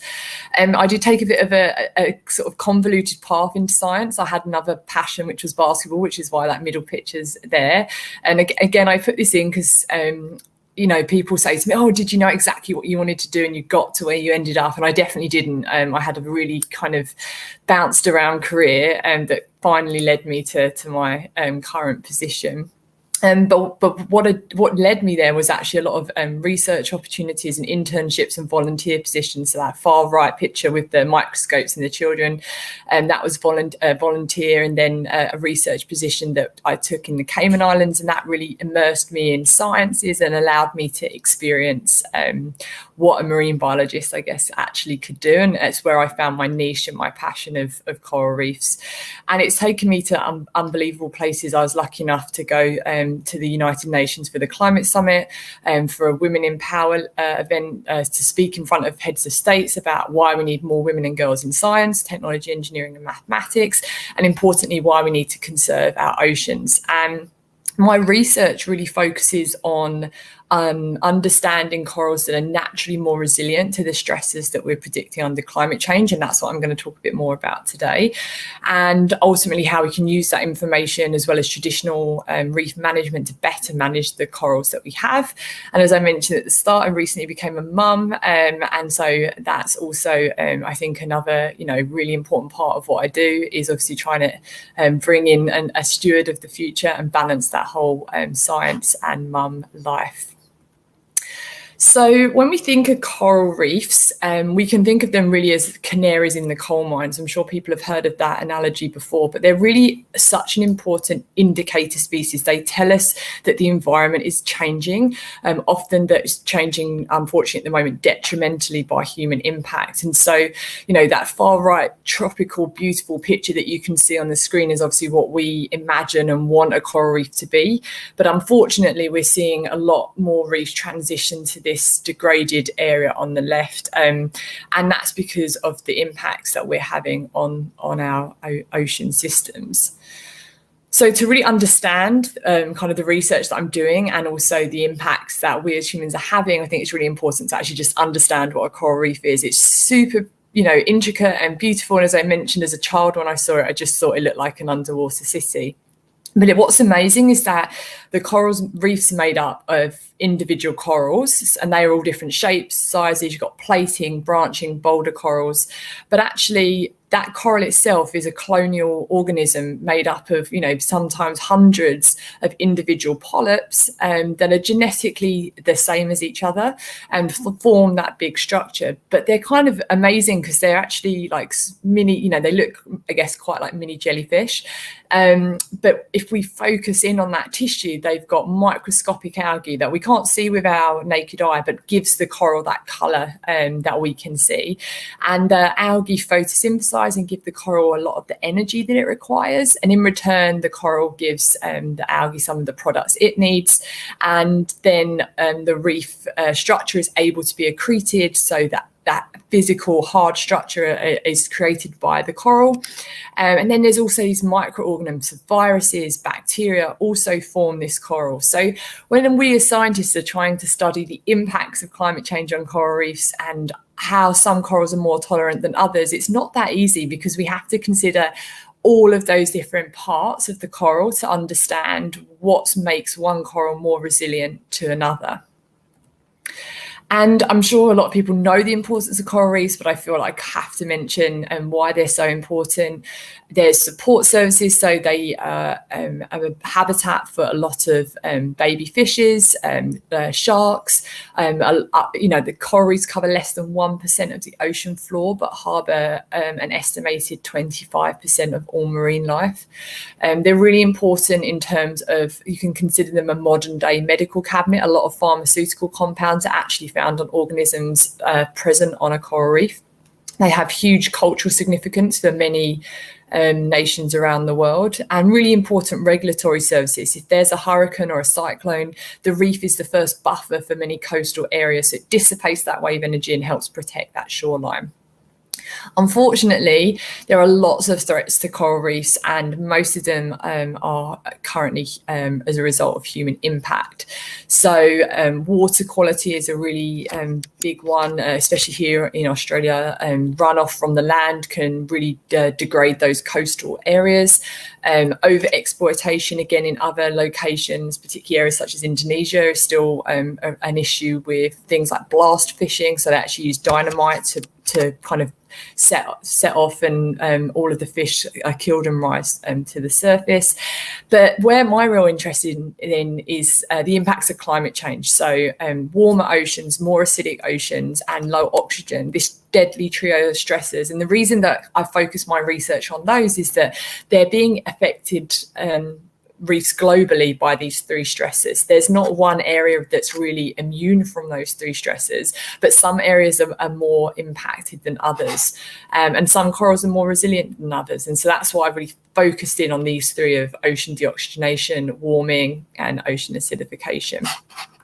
So when we think of ocean warming, everyone sometimes says, I've heard it so many times, oh, but the ocean or the environment, there's natural fluctuations. There is natural fluctuations. But if we look at this time series that you can see at the moment globally for all of the countries, we can see that the anomalies above the average temperature that's experienced is intensifying. We can see that this more reds and oranges coming up on this schematic. And what that's showing is that globally, although there are fluctuations, up to 2016, we are seeing, between 1 to 1.5 degree, warming, which is where we're heading, and obviously what we've been desperately trying to avoid.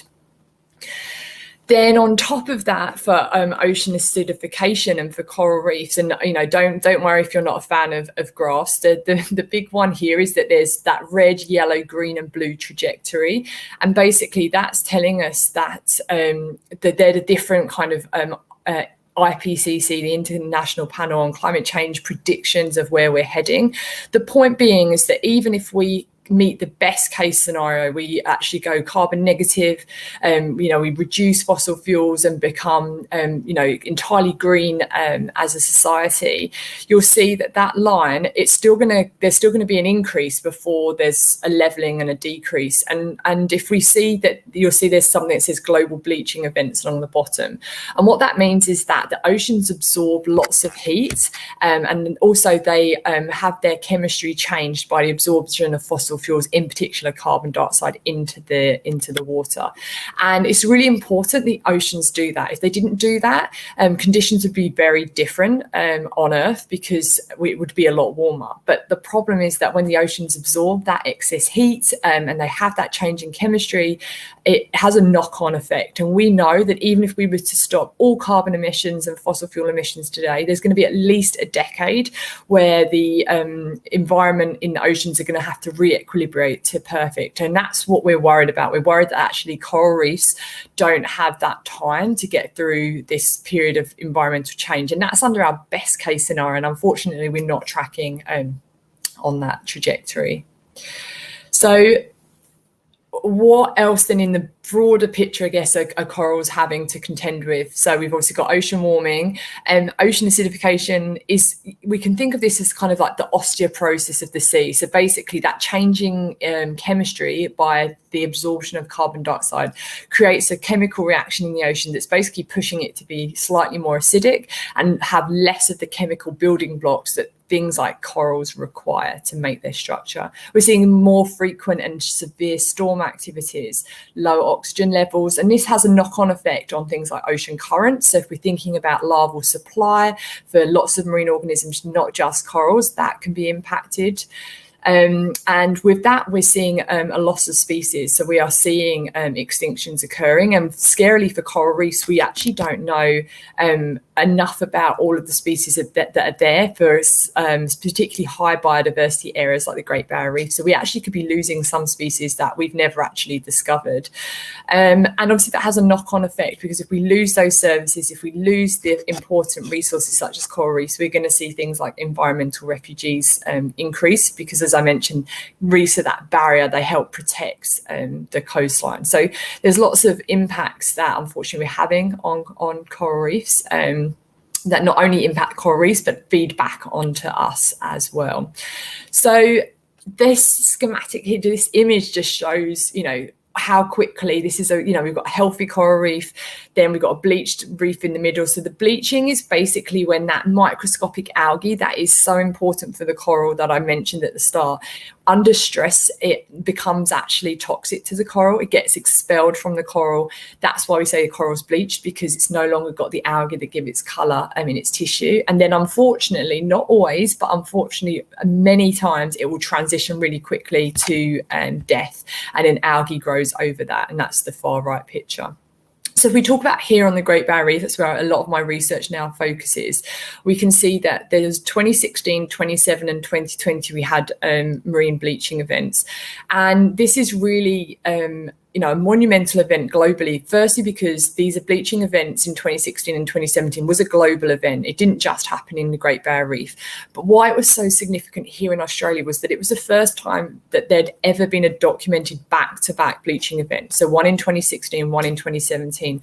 And what that meant is that it's eroding the capacity of the system to rebuild. If we know that corals can bleach and the systems can recover if it's not too severe over 5, 6, 7 years. But if we've had 5 bleaching events back to, 3 bleaching events in 5 years, we're really eroding the capacity of coral reefs to bounce back from these stressor events. And these are just some more pictures of the most recent one in 2020. And the reason that I put this up here is that we have to think about the fact that the Great Barrier Reef, for example, is the size of Italy. It's got over 2,000 reefs. And so we see really varied responses. On the far left, you can see some pictures that was from Heron Island. And we can see that there was areas that were entirely bleached. You can see aerial footage from March 2020, which again, that white area under the water is bleached coral.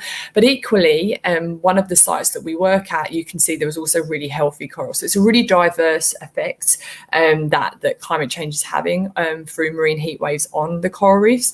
And so as managers and as scientists, it's really challenging. We have to understand which area should we invest our resources in to protect. Why are some corals better able to survive stress than others? And this is where my work really feeds into kind of the sort of management of reef systems.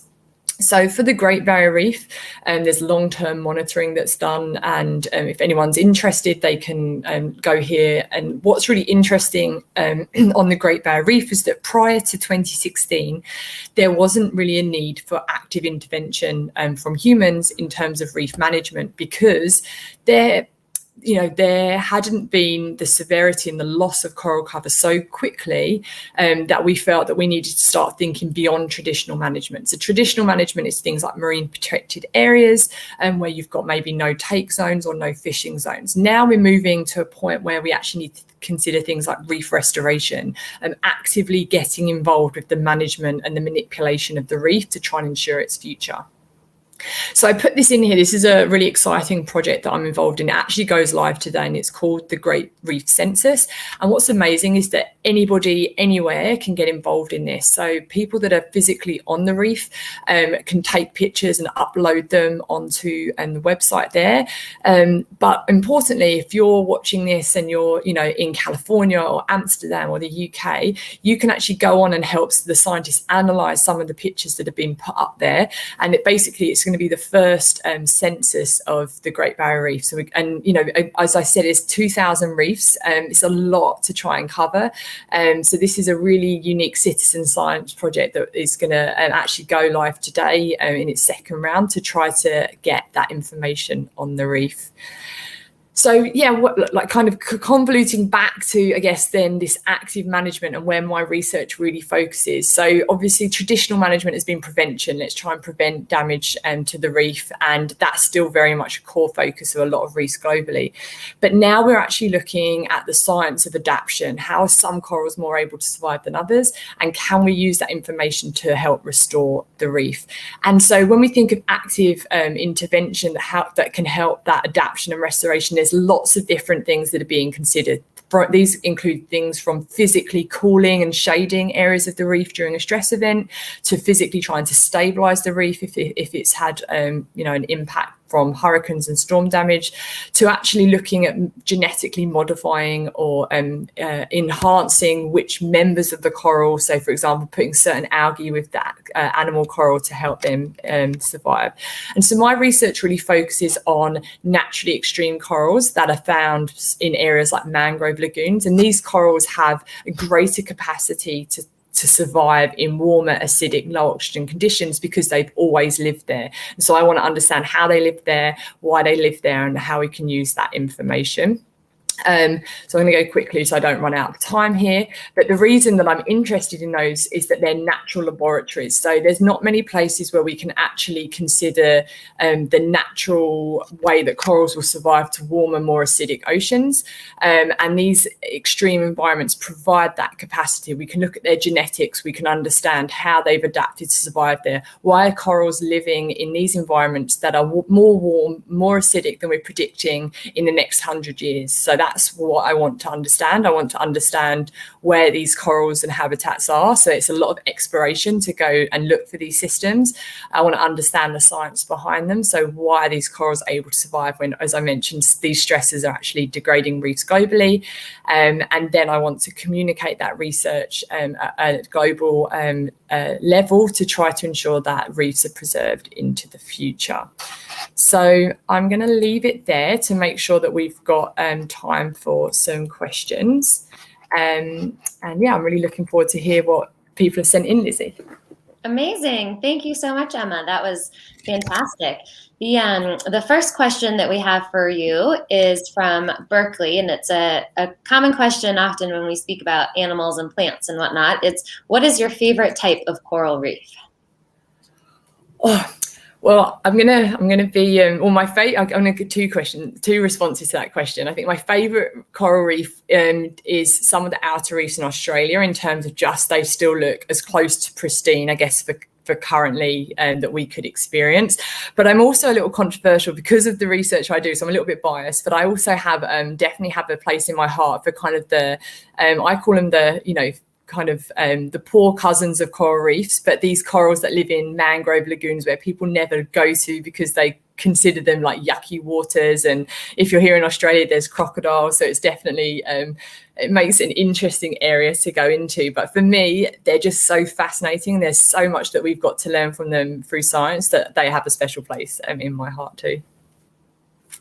Fantastic. Are those the corals that you're finding in these mangroves and that are kind of these extreme corals? Is there any way that those could be eventually, once you learn a little bit more about them, could they be translocated to other places to restore the reefs on different parts of the Great Barrier Reef or around the world where other reefs are dying?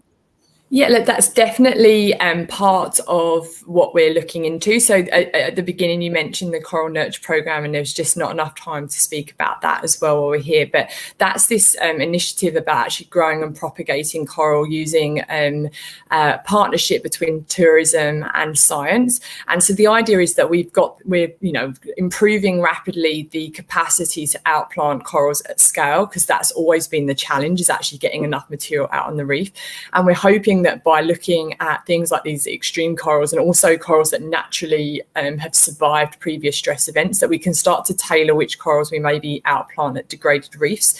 But it's not that simple, because we just have to make sure that any intervention we do doesn't have a negative knock-on effect on that ecosystem. So we've started to transplant them in a kind of controlled scientific manner, but we have to kind of monitor that for the next kind of couple of years and just check in a kind of controlled way that we don't have a detrimental effect. So people say to me, what if it's a Frankenstein coral that takes over the reef and everything else dies? Like, we laugh about it, but that's obviously what we want to make sure doesn't happen.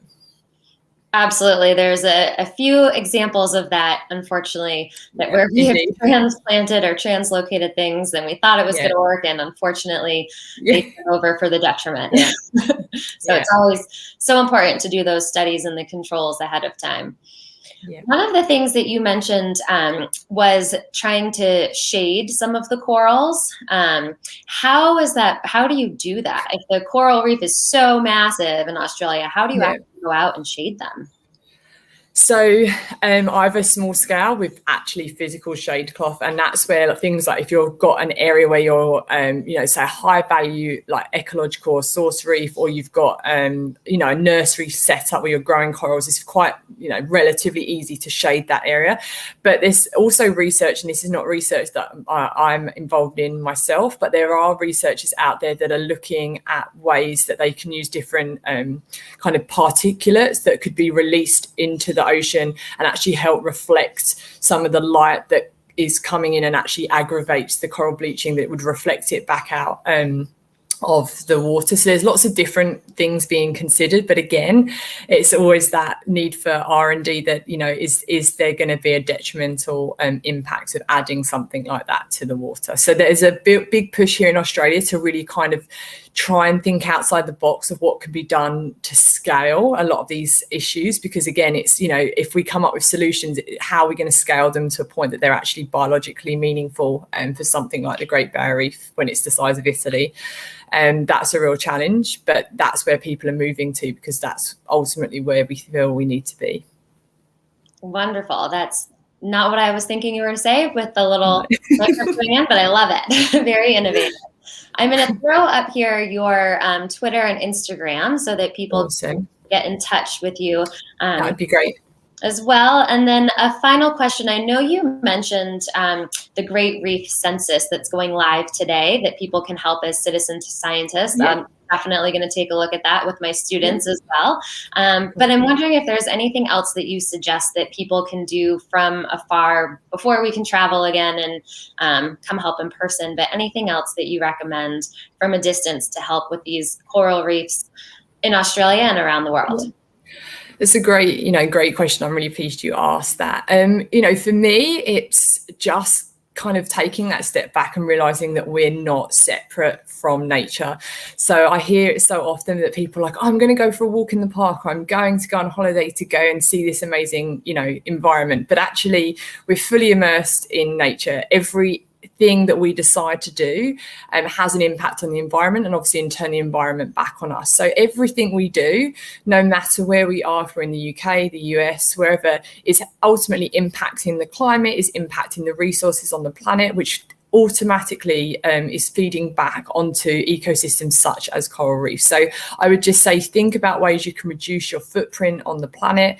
Really think about, whether it's eating less meat, whether or not it's taking more walks. And ultimately, one of the most powerful things we can do is educate ourselves, share that knowledge with others, and vote for the environment. So really just making sure that's central in any decisions that you can influence. Wonderful. Well, thank you so much, Emma. This has been absolutely fantastic talk. Thank you. And such a pleasure to have with you. And congratulations on your new son. And thank you. Through the talk. No, thank you. I'm thinking he might even be asleep, so we'll see. But no, thank you so much to you and Joe for putting this on. It's been a great weekend, and I'm excited to hear the last few talks. So thank you so much, and enjoy the rest of your day. Thank you. You too, Emma. See you. Bye. Bye. Well, that was absolutely amazing. And we have our next host who is here with us. I'm going to bring in Wes with us. Hello, Wes. Welcome back. How are you doing? How's the day been going? That was some great coral information. Yeah, it's been fabulous. I've just spent the last hour in the water with sea turtles and coral. So it's been... I wish I were in the water myself. That's a pretty great way to spend a Saturday or Sunday afternoon hanging out with turtles underwater. I mean, I'm ready to do the same thing. I feel like I get the chance coming up next with our next presenter, so I'm looking forward to it. Yeah, well, I will let you take it away from here and enjoy, and I'm going to go and enjoy off stage. Well, enjoy your Sunday, and thanks again for getting me into the room. And let's get started with our next guest. So I'll talk with you soon, I'm sure. Sounds great. Hi, everyone. I'm Wes Delavola. I'm going to be your host for the next hour. And for the next hour, I know that we're going to go on some deep sea diving with Dr. Erica Woolsey. And I believe that will be our next guest. But before we get started with our next speaker, I want to give a little shout out to Lenovo and their EDU community that's been supporting the Women Blaze Trails Fest. So Lenovo EDU is an online community that is all about inspiring learners of all ages and teachers to take education into their own hands. And actually, we have a little bit of a short video that we can show you, just so you can get a little bit more of an idea of what this new community is. And some of our speakers are field experts on the series that is part of Lenovo EDU. So it'll be a really great way to get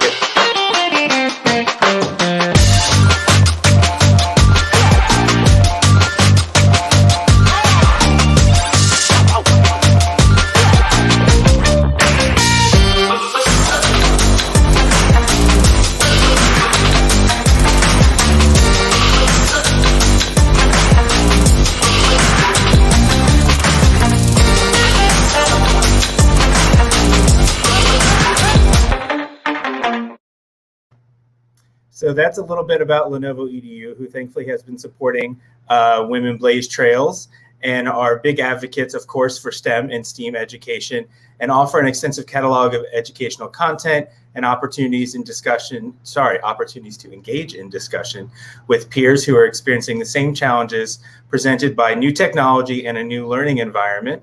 So as we're all adapting and pivoting has become the term that most of us are probably familiar with this year, it's been a great way to connect with other educators, STEAM leaders, and just great community of lifelong learners. So if you're interested in learning a little bit more, of course, you can check out their website, which is education.lenovo.com/US, learn a little bit more, and of course, become engaged in the community.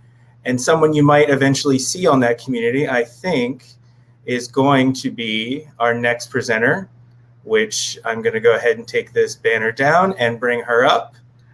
And now we're happily underwater again. So Erica, where she is most happiest, this is Dr. Erica Woolsey. She is an underwater ecologist focusing in coral reefs and an innovator and CEO of the Hydrus, which is a nonprofit that's looking to build ocean empathy and really open access to oceans to everyone, even if you're not near water. So how could you do that? First of all, hi, Wes. Hi, good morning. Happy Valentine's Day. Yeah. Well, there are a lot of ways we can increase access to our ocean environment. And part of that is through emerging technology. And I've actually had the great privilege of working with the fine folks at Lenovo to make that possible, because we do have all these scalable emerging technologies at our disposal that are becoming more and more accessible and affordable, that can recreate what it's like to be underwater and develop that ocean connection. And ocean connection is really what you're focused on, is, connecting humans with the ocean and the ocean with humans, and really powering that empathy for the creatures in the ocean itself, which is a huge thing right now. Yeah, absolutely. And I mean, on Valentine's Day, what better day to think about how love takes many forms, not just romantic love. We can also love our family. We can love the planet that sustains us, and we can love these beautiful and threatened ocean ecosystems that basically support all life on this planet. Which you have to love that, don't you? Gotta love breathing, gotta love eating. Yeah, I actually really find that I do like breathing these days. So I think I'm going to try and work to help protect that. And I imagine that you're going to have a presentation that will show us how to do that. Yes, I will. And I also just want to thank you, Meridian Treehouse, all the work that you and Joe Grabowski with Exploring by the Seat of Your Pants have done for this Women Blaze Trail Festival, in terms of amplifying and supporting women in science, is really fabulous. It's a beautiful thing. So thank you for that. Well, I'm happy to be here supporting all of these amazing scientists and explorers and innovators and every other hyphenate that we can think of, because there are some really incredibly talented people who have joined us this weekend. And I have to say a big thank you to Joe and Exploring by the Seat of Your Pants for having me and Meridian Treehouse be a part of the fun. So really, I can't think of a better way to show some love on a Valentine's Day weekend than to celebrate you and, was it 50 other amazing women? So I'm happy to be here. This is my best Valentine I've had in a while, so I'm excited. And I get to spend it with you. So it looks like we've got that. Looks like we've got your presentation ready and queued up, so I'm going to bring that up for you. Looks like we're going to see some really amazing stuff right off the bat. We've already got someone in a VR headset. So that's right. So today I want to talk about 21st century mermaids and explain what I mean by that, as well as the great work that my team at the Hydrus is doing. And basically my background, as you pointed out, Wes, is I'm a marine biologist with a specialty in coral reefs. I also lead a nonprofit organization called the Hydrus. I'm executive producer of the new podcast, 21st Century Mermaids, along with my amazing co-executive producer, which I'll tell you more about in a sec. I'm also a visiting scholar and lecturer at Stanford University, particularly with the virtual Human Interaction Lab.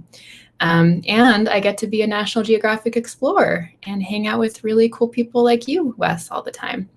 So Just a little bit of background and context. You may have heard of Sustainable Development Goals, or SDGs.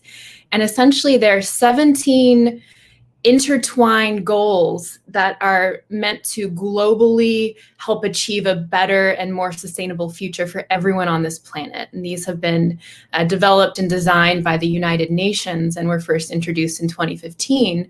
And a lot of these goals, the aim is to achieve them by 2030. And the two that I really am focusing on with my work and the work of my team are Goal 5, which is all about achieving gender equality and empowering women and girls. And this festival is a great part of that, especially following the International Day of Women and Girls in Science. And then we have Goal 14, which is all about life below water and sustainably managing and protecting marine resources in the ocean.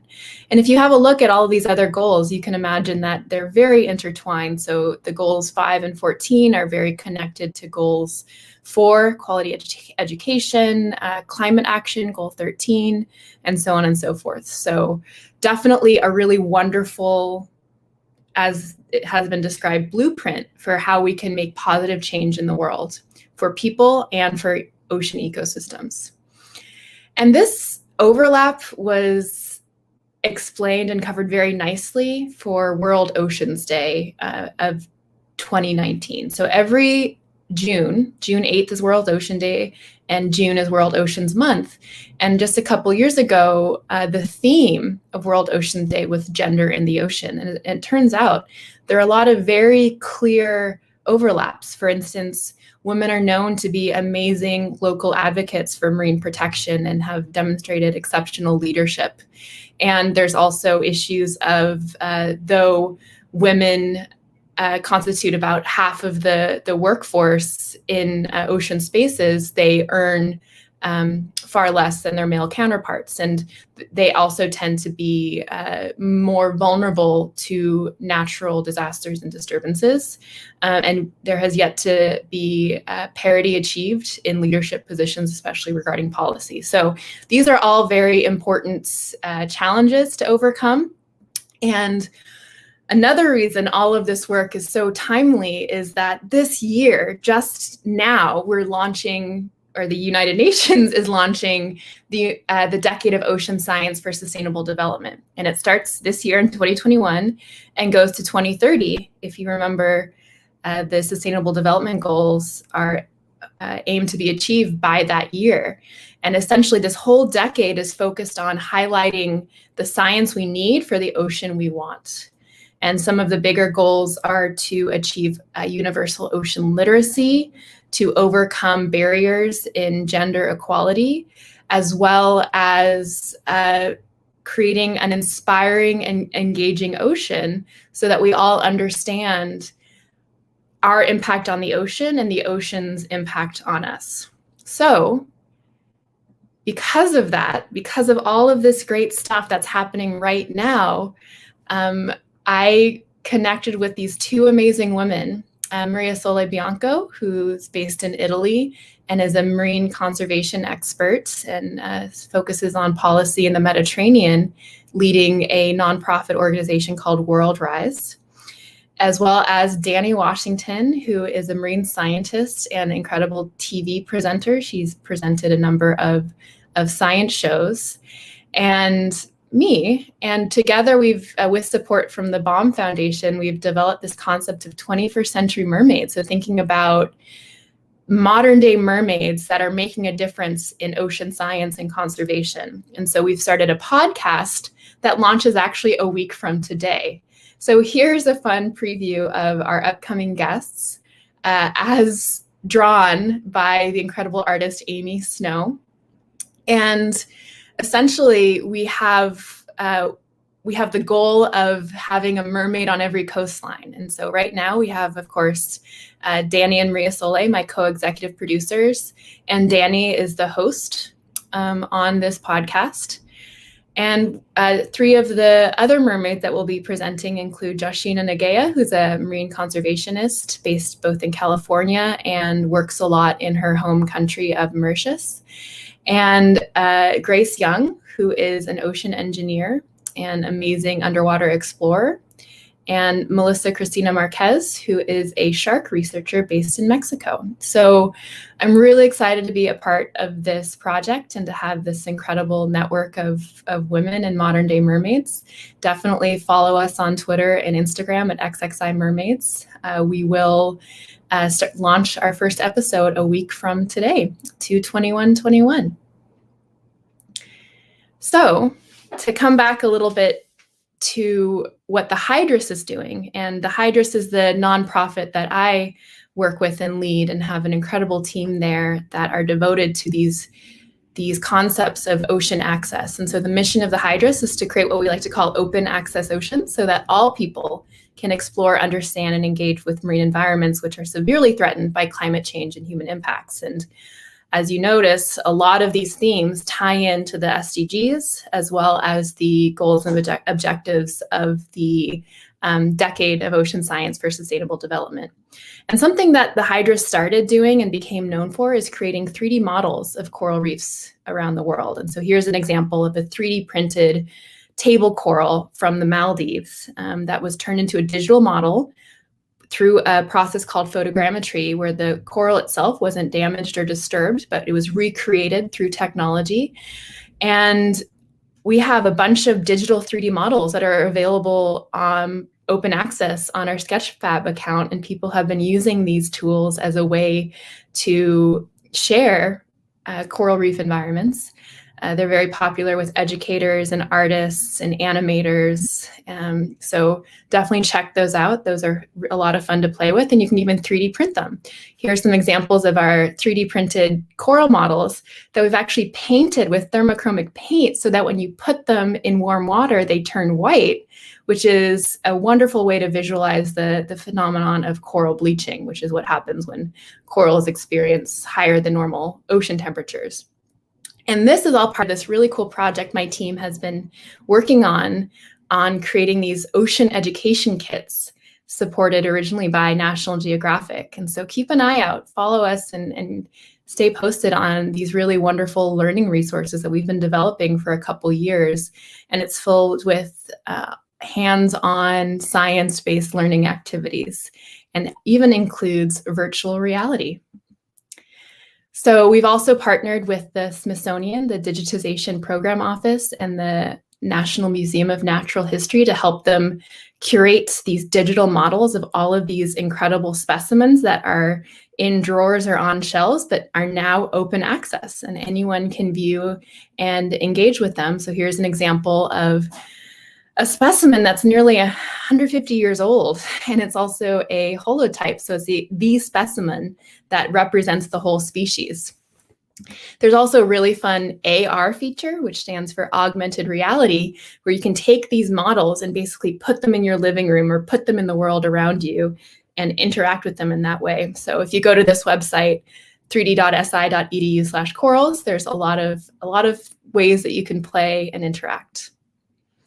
Another thing we've really taken to is the idea of immersive media. So here's an example of a 360 still photosphere, and it follows a lot of the same methodology of the Catlin Seaview survey, which has been a real inspiration for creating these immersive experiences.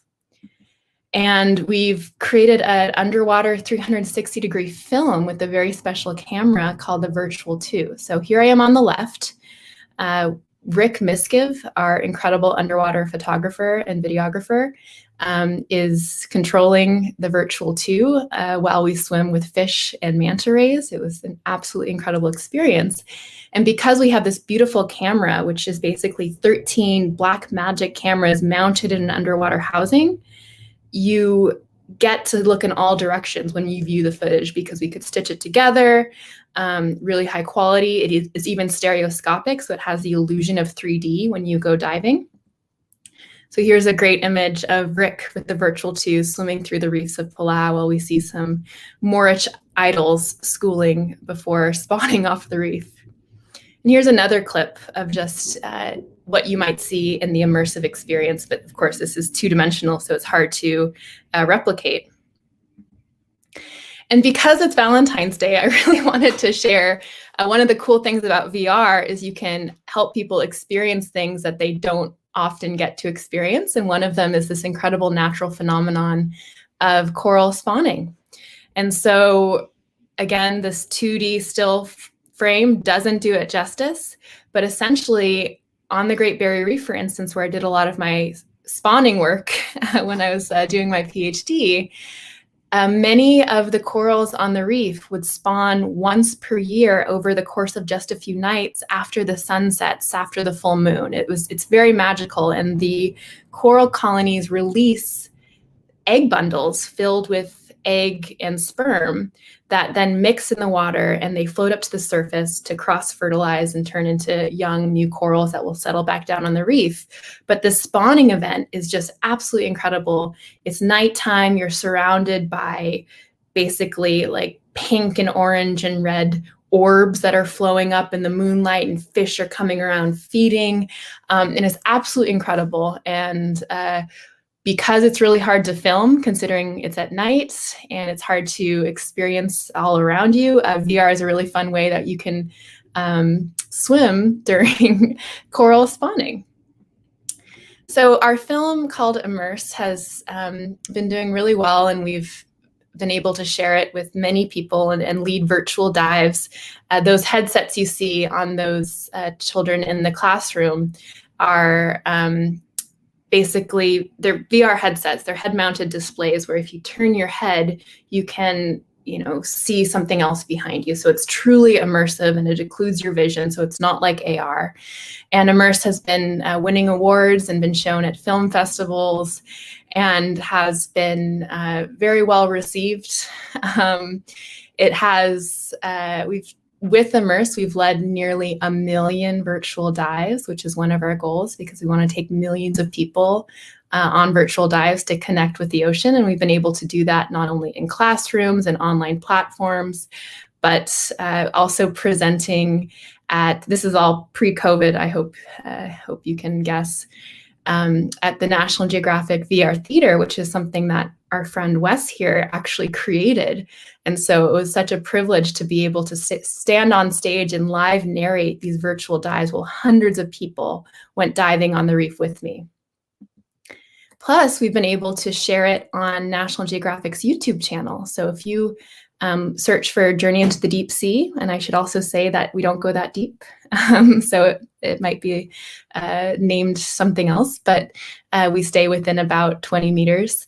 And we have nearly 500,000 views there, and you can view this on your browser and sort of click and drag to get the 360 effect, or I can show you at the end of this, if we have time, how to go on a virtual dive using your smartphone or a cardboard viewer. And so the extension of this work is, all right, we are able to use scalable technologies to bring more people to the ocean. But what does it actually do? Is it doing what we think that it's doing? And so some big research questions we have is like, all right, how is this affecting, say, ocean literacy or science understanding? What about those feelings of empathy and self-efficacy in terms of feeling connected to something and driven to change your behavior when it comes to ocean protection and climate change? And so the Hydrus is partnering with the Virtual Human Interaction Lab at Stanford, as well as HTC and Horizon Productions in some NSF supported research to answer these questions, because we really want to know what the effects are. And we have seen from the Virtual Human Interaction Lab and other VR labs around the world that there is a relationship between VR and learning and empathy. And so we're really interested to see what it can do for ocean connection, even more so than what we know. And so with HTC support, we're going to be able to have it more interactive, where students can join a virtual dive, but not just join the virtual dive, actually interact and learn how to be a scientist. For instance, they might be swimming with a manta ray, and they'll have to identify based on the markings on their belly, which manta is it? And that's actually how scientists track manta rays rather than always using physical tagging devices. So all this work wouldn't be possible to do alone. And so I just want to thank all of our partners and everyone that makes it possible to share the ocean and connect with others and amplify voices and connection. So Wes, I'll let you decide whether we have time for a virtual dive or we can go to questions. I'm ready for a virtual dive. Wonderful. What does a virtual dive take? Oh, it'll just take a couple minutes to explain and set up. The dive itself is 9 minutes, so I recommend people can do it on their own another time. Right. Well, I've got my gear ready. I mean, not that everyone needs this gear because you can do it without the headset, right? Exactly. And so if you have a smartphone or a smart device like an iPad, you can use the camera app or a QR reader. And so I hope you also have the YouTube app downloaded. So if you don't, just get the YouTube app downloaded. And all you need is that smart device. But if you happen to have a cardboard viewer like this, which is where you would put your phone in, even better. However, you can still have an immersive experience either way. So this is a QR code on a manta ray. And as I hinted earlier, the unique markings on manta ray bellies are unique for each individual, like fingerprints or like a QR code. So if you just take your camera, open your camera app, point it at the QR code, a link to YouTube should open. And once you're in there, you're actually able to make it full screen, and you can drag with your finger to get the 360 effect, or you can move your camera around to see all around you while you're underwater. And if you do have a cardboard viewer, which is something that is pretty affordable, or you can even make one yourself, there is a special icon, if you see in the diagram on the screen here, where if you press it, it turns split screen, then you turn it sideways and can put it in the viewer and view it like that. So there are a number of ways you can do that. And this QR code is also available on the Hydrus website. So check it out, and please go diving with me and take your friends diving. We're going to leave that up a little bit longer just so that way people, oh, I hit it too soon. I'm learning all the ways I can set up the cameras on this really quick. So we're going to leave this up for a little bit longer, and we'll ask some questions. That way if people join in or want to go diving, they've got some queue up for that. So I have to ask, you know, we always get the question from the comments is, so what is your favorite type of animal? The animal. And it's got to be, we're going to go ocean animal because this is all about oceans and underwater empathy. So what's your favorite animal? We'll get that out of the way. Some more hard-hitting questions. I feel like there's so many categories. So if I was to go with a coral, which is my area of expertise, I really like Goniastria favalis because it has a really unique spawning method where the eggs are negatively buoyant in mucus, and then they have this like perfectly timed spawning event. And so I was really appreciative because they were so easy to work with. Another invertebrate I really like are nudibranchs. So if you haven't heard of nudibranchs, Google it. Nudibranch. They're so colorful and so fun and so fascinating and so cool. There's also mantis shrimp, are unbelievable. And there's this really great comic strip, The Oatmeal. So if you Google The Oatmeal mantis shrimp, you will get the best story. Are those the ones that punch really hard and really fast or something? They punch really hard. They're incredibly colorful. They dominate the reef. They're just these little. Okay, I see why you might like them. I feel like they're colorful, like very. No. I could see that. No, and I feel like it's fitting on Valentine's Day to where I ask you, what animal do you love? You give me like 5 or 6. We can't narrow it down. I have so many, and you know, if we had more time, I would go up all the way to whale sharks. So I do have to ask though, with the immersive technology that you're working with, what area of research are you most excited about? Because you kind of teed up that you're going to be doing something with Stanford. You know, what area are you most excited about when it comes to immersive technology? Great question. Well, also, Wes, you know better than anyone how difficult it can be to do virtual facilitation and set up all these incredible networks. And I just am so in awe of what you can accomplish. And with these experiences, I'm always so interested in what the effects actually are. And because it's sort of a new, exciting, innovative space, we don't have a lot of evidence or long-term data to understand what it's actually doing, especially in the field of marine science and conservation. And so I'm really excited to work with my incredibly talented team at Stanford. So Anna Carolina Mueller-Perez, as well as Jeremy Bailenson, on actually measuring these things. And we have these tools that we can measure empathy, and we can measure self-efficacy, and we can measure ocean literacy, especially with our help from Dr. Geraldine Falville, who's an expert in ocean literacy. So I feel very lucky to be part of this incredible team that can answer these questions. Well, and that's great. And that's one big thing I think I've noticed throughout the 3 days here is that it's not just one person that's doing everything. It's always a big team that's, you know, working together to create new science and create connection. So I'm glad to hear that you've got such a great team working on this next step. So, because I feel like it, you know, we could talk about immersive, like everything for a while here. But what other ways can, you know, anyone who wants to connect with the ocean connect with them if maybe immersive is not for them? Are there other tips or other resources that might be available for them? They want to connect and engage with the ocean. I love that. There are a lot of ways, though some of the best advice I ever heard or received is from the late Professor Ruth Gates, who was an incredible just figure in marine science. And she also narrates part of our film Immerse. And she said, find your nearest network and join it. Because nobody can save the ocean alone. Nobody can conduct science alone, or why would you want to? And regardless of where you are in the world, there are going to be local communities or even online communities where you can talk to people about ocean experiences, share your ocean story. Even if you can't get to the ocean or you're not a diver, there are so many ways that we're connected. And even thinking about things like using your power as a citizen and a consumer to choose sustainable seafood or support climate action. There are so many things all of us can do based on your abilities and what you care about. None of this is prescriptive. We all need to use our own powers and passions to make these decisions on our own.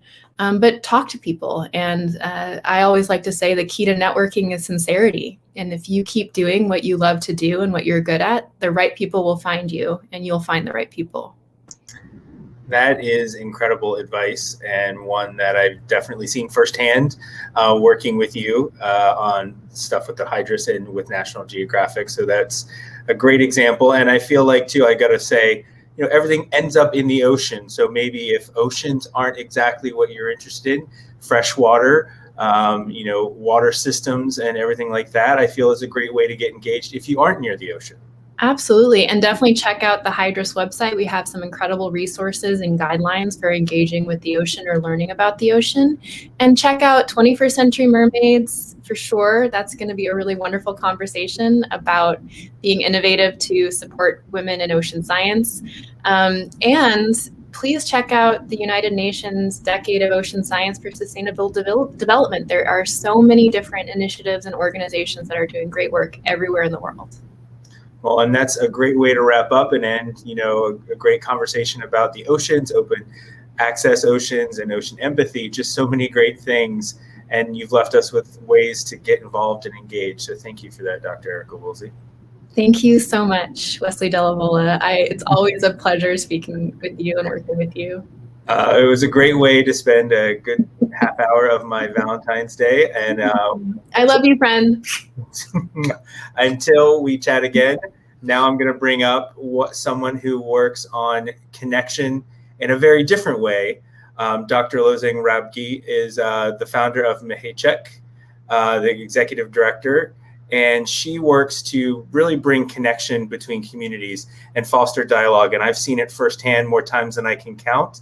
She brings people together, connections, and just is a wonderful resource and a pleasure to be around.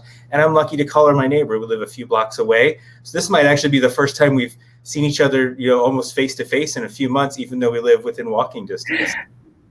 Hey, Dr. Lozing. Hello. Hi, Wes. How are you? I am doing well. Hello from down the street. Happy Valentine's Day. And, you know, glad that we have you as, part of Women Blaze Trails. I can't think of a woman who has been more of a trailblazer and more of a, I guess, not just blazing a trail, but making sure people come with them and uplifting others to do the same. So I'm really fortunate that I got to pivot from two of my favorites and talk about the work that they're doing to connect people to what they care about. So now that I've teed you up a little bit, what are we going to get to hear about a little bit today? Well, it's first of all, what a pleasure to be with you, Wes. And I also, my gratitude to Joe for having me here with all of you today. I'm just thrilled to share more with you about a topic that's very dear and near to my heart, which is empathy. And I love exploration. I love everything you're doing and that Joe is doing. And I see what our nonprofit, Machik, the nonprofit I co-founded with my sister, Tashi Rabji, I see what we're doing as a very long-term exercise in exploration, but with and through empathy. And it's taken a while for me to be able to frame the work this way, because it's not a typical exploration topic. I don't climb or dive or anything in between. But we certainly have, for the last 21 years, been very dedicated to the idea of trying to find ways to understand people across gaps, to bridge cultural gaps for the purpose of creating mutually beneficial impact. So I'll start with as my slideshow, and I hope this. Go ahead, bring that right up. We'll get it started for you. Okay. I'm going to do a share screen. Yep, we'll get it. It should pop up in our little control room, and I should be able to get. I see it right now. If you want to switch to full screen, I'll go ahead and wait to start it till you go there. You're all ready to go. I will leave you to share everything and inspire us with what you're doing with empathy. Thank you so much. So the screen looks okay? Yep, looks great. Great, wonderful. So our mission as a nonprofit has been for years to grow a global community committed to a stronger future for Tibet. And this is one of the students who we first met years ago. And for those of you who may not know as much about Tibet because it is such a remote rural place, Tibet holds a very interesting place in the global imaginary, where people think of it as an exotic place or a place of Buddhism or a tourism destination. But for us, it's home, and it's a place where real people live and have their very full lives, and under a very difficult context. And so here, for example, is the village school in the place where my father was born and raised. It's called Chungba, and the local authorities had built a school for 20 students, which was highly inadequate for a community of 5,000 people. And what we did way back many years ago was to build this instead, which now is a primary and middle school, KG, kindergarten to grade 9, with about 850 students boarding full-time. Next year will be the 20th anniversary of the school, if you can believe it. We're just thrilled that it's there. And the most important thing here happening is that it's a mother tongue-based bilingual school, so the children are really strongly learning their own mother tongue. And as I mentioned, we follow the kids for many years all the way to university, and mentored thousands of Tibetan students, both actually inside and outside Tibet over the last few decades.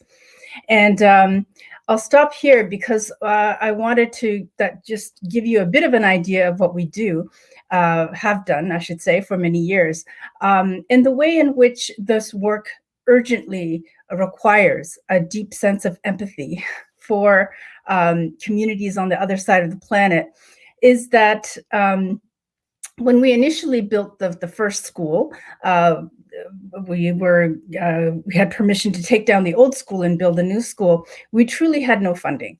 And our first angel investors were my parents, and they are retired factory workers.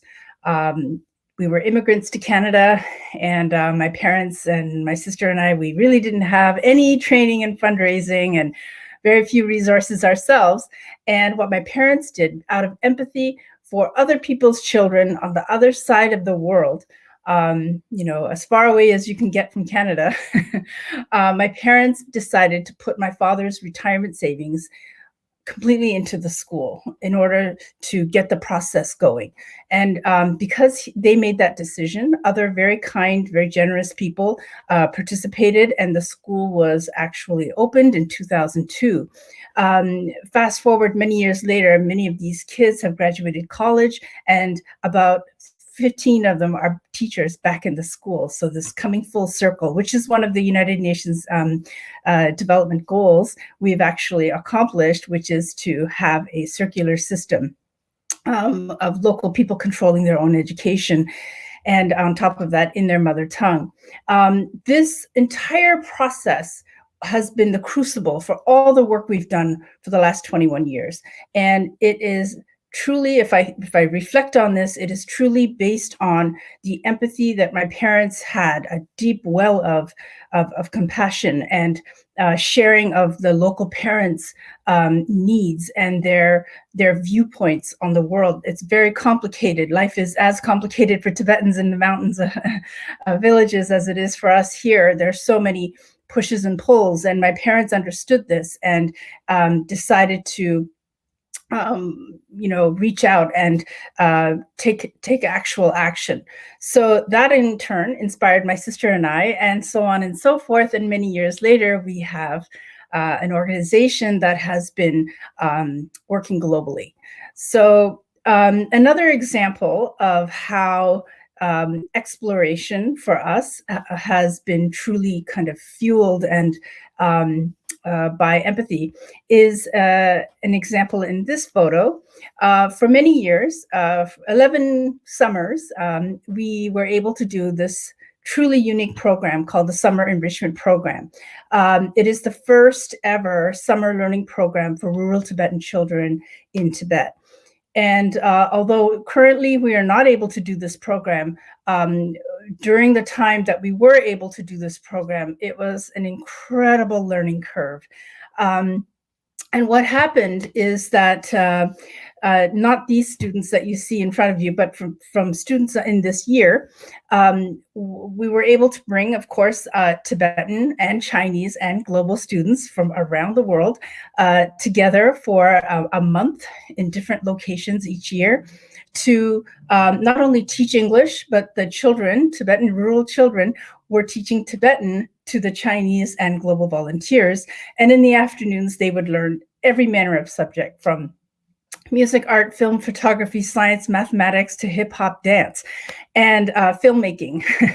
And it was an incredible way, not only for the children who are not usually rural Tibetan students, do not have the opportunity to have such a breadth of education, but it was also an incredible and rare opportunity for the Tibetan and the Chinese and the global volunteer teachers to grow a new kind of empathy with rural Tibetan students, to see the world more from their point of view. And it's a vastly underrepresented viewpoint. So it was very important to create that encounter. And what happened this particular summer, one of the students, actually our brightest student that year, was told that he may be kicked out of high school for participating in a program outside his county. That's the level of control that Tibetans experienced in that summer. And one of the Chinese students, in fact,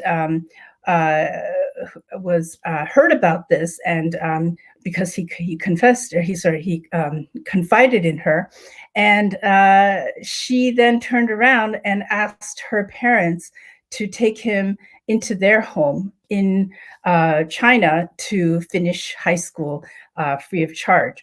And this is not a common kind of story, but it is an excellent example of how we can come into a context that is very volatile, very complicated. And through education, we have explored ways to bring people together, to bridge the cultural divide through building empathy. Because when these student teachers and the students themselves come together and we work together, live in the same building, eat together, work, study together, learn together for days on end, we begin to create an atmosphere that is safe, that is all about mutual understanding and respect, and then the stories come out. Because once we create the context where people can understand each other's viewpoints, we create more empathy, and that leads to more patience, to be able to practice deep listening. And what we have seen over 21 years is that with that willingness to be patient and listen deeply, we can actually begin to build the kind of work together that will end up in long-term trust. And that is a long journey, but that long-term trust in each other, whether it's Tibetans in China or diaspora or elsewhere, cultures and communities around the world, it is something that has impact on our education systems, on our environment, on almost every sector. And the more we can bridge these gaps, bridge these divides, we will all be more empowered to build stronger futures together. So currently what we are able to do is, and you're all invited, everyone who's listening here, our work has grown and changed over the years, depending on the different changing circumstances in Tibet. It's been very challenging to have to pivot. And actually last year when we had to pivot once again to the virtual world like everybody else, it almost felt familiar in the sense that, having to constantly pivot is something we've done for a while over the years. But my sister, Dr. Dashirabge, created this program called Machik Fest now 15 years ago. I can't believe it's been that long, but it's a marvelous representation of our intent and our willingness to work over the long haul to bring a diverse group of people, a truly diverse group of people, Tibetans, Chinese, global citizens, together face to face to learn about the complexities and problems in Tibet and to encourage the empathy needed to work towards solutions. And we strongly believe that without the face-to-face, without the coming together, without the deep listening, there are so many missed opportunities for real problems to be ameliorated and for people to build the will, the heart level will, the intellectual will to work together. And we have seen so many examples of human transformation take place over the last many years in ways that many people told us was not possible. And we have of course our eyes wide open and know how difficult all of this is, but also we have seen so many constructive changes happen, and it's deeply inspiring to us to work with all this global and growing community of people. So thank you so much. And I want to, again, extend an invitation to all of you to attend our event. You can check us out on the website.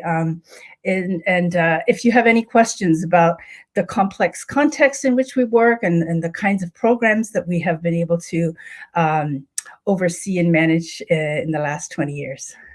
Thank you. Well, thank you, Lozang, for sharing that and giving us insight into what you do and how important empathy is to everything that we do.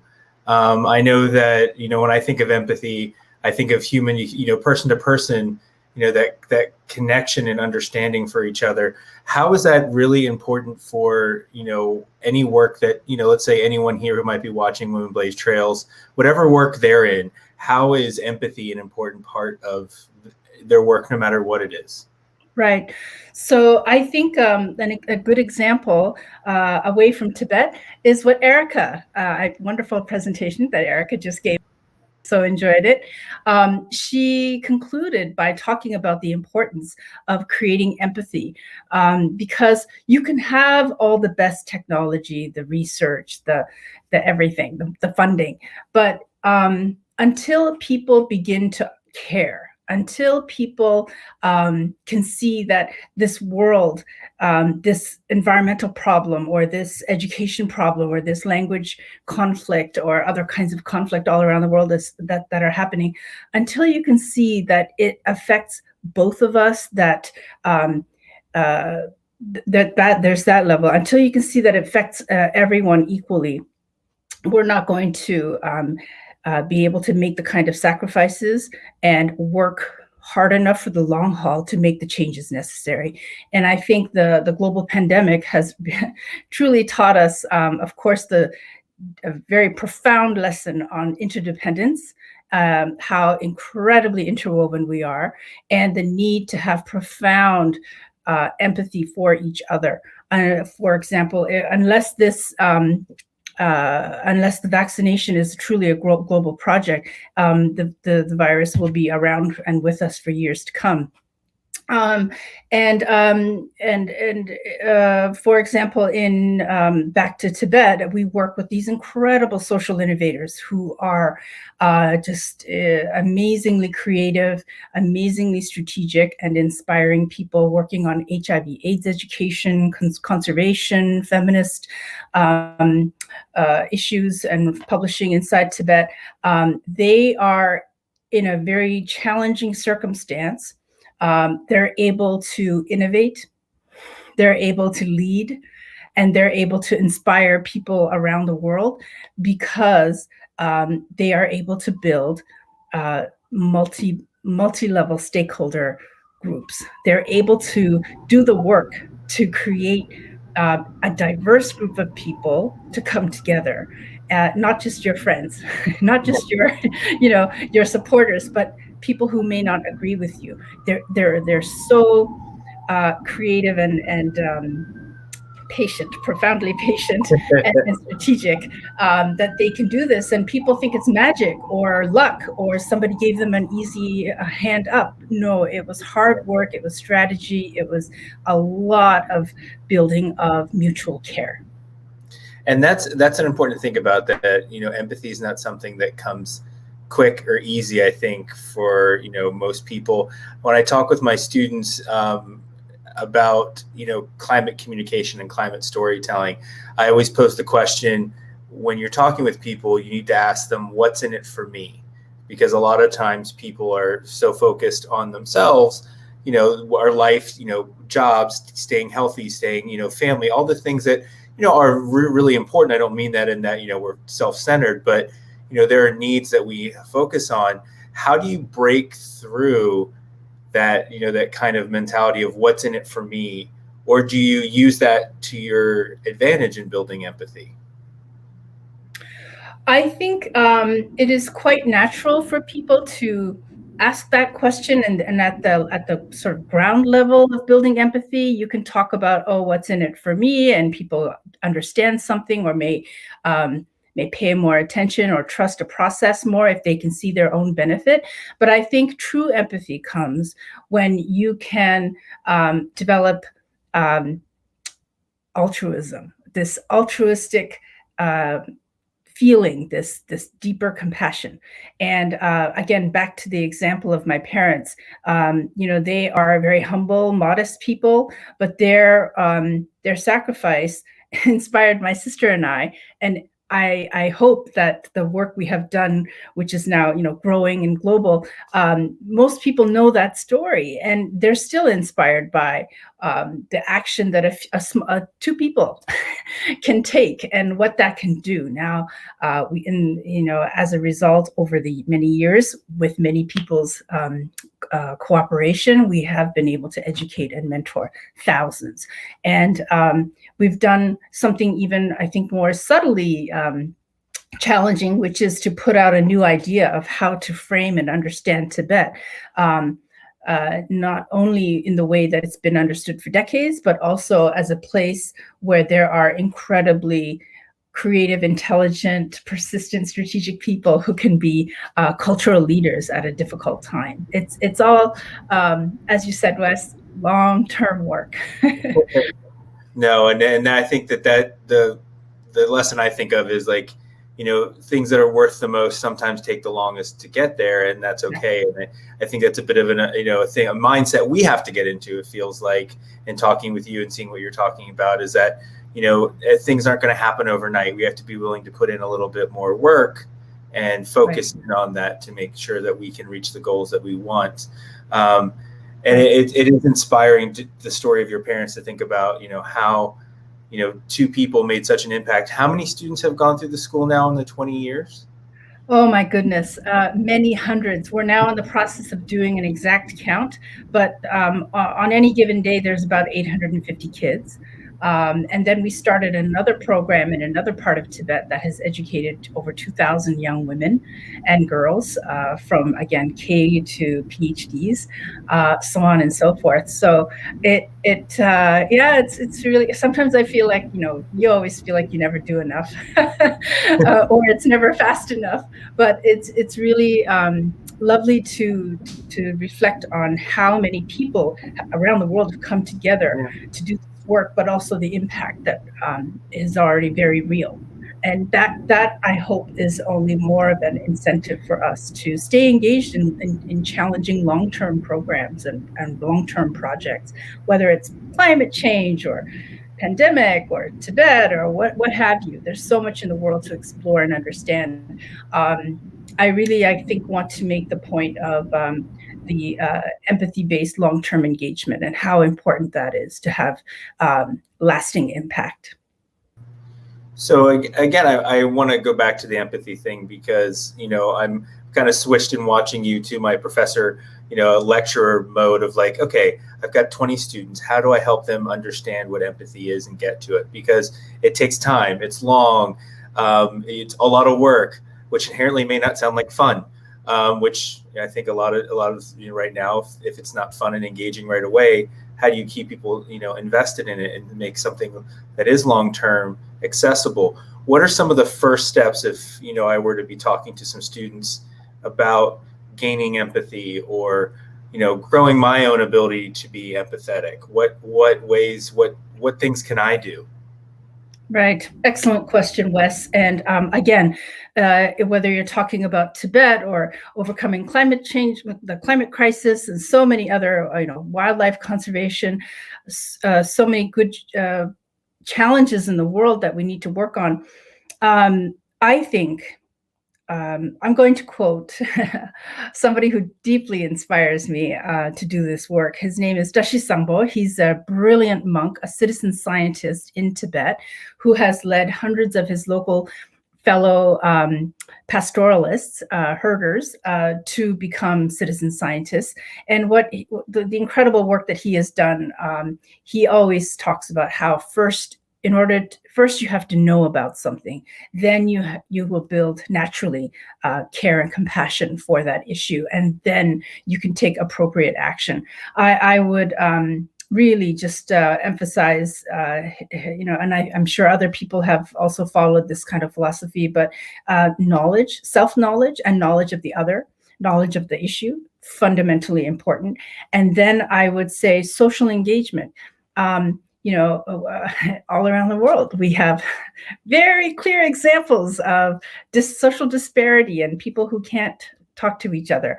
It's not going to be easy, but oh boy, there is a way forward, and we have to engage with each other. By ignoring each other and standing far apart, you're guaranteed nothing's going to happen. So there has to be the difficult willingness to actually engage with one another.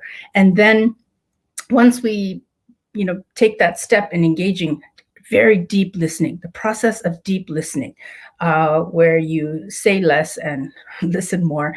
Not easy to do, again, but wow, really enlightening. So such an important way to learn.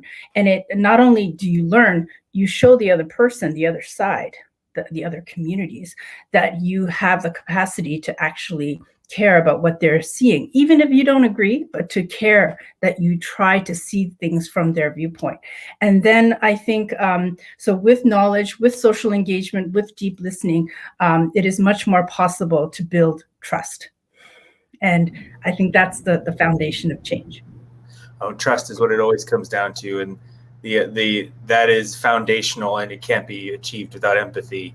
So you're really teaching very foundational keys to, not just conservation and change, for the betterment of the environment, but also social change, cultural, change, educational, like just so many great things. These are all this is the key to any positive steps forward, it sounds like, is what you've taught us today. That's been our experience. So really, it's been fantastic to like talk about that and like really think about this big concept, and kind of thank you for giving us kind of the steps that we can start, working towards being better with empathy ourselves, trying to find it in others, and that active listening. That is such a great suggestion. One that I've found has really been helpful for me along the way in all the work that I do. And so thank you for bringing that up. And we've got one more. I think I've got one more question, but if not actually a question, anything you want to like end us up with, or anything that you're thinking right now, or something we should do to, today, and thinking of, Valentine's Day about love, is there anything we should do to kind of keep that empathy going forward today as we greet the rest of the day? We've got, 4 p.m. here for me, we got West Coast, it's, 1 p.m. What can we do today to help build empathy? Wow, so much. Thank you, Wes, for the opportunity to have one more say. I think I would like to say, of all the different social movements and causes I am involved in, including Tibet, of course, firstly, I believe most people have such a good core, and it takes courage to reach out to that in other people, because it requires us to be more vulnerable as well. I know that's a very basic thing, but it's just works so well, and it's been a really good way forward for us. And so the willingness to be vulnerable, and then also I think I would like to add that cynicism is such a barrier to building empathy. And I think I have seen in different countries, in different age groups around the world, that sometimes cynicism is seen as being smarter or being more edgy or what have you. But I believe in being constructively critical, absolutely. It's trained in the academy to do that. But I also think that cynicism for the sake of cynicism is also the purview of the elite, people who will not suffer the consequences of that kind of cynicism, because it can block empathy, it can block the building of trust that comes out of empathy, and hopefully socially constructive action. Well, I am that is really important to think about vulnerability. And I know a lot of us are taught to, not show those things. And that is how you open up. That's how you gain trust. That's how you show people, that you are someone who is willing to invest in them and has empathy and understanding. Exactly. So I really appreciate you touching on that. This might be the first time I think that this comparison will happen, but this is actually a very important part of RuPaul's Drag Race, is talking about vulnerability and showing who you are. So I'm going to say that RuPaul must be paying attention to you, because I'm quite sure you came to it first, and she's just ripping on what you're teaching. So thank you so much for showing us how to engage with empathy, be a little bit vulnerable, and hopefully make some connections throughout the rest of the day and moving forward. So thank you so much, Lozang. Really appreciate it. And if anyone wants to, get more information, you can follow Lozang on Instagram, or you can head to Twitter and check out Michik. And I got that wrong. Michik, right? Yes. Yes. Okay, great. Michik _online on Twitter, and follow up. And then maybe even one day you can join Michik Weekend. So thank you so much, Lozang, and have a great afternoon. It was wonderful to talk with you. And wonderful we'll be meeting our next guest shortly. Bye. All right. Stay safe, everyone. Well, thank you, everyone. And that was Dr. Lozang Rabke. And that was quite an amazing presentation. We shifted from ocean empathy to building empathy on a larger scale, and just tips and tricks, and really the foundational steps to creating change is building empathy. So that was a great hour to look back at. And I think we've got Joe's back for our last hour to bring it home with some amazing speakers coming up. So I'm going to bring him up. Hey, Joe. How you doing? Doing all right. Good, I'm leaving this hour pretty inspired between Erica and Lozang. That's quite a powerhouse duo you got me. I'm feeling very fortunate I got to work with them today. Well, it's a little Valentine's Day present for you, Wes. And, you know, I appreciate that very much. It's been the highlight of my day. And, you know, I may have to admit to my boyfriend that I get to spend it with two amazing women as well. And he's just going to have to deal with it. All right, fair enough. Well, Wes, you're a lucky guy. You had a great set of events. And Wes, I want a huge shout out to you and Meridian Treehouse. Thank you so much for dropping everything to help us with this weekend, to do some behind the scenes stuff for us, some networking, and of course, the hosting you've done for us this weekend has just been absolutely incredible. The Treehouse is always fun, is always down to play and hang out and collaborate with Exploring by the Seat of Your Pants. I mean, really, I always have fun and I get to meet the coolest people. So it's a no-brainer. And I have to say a big thank you to support from Lenovo as well and the Lenovo EDU community. They've been a big part of making this possible for me and helping out and hopefully continuing some great conversations and resources for everyone who's interested in conservation, science, and beyond.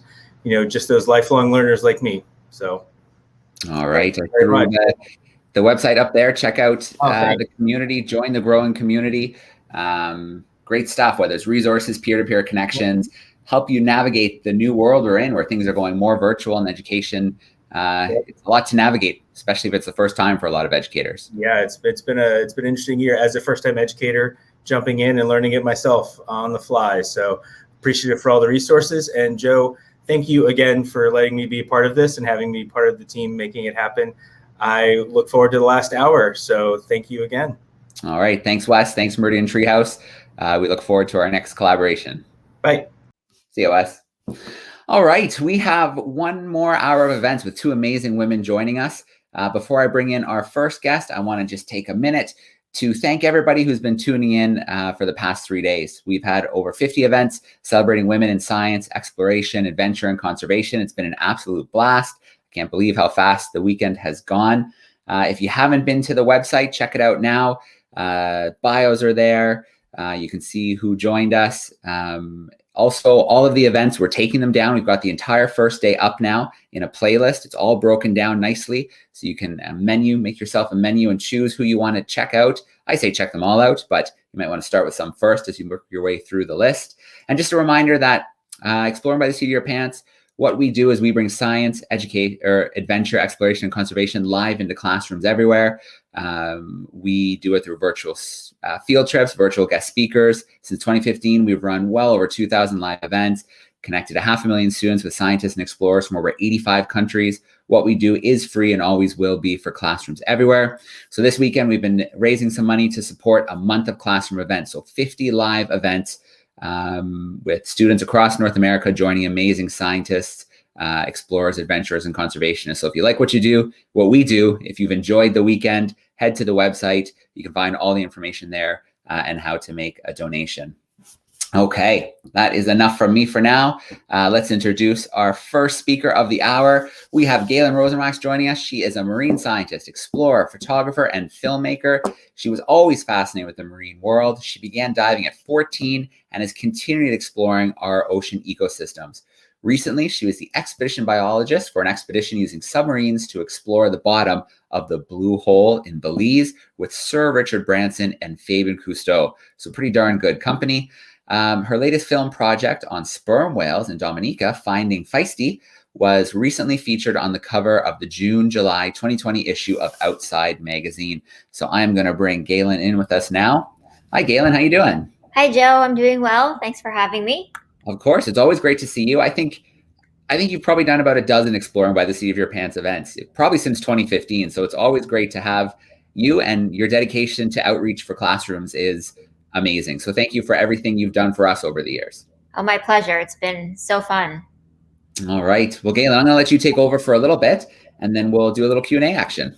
Okay, sounds good. I am going to do a quick screen share. Thank you everyone for tuning in on this Sunday afternoon. I'm really excited to be sharing some fun adventures. So here we go. So here I am with a white shark behind me. It's probably my favorite portrait that I have, or headshot that I like to use.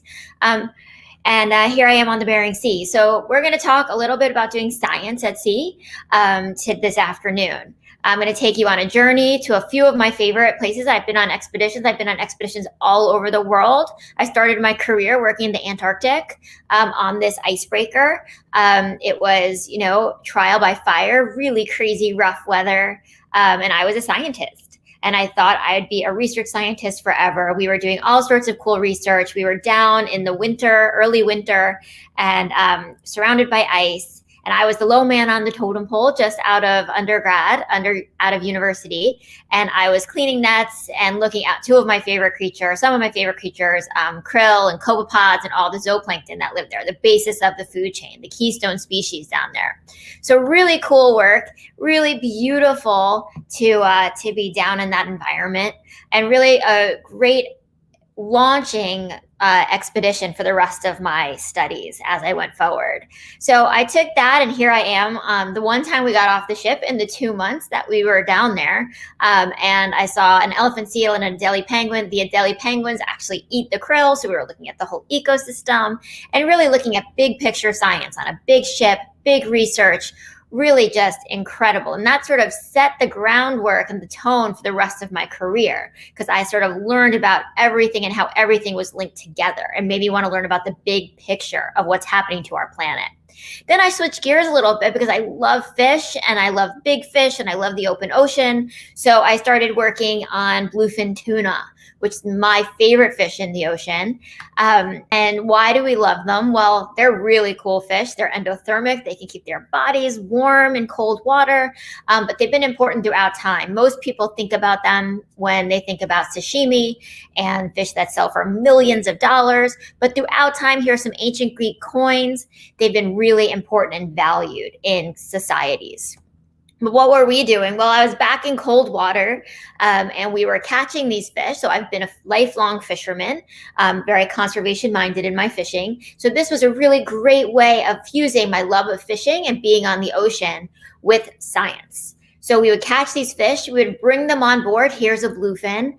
So they're really big too, which is really cool. And then we would put tags in them. So we would put little hard drive tags. Here I'm holding one of the tags. It would go inside the body of the fish, and it records their internal body temperature and where it's going. And we can learn everything about where this fish's life history. So what's life history? It's where it's going, what it's eating, when it's having babies, and all of those really cool, important things. And we can learn that from putting these tags into these fish. We also use satellite tags. So lots of really cool technology that we're doing. So we put these are external tags, and they're also collecting incredible data, not just about the fish, but about the ocean around the fish. So we can really learn about big picture ecosystem science again, and how everything is linked together. Then once the surgery is done, it takes about 3 minutes. It goes out the door and starts collecting all of this crazy, amazing data. And why is it so cool to put these tags on a bluefin tuna? Because they go everywhere in the Atlantic Ocean. So here are 3 fish that we tagged in North Carolina. And as you can see, they crossed the Atlantic Ocean. So not only do we find out that the fish were crossing the Atlantic Ocean, but we learned about the ocean all along that pathway. So really cool science. And then they're just really big, powerful fish. So this is one of my favorite pictures that I took of a bluefin busting through the water in Nova Scotia.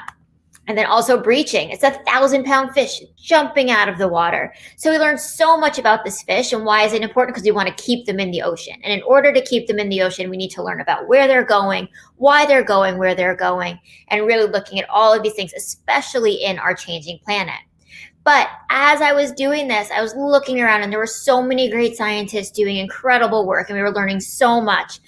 I kind of decided, well, maybe I want to tell these stories. So I love the science, and I still do a lot of science, but then I really wanted to amplify the voices of all of my colleagues and all of my friends who were saying, hey, I'm learning this, but I wanted everybody to know about it. I also got this it was a total change of pace. And I got this fortune cookie, and it was about courage. And it said, real courage is moving forward when the outcome is uncertain. And I didn't know what I was going to do. I thought I was going to be a research scientist my whole life. But then I ended up on this big ship back in the ice, and I started my company, Global Ocean Exploration.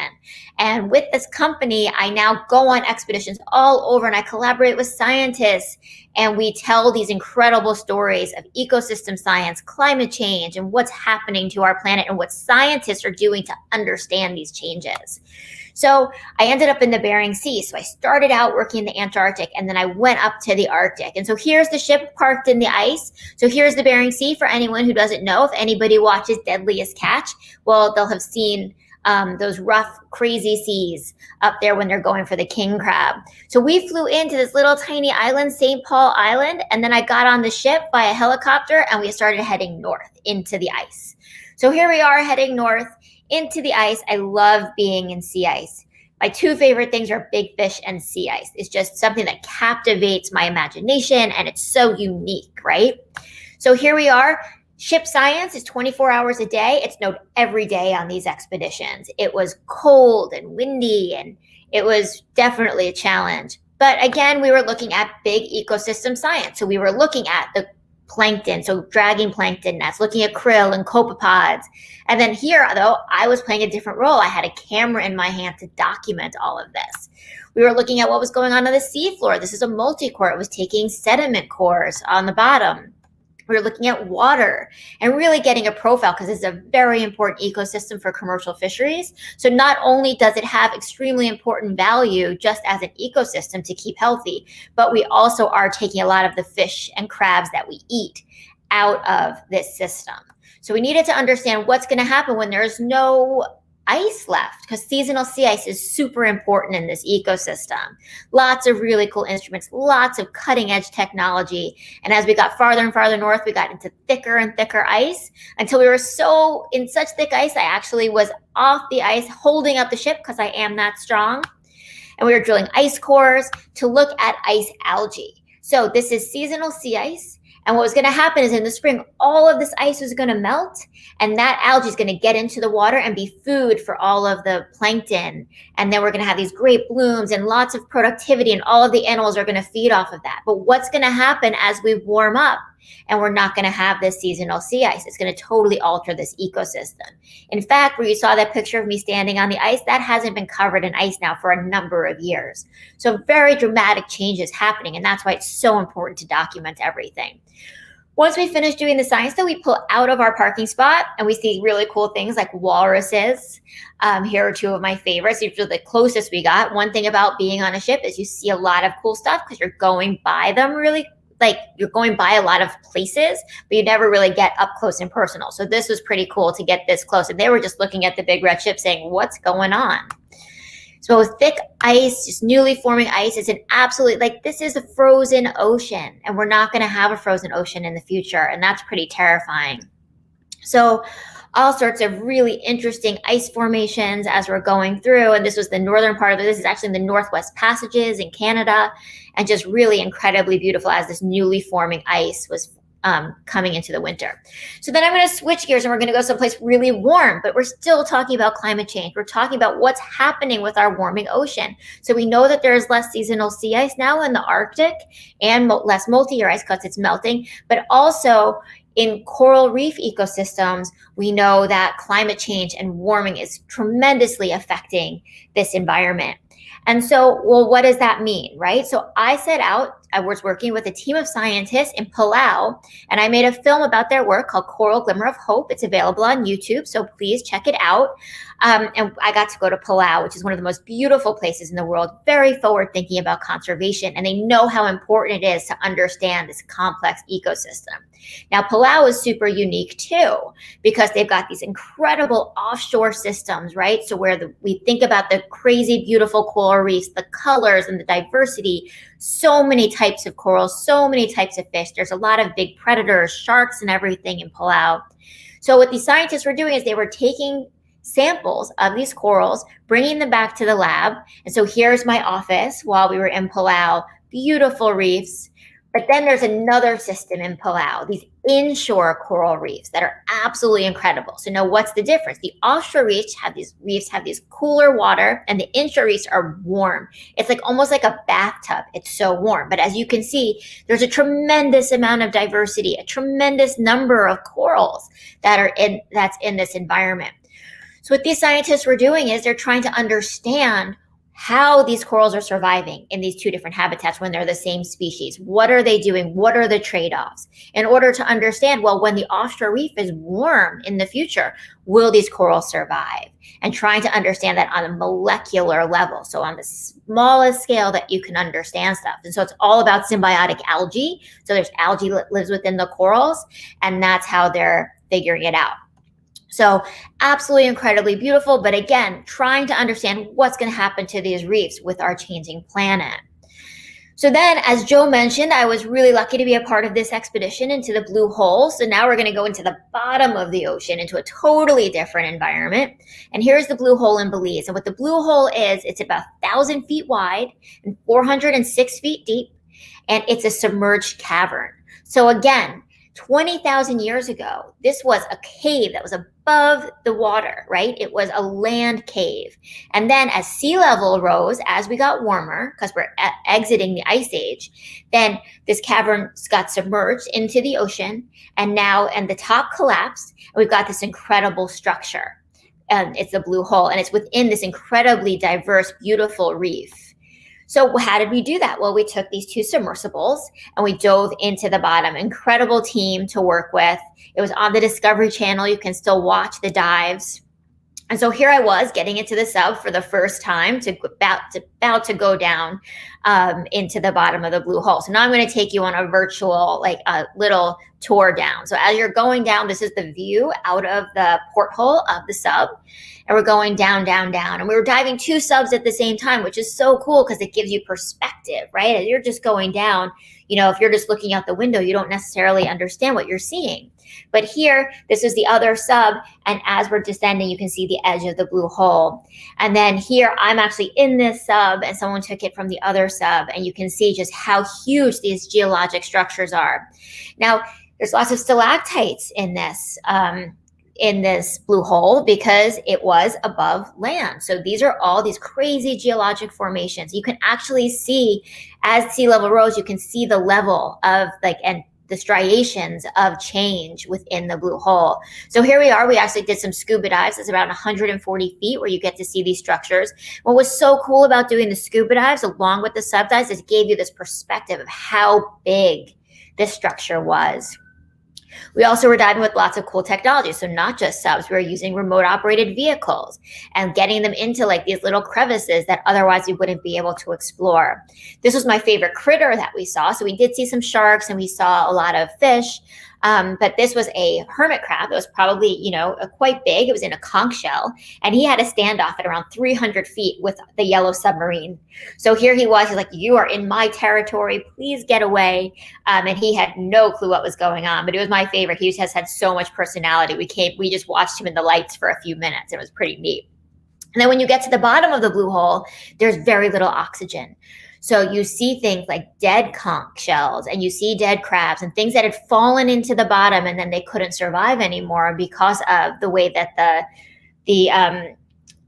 the water is, the layers of water, there's very little nutrients and there's very little oxygen down below. So nothing can really survive down there.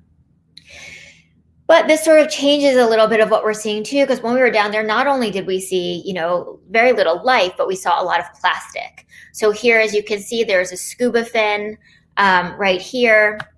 And there's a scuba fin, and here's a Coke bottle, the telltale shape of a Coke bottle. And we saw a lot of plastic pollution. And everywhere you go in the ocean, you see a lot. I've seen a lot of plastic and a lot of signs of human impact. So it's something to think about, right? Everything that we do, we have to make sure that we dispose of everything properly. We need to limit what we're using as much as possible. But now I'm going to shift gears, right? So that's just some of the cool expeditions. But now I'm going to tell you about my new project that's really exciting. And it's called Finding Feisty. And why is this project so exciting? Because it's been a lifetime in the making for me. So here I am next to a sperm whale down in Dominica, and I'm photographing this whale. and here like eye to eye with a whale. So it's all about my personal connection with these incredible animals, which started when I was not even 2 years old. So there was a young whale named Feisty that stranded himself on the beaches of Long Island, where I grew up, and in New York, and they brought him into a boat basin. And this is the boat basin, as in you can see there were people that came and saw this young whale. So it was a young sperm whale that veterinarians and watermen and an entire community of different experts came and tried to rehabilitate this whale.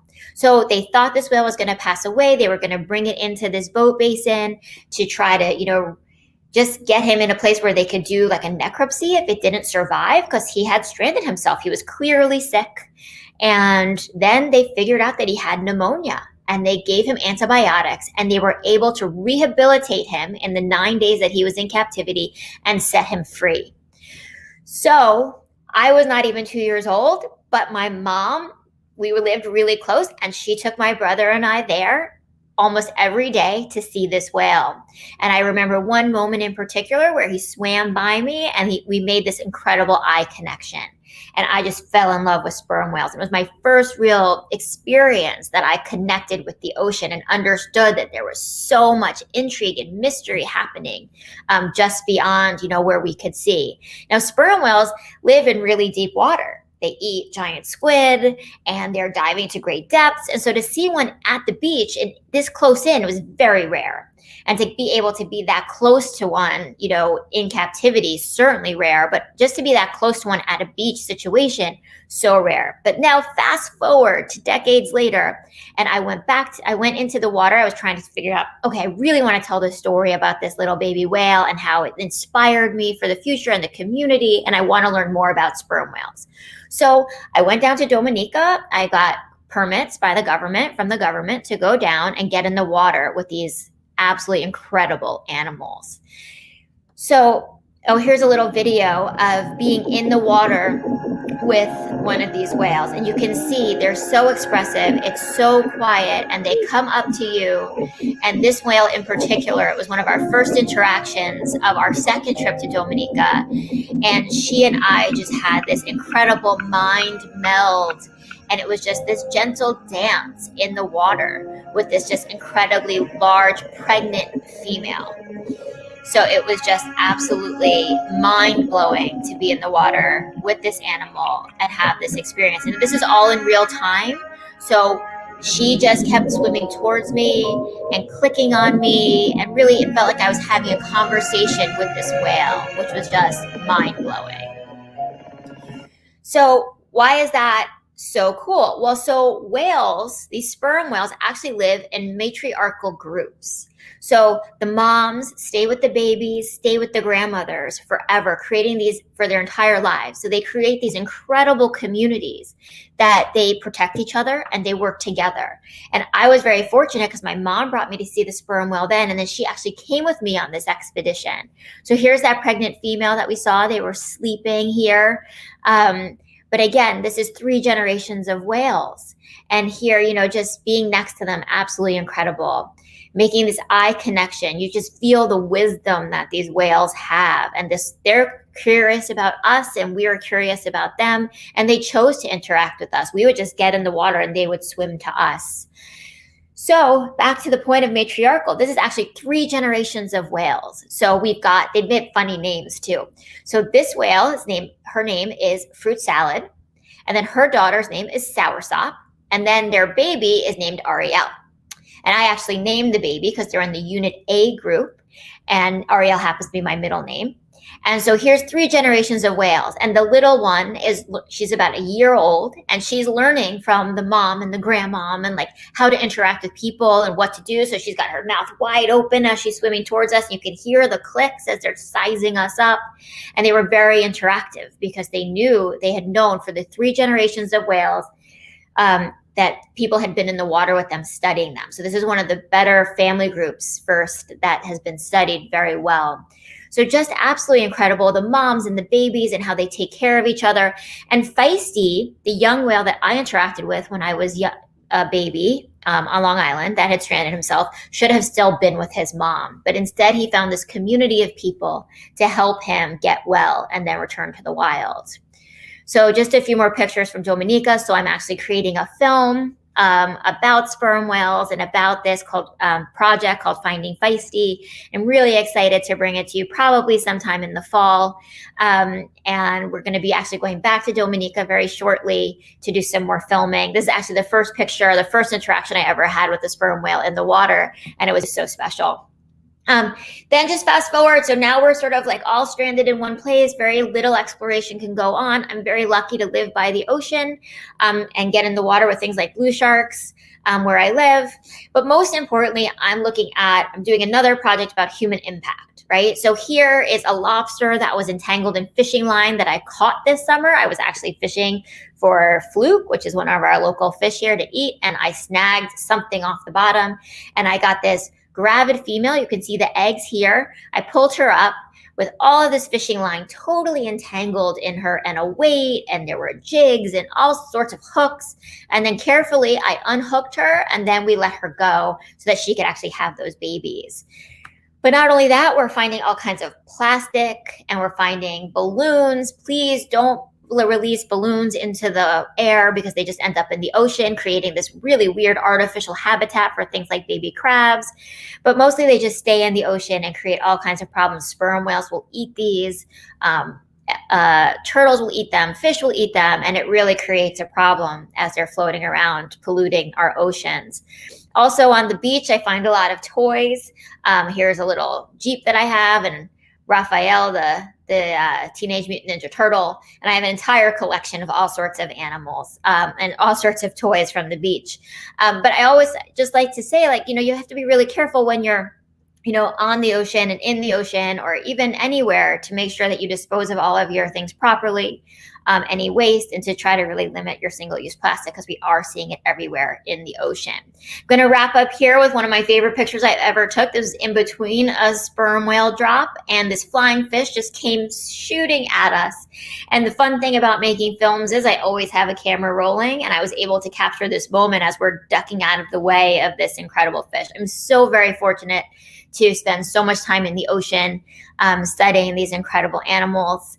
And learning about firsthand about all of these interactions and how important we really are as a global community and how everything that we do and how we interact with the ocean and each other does affect the ocean. So stuff we do on land, we really need to think of the ocean as our neighbor. So I'm going to stop sharing and go back to Joe and take any questions. All right, Galen. Well, thank you so much for sharing some of those adventures with us. That experience in the Blue Hole must have been just incredible. We hosted one of the submersible pilots. Erica Bergman joined us yesterday. And so she shared that adventure with us in the past as well. And that sperm whale experience just, wow, looks absolutely amazing. Amazing photos. I can see why you're so excited to get back to Dominica and interact with that family group again. Just incredible. Yeah, no, it's one of those things I could just talk about forever. So I try to keep it brief. But yeah, it's incredible. So hopefully we'll be doing some, Instagram lives and things also while we're down there.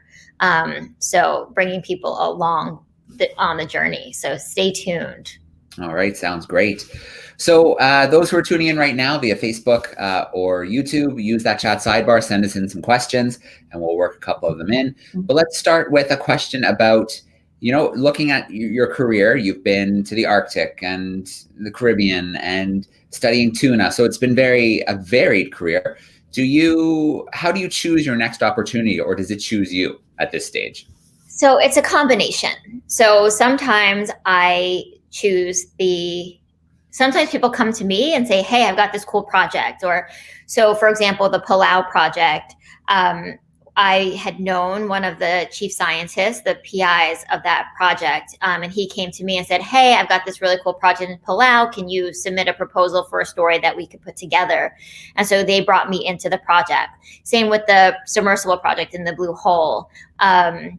Aquatica Submarines brought me in to be a part of that expedition. And then obviously the graduate work. So it's usually a collaboration. Sometimes I'll hear about a project and I'll reach out to someone and say, hey, I really want to tell this story. How can we make this work?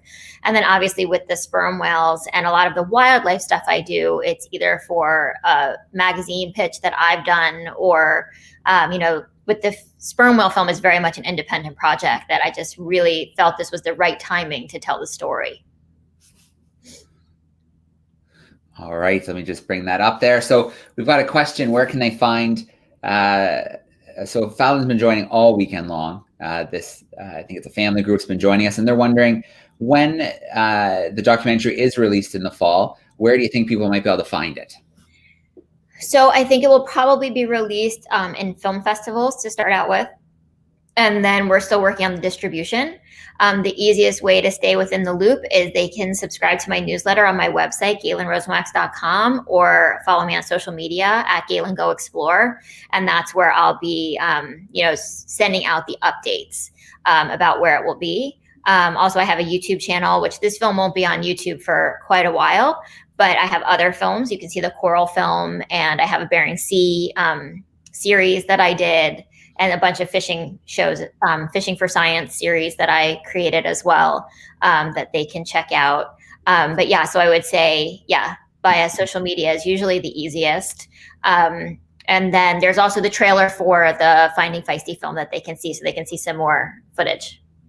Very cool. So you mentioned some past films. Is this current one your largest undertaking, or maybe just, I guess, maybe the one that means the most to you because it is an independent project? It's definitely my biggest undertaking to date. And I think it's mostly because it's largely my story as opposed to telling another story. And oftentimes I'll be within the story sort of as a communicator, and someone is like the conduit to share the story. So sort of the voice or the narrator of the story we're telling. But this is actually very much about me and my personal journey. So it's definitely my biggest undertaking. It's also going to be the longest of any of the films that I've made. And because it is, I'm building the entire team as opposed to more collaborative. So yeah, it's exciting. Right. Well, you have traveled the world exploring many parts of the ocean, but you see a lot of the impact that we're having, whether it's plastics, overfishing, climate change. We're curious about what gives you hope. When you see what you see, but obviously you get to work with a lot of great people who are, on the other side, doing their best to raise awareness and tackle these problems. So what is it that gives you hope? So there's a lot of things that give me hope. I'm generally an optimist in regards to the ocean. So we've seen, stories, and we've seen things that have rebounded and done, better. I think just right now, people's awareness of the problems going in the ocean is giving me the most hope. So people talking about, less single-use plastic, how their impacts, talking about alternative energies and things like that. I think when it's becoming more of a broad conversation, not just within our community, in the conservation community, now it's sort of like in our general news cycle. I think that gives me hope. I also think that, getting in the water with baby sperm whales, so that you're seeing the moms and the babies, and you're seeing this cycle of life, and that we're still getting, it's still all happening, right? And I think that's also very hopeful for me. Personally, I'm on the ocean a lot. And where I live in New York here, we've seen our bait fish come back in just tremendous numbers from tremendous conservation efforts. So to go out into our ocean where we would never see these fish called menhaden, which are very important to our ecosystem. They're a very oily, small fish. And a lot of people call them bunker or pogies. And they are extremely important for whales and all of the different predators to eat. So everything from striped bass to the sharks and everything.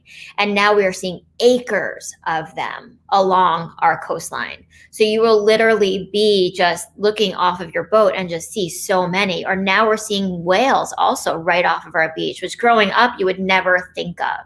So these are conservation success stories from, people getting involved and advocating and putting protections on these fish. So we have seen that with a little bit of help, we can, create positive successes. So I think that, you know, when I literally was on my paddleboard this summer with whales lunge feeding around me. If you had told me that was going to happen 5 years ago, I would have been like, that's not possible. And instead, I was literally surrounded by fish with whales, and it was just mind blowing. So I think that's kind of what gives me hope. And I think just so many great people are working on these issues. Yeah. All right. And I think you bring up a great point. The ocean is really resilient. And sometimes all we need to do is just give it some space, and it can rebound in just incredible ways. No, absolutely. Yeah. One more question from the chat before we let you go. Ming is wondering, how did you track the whales? How were you able to find them on a regular basis? So in Dominica, there's a resident population of sperm whales. So they tend to hang out around the island. There's a river that comes out of a canyon, and it's a very deep canyon, and there's a lot of giant squid and all sorts of crazy things living there. So the sperm whales are attracted to, they're feeding there a lot. But how we found them was actually with a hydrophone. So we would actually listen. We'd go out on the boat just offshore, and we put the hydrophone in the water and listen for the clicking of the whales, because they're making noise as they're hunting, as they're swimming around, they're clicking and they're using codas. There's an incredible language of whales that's being studied with the sperm whales. And so we would listen. And the best thing ever is when you hear those clicks, and then you know, okay, well, there's whales down there. We may not see them yet, but they're going to come up because, like us, they need to breathe air. So every 45 minutes or so, they pop back up, and then we start looking for them on the horizon, but we can get a good perspective of where they are using the hydrophone. So that's how we're finding them. It's all a listening game. Joe, you're muted. There we go. Galen, thank you so much for being with us as we wrap up our festival. Thank you for sharing the incredible work that you're doing. And of course, thank you for doing that work and then doing the outreach as well to reach students, the next generation, and of course, the general public about issues affecting our ocean. Well, thank you so much for having me, and congratulations on an extremely successful event. I'm honored to be a part of it, and I look forward to sharing my work some more in the future. All right. Amazing, Galen. Enjoy the rest of your weekend, and I have a feeling we'll see you again soon. Sounds good. Thank you. Thanks, Galen. Okay, I can't believe it. We are coming up to our last event of this weekend. This is our first go with this festival, the Women Blaze Trails Festival. It has been celebration of over 50 amazing women in science, exploration, adventure, and conservation, sharing their stories, sharing the work that they're doing all around the world. It really has been an incredible weekend. A couple of shout outs before we jump into our final speaker. This is actually the second large festival that we have done. Last May, we launched the Global Biodiversity Festival. So over 3 days, we celebrated the weird and the wonderful, the challenges life is facing on our planet, as well as some good news conservation stories. So if you head to globalbiofest.com, you can take a look at what that was all about last May. You can find, we even published a book, a PDF that you can check out of all the speakers and their perspectives on biodiversity. We had 68 events. We had viewers in over 100 countries. It was an absolute blast. So we're going to get ready to do it all over again coming this May. So mark this website, keep an eye on it. We're going to start repopulating it with new stuff very shortly. Finally, I want to give a big shout out to the Lenovo EDU community who partnered with us and helped sponsor this event. It is a great community to join as an educator, to find great resources, to collaborate with peers, and to really help navigate this new time that we're in with so much virtual coming to the classroom. It's really great to have a community of support. And I do want to share this video one more time to highlight that community.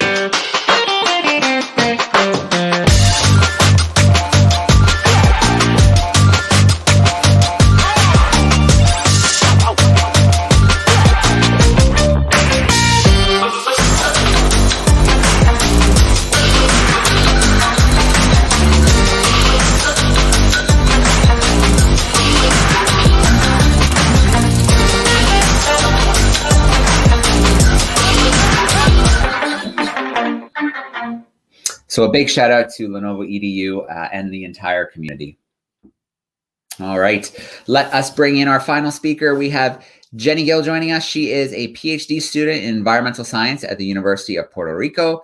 And she is a NASA Puerto Rico Space Partnership for Research, Innovation, and Training Fellow working with microalgae cultivation to grow on the International Space Station. She is currently one of the coordinators of the Caribbean National Geographic Hub as a National Geographic Explorer. She's also a Fulbright National Geographic Digital Storytelling Fellow, and she traveled to 3 Smithsonian Tropical Research Institute facilities in Panama.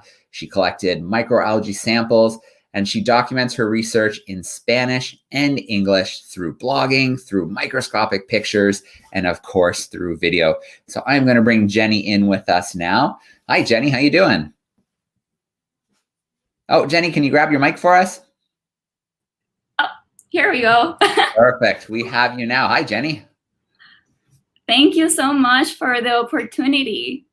Of course, Jenny. We're thrilled to have you joining us from Puerto Rico today. In fact, Jenny, we have, I'm going to share my screen just for 1 second here because I really want to highlight that we have had just an amazing group joining us from all over the world. 20 countries represented, 6 continents. Some of the small ones you can't see there include the Cook Islands, the Seychelles, Burundi, as well as Puerto Rico, which you can almost just see right there. It almost turns blue for us. So great to have you joining us, Jenny. I'm going to let you take over for a little bit, and then we'll see if we have a couple questions. Thank you. Let me share my screen.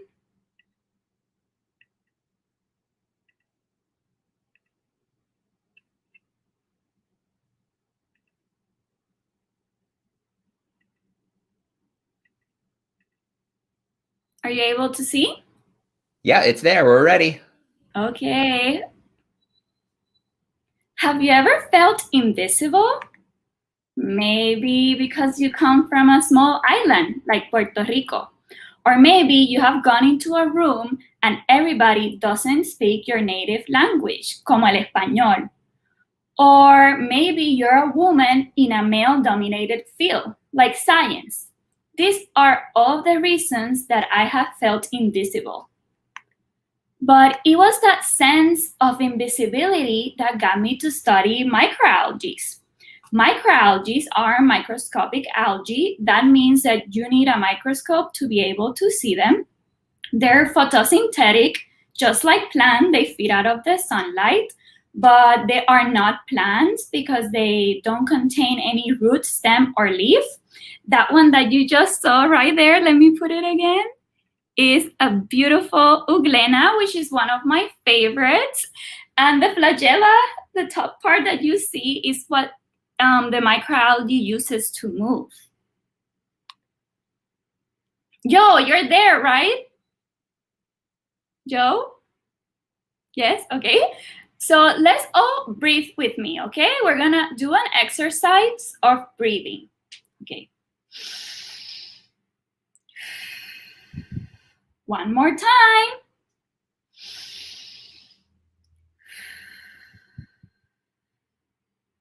Actually, 50% of the oxygen we breathe come from microalgae. So thank you, microalgae.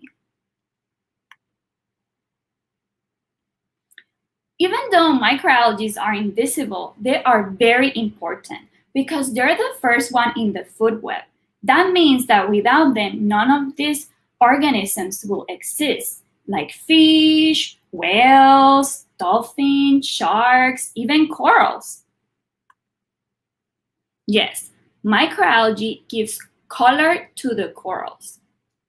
The coral that you see to your left is a healthy coral, which has microalgae, while the one to your right has gone through coral bleaching and does not have microalgae anymore. Corals and microalgae have a symbiotic relationship. This microalgae is called zooxanthella. Now I'll talk a little bit about me, even though I just want to keep talking about algae. But I am a Fulbright National Geographic Storyteller Fellow, and thanks to this fellowship, I was able to travel to Panama and work at the Smithsonian collecting microalgae throughout the Panama Canal. And I am currently a first-year PhD student at the University of Puerto Rico with a STRIDE NASA fellowship. I just wanted to encourage every student that is hearing me now to not be afraid to apply to internships, fellowships, or any grants or any of these opportunities, because you need to try. And if you fail, that's okay, you try again. NASA right now, you can apply for their internships. Their deadlines are in March. Fulbright and the Smithsonian have the applications open too, so you can go into their websites and find out more. When I was thinking for my project, how do I explain to everyone the importance of microalgae? Well, I thought that the best way to do that was using your 5 senses. First, with sight, using the microscope pictures, then with hearing, synchronizing the movement of the microalgae to music, smell with algae soaps, touch with 3D models of the microalgae, and finally with taste. Microalgae are actually very nutritious, and I make microalgae cookies. So I traveled to Panama. I first started at the Pacific, then I went to Lago Gatun, and finally to the Caribbean.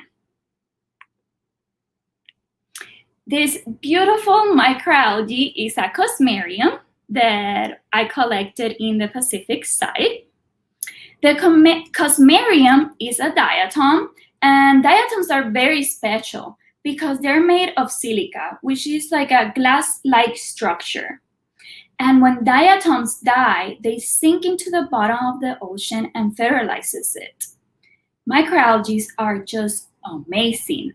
But other than collecting microalgae, I also collected stories. The first story I collected is of Rogelio Moreno Gil, and he did all the microscope pictures that you see. I will collect the samples and I will give it to Rogelio, so he took all of those wonderful pictures. This is his Instagram and you can follow him there. This other beautiful microalgae was collected at Lake Gatun. So this is freshwater microalgae. This is a planetarium. And planetarium really reminds me of Panama. It has an isthmus, which is the division that you can see right there, and it is a green microscopic algae. And in Lake Gatun, I had the wonderful opportunity. This was the best day ever, the happiest day of my life, when I got to collect microalgae at the Canal of Panama, and I had a chance to scrape the walls, the log walls. It was just amazing. And also they did, the Panama Canal did a documentary. So it was just great. And there, I also collected a story. While we were filming, the captain of the boat told me that he have gotten many people, many scientists, he have taken many scientists to collect microalgae before, but that I am the first one to show him what they are and explain it to him. And this is that moment when he's looking under the microscope.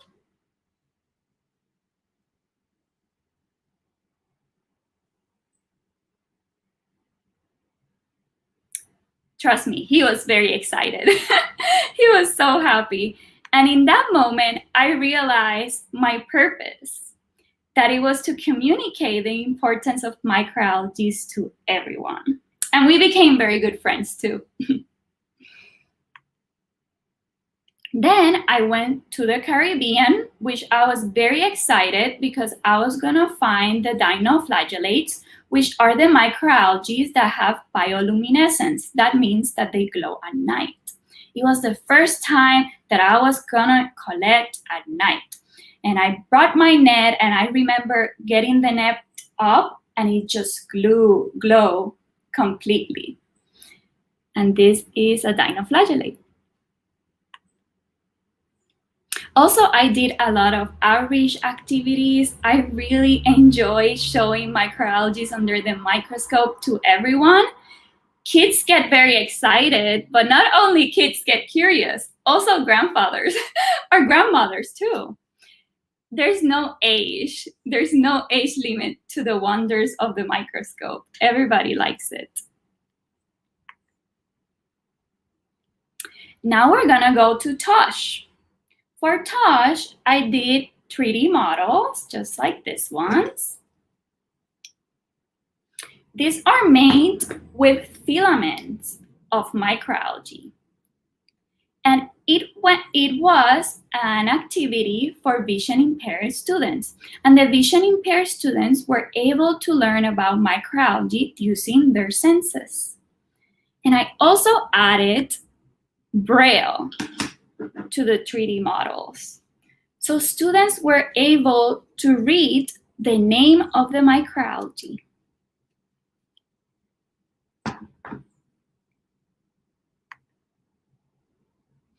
Okay, I have a surprise for you because I know it's Valentine's. Okay, I'm gonna put my glasses on, my heart-shaped glasses. And now we are gonna hear the algae, but we're gonna dance with the euglena, okay? You at home or anywhere you are, I want you to dance with me, okay?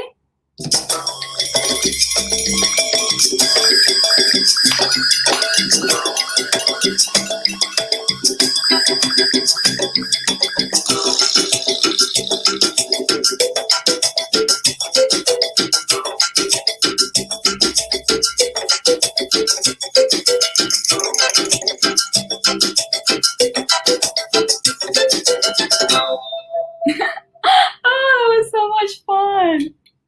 I love that euglena.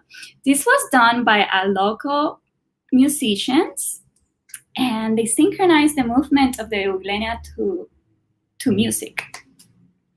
And another of my hobbies is to do algae soap, homemade algae soaps. Algae soaps have many good properties for our skin. They are great antibacterial. They have that property. Also, they help with acne, have a lot of antioxidants, and even help reduce wrinkles. I made some here for Valentine's too, Joe, and everyone else. They're here. You see, I don't know if you can see them. And they smell great.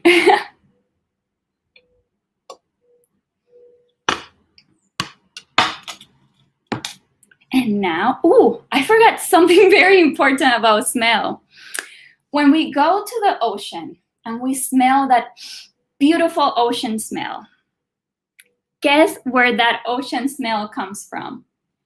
It comes from the microalgae. Yes, the microalgae release a chemical called DMC, dimethyl sulfide. And that's why we have that beautiful smell of the ocean.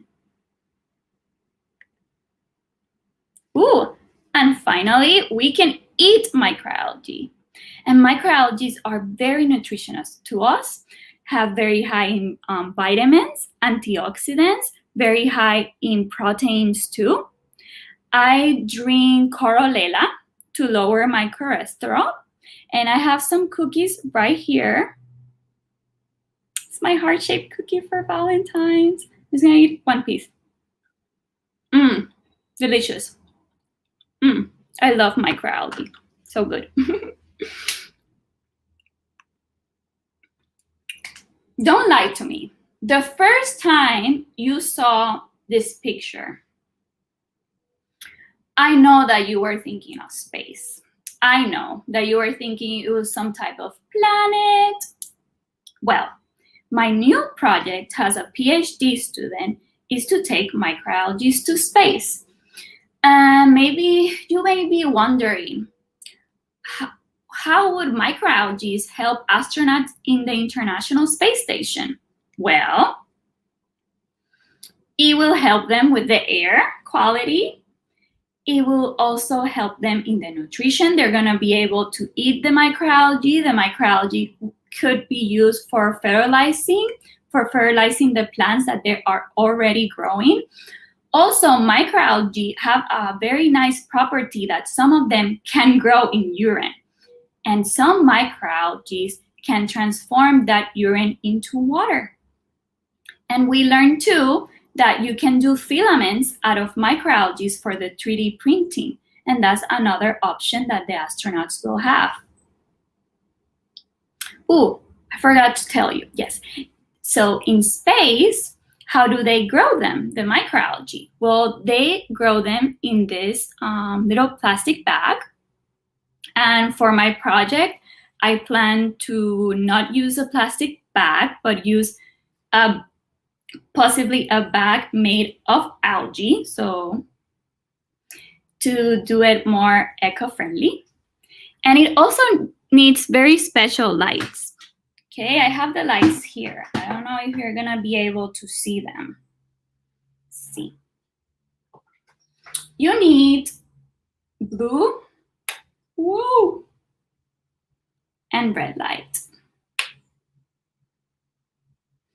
These are the type of lights that plants and microalgae need to grow faster.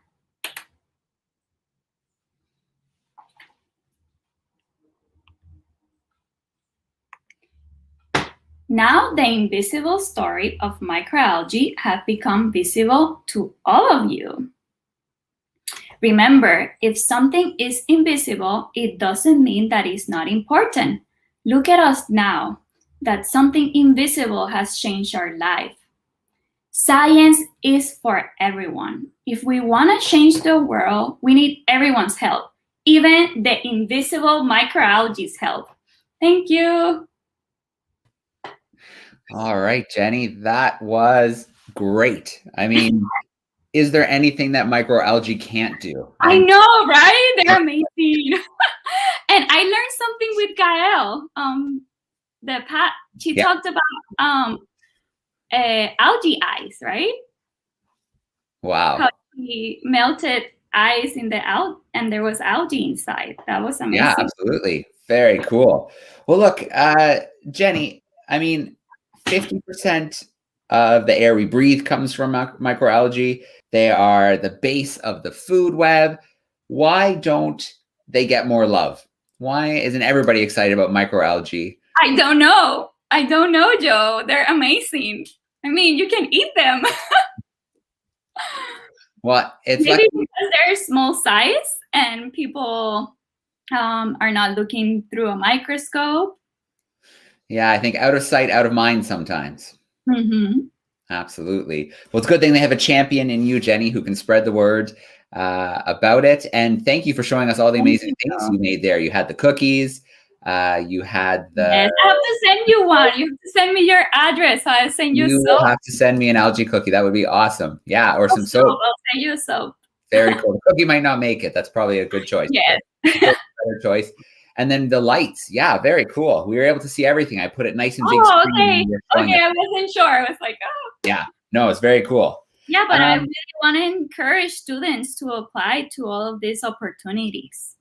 Yeah, it seems like there's a lot of great opportunities with the Fulbright opportunity, the NASA opportunity, the Smithsonian opportunity. And you know what? A lot of people might talk themselves out of it. Oh, no, they'll never choose me, or my project's not interesting enough. But you've got to put yourself out there. You got to try. You got to take chances, right? Yes, you have to try. Actually, for the Fulbright National Geographic Fellowship, it was my second time. So the first time I didn't get it, but I apply again. All right. Excellent. So we know we've probably identified about 1.3 million species on the planet. There's probably like 8 to 10 million, maybe even more on the planet. Do you think there's still tons of microalgae species to be discovered? Oh, yes, they are. I am sure about them. And there's so many places in the oceans that we haven't reached before. So there's a lot to discover. Hopefully I can discover one, but if I don't, it's okay too. Yeah, I mean, you talked about some of the collections you've done. You talked about in Panama and the Panama Canal. None of those species are new ones? No, Joe. Well, I have a feeling that you're going to find more than one in your microalgae quest. Thank you. Very, very cool. So Jenny, a big theme, actually, the next question I want to get to is, you showed so many people seeing microalgae for the first time, old to the young, and it's exciting for a lot of people. Let's hear a little bit about your first experience. Do you remember the first time you saw microalgae?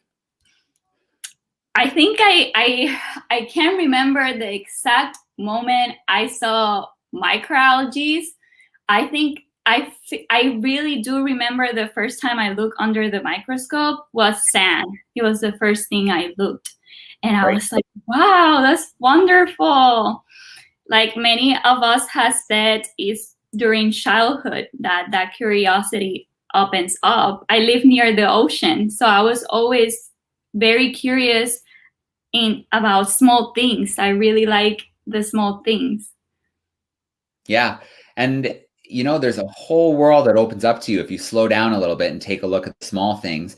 And it's even easier than ever, right? You can get things and you can put them right on your smartphone that can amplify and magnify. Oh, there's the paper microscope. Right. Yeah. So there's no excuse. Everybody should be slowing down, taking a look, collecting microalgae. And then once you get good at that, you can start. There's something curious. You can even find microalgae in the bowl of water of your dog. Yeah. So microalgae are everywhere. Yeah, absolutely. Very cool.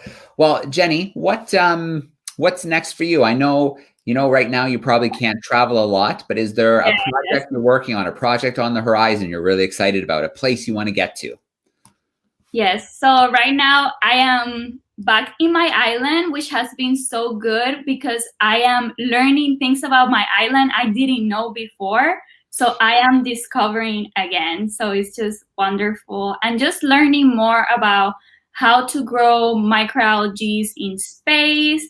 And I'm growing it in urine too. So I'm trying to figure out which is a good microalgae that will be able to grow in space and in urine. So that's my next project. And I'm also always so involved with the community, even though the beaches are now open. So we do we clean beaches too. And we have the Caribbean hub, which is an amazing hub to be at. And we talk about our issues that are going on in the Caribbean, and we can really have a very nice community there. Very, very cool. And I think that's a lot of, we work with a lot of scientists and explorers, and I think that's a pretty common theme is now that they're home, they're realizing there's so much around them that they haven't noticed before, and they're kind of exploring more in their own communities, and they're pretty excited about that. So that's pretty cool. Yes. And then I think that's it. I think that is how we get. How we finish. No, I was going to say, I think this is how we get microalgae on the map is through the space station, through your project, get them up into space. And that is what's going to get them on the map. Everybody's going to be talking about microalgae on the space station in zero gravity. Pretty cool. Yes. All right. Awesome. Let's see. I think the perfect question to end off on is a two-parter. So is there somebody who inspired you to do the work that you're doing? Is there somebody that you look up to, a female explorer or scientist that inspires you? Yeah, even when I was young, it's Ada Monzon. She is the weather meteorologist in the screen. And since I was young, I always saw her communicating science. So I was I want to be like her. I want to be able to communicate science. And that's what I've been doing through this. And the microscope and the algae, they kind of found me, studying science and exploring. it's important that you as a student in first year, it's okay, you don't know what you want to concentrate in, but explore. Absolutely. I think that's great advice. And I like that you brought up passion, because you clearly have a passion for microalgae. Yes. That passion rubs off on everybody that you meet and that you introduce to microalgae. So you and yourself have become a great science communicator and a powerful advocate for microalgae. Thank you, Joe. All right. Well, Jenny, thank you so much. It was great to see you. It was great to have you share with us. I'm definitely going to send my address because I want to try some of that. So it looks pretty darn cool. So yeah, Jenny, thank you so much. Thank you for joining us. Thank you for wrapping up a crazy weekend of over 50 live events celebrating women in science. You're so amazing, Joe. It was a blast. It was a great weekend, and really just a privilege to share so many amazing stories from around the world. And very inspiring for me, at least. Absolutely. Well, I'm glad you were able to tune into some. Yeah, Jenny, thank you so much. Thank you for joining us and representing the Caribbean. And yeah, awesome. Thank you, Jenny. You have a great rest of the weekend. You too. Happy St. Valentine's. Thank you, Jenny. All right. Well, just a final shout out to everybody who is still tuning in. Everybody who's going to be tuning into the live recording. Thank you for joining us this weekend, the first ever Women Blaze Trails Festival. It was just a great 3 days, absolutely incredible. So I do want to end off with one more shout out to all the hosts who joined us over the course of the weekend. Thank you to our hosts from the Explorers Club. Thank you, Kate. Thank you, Brianna. Thank you, Lizzie. The Explorers Club is celebrating the 40th anniversary of women in the club. There's such a rich history of female explorers, so join them for some of their events throughout the year. Thank you to Wes from Meridian Treehouse for hosting and doing some amazing behind-the-scenes stuff for us. Always great to have him involved in projects. Thank you to my colleague Jesse from Exploring by the Seat of Your Pants for doing some behind-the-scenes stuff, as well as some amazing hosting. Again, if you liked what you saw, we are raising money for Exploring by the Seat of Your Pants. Head over to the website, smash that donate button, and help us fund over 50 live events for classrooms in an upcoming month during the school year. Keep your eyes out for the Global Biodiversity Festival. So head over to the website, check out last year's and watch it update.